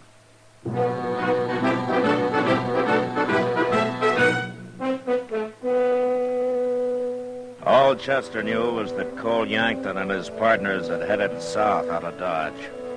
So we started after him. We rode blind for a few hours. I was about to give it up and wait for daylight when we ran into a cowboy who'd heard him ride past him in the dark. When I told him who I was, he told me the only place in the whole country where they might be hiding. And an hour later, Chester and I were crawling on our bellies up to a half-fallen shack that lay under a small bluff. They ain't even hiding in the shack. They got a fire going outside. They'd have been safe enough if it hadn't been for that cowpuncher, Chester. Yankton's the one laying on the ground, ain't he? Yeah. Quiet now. Just hold it up, Chester, and listen. Don't worry. Won't nobody find us tonight. Come on, let's get a little closer.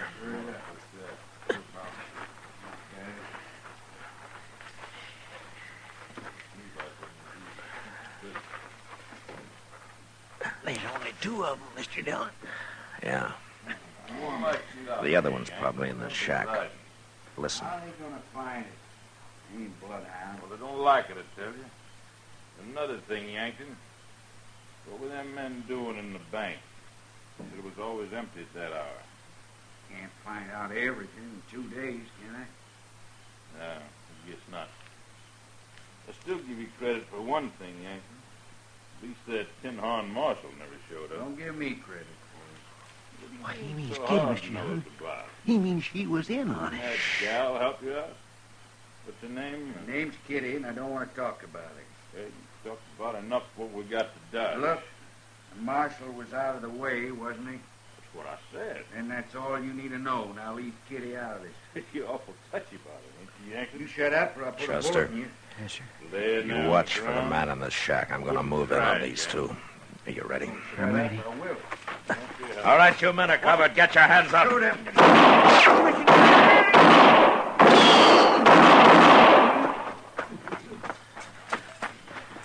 I got that fella in the door, Mr. Dillon. I gave up, Marshal. Don't shoot. Well, we got 'em all but him. All right, keep your hands up, Yankton. You're up. All right, get on your feet. No, I can't, Marshal. I'm too dizzy. What? I got hit. Marshal, I Got him, too, I guess, Mr. Dillon.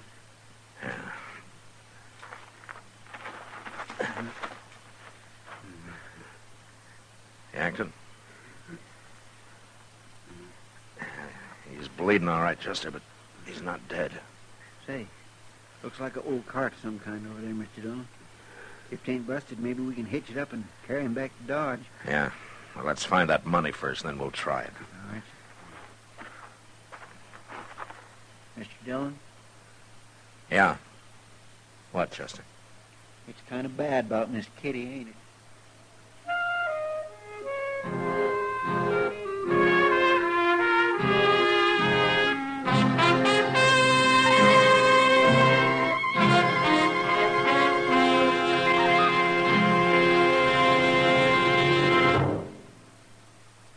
Say, where are you listening to Gunsmoke? In your car? Getting ready for dinner? Oh, I see. Just relaxing in your favorite easy chair. I'd say you're in a good spot right now to really enjoy Chesterfield's better taste and mildness. You see, Chesterfield packs more pleasure because it's more perfectly packed. A more perfectly packed cigarette gives you an open, easy draw that unlocks all the better taste and mildness of fine tobaccos. And Chesterfield, made by exclusive Accuray, is more perfectly packed, with an even distribution of tobacco from one end of your Chesterfield to the other. Firm and pleasing to the lips, mild, yet deeply satisfying. Remember, to the touch, to the taste.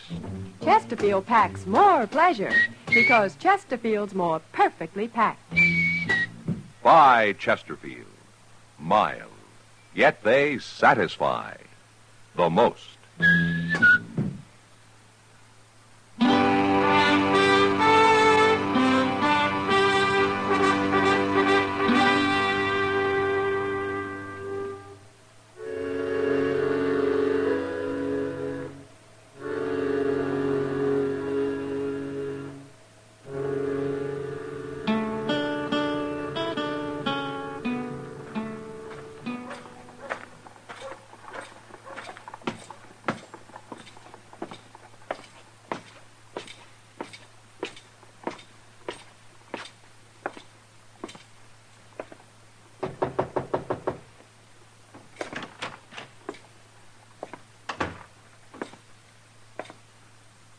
Hello, Matt.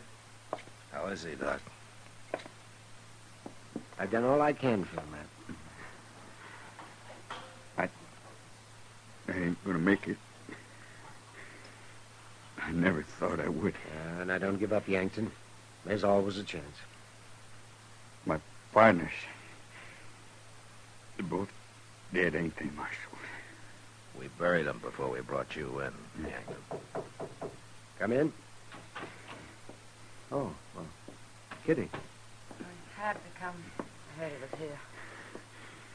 Hello, Kitty. You got a bullet in me, Kitty. I know.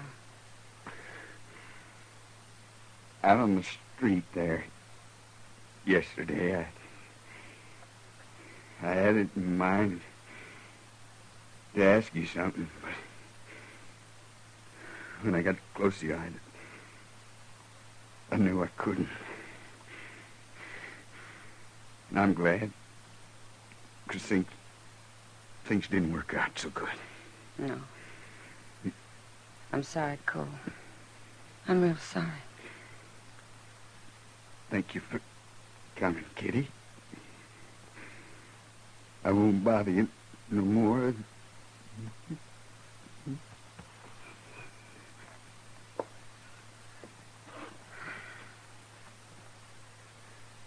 He's dead. Here, I'll cover him up. Matt. No, Kitty. You don't have to explain anything. Yes, I do. I want you to hear, too, Doc. I'm listening. You both think I tried to help him, don't you?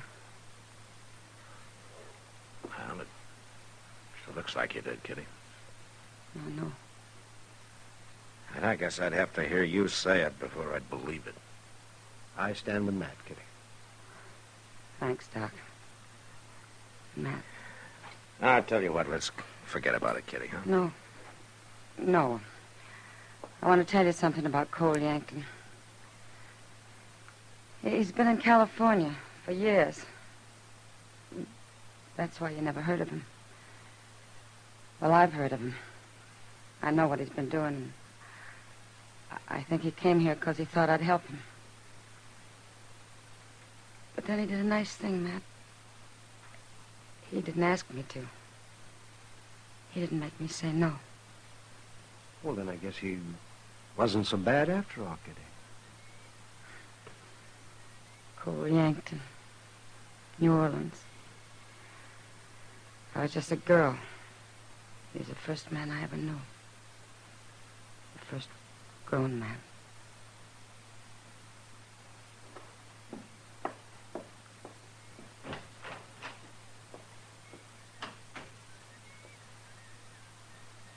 Yankton was a fool, Matt.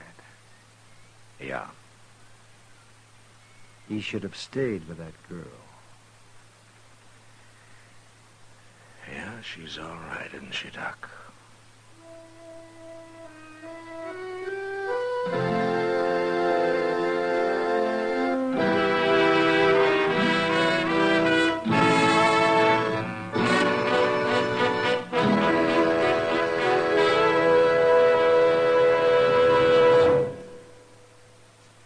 In a moment, our star, William Conrad. Chesterfield packs more pleasure because Chesterfield's more perfectly packed. Chesterfield, made by exclusive Accuray, packs more pleasure because it's more perfectly packed. Unlocks all the pleasure of fine tobacco. Chesterfield packs more pleasure because Chesterfield's more perfectly packed. Firm and pleasing to the lips. Chesterfield. Mild. Yet they satisfy the most.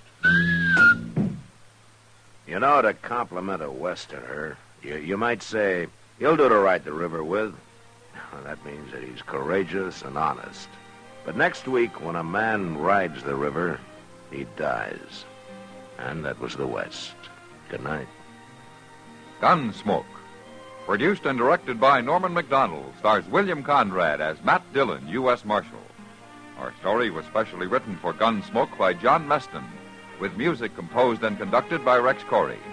Sound patterns by Tom Hanley and Bill James. Featured in the cast were Vic Perrin and Barney Phillips. Harley Bear is Chester, Howard McNear is Doc, and Georgia Ellis is Kitty.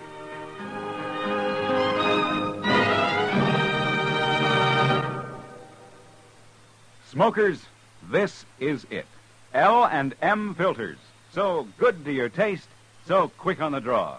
Make today your big red letter day, your L&M red letter day. Superior taste and filter, it's the miracle tip. Make today your big red letter day. Change to L&M today. L&M, so good to your taste. So quick on the draw. Get L&M today.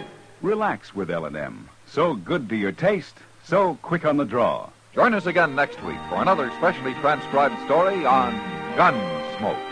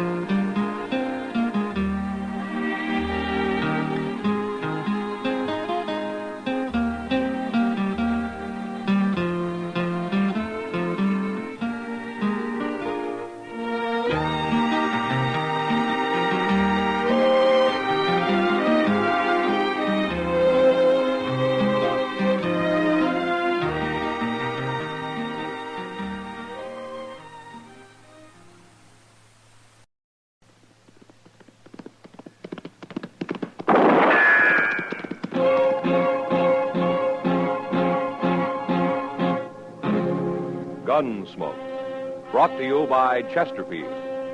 Chesterfield packs more pleasure because it's more perfectly packed, thanks to Accuray. They satisfy the most. Around Dodge City and in the territory on West, There's just one way to handle the killers and the spoilers, and that's with a U.S. Marshal and the smell of Gunsmoke.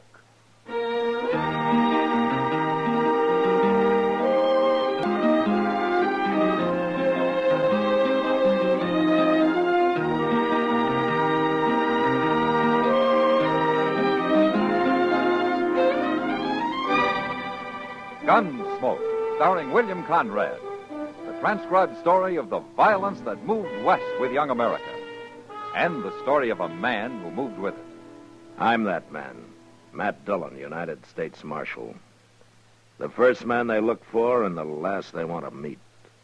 It's a chancy job, and it makes a man watchful and a little lonely.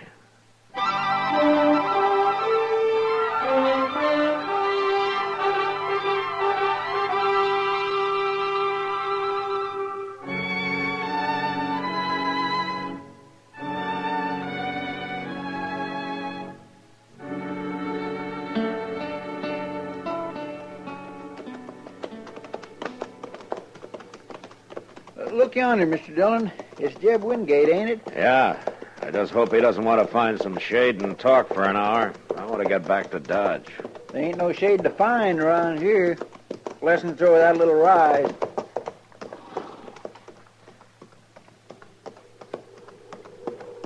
Hello, Marshal. Chester? Hello, Jeb. How are you, Jeb? Hey, that's fine. You fellas are carrying lariat ropes. Oh, what's up, Jeb? You want somebody hung? No, it ain't that. It's to help a poor fella out the other side of the mound there. He's got an old chewed-up single-tree wagon. Now his traces are busted. Well, can't he tie them together? Oh, they're too short already. I was riding over to my place for some rope, but maybe you can save me the trip. I will help him, Jeb. Is he a friend of yours? Oh, I never seen him before. Some poor, half-starved pilgrim. I feel kind of sorry for him, though. So you take care of him now. Yeah, we will, Jeb. So long. I'll be seeing you in Dodge one of these days. Goodbye. Oh, Jeb must get awful lonesome living out here all by himself, Mr. Dillon. Oh, I guess he likes it, Chester. I don't see no man with no wagon. You will in a minute.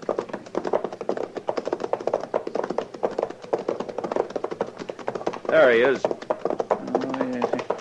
Say, Jeb was sure right. And look at that horse, too. Yeah, they make quite a pair, don't they? Hello. Hello. Here, you could use some rope, mister. Here's 30 feet. That ought to do. I sure thank you. Where you headed? Dodge, I guess. You come far? Montana territory. Well, no wonder. Another fella, he just left. He was going to help me, too. You live out here? I'm the marshal in Dodge. You looking for work? If they'll give it to me. I heard the Santa Fe's laying more track there. Well, I know the agent. Maybe I can help you. No, I wouldn't want to get you in no trouble. Trouble? I'll come see you. I'll fetch you another rope as soon as I can. No need for that. My name's Hook, Marshal. Arden Hook. That's Chester Proudfoot, Hook. How do you do? Pleased to make your acquaintance. Well, we'll be seeing you.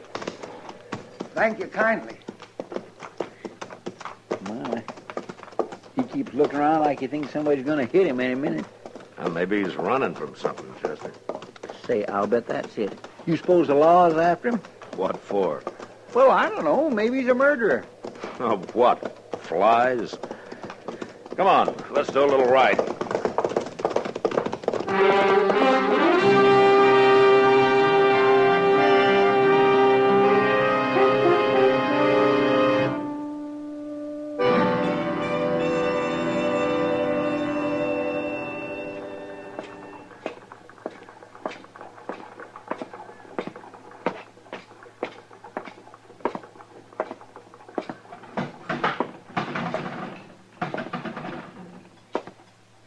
Afternoon, Matt. Hello, Kitty. Have you seen Chester? No, haven't. Well, he was supposed to meet me here. Guess I might as well wait for him, huh? Chester's been living pretty quiet ever since you two got back to town the other day. Yeah, he's broke, Kitty. Being broke never stopped him. But there's a man who's really broke. Oh, who? Arden Hook. What? The fellow Sam hired yesterday, over there. Haven't you seen him yet? I think he's been poor all his life. Well, what's he doing for Sam? Oh, anything. Cleans the place up, mostly. He seems to know you. Yeah, we ran into him out on the prairie. Oh, hello, Marshal. I see you made it, Hook. Thanks to you. I'll be buying you a new rope soon, Marshal. I got me a job. Forget the rope. You'll need your money for food and a bed. Oh, Mr. Noonan, give me that shack out back. I can cook some there, too. Well, that's fine. Yeah, it's going to... Oh, no. Look. Oh. Well, what do you know? Excuse me, Marshal. What? Where you going? Wait a minute, you. Yeah, it's him, all right. Who are those men, Kitty? You're Arden Bill Hook, Centers and Ed Hogler. Yes. They drift Don't in you once in remember a us, while. Hook? Don't you remember Lawrence back in 56? Matt, did I tell you that Mr. Pike... Kitty, wait a minute. We remember, too. I want to hear this. Oh. We ain't very likely to forget, are we, Senator? No. And neither is any other man who rode with us. Where you been all these years, Hook? Tell us. I've been around. All over. I can't think of a single man who's seen you in Missouri for some 20 years. I didn't mean Missouri. No, I guess you didn't. Ain't a fitting place for the likes of you, is it? We're wasting time talking to him, Hogler. You work in here, Hook? Yeah. Good. We'll have a little talk before we leave town. For old time's sake, huh? You go on about your work now. We'll see you later. Matt, they're going to do something to him. They're just a couple of riders, you say, Kitty? That's all I know about him. Well, maybe I can find out more. How? I think Hook's gone out to his room. Excuse me, Kitty. I'll be back in a little while.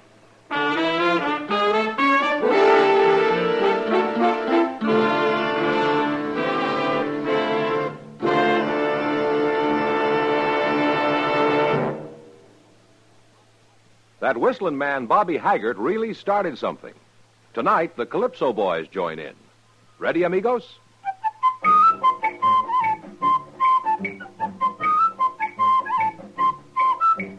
Packs more pleasure, packs more pleasure. Chesterfield packs more pleasure because Chesterfield's more perfectly packed. It stands to reason a cigarette made better and packed better smokes better, tastes better. And Chesterfield is more perfectly packed by Accuray.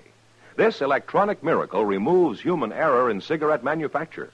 So Accuray Chesterfield is firm and pleasing to the lips, mild yet deeply satisfying. Yes, Chesterfield gives you something no other cigarette can give you. Chesterfield packs more pleasure because Chesterfield's more perfectly packed. To the touch, to the taste, Chesterfield packs more pleasure because it's more perfectly packed. By Chesterfield, mild, yet they satisfy the most.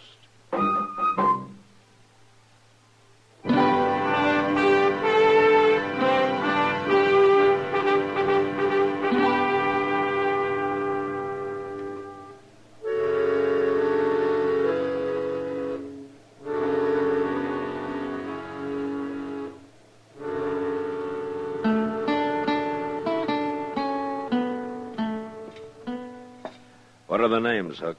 Bill Centers, Ed Hogler?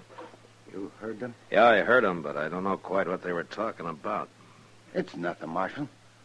I used to know them, that's all. Uh-huh. In Missouri, huh? Yeah, that's right. They said something about Lawrence back in 56. They were just talking. Lawrence, Kansas. That was the first time it was raided by Missourians. Under General Atchison, wasn't it? You and Centers and Hogler were with him, huh?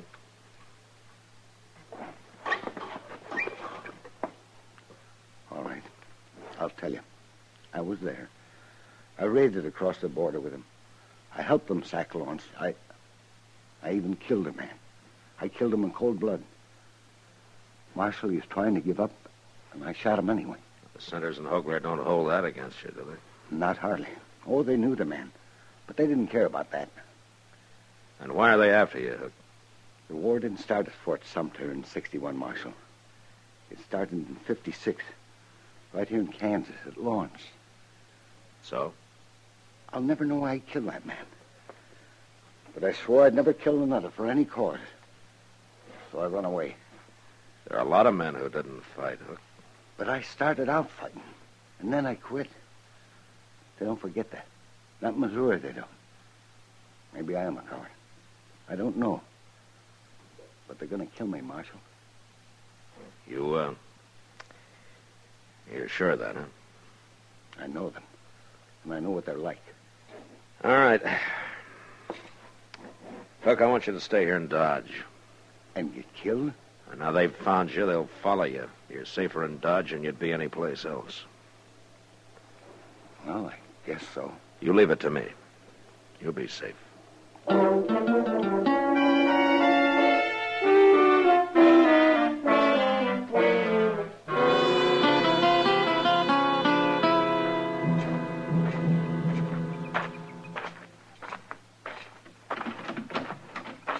He'll run off if we don't go get him soon, Hogler. Where's he going to run to? Ogler's right. He isn't running anywhere. What? Oh, Marshal, huh? You're Hogler?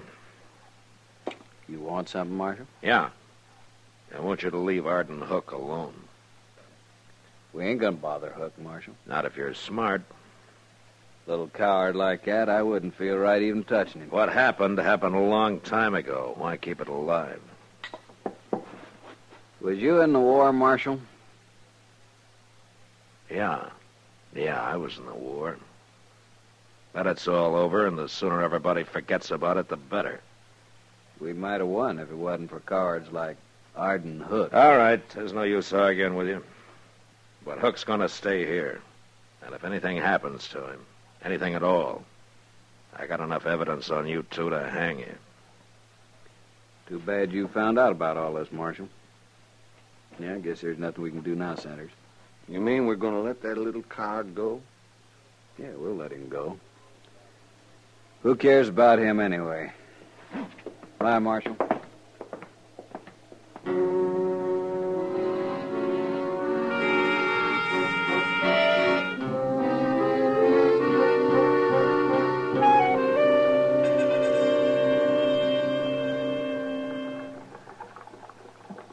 It's awful hot today, Matt. Well, that's the sun, Doc. You see, it's the sun that makes it hot.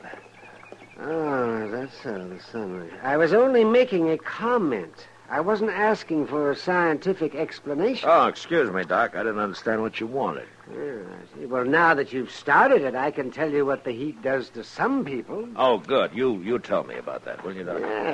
Hello, Doc. Hello, Chester. Has either one of you saw Arden Hook today? No, I haven't seen him for the past few days. Why, Chester? Well, they say Jeb Wingate's looking for him. It might mean a job work, Mr. Dillon. Oh, I doubt it. Jeb's always said he'd never have anybody working for him. Well, if it ain't for a job, why would he be looking for him? Well, I figure that's Jeb's business, don't you? Yes, but here's Miss Kitty. Maybe she know where he's at. I don't know why you're so concerned, Chester. Well, sir, I still think it means a job for him. Well, this is a busy-looking outfit. Yeah, how are you, Kitty? Miss Kitty, have you saw Arden Hook anywhere? It's really important. No, Chester. Not since he left this noon. Left? For where? Well, Jeb Wingate finally found him, and they left. Where'd they go, Kitty? Jeb gave him a job, Matt. He hired him on. There. See? What did I tell you, Mr. See there, Doc? Didn't I tell you? What You were right, Chester, yeah. Well, I wish him luck, but I can't see Arden Hook working on a ranch somehow. He's about the last man I'd pick out. Matt, I've got an idea. Yeah, what, Doc? Well, I just remembered something. Well, tell us. It's nothing you don't already know if you just have thought of it.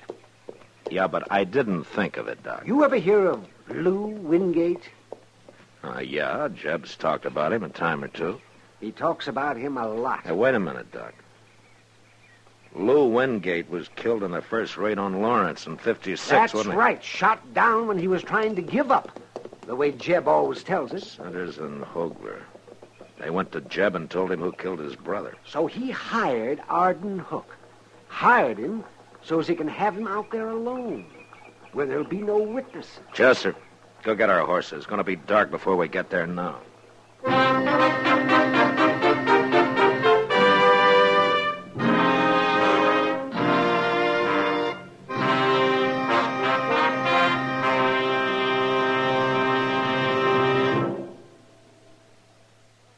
Say, where are you listening to Gunsmoke? In your car? Getting ready for dinner? Oh, I see. Just relaxing in your favorite easy chair. Well, I'd say you're in a good spot right now to really enjoy a Chesterfield. You see, Chesterfield packs more pleasure because it's more perfectly packed. It stands to reason. A cigarette made better and packed better smokes better, tastes better.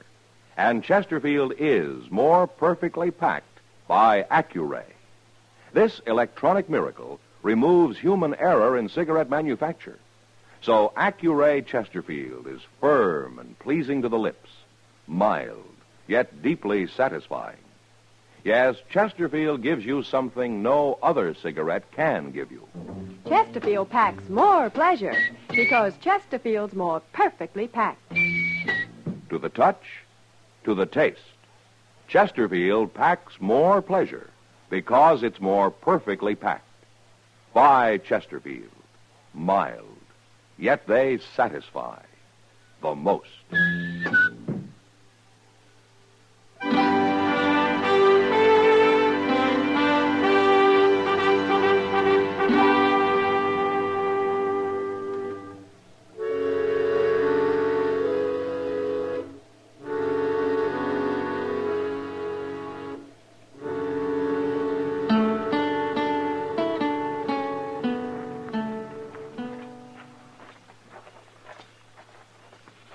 Step easy, Chester. I am.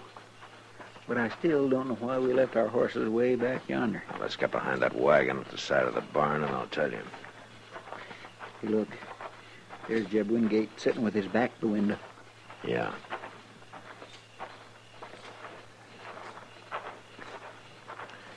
Here, this ought to do it.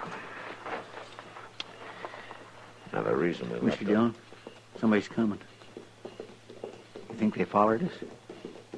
Well, I don't know, but they weren't far behind us. Now, don't let them see you now. No, sir, I won't.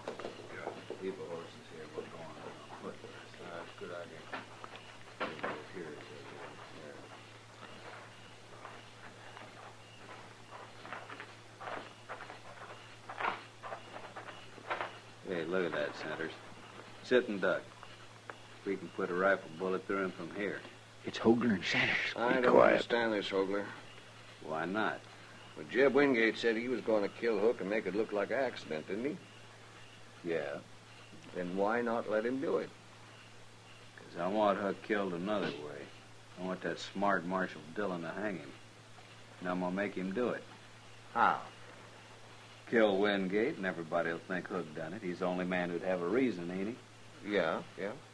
All we got to say is he killed Wingate because he is afraid of him. Still murdered. You're smart, Hogler. I like the idea of Marshal Dillon having to hang him. Well, go ahead, shoot. I'm going to move out there, Chester. You stay here. Right in the back. I got the drop on you, Hogler. It's Arden Hook. He's got a rifle. Put that rifle down. Where'd you come from, Hook? I heard your horses coming in. I heard most of what you were telling Centers. He's going to shoot us, Hogler. I wouldn't shoot nobody. You ought to know that. And what's the rifle for? I'll shoot in the air to warn Wingate. I'll kill you, you do that. Maybe. But you won't kill Wingate. There's two of us, Hook, and I can... All right, that's enough, Hogler. So, Marshal, get him. Don't shoot, Marshal! Don't shoot! Then drop your gun, Centers. Sure. Chester. Yes, sir. Go get Wingate. Yes, sir, I'll get him. You killed Hogler, Marshal. Yeah, I killed him. It's a wonder Centers isn't dead, too. I wasn't going to do nothing. I didn't want anybody to die. They'd have killed you and Wingate both if I hadn't stopped him. I was about to warn them. I was all ready to shoot. It's too late. I wasn't going to shoot Wingate, Marshal, honest. The court can decide that, Centers. Marshal, Hello, Jeb. Chester started telling me what this is all about. I never heard of nothing like it. Yeah? Well, Arden Hook was ready to give his life for you, Jeb. I know. And I ain't very proud of myself, Marshal. You got no cause to be.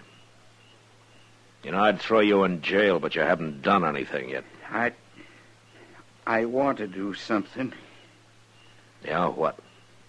Hook, I didn't bring you out here for a job. I know.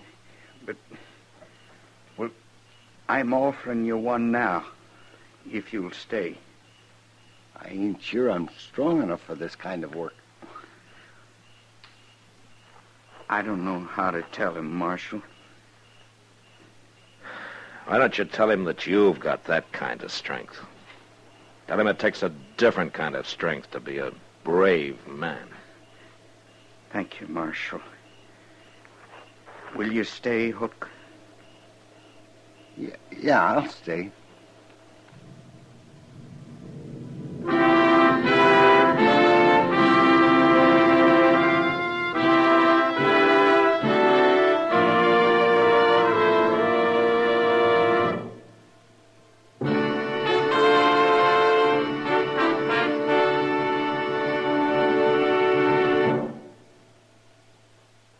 In a moment, our star, William Conrad.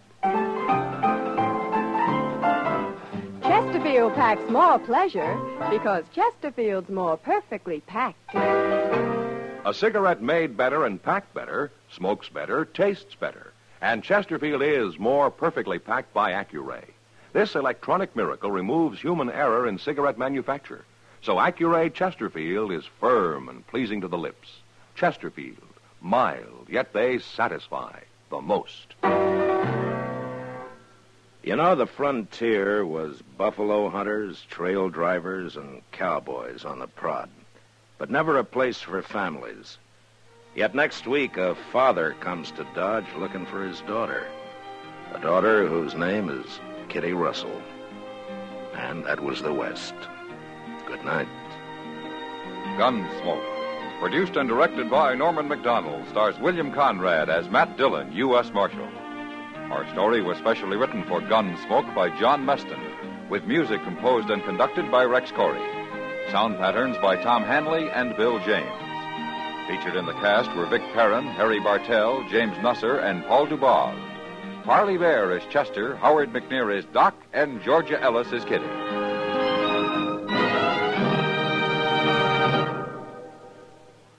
Live modern. Smoke L&M. Live modern. Change to L&M. Only with L&M can you enjoy the full, exciting flavor of today's finest tobaccos through the modern miracle of the pure white Miracle Tip. So light up, free up, let your taste come alive. Live modern. Smoke L&M. Live modern. Change to L&M. Join us again next week for another specially transcribed story on Gunsmoke.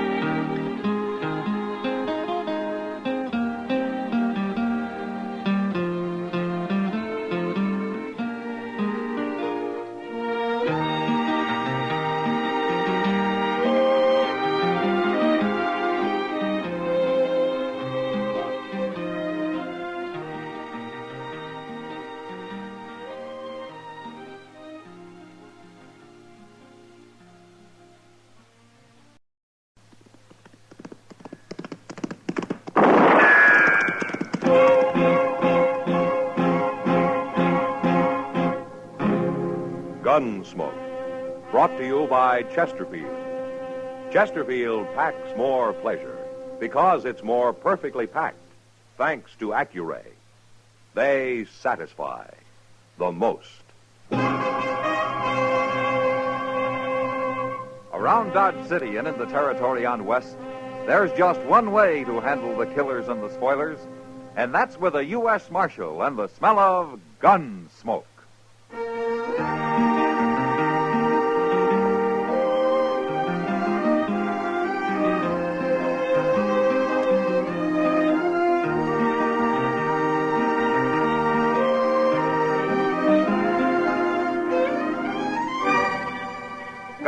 Gunsmoke, starring William Conrad.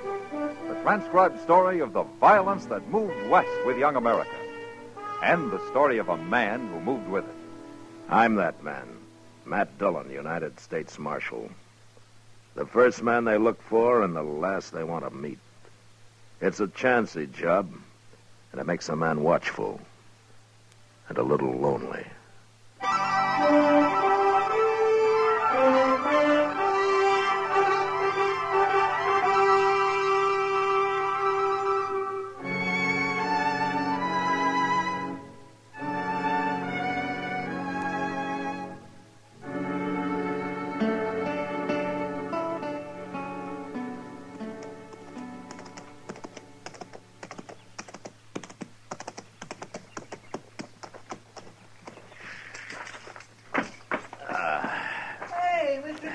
What? Mr. Dillon, how are you? Hi, Chester. Well, sir, I sure am glad to see you back. Well, it's good to be back, Chester. My, you've been gone over a month. That's 6 weeks to be exact. Gracious, you sure must have covered a lot of territory. Well, I'll tell you all about it later. What's been going on here? Oh, nothing much, I guess. You know how Dodge is. Things are just about the same. They are, huh? Mm-hmm. What about that new sign over the Long Branch here? New sign? Oh, my goodness, Mr. Dillon, I plumb forgot. That happened the week you left. Sam Noonan and Kitty Russell, proprietors. Ain't that the doggonest thing you ever heard of? They're partners now, Mr. Dillon. Miss Kitty bought a half interest in the place, and her and Sam's running it together. Well, where'd Kitty get the money? Well, you know, Miss Kitty, she never spends much, and she's been saving it for years and years. I guess it mounts up. You save money that way. Yeah, you ought to go in and say hello, Mr. Dillon. Miss Kitty's been waiting real proud for you to get back. Well, I'd like to. If you'll put my horse up for me. Huh? Well, sure will. Okay. I'll see you at the office later. All right, sir.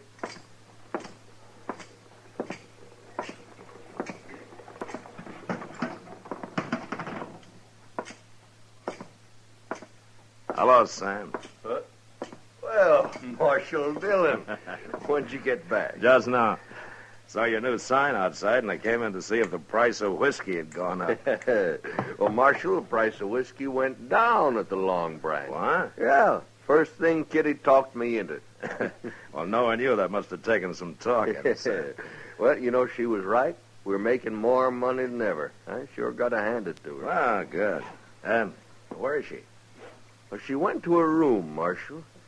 And, you know, I wish you'd go up and see her. She got me worried. Oh, why? Well, we were sitting here talking business, and a boy come in with a telegram for her, and she read it, and well, she turned kind of pale and then got up and left. Huh. Yeah, sure, Sam. I'll go see her.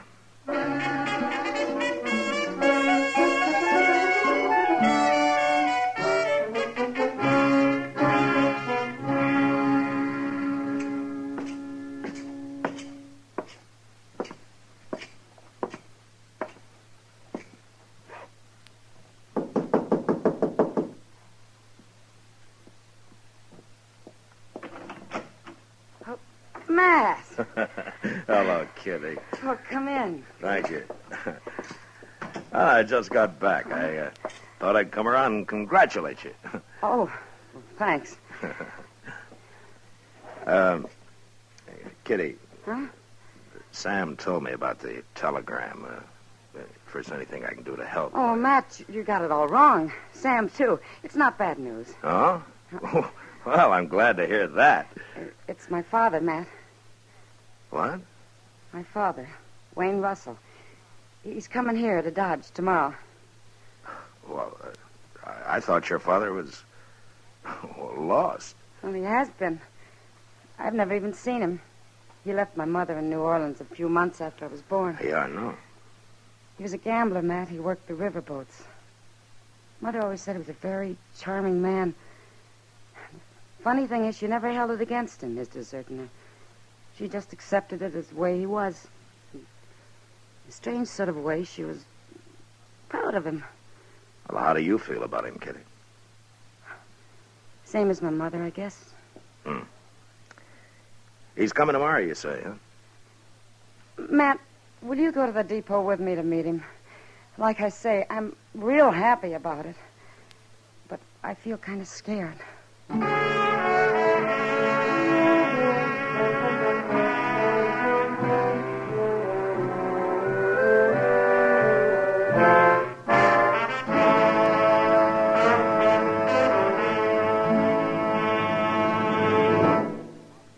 That whistling man, Bobby Haggart, really started something. Tonight, we'd like to introduce a player piano that could have come right out of the Long Branch in Dodge City. Packs more pleasure, packs more pleasure. Chesterfield packs more pleasure because Chesterfield's more perfectly packed. The more perfectly packed your cigarette, the more taste and mildness are released for you.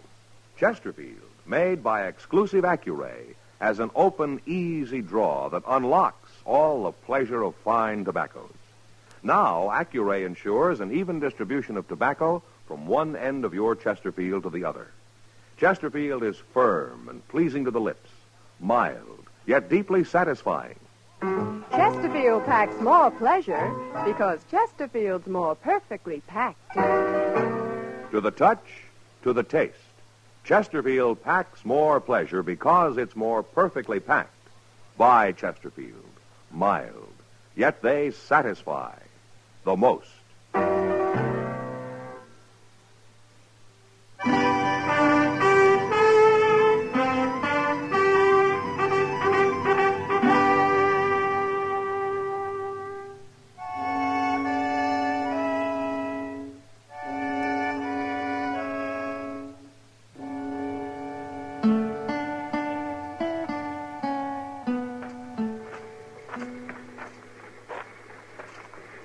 Matt, you really think he'll be on it? Now, you just keep calm, Kitty. People are starting to get off, you see? Yeah, I see. Oh, I just thought of something. What? Oh, I recognize him. I don't even know what he looks like. Matt, what'll I do? Now, wait a minute.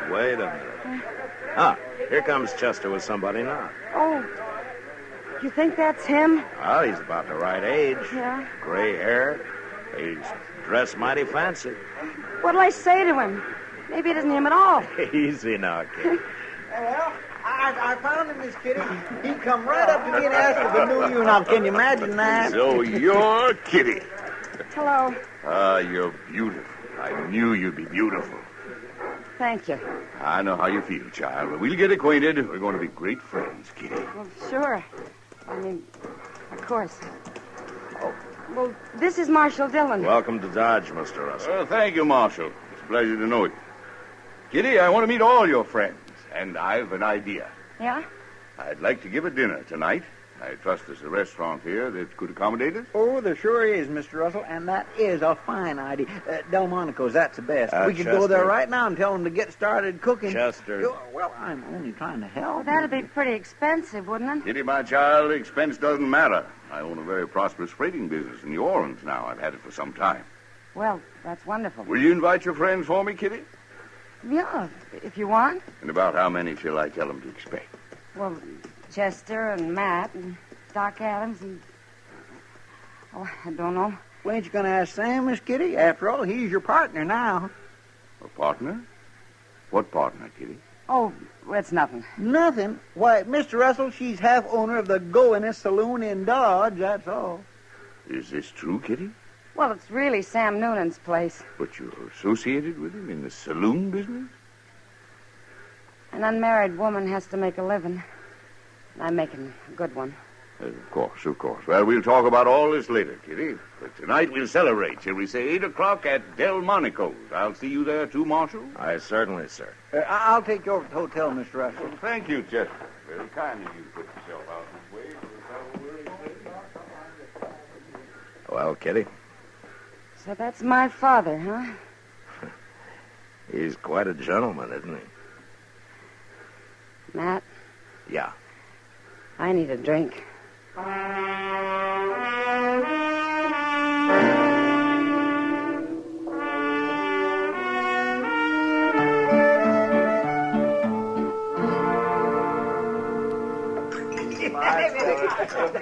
Chester, Chester, you've had just about enough. Well, that was a pretty good meal, wasn't it, Mr. Russell? And I want to thank you for recommending the place, Chester. Of course, I guess it ain't like what you're used to in New Orleans. Miss Kitty's told me about how good they eat down there, ain't you, Miss Kitty? Yeah, I guess so, Chester. What's the matter with Kitty, man? I don't know, Doc. She keeps looking at him sideways, but she sure doesn't have much to say to him. Well, I guess she's still kind of shy. Shy? You mean Kitty? Oh, nonsense. You better fill your glass, Doc. What's that? Sam Noonan's getting orey-eyed. I think he's just about to propose a toast. Oh, no, that's all we need. Now, you see what I mean? Now, gentlemen, now let's drink a toast. A toast to my new partner, Kitty Russell, and to her old man. No, I mean her father. Sorry, Mr. Russell. And they're a very happy reunion, and many more of them forever and forever and forever. All right, getting thirsty, Sam.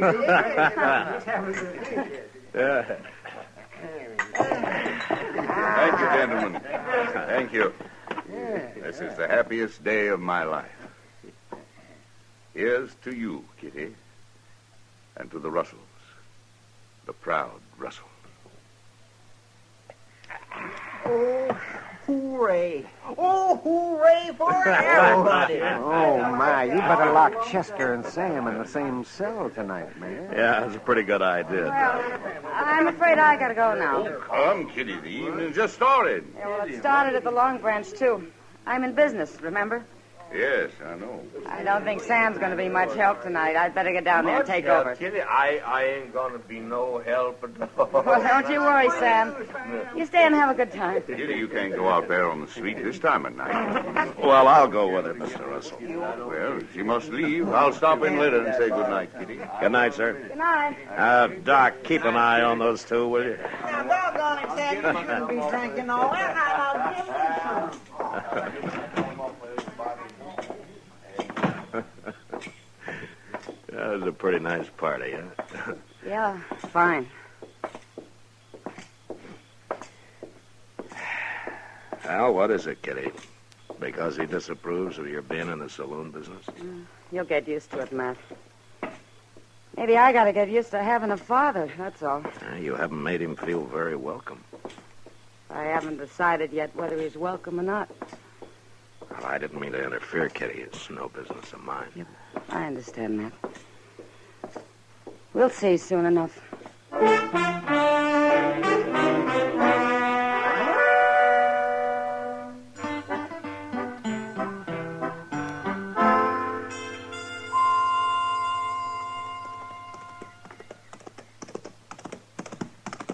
Well, that's a good-looking horse Chester's riding, man. He's thinking of buying it, Doc. Buying it, buying it. With what?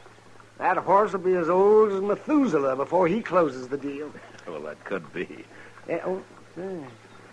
Isn't that Kitty and her father coming out of the bank? Yeah. She treating him as cold as ever, man? It's been 2 weeks, and she hasn't changed a bit toward him, as far as I've noticed. Yeah. Well, she's waving to you. She wants you to come over there. Yeah, I guess so. I'll be back directly, Doc. Yeah, the sun will keep your seat warm. Okay. Morning, Marshal. Morning, Mr. Russell. Morning, Kitty. We've got some news for you, Matt. Oh? Good news, Marshal. Matt, we've been talking to Mr. Botkin, and he'll buy my share of the Long Branch anytime for cash. You mean you're thinking of selling out? Tomorrow morning, just before we leave. Just before you leave? I'm going back to New Orleans, Matt. I'm going to take my money and put it into my father's freight business there. Makes sense, Marshal. Kitty and I should be together. Besides, the saloon business is no place for a lady. I can see that now. I've had to learn a lot in the last couple of weeks, Matt. Yeah, I guess you have. Well, if you're going to get packed, you better start, Kitty. I am, right now. I'll see you at supper. Fine. I'll go over to the depot and see the Santa Fe agent about our tickets. I'm a proud man today, Marshal, a proud and happy man. Now, if you'll excuse me.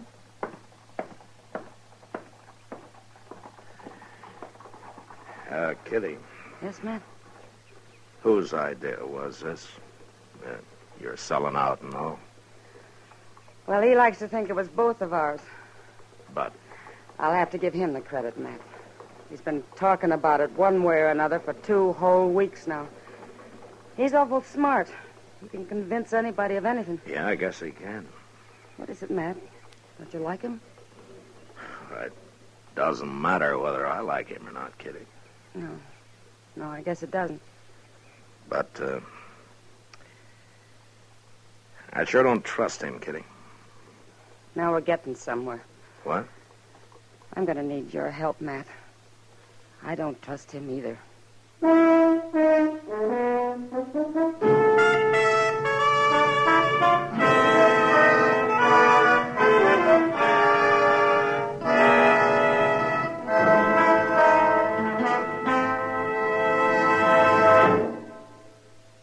Where are you listening to Gunsmoke? In your kitchen? Getting ready for Sunday supper? Maybe in your living room, relaxing? Or out driving? Say, be sure and watch the road. But remember, there's pleasure ahead when you smoke Chesterfield. When you satisfy yourself with Chesterfield's better taste and mildness. It stands to reason. A cigarette made better and packed better smokes better, tastes better. And Chesterfield is more perfectly packed by Accuray. This electronic miracle removes human error in cigarette manufacture. So Accuray Chesterfield is firm and pleasing to the lips, mild, yet deeply satisfying. Yes, Chesterfield gives you something no other cigarette can give you. Chesterfield packs more pleasure because Chesterfield's more perfectly packed. To the touch, to the taste, Chesterfield packs more pleasure because it's more perfectly packed. By Chesterfield. Mild, yet they satisfy the most.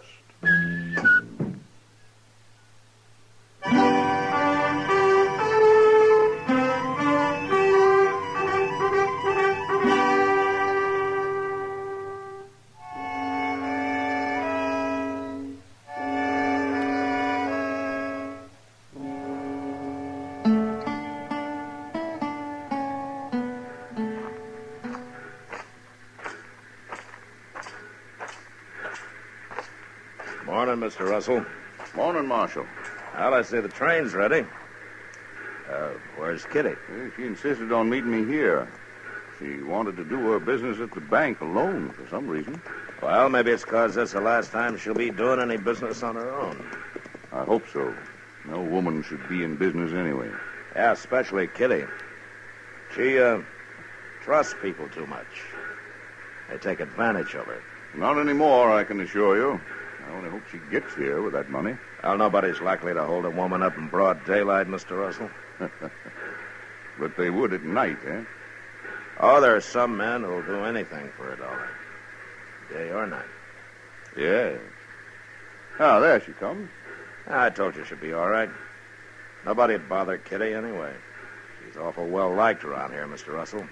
By a lot of people. Yes. Yes, of course. They take it mighty personal if anything happened to her, no matter who did it, Mr. Russell. Morning, Kitty. Morning, Matt. Father. You're late, Kitty. Dane hasn't left. No, but we'd better be getting aboard. All right. Don't you have a bag of some kind? Oh, my baggage is all taken care Oh, of. I mean a handbag. You're not carrying anything. I know. Well, where's the money, Kitty? Didn't you get it? No, Father, I didn't. What? I changed my mind the last minute. What do you mean?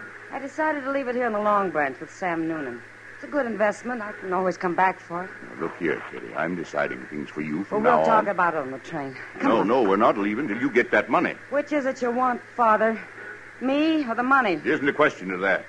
Now, you do as I say. You haven't changed a bit. What? Mother always said you'd never change, and she was right. Don't tell me you're running a freight business in New Orleans. That's enough. Easy, Mr. Russell. You stay out of this, Marshal. You're just another man to me, Father. And a crook besides. Kitty, you're going to be sorry for this. I'd be a whole lot more sorry if I let you steal my money. All right, Kitty, all right. I think he understands now. You're in this together. Mr. Russell, you played it pretty smart so far. Don't disappoint us now. You see it through. Don't make me throw you in jail. Just play it all the way, Mr. Russell. You can do it. Please, Father, get on the train. Leave me at least that much pride. Yes, I think so. Goodbye, Kitty. Bye. Marshal. Goodbye, sir.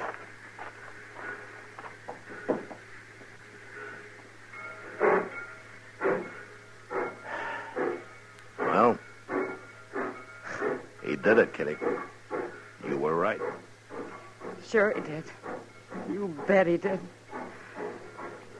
All of us Russells have pride.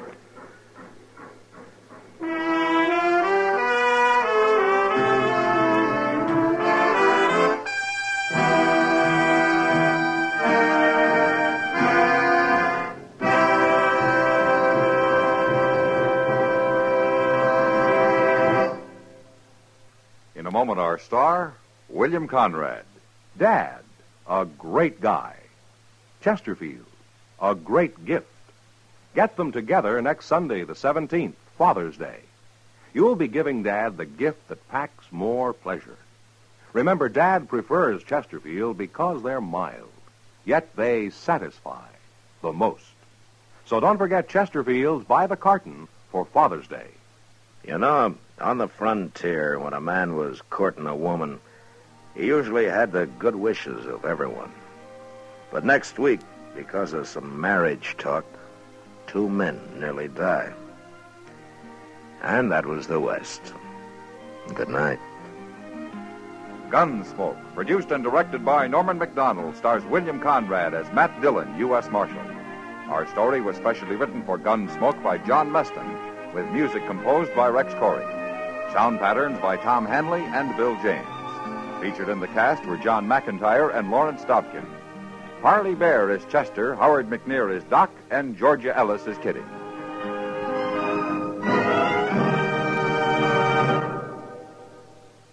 Live modern.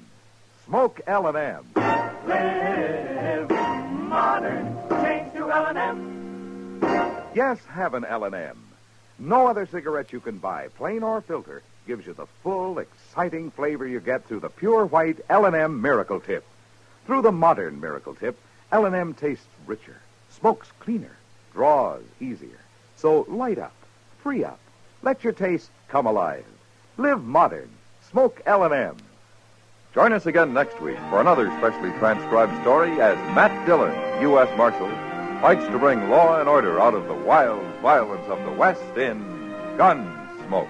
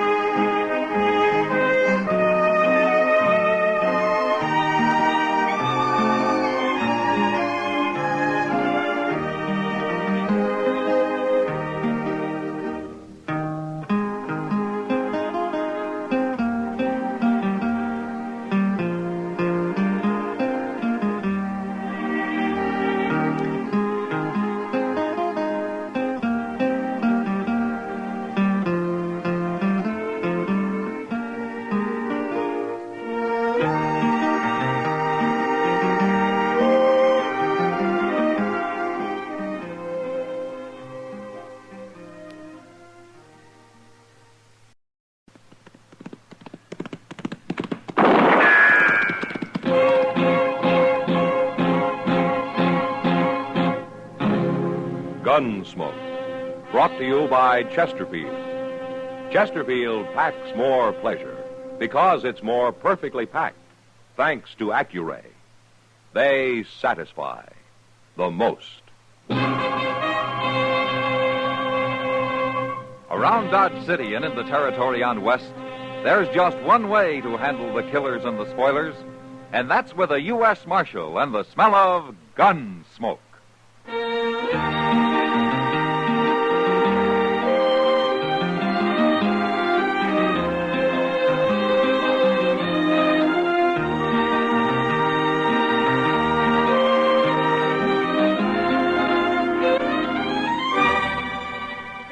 Gunsmoke, starring William Conrad.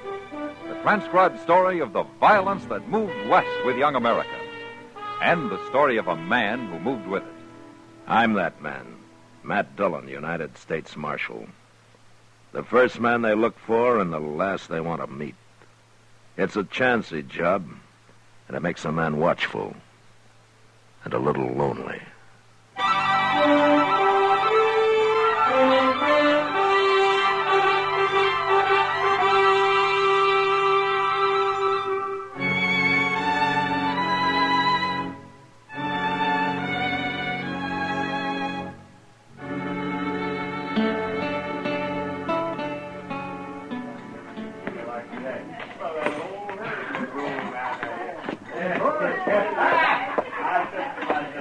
Sam?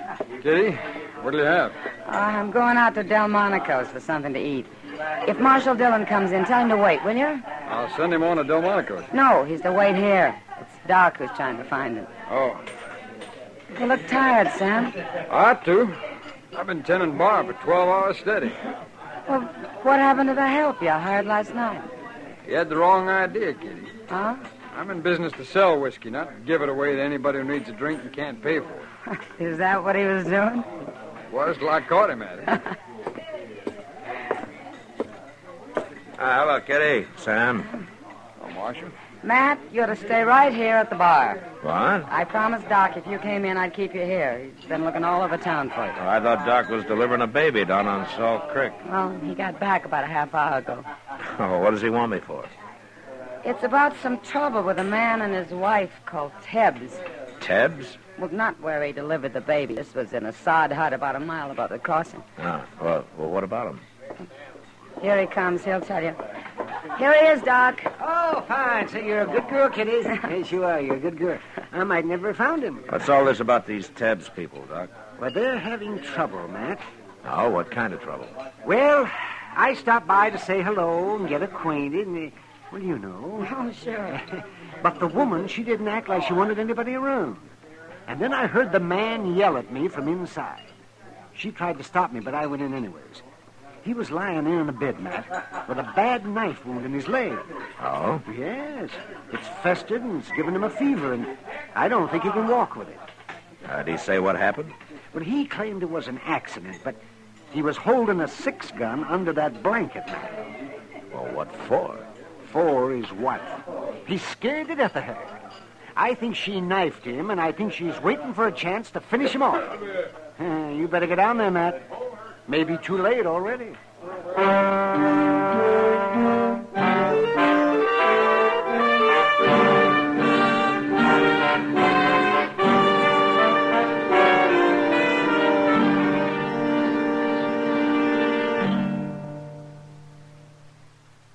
Introducing one of the country's best-known jazz musicians and arrangers, Mr. Bobby Haggart. How about whistling along with him?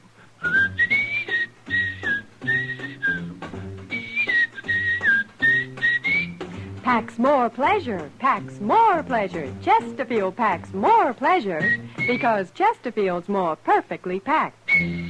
The more perfectly packed your cigarette, the more taste and mildness are released for you. Chesterfield, made by exclusive Accuray, has an open, easy draw that unlocks all the pleasure of fine tobaccos. Now, Accuray ensures an even distribution of tobacco from one end of your Chesterfield to the other. Chesterfield is firm and pleasing to the lips, mild, yet deeply satisfying. Chesterfield packs more pleasure because Chesterfield's more perfectly packed. To the touch, to the taste, Chesterfield packs more pleasure because it's more perfectly packed.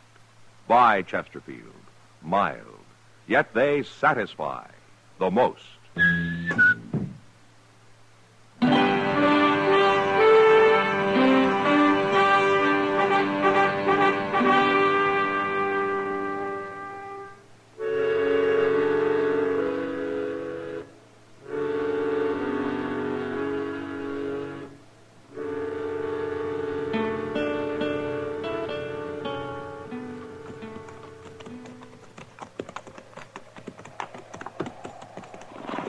I reckon this is Tebbs' place, all right, Mr. Dillon. That's the way Doc described it, all right, Chester.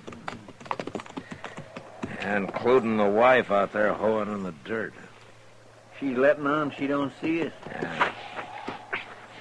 I didn't expect we'd be very welcome here. Just wait till she finds out you're a marshal. And I'm not going to tell her, Chester. Not right off, anyway.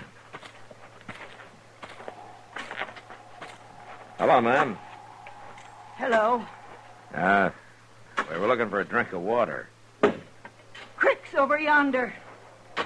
Yeah, but you got a well here. Water's no better than the crick. Okay, we'll use the creek. But, first I'd like to talk to your husband. My husband? What about? Oh, just wanted to get acquainted. He ain't here. Oh. Well, we go get a drink, then we'll come back and wait for him. No. Who are you talking to, Florrie?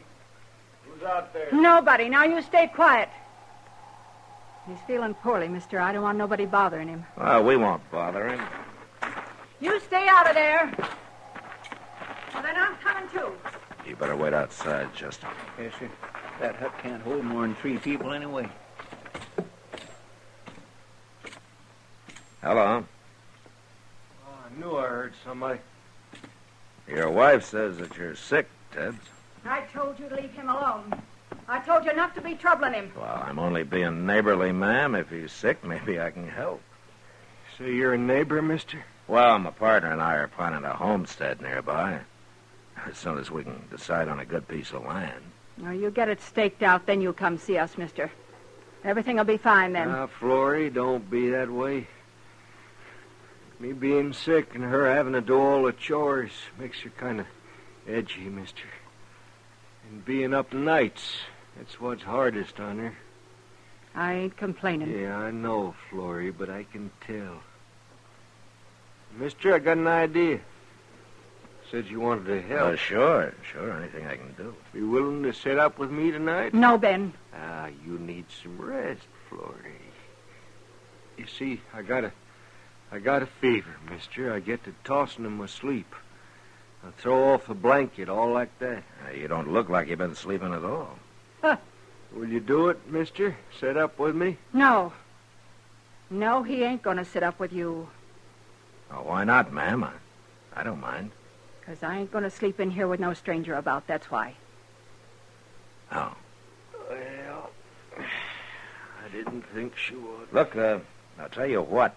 I'll spend the night on the ground outside, if you don't mind. We do mind. Rory, you ain't acting like a wife. You ain't acting like a wife at all.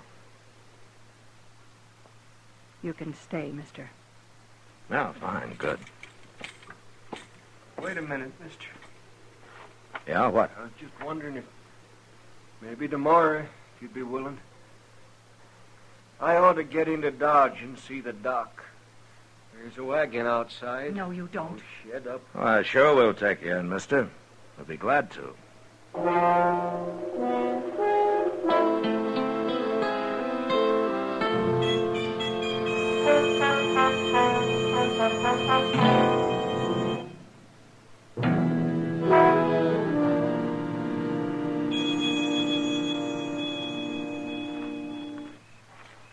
We really going to drive him into Dodge tomorrow, Mr. Dillon? Yeah, we better.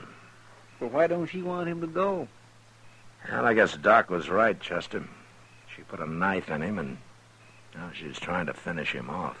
Well, if he's got a 6-gun under his blanket, why don't he just shoot her? That would take care of him, feed him.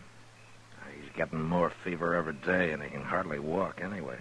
Well, he sure can't last much longer, with him staying awake, trying to keep an eye on her all the time. Yeah. Chester, I think I'm going to go in there and tell him who I am and load him into a wagon tonight. This has gone on long enough. I reckon you better, Mr. Dillon. Yeah.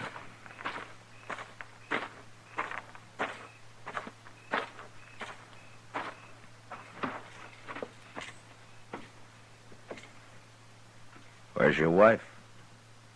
She went around back, mister. Look, Tebbs. Hmm?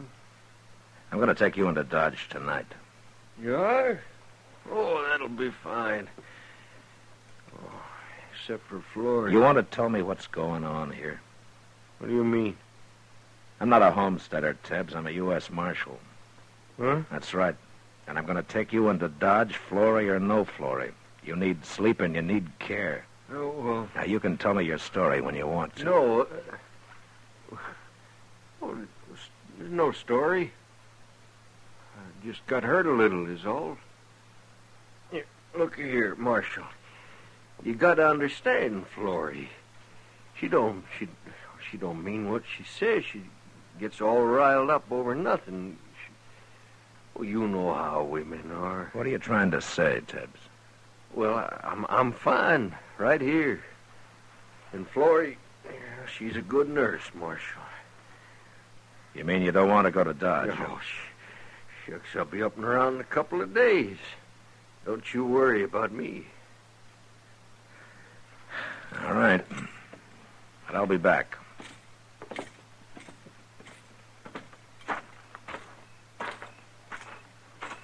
Chester. Chester.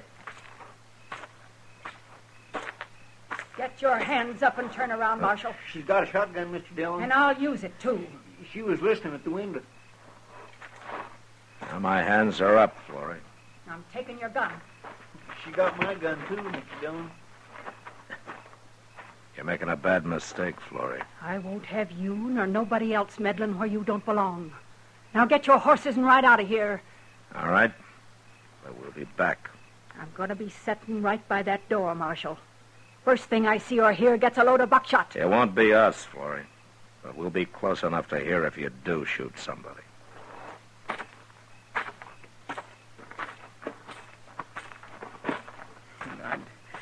I couldn't help it, Mr. Dillon. She come ooching around the side of the hut, and I didn't even see that cussed shotgun until it was too late. Yeah, neither did I. What we gonna do? There's nothing we can do tonight. But tomorrow in the daylight, we got our rifles. We'll think up some tricks for her.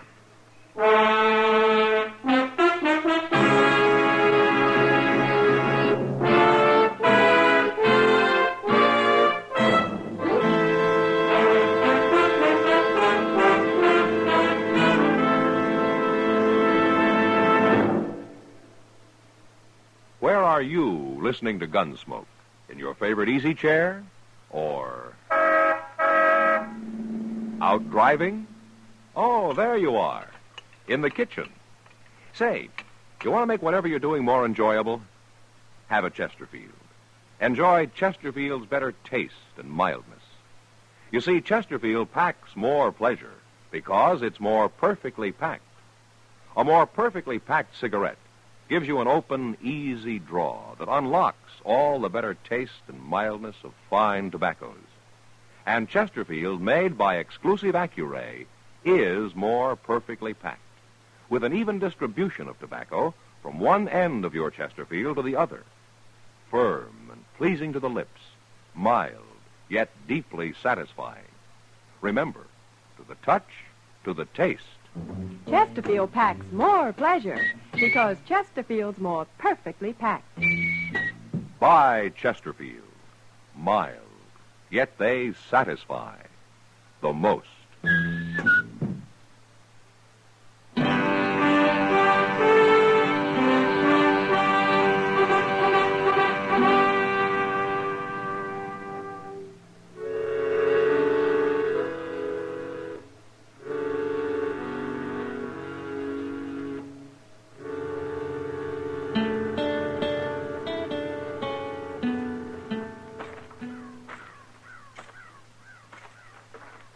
I don't see her around no horse, Mr. Dillon. She must be inside the hut, Chester. Well, I hope she don't come charging out of there with that shotgun blade. It would be a bad way to start the day, wouldn't it? I can't think of none worse, especially on an empty stomach. Yeah. No, there she is. Hmm? Now, wait a minute. It's all right. She isn't armed. Not over here, Marshal. Now, what's she up to? Yeah, it's hard to say with a woman like that. I thought you'd be back this morning. Yes, I told you we would. We're going to take your husband into Dodge, ma'am. You're too late, Marshal. Too late. He died during the night. What? It was too much for his heart. He always did have a weak heart. Where is he, Florrie? Lying there inside, Marshal. Why? Don't you believe me? I believe you, but I want to have a look at him. What for? I got him all wrapped up in his blanket, ready for burying. I'll go dig a grave for him if you want to help so much. All right, we'll dig a grave after I've seen him. You got no respect for the dead, Marshal? It's the living that bothers me right now, Florrie. I'm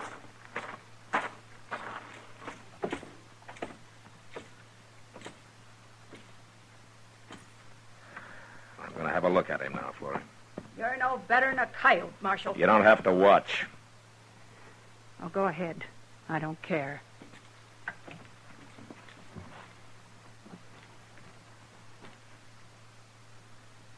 I'll unbutton his shirt here.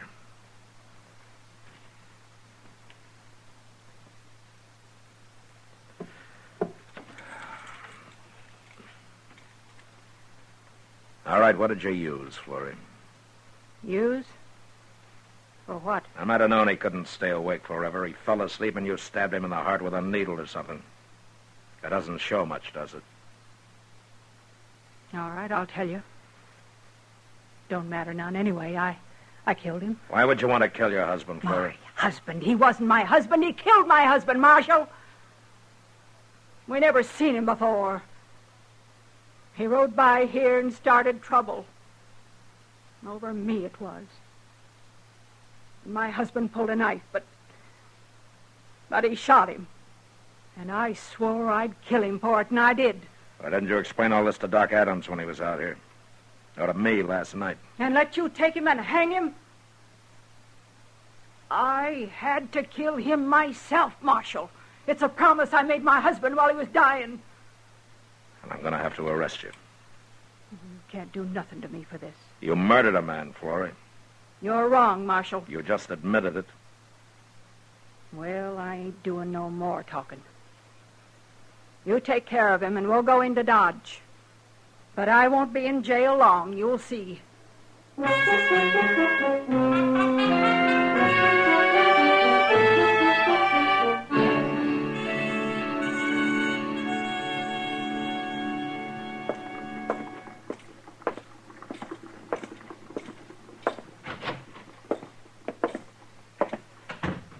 Good morning, Chester. Good morning, Mr. Dillon.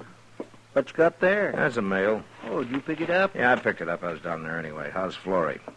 She ain't said a word. Go get her, will you? Go get... What for?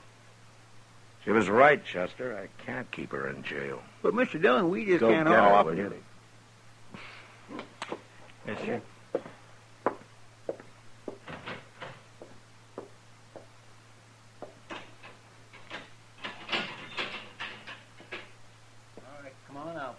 You turning me loose? Not me. Mr. Dillon is. It's about time. Morning, Florrie. Not much of a jail you got, Marshal. Well, it's not strong enough to hold you. Of course it ain't. Florrie, the man you killed, you told me you've never seen him before, huh? I never had. What was his name? George Bassett. What else did you know about him? He was wanted. Dead or alive. He was wanted? I got a circular on him in the mail, Chester. It's there on my desk. A circular? Well, forevermore. How did you know he was wanted, Florrie? He said so. Now, that's hard to believe. Now, he told me. When he was bothering me. Before he killed my husband. He said one more wouldn't matter. I guess he planned to kill me, too, later. Only he hadn't figured on getting cut up. And he needed me after that. Yeah. Now, why didn't you tell me this out there, Florrie? I didn't think you'd believe me, Marshal. Yeah, well, maybe you were right. I never heard of George Bassett before. You heard of him now? Yeah. There's going to be some reward money coming, Florrie. Marshal? Yeah, what? You say it. Say what, Florrie? Please. Now, that you don't want the money? That you wouldn't take it? Thank you, Marshal. Thank you for saying it right. I feel some cleaner for that. Goodbye. Goodbye, Florrie.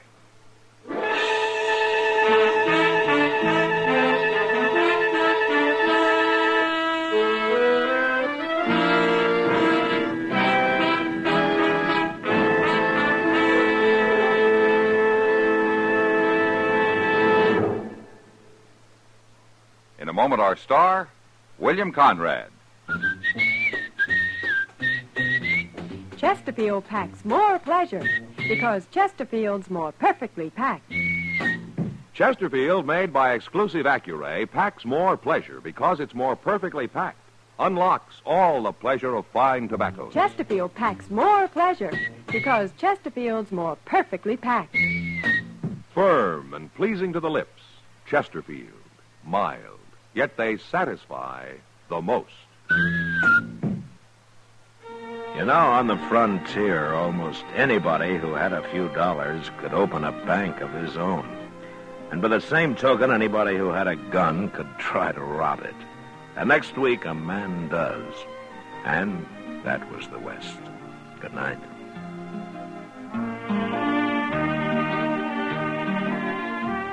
Gunsmoke, produced and directed by Norman McDonald, stars William Conrad as Matt Dillon, U.S. Marshal.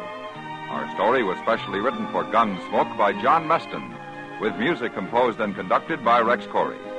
Sound patterns by Tom Hanley and Bill James. Featured in the cast were Helen Klebe, Lawrence Dobkin, and Stacey Harris. Harley Bear is Chester, Howard McNear is Doc, and Georgia Ellis is Kitty.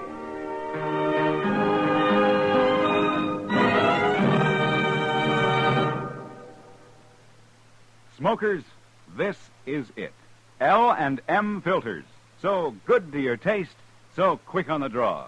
Make today your big red letter day, your L&M red letter day. Superior taste and filter, it's the miracle tip. Make today your big red letter day. Change to L&M today. L&M, so good to your taste. So quick on the draw. Get L&M today.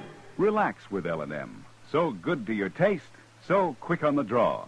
Join us again next week for another specially transcribed story on Gunsmoke.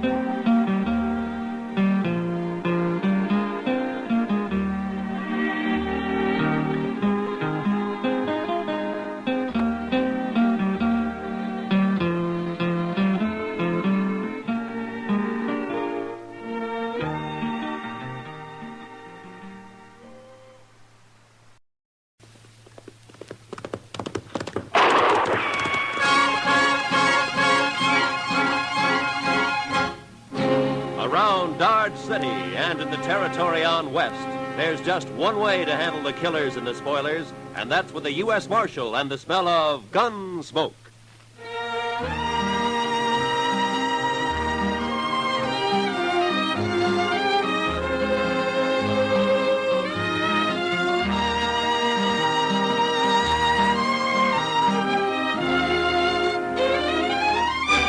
Gunsmoke, starring William Conrad. The transcribed story of the violence that moved west with young America. The story of a man who moved with it. Matt Dillon, United States Marshal.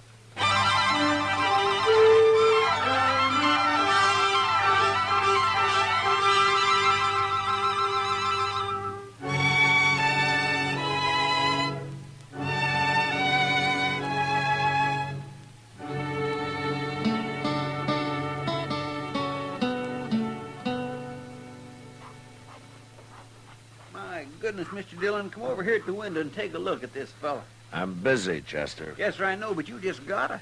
Why, he's the doggonest thing you ever saw. Please, Mr. Dillon, before he goes away. Well, I can't write while you're talking. Look at there. See? In the coonskin hat across the street there? Ah. Why, he looks to be 8 feet tall. Now, that's 'cause he's so skinny. And that long rifle. Looks like a fish pole. How's he going to shoot buffalo with that? And he's a squirrel hunter, Chester. That's a southern mountain man. Now, that fella he's talking to now is pointing this way. Oh, here he comes. Howdy. Hello. Well, come on in. Be you the... what you call 'em? Oh, the marshal? I'm again schools and education. Never heard nothing called a marshal. I'm a peace officer. I'm a country man. I'm again towns, too, and jailhouses. Well, so am I, but sometimes they're necessary. No, they ain't. No more than the law is. It ain't fitting for some folks to be meddling in other folks' business. Uh-huh. Oh, where do they figure it like that, stranger? The Ozark Mountains? Better country than this. My name's Luke Humbird. Mine's Dillon. This is Chester Proudfoot. How do you do? I knowed a fella called Proudfoot once. That so? Yeah. Well, there ain't too many of us. It might be a relation of some kind. All I remember is how he crimped up every time I kicked him in the belly. He did? Marshal, man outside said you'd help me find where Hank Witherspoon's living. Witherspoon? Yeah. Oh, the one who came out here about a year ago? He's got an old mountain gal with him. They're married. Sure, I know them. They got a place up near Rock Springs, about 10 miles north of here. What kind of place? Oh, just a shack and a patch of corn, as I remember. I'll find it. Well, you come a long way to see your friends, Humbird. The Witherspoon ain't exactly a friend, Marshal. I gotta get going. It being Saturday and all. Wait a minute. Huh? What are you talking about? Nothing. Except I won't kill no man on a Sunday, Marshal. I never have, and I never will.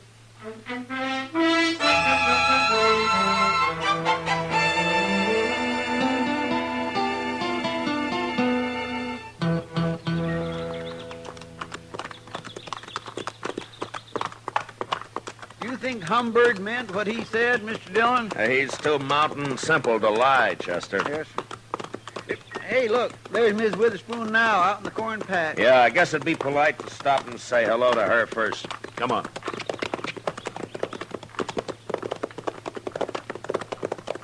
Hello.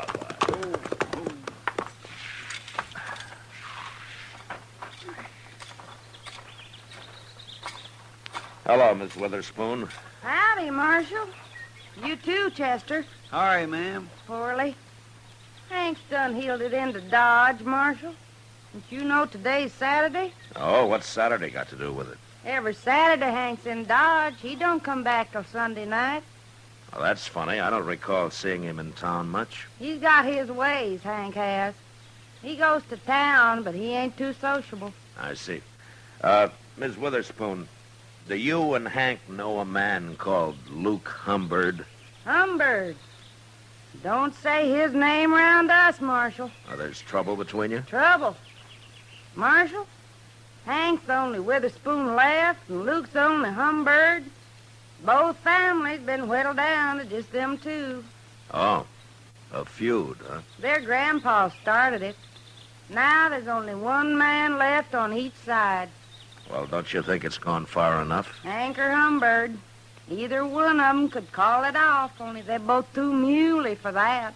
Well, didn't Hank come out here to, get away from it? Course not. He's always talking about going back long enough to kill Luke Humbird. How'd this feud start, ma'am? Well, they say Hank's grandpa stopped by the Humbirds one day, and they asked him to sit and eat. He did. Dinner was slow cooking, and he got to hollering about it.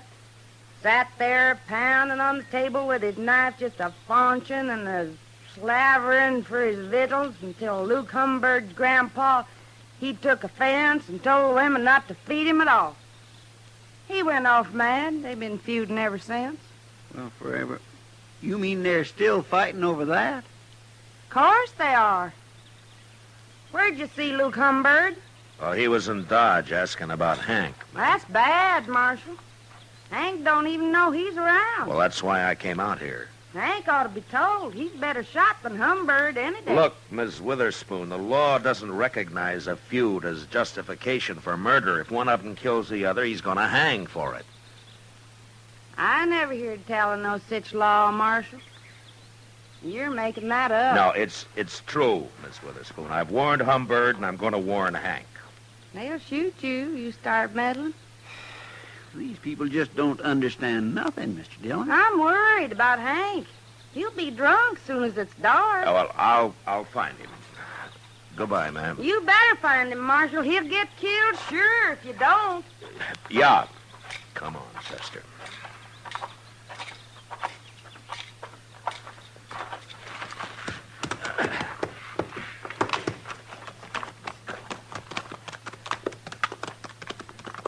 Are hill people all like that, Mr. Dillon? They're mighty independent, Chester. They're mighty crazy, if you ask me. Why, it's like they don't even hear what you're saying. Well, I guess anything to do with the law is a new experience for them. Now, look over there, Chester. Huh? By that little bluff over to your right there. Well, how'd he get out here? Well, let's go ask him.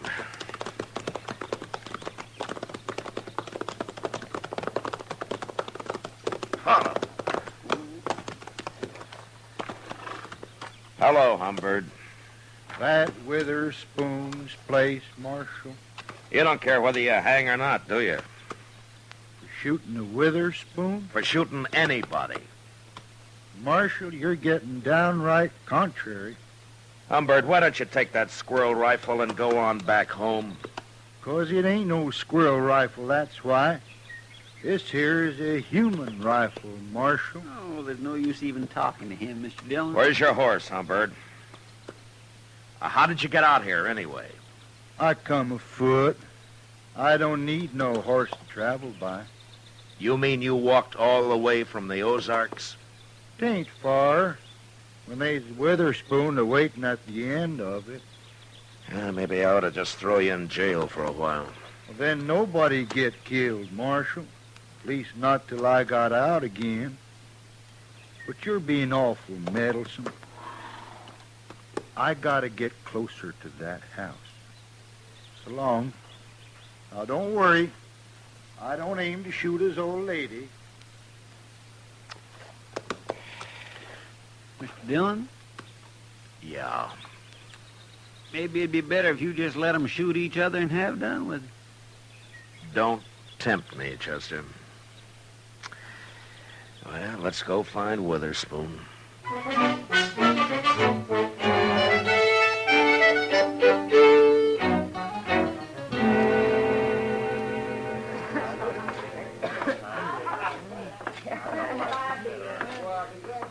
Go ask Sam if he's seen Witherspoon, Chester. All right, sir.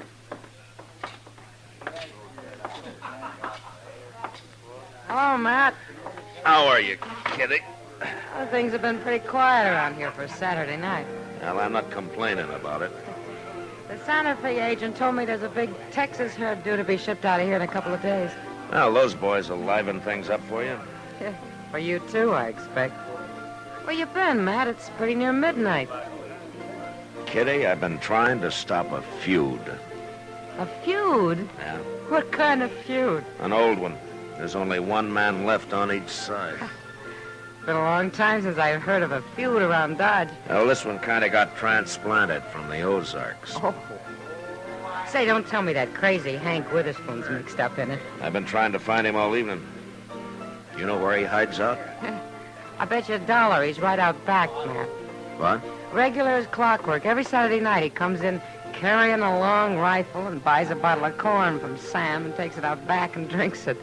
All alone, as far as I know. He just sits there, looking at the moon and drinking his whiskey.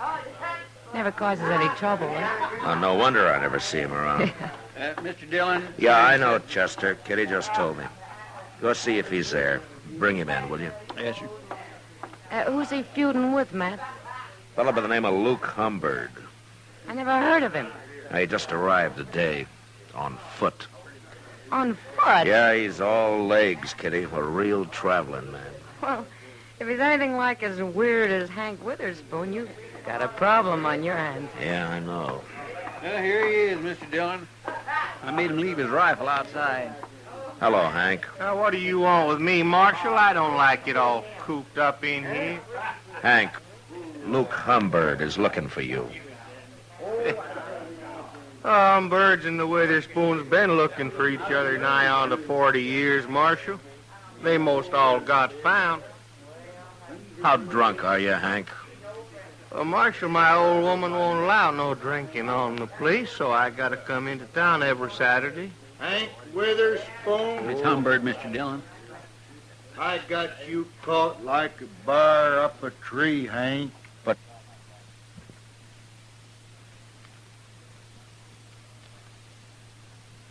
Down that rifle, Humbird. If you're gonna kill me, I ain't even got my gun.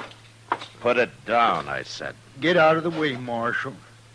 I'll shoot you, too, if you don't. Now, you listen to me. Hey, wait a minute, everybody. I just thought of something. Why don't all you folks stop meddling in this? It's after midnight, Humbird.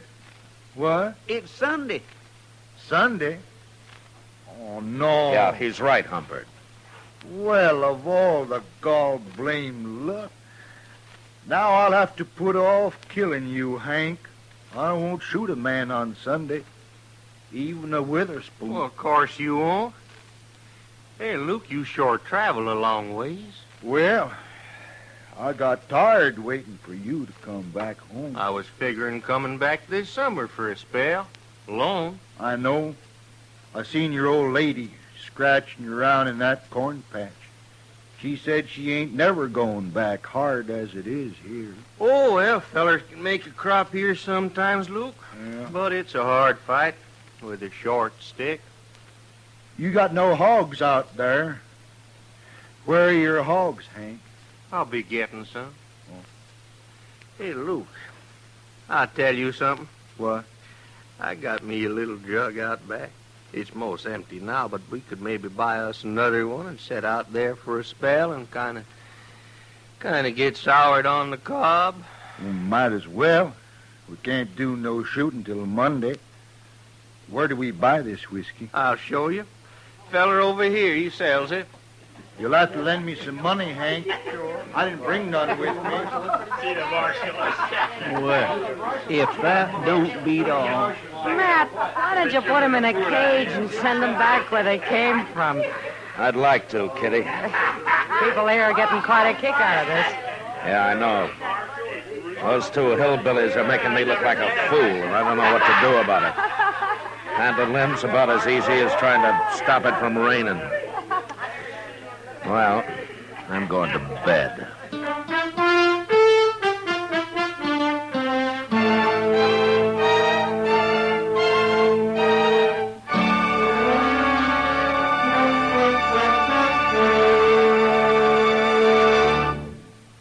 We will return for the second act of Gunsmoke in just a moment. But first, Listen, Young Lovers is the title of Monday night's drama on Suspense on CBS Radio, starring Robert Wagner and Mona Freeman.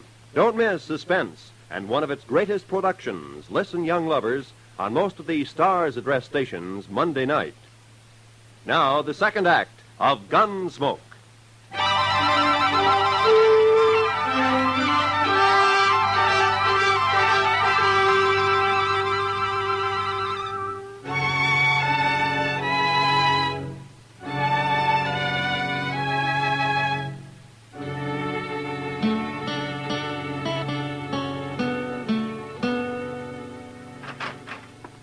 Well, Matt, Chester around? He went across the street for a beer, Doc. He ought to be back soon. Well, it can wait till morning. Well, Matt, I've been hearing all day about your feuding mountaineers. Yeah, they've been drunk all day, lying around out back of the Texas Trail. The shooting won't start till midnight. Oh, you're going to let them go ahead with it? And I've about decided to throw him in jail. Give me time to think of some way to get rid of him. Well, that's a good idea, Matt. People are saying that this is the first time you've run into something that you can't handle. Yeah, they're kind of enjoying it, too. I'll bet they are. Yeah, and all over a couple of crazy... What's that? That was a rifle shot, Doc, a long-barreled human rifle. Now, you might as well come along. I thought they were against shooting each other on Sunday, Matt. I thought they were, too, Doc. Maybe they got so drunk they forgot. Yeah, well, sure looks that way. Now, watch your step, Doc. It's pretty dark back here. Over here, Mr. Dillon. If Humbird got shot, I was right inside when I heard it. Oh, that's over here. Let me take a look at it. What's the matter with Hank, Chester? He looks like he's been shot, too. Too much corn whiskey, I guess. Scoop some water out of that rain barrel there and throw it on him, huh? All right, sir.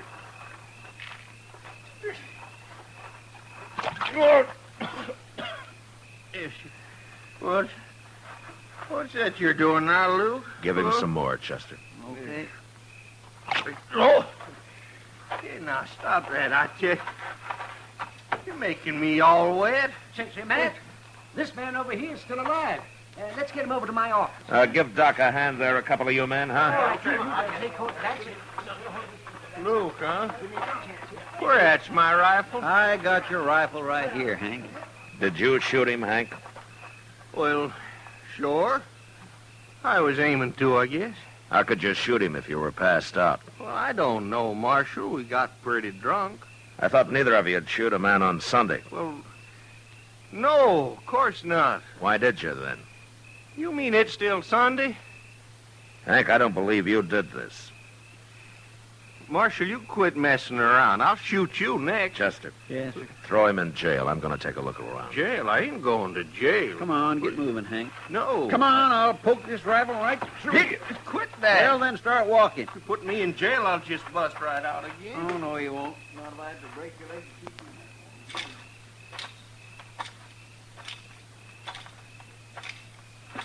you. Who's that? All right, hold it right there. Hold it or I'll shoot. All right, that's better. Now get your hands up.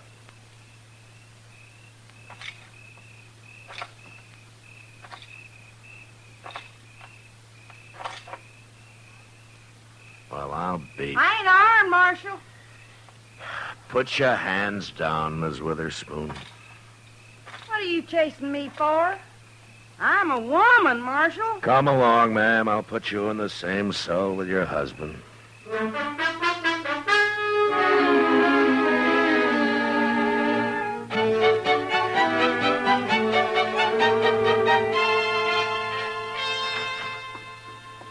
Well, I just give them their breakfast, Mr. Dillon. Hello, Doc. Morning, Chester. How's Luke Humbird doing? Well, I was just telling Matt. It's like shooting a bullet through water with that man. Oh, he's not about to die. Yeah, that's good news, I guess. Well, I'm going to talk to the Witherspoons. You two waiting here, huh?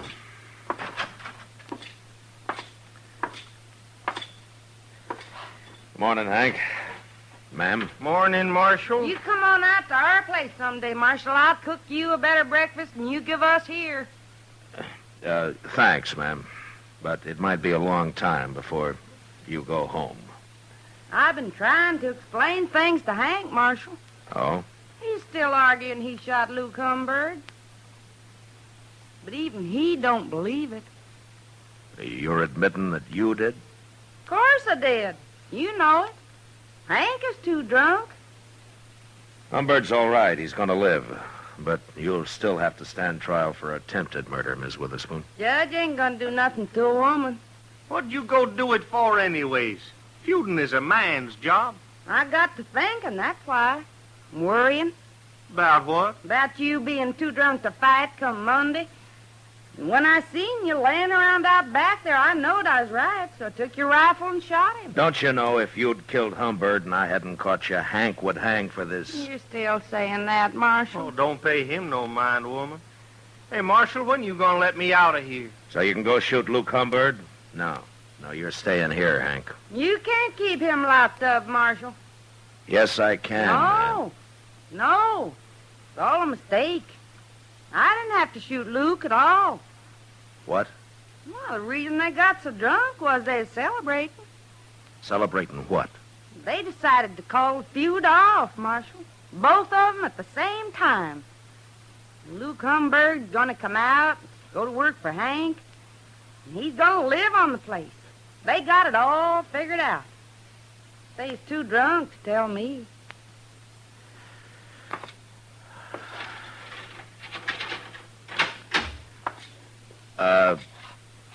Ms. Witherspoon. Huh? I'll go talk to the judge. If you'll do me a favor, huh? Why, sure, Marshal. Go on home and take Hank with you, and I'll send Humbird out as soon as he's well enough to travel, and keep him out of Dodge. Will you? Please? Both of them? Sure, I will. Come on, Hank. Your drinking days is over.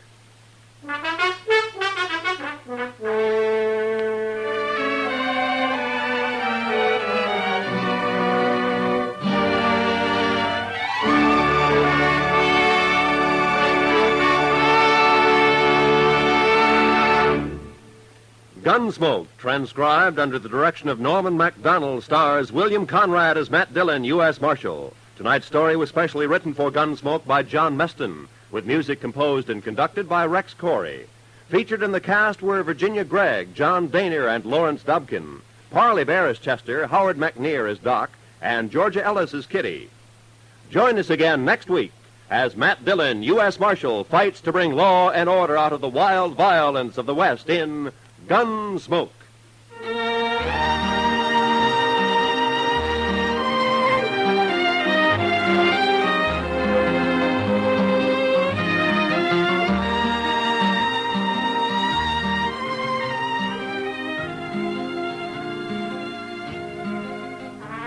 Here's a tip. Make it a safe, sane holiday weekend all the way. Let the drivers in Indianapolis take the only chances anyone takes this entire holiday weekend. And say, don't forget CBS Radio will bring you Memorial Day night, an exclusive program of Indianapolis thrills. That's Monday night on most of these same stations. Roy Rowan speaking. Lionel Barrymore's Radio Hall of Fame is great Sunday night drama on the CBS Radio Network.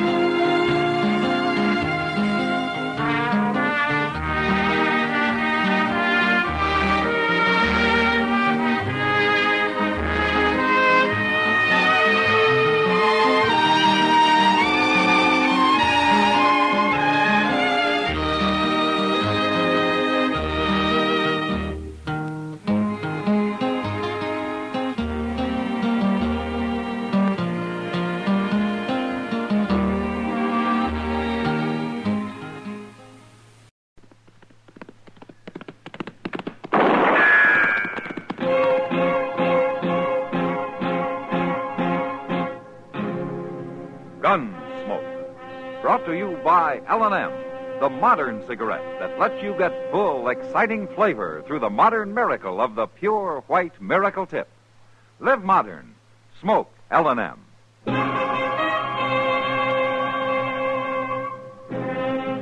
Around Dodge City and in the territory on West, there's just one way to handle the killers and the spoilers, and that's with a U.S. Marshal and the smell of gun smoke.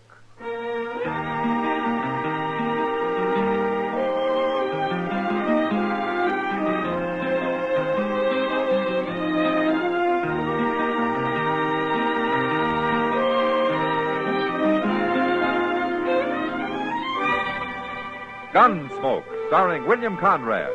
The transcribed story of the violence that moved west with young America. And the story of a man who moved with it. I'm that man. Matt Dillon, United States Marshal. The first man they look for and the last they want to meet. It's a chancy job, and it makes a man watchful. and a little lonely.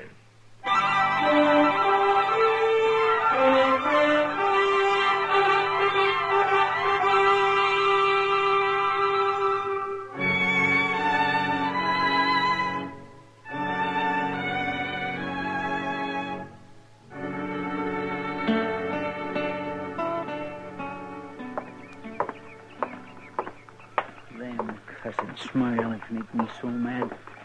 Act like they think about ain't got a lick of sense in his head. Honest me truth. Honest. I swear to goodness, Mr. Dillon, there's times a man's got to choke his words right back down in his craw to keep him starting up a ruckus. Oh, what's the trouble, Chester? What? There's a fellow over at the Dodge House, a traveling drummer out of Baltimore, and you know what he said? Now what'd he say? He said they got a railroad train over there in England somewheres that goes 150 miles in 3 hours flat. Oh, is that so? He said they'll have trains like that here one of these days, going clean across the country. In 30 or 40 years, according to him, a man can get on one in New York City and get off a week later in San Francisco. You don't say. Well, now, you don't believe that, do you, Mr. Dillon? Well, I guess we'll just have to wait and see, Chester. Well, I don't believe it. A human body just ain't built to go that fast.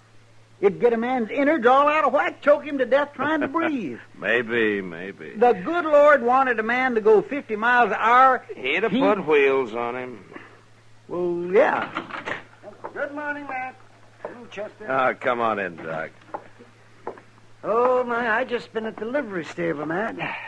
Well, what's the matter? Is Moss sick? No, it's old crowbait Bob. Moss Grimmick's been letting him sleep in the hayloft in return for helping with the chores. Yeah, I heard he has. Well, old crowbait took sick in the night sometime. He couldn't get up this morning. Well, what's wrong with him? Well, nothing that 30 years off his age wouldn't cure. And 1,000 or so less bottles of rot-gut whiskey. Well, if he's sick, we ought to get him out of that hayloft. Well, but I can't figure any place to move him. He wants to see you, Matt. Right away. See me? What for? Well, I wouldn't say. But he claims it's mighty important. It's something he wants to do before he dies. Before he dies? I'm just trying to make him comfortable, Matt. That's all I can do.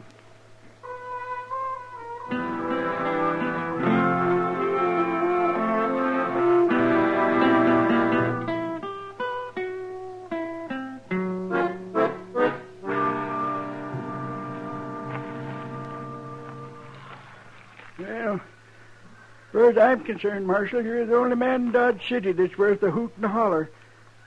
Except Moss Grimmick. Why, but for him and... Marshal, I'm a gol darn liar. Oh, what do you mean, Bob? Oh, there's lots of nice folks here. Of course there is. I reckon the only ones I'm really talking about is that highfalutin niece of mine and that sneaky old husband of hers. And I was wondering, Bob, if maybe we ought to let Ruth and Elbin know about your being sick this No, morning. sir, no. Let them know nothing. Let them sit out there in the precious ranch and rot. They ain't showed me no care for years. Yeah. Well, it's up to you, I guess. Marshal, the reason I sent for you is because I want to make my will. Make a will? Oh, I know. It don't seem likely a worthless old coot like me'd have a reason to, but that's where you're wrong. Well, Bob, I'll do whatever I can, you know that. And I only got one thing to leave. Let's see, it's here. Yes, it's right here in this here leather box. I want you to take care of it for me, Marshal. See that it ain't open till after I'm gone. Ah, Bob, that'll probably be years from now. Oh, no, you don't know.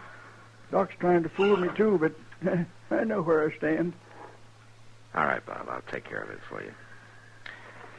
Look, Doc's gone after a rig, and we're going to move you over to the jail, huh?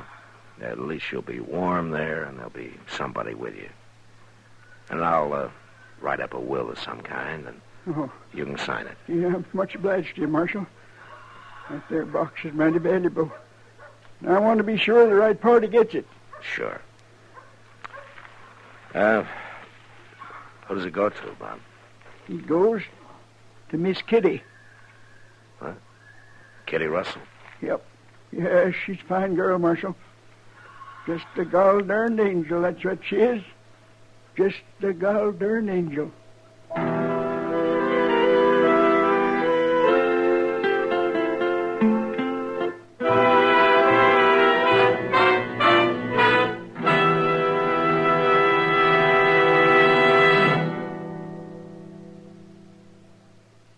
Free yourself of old-fashioned ideas. Why don't you live modern? Live modern.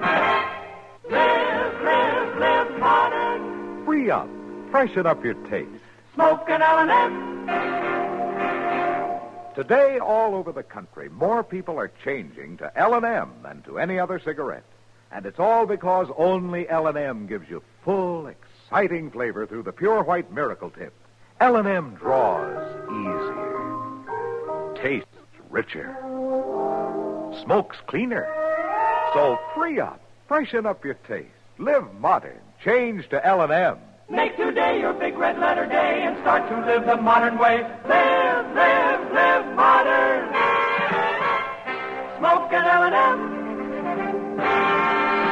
It's America's fastest growing cigarette.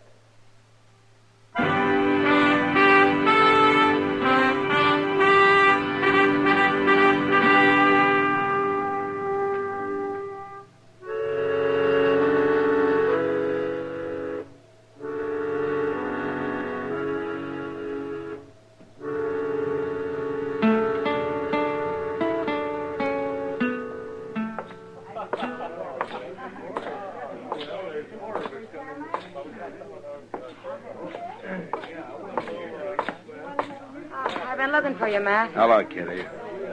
How does it feel to be an heiress? Oh, stop it. That's all I've been hearing for the last 3 hours. How's the old man, Matt? We got him moved over to the jail, Kitty. Fixed up a cell for him, and Chester's staying there this evening to look after him. Must be terrible to know you're dying. Be all alone like that with nobody of your own.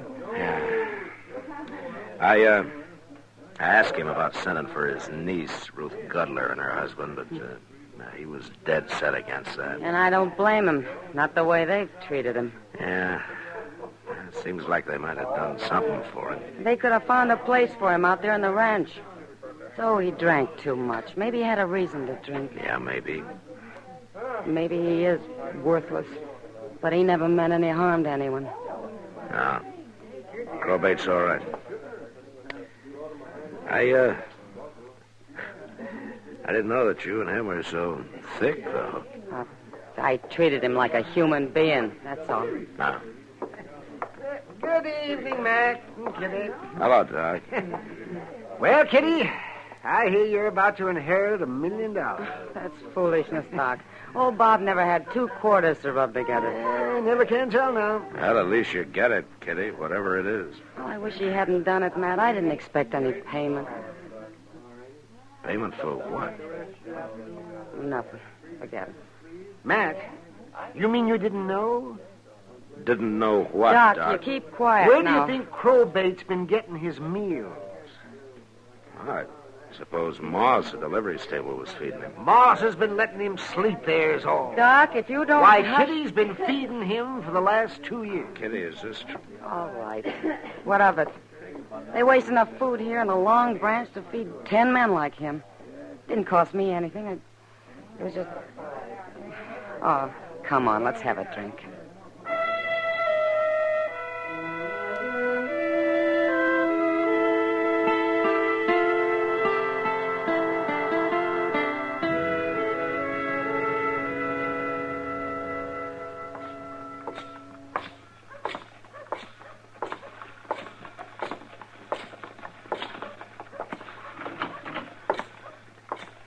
Well, how's it going, Chester? Fine, Mr. Dillon. We got visitors. No. Oh, good evening, Miss Gudler. Alvin. What brings you people into town? You know dang well what brings us, Marshal. Poor Uncle Robert laying back there sick to his death, maybe. And this upstart saying we can't see him. Upstart? Well, I'll be Now, switched just if I'm take gonna it sit here easy, and take Chester. sass. Take it easy. Poor old Uncle Robert.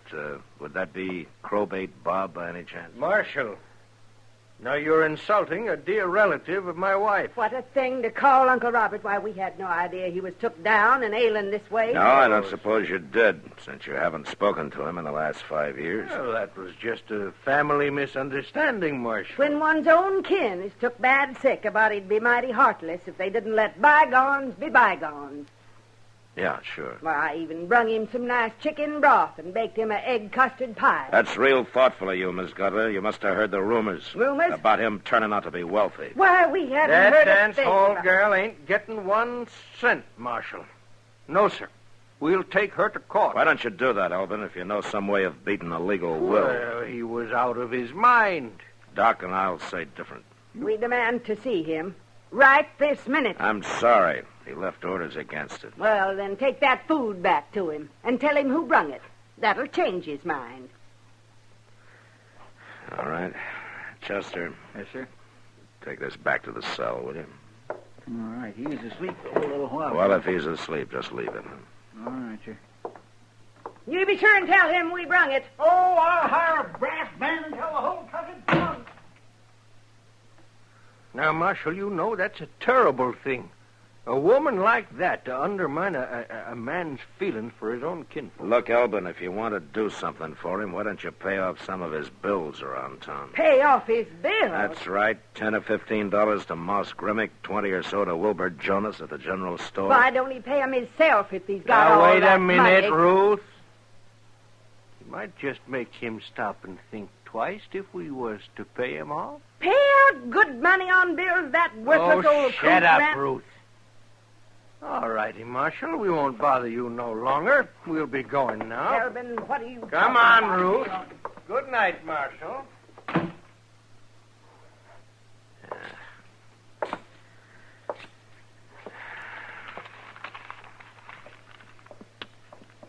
Mr. Dillon. Huh? What's wrong, Chester?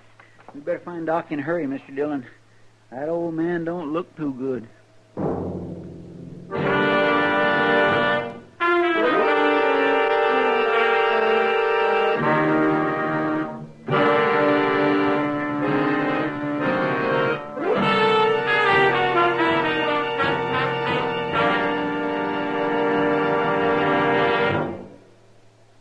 Free yourself of old-fashioned ideas. Why don't you live modern? Live modern. Live modern. Free up. Freshen up your taste. Smoke an L&M. Why are more people changing to L&M than to any other cigarette? Because only L&M lets you enjoy full, exciting flavor through the pure white miracle tip. L&M draws easier, tastes richer, smokes cleaner. So free up, freshen up your taste, get full, exciting flavor. Live modern. Smoke L&M. Make today your big red letter day and start to live the modern way. Live modern. Smoke an L&M. It's America's fastest growing cigarette.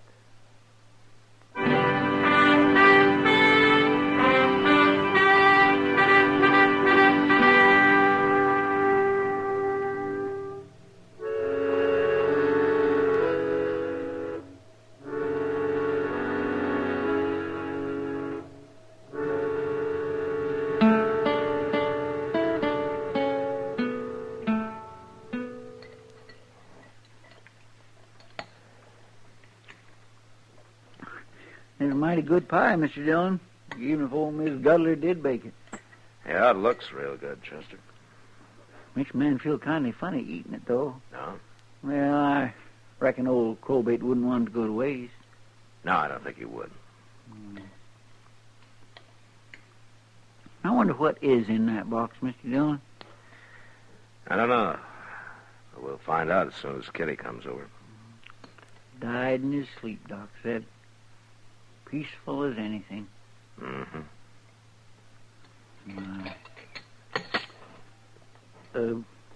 If you really ain't gonna eat that last piece of pie... I haven't eaten any of it, Chester. Well, why don't you finish it? Huh? Yeah, it oughtn't to go to waste, ought it? No. Oh, Kitty. Kitty, come on in. Doc told me, Matt. I'm real sorry. Yeah, I know, Kitty. Poor old fella. Well, I hope he had a good life somewhere back along the line. His last years sure weren't very happy. No. Well, here's a box, Kitty. It's all yours. I wish he hadn't done it, Matt. Why not? Oh, I don't know. Looks like I did things for him just because I expected something. I just felt sorry for him, that's all. Well, I wouldn't count any chickens ahead of time if I I were don't you. even care what's in it. It's just that I... Marshal. Oh, come in, Elvin. Marshal, you tricked us. All that good hard cash paid You out for folks acquainted with Miss Kitty Russell here? I know who they are, Matt. Yeah. How do you figure I tricked you, Elvin? How do I... Well, them bills are his. I paid out $86.40 in that old soak before I run into Doc, found out he'd died. And him without even knowing what we'd done for him. You ought to be ashamed of yourselves. Oh, mighty fine talk for you, doing his kin out of what's rightfully theirs. Oh, you beady-eyed old Now, goat. take it Why easy, you Kitty. little girl? Take it All easy. you can do is whine. All for right, hard settle cash. down! So you think I tricked you, huh, Elvin? Well, you don't think I'd have paid them bills if I'd known he was that far gone. I thought I was giving you a chance to do something decent for once in your lives. We ain't responsible for his debts. No, not legally. So now you're he's not. gone and died. He left all his wealth to this here woman. The way I hear, that box is full of diamonds and emeralds. Whatever it's full of, it belongs to Kitty, so you may as well forget it. Forget it. When a fortune that's rightfully ours is laying right there on that table and about to slip through our fingers, you get your hands up, Marshal. You too, Chester. Elvin. Elvin, that was a real foolish move you just made. You know. Now, you hand over the gun. Stay back, Marshal. I'll shoot. Elvin, I said hand over the gun. Marshal, so help me, if you take one more thrust... You hit him! You hit Elvin! All right, drag him back and lock him up, Chester. Yes, Mr. Dillon. All right, come on. You're locking up Elvin? Assault with a deadly weapon. Judge Bent will figure it's worth about $100 in good, hard cash, Miss Cutler. And court's at 10 in the morning if you want to be there. But what'll I do tonight? Why don't you get yourself a room over at the Dodge House and meditate on your sins? My sin? Good night, Miss Cutler. Oh.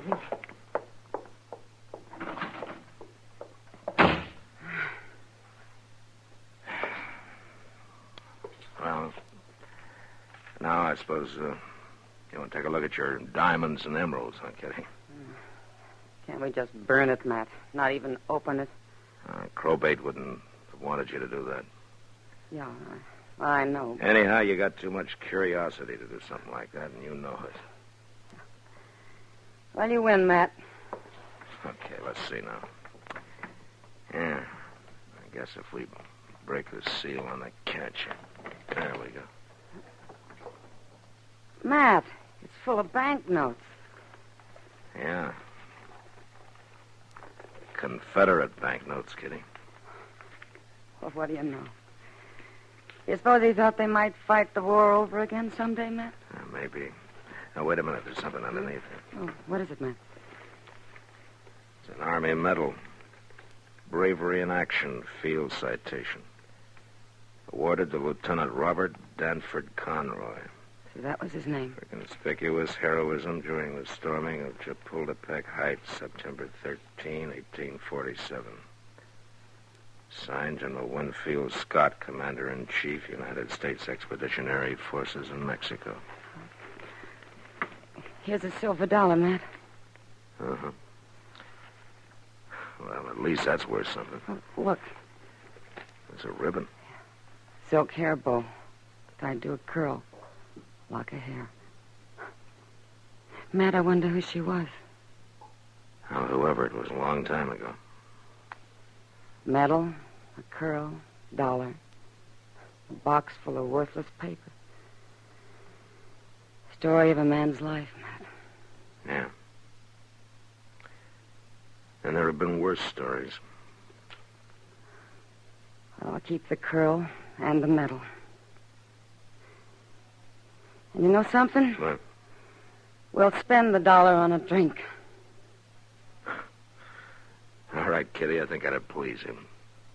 Come on.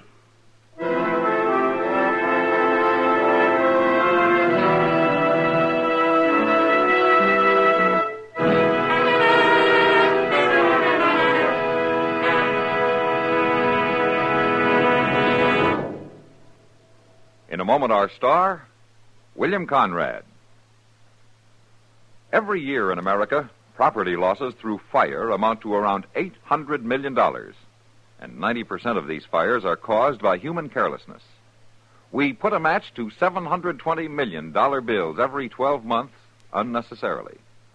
Every 20 seconds, fire breaks out somewhere in the United States. 3 fires will start while this announcement is being read. The cost in human life is even more shocking than the property losses. 11,000 people die every year in fires, and thousands more are severely burned and disfigured for life. These losses do not have to continue. Each of us can protect his home from fire by following these simple safety rules. Don't smoke in bed. Clean out flammable debris and have it carted away. Repair or replace worn and defective electrical equipment. Use cleaning fluids that won't burn. In other words, don't give fire a place to start. This has been a CBS Radio public service announcement. Hello, this is Bill Conrad, dropping the role of Matt Dillon for a moment to remind you to cast your vote next Tuesday in one of the most important elections of our time.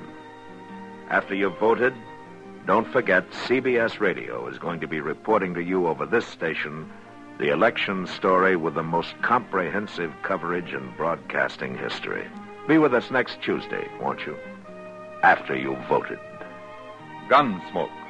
Produced and directed by Norman McDonald, stars William Conrad as Matt Dillon, U.S. Marshal. The story was specially written for Gunsmoke by Les Crutchfield, with editorial supervision by John Meston. The music was composed and conducted by Rex Corey. Sound patterns by Ray Kemper and Bill James.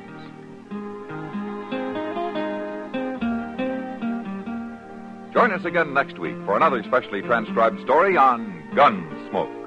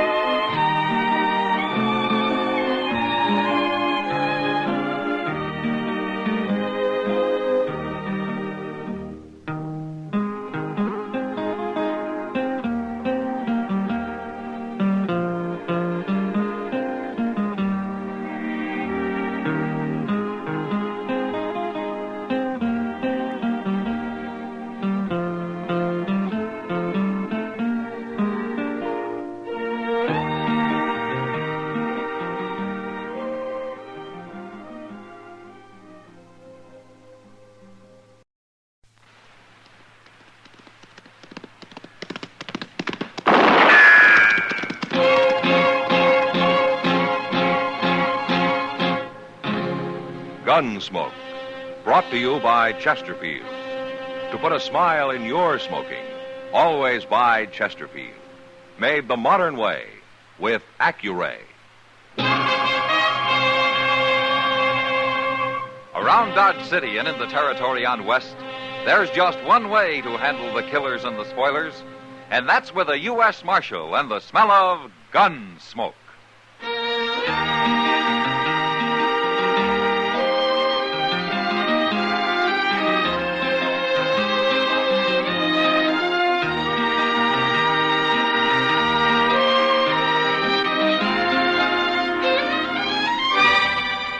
Gunsmoke, starring William Conrad. The transcribed story of the violence that moved west with young America. And the story of a man who moved with it. I'm that man, Matt Dillon, United States Marshal.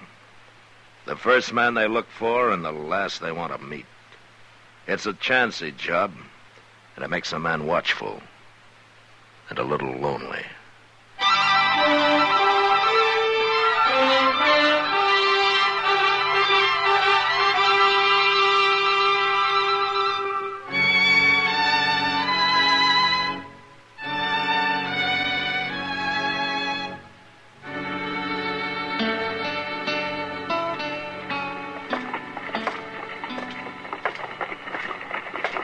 Hello, Kitty. Matt, you scared me. You were concentrating mighty hard on something in that window. Mr. Jonas has some new ladies' shoes on display. You see them? Oh, yeah. Those narrow, square-toed ones, Matt. Which pair do you like best, the lace or the button? Well, tell me. Well, I don't know, Kitty. They're both fine. Well, you got to decide one or the other. Oh, Matt. no, I don't have to decide either. I'm not in the market for ladies' shoes. Well, neither am I. What? Look at those prices. $2.65 for a pair of shoes. Did you ever hear of such a thing? Kitty, I only stopped to say hello, not to argue about ladies' shoes. Well, I still think somebody ought to complain to Mr. Jonas. Well, it's not my job. I got enough trouble as it is. Well, I'm going in and tell Mr. Jonas what I think of his prices. Have a good time, Kitty. You bet I will.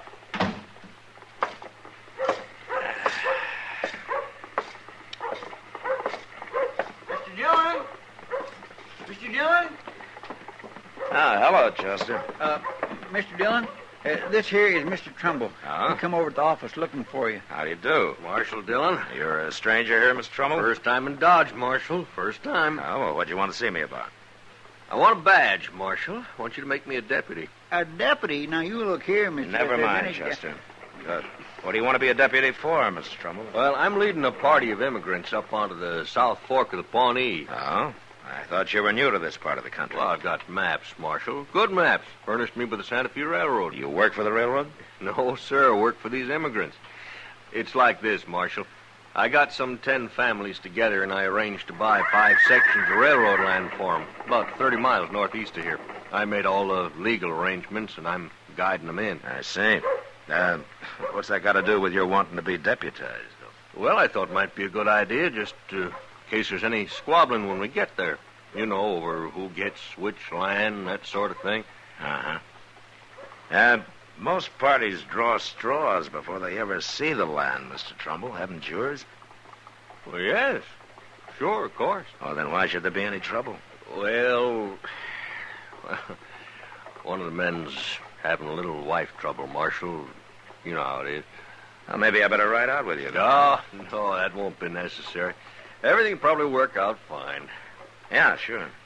Where are these pilgrims of yours? Well, we're in camp down by the Arkansas. We're pulling out in the morning.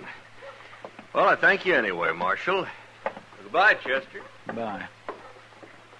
Well, that man sure has got a lot of gall. Yeah, he's some confused, Chester. How do you mean? He can't seem to decide if there's going to be any trouble or not. Yeah, maybe we can find out for him. Come on.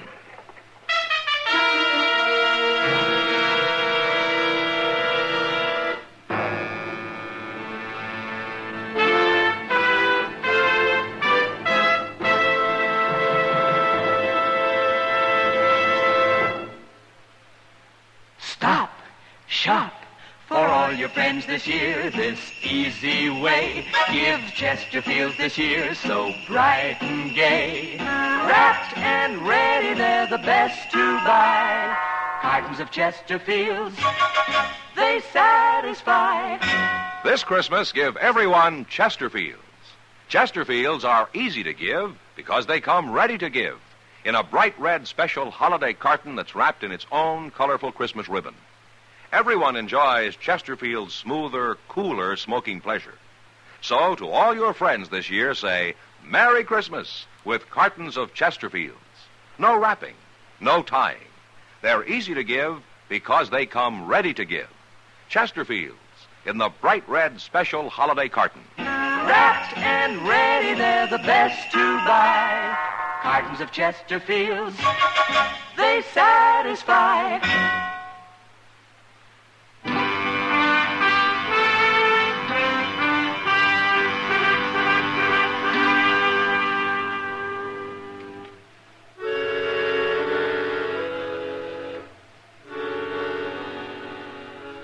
Chester and I saddled up and rode down to the Arkansas. It was easy to find the immigrant camp. A dozen wagons were scattered through the cottonwoods, and there were campfires everywhere. But the people themselves were all gathered together in a big circle. We rode up to them, but nobody paid any attention to us. And then I saw why. In the middle of the circle stood 2 men and a woman. The men were bare to the waist, and each was pressing his left forearm against the others, while the woman was binding their arms tightly together with a stout piece of cloth. In their right hands, the men held bowie knives. What in the world are they up to, Mr. Dillon? Now, that's a way of fighting, Chester. Tied together like that, one of them has to die, maybe both of them. Hey, you stay here with the horses. All right, sir. Will you stand aside, please? Let me through here, huh? Make that knot tight, Signet. Do you have to go through with this? No man messes around with my wife. He didn't mean nothing by it. We was talking, that's all. Now get out of the way, Sidney. You ready, Keppert? You're a fool, Calhoun. But I'm ready. All right, hold it, you men. Stay out of this, mister. I'm a lawman, Calhoun. I don't like this kind of fighting. Now drop those knives. Both of you. I mean it. Here's mine, Marshal. All right, now yours, Calhoun. Well, can't fight an unarmed man. All right, you, Sidney. Take one of those knives and cut him loose. All right. Next time, I'll shoot you on sight, Keppert. I told you you're a fool, Calhoun. For keeping you away from my wife? Why don't you find one of your own? Wait a minute, Calhoun. I don't want any shooting. Now, I'm warning you. 30 miles isn't far from Dodge, and I'll come take you both back to jail if I hear any more about this. Now, you get back to your own wagons. All of you get back to your wagons. The party's over. Chester. Chester.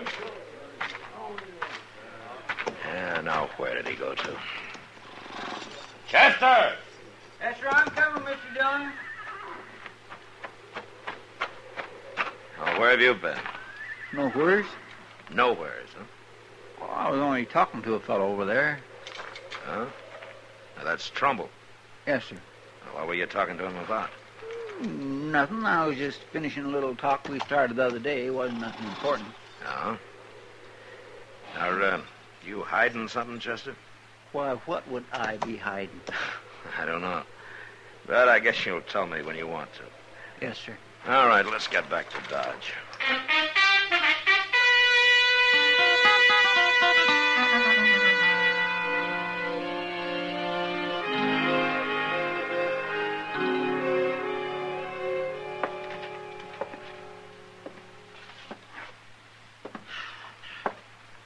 Chester.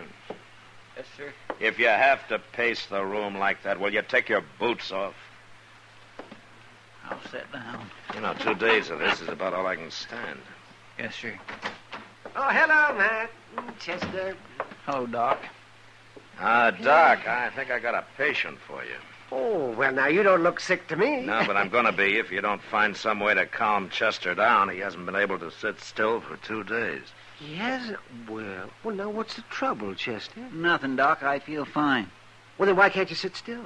It's sick people who have to sit still, not well ones. Hey, well, that depends on what you're sick with. I ain't sick with nothing, I tell you. You know, Doc, I think he's got a wormy brain. Forevermore. All right. I'm trying to settle my mind up about something.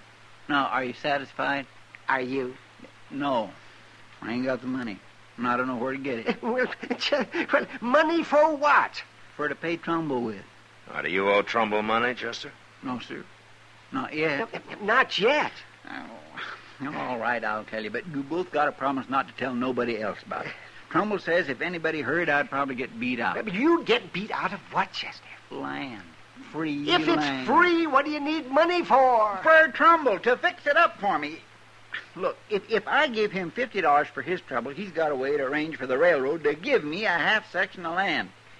He showed it to me on his map the other day. I showed what to you? Where my half section would be. Gracious.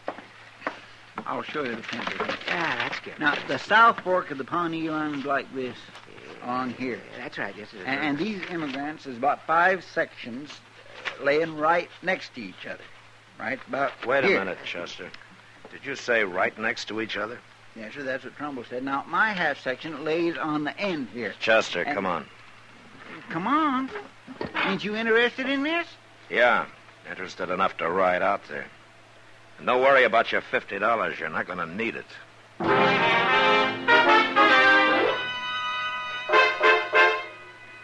It was just after sunset when we hit the South Fork of the Pawnee, and a half hour later we spotted the first immigrant wagon. A man was working nearby trying to shape the foundation for a cabin from some red cedar he'd snaked up from the river. We got down and walked over to him. It was Keppert. The man Calhoun was about to fight for chasing his wife.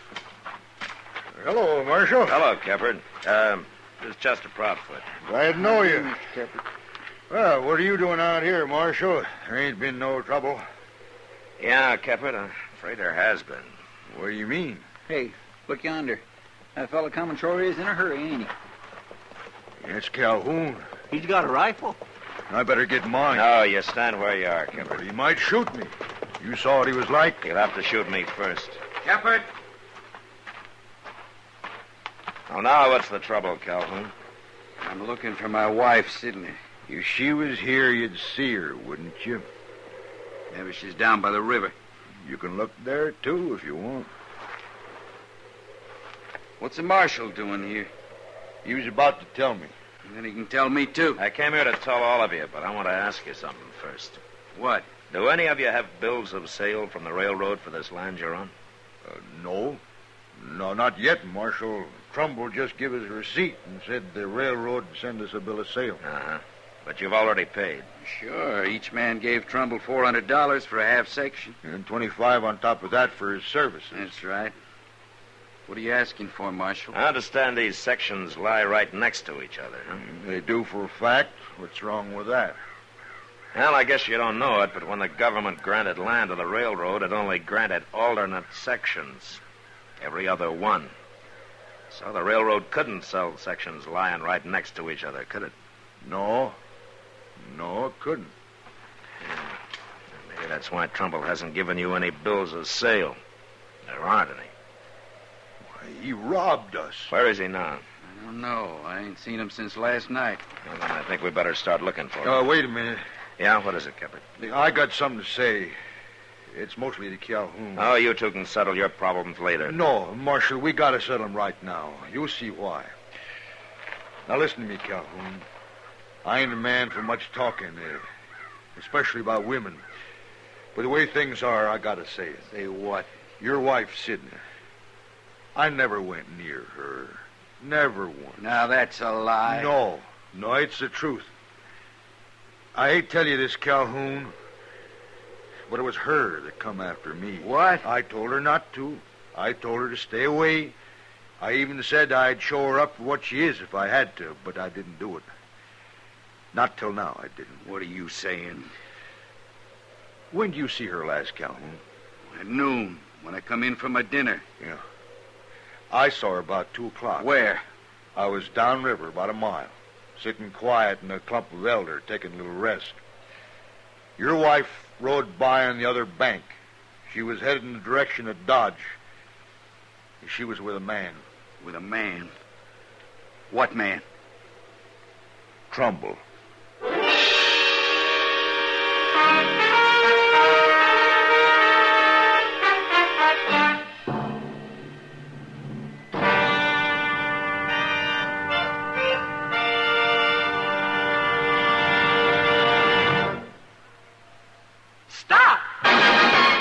Smoking with a smile with Chesterfield. Yes, put a smile in your smoking.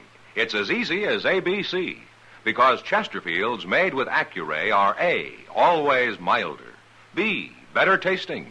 C, cooler smoking. Yes, a Chesterfield is always milder. Accuray controls your Chesterfield in the making.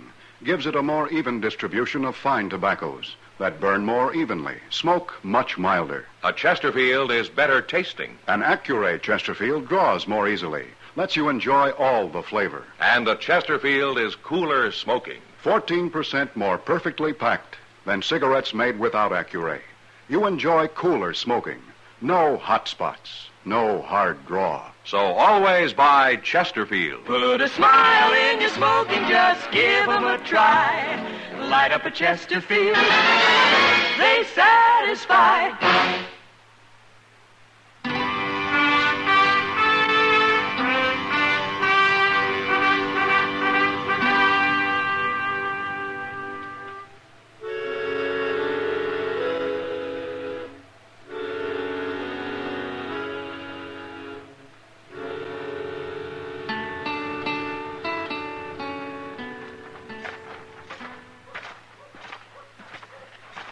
Train's still there, Mr. Dillon. Way past midnight. It ought to be leaving any minute. Now run up and tell the engineer to hold it, will you, Chester? All right.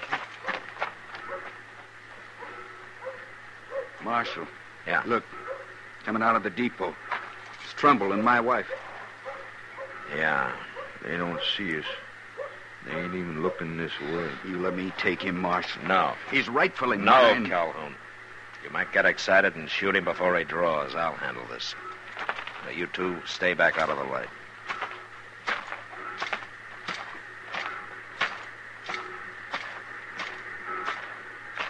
Hey, Trumbull. Marshal. Evening, ma'am. What do you want, Marshal? I want to talk to you. Don't have time. That train's about to leave. It's not going to leave. Anyway, you're not taking it. Oh. You're interfering because of Sidney here. Well, she's going with me, Marshal, and that's no business of yours. I'm arresting you for robbery, Trumbull. What? Give me your gun. No. I said give it to me. Get out of the way, Sidney.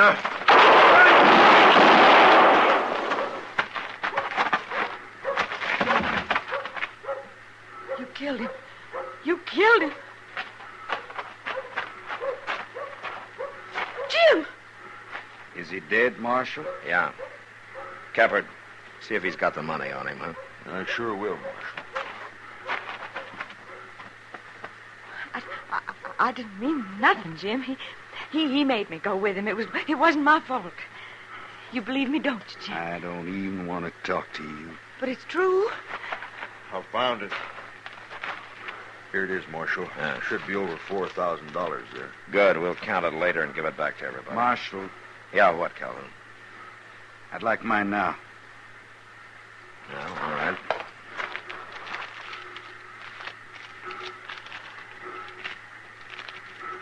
Here. $425. Thanks. Sidney, take this money. What for? Take it. But why? That's all the money I got in the world. I don't figure I owe you nothing now. What are you saying, Jim? You know what I'm saying.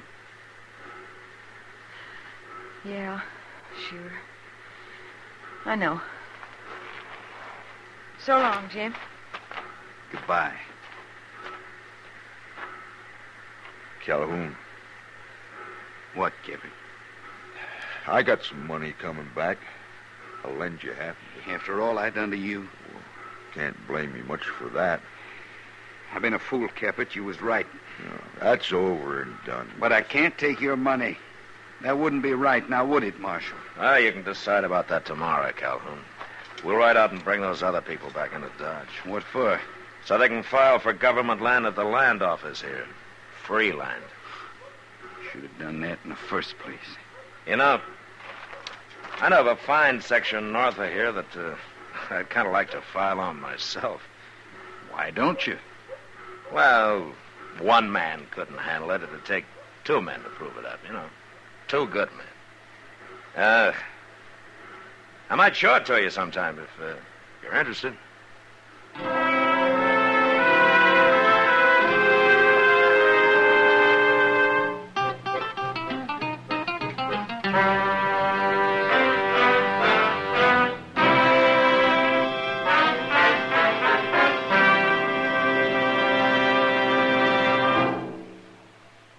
In a moment, our star, William Conrad. Remember, friends, this Christmas, give everyone Chesterfields. Chesterfields are easy to give because they come ready to give in a bright red special holiday carton that's wrapped in its own colorful Christmas ribbon. Everyone enjoys Chesterfield's smoother, cooler smoking pleasure. So, to all your friends, this year say Merry Christmas with cartons of Chesterfields. No wrapping, no tying. They're easy to give because they come ready to give. Chesterfields in the bright red special holiday carton. You know, there were a lot of ways for a man to die on the frontier. But on our next Gunsmoke, a man dies the worst way of all, needlessly. But that was the West. Good night.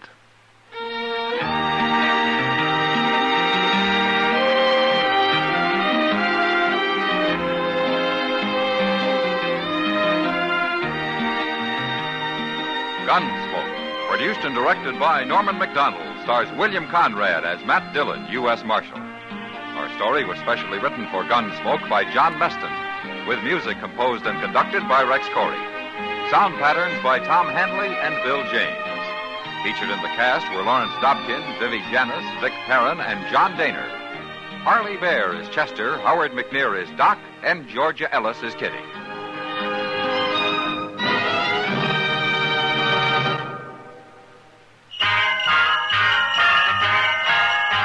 Make Christmas their red letter day, their L&M red letter day. Give 'em the Christmas carton full of America's best. Yes, give L&M's on Christmas Day to friends who smoke the filter way. L&M's got everything, the gift for Christmas Day. This is it. For Christmas, L&M filters and the handsome Christmas carton. No fuss with ribbons or paper. It's all wrapped and ready to give. This Christmas, give L&M Christmas cartons. Join us again next week for another specially transcribed story as Matt Dillon, U.S. Marshal, fights to bring law and order out of the wild violence of the West in Gunsmoke.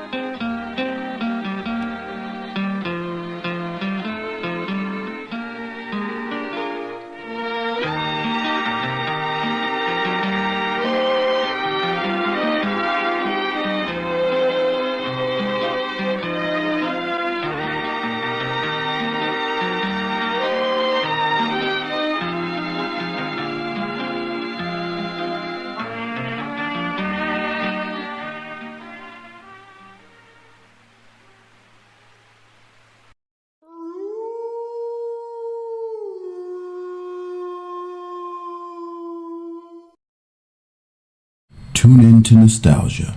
Tune in to now. Golden Radio Hour.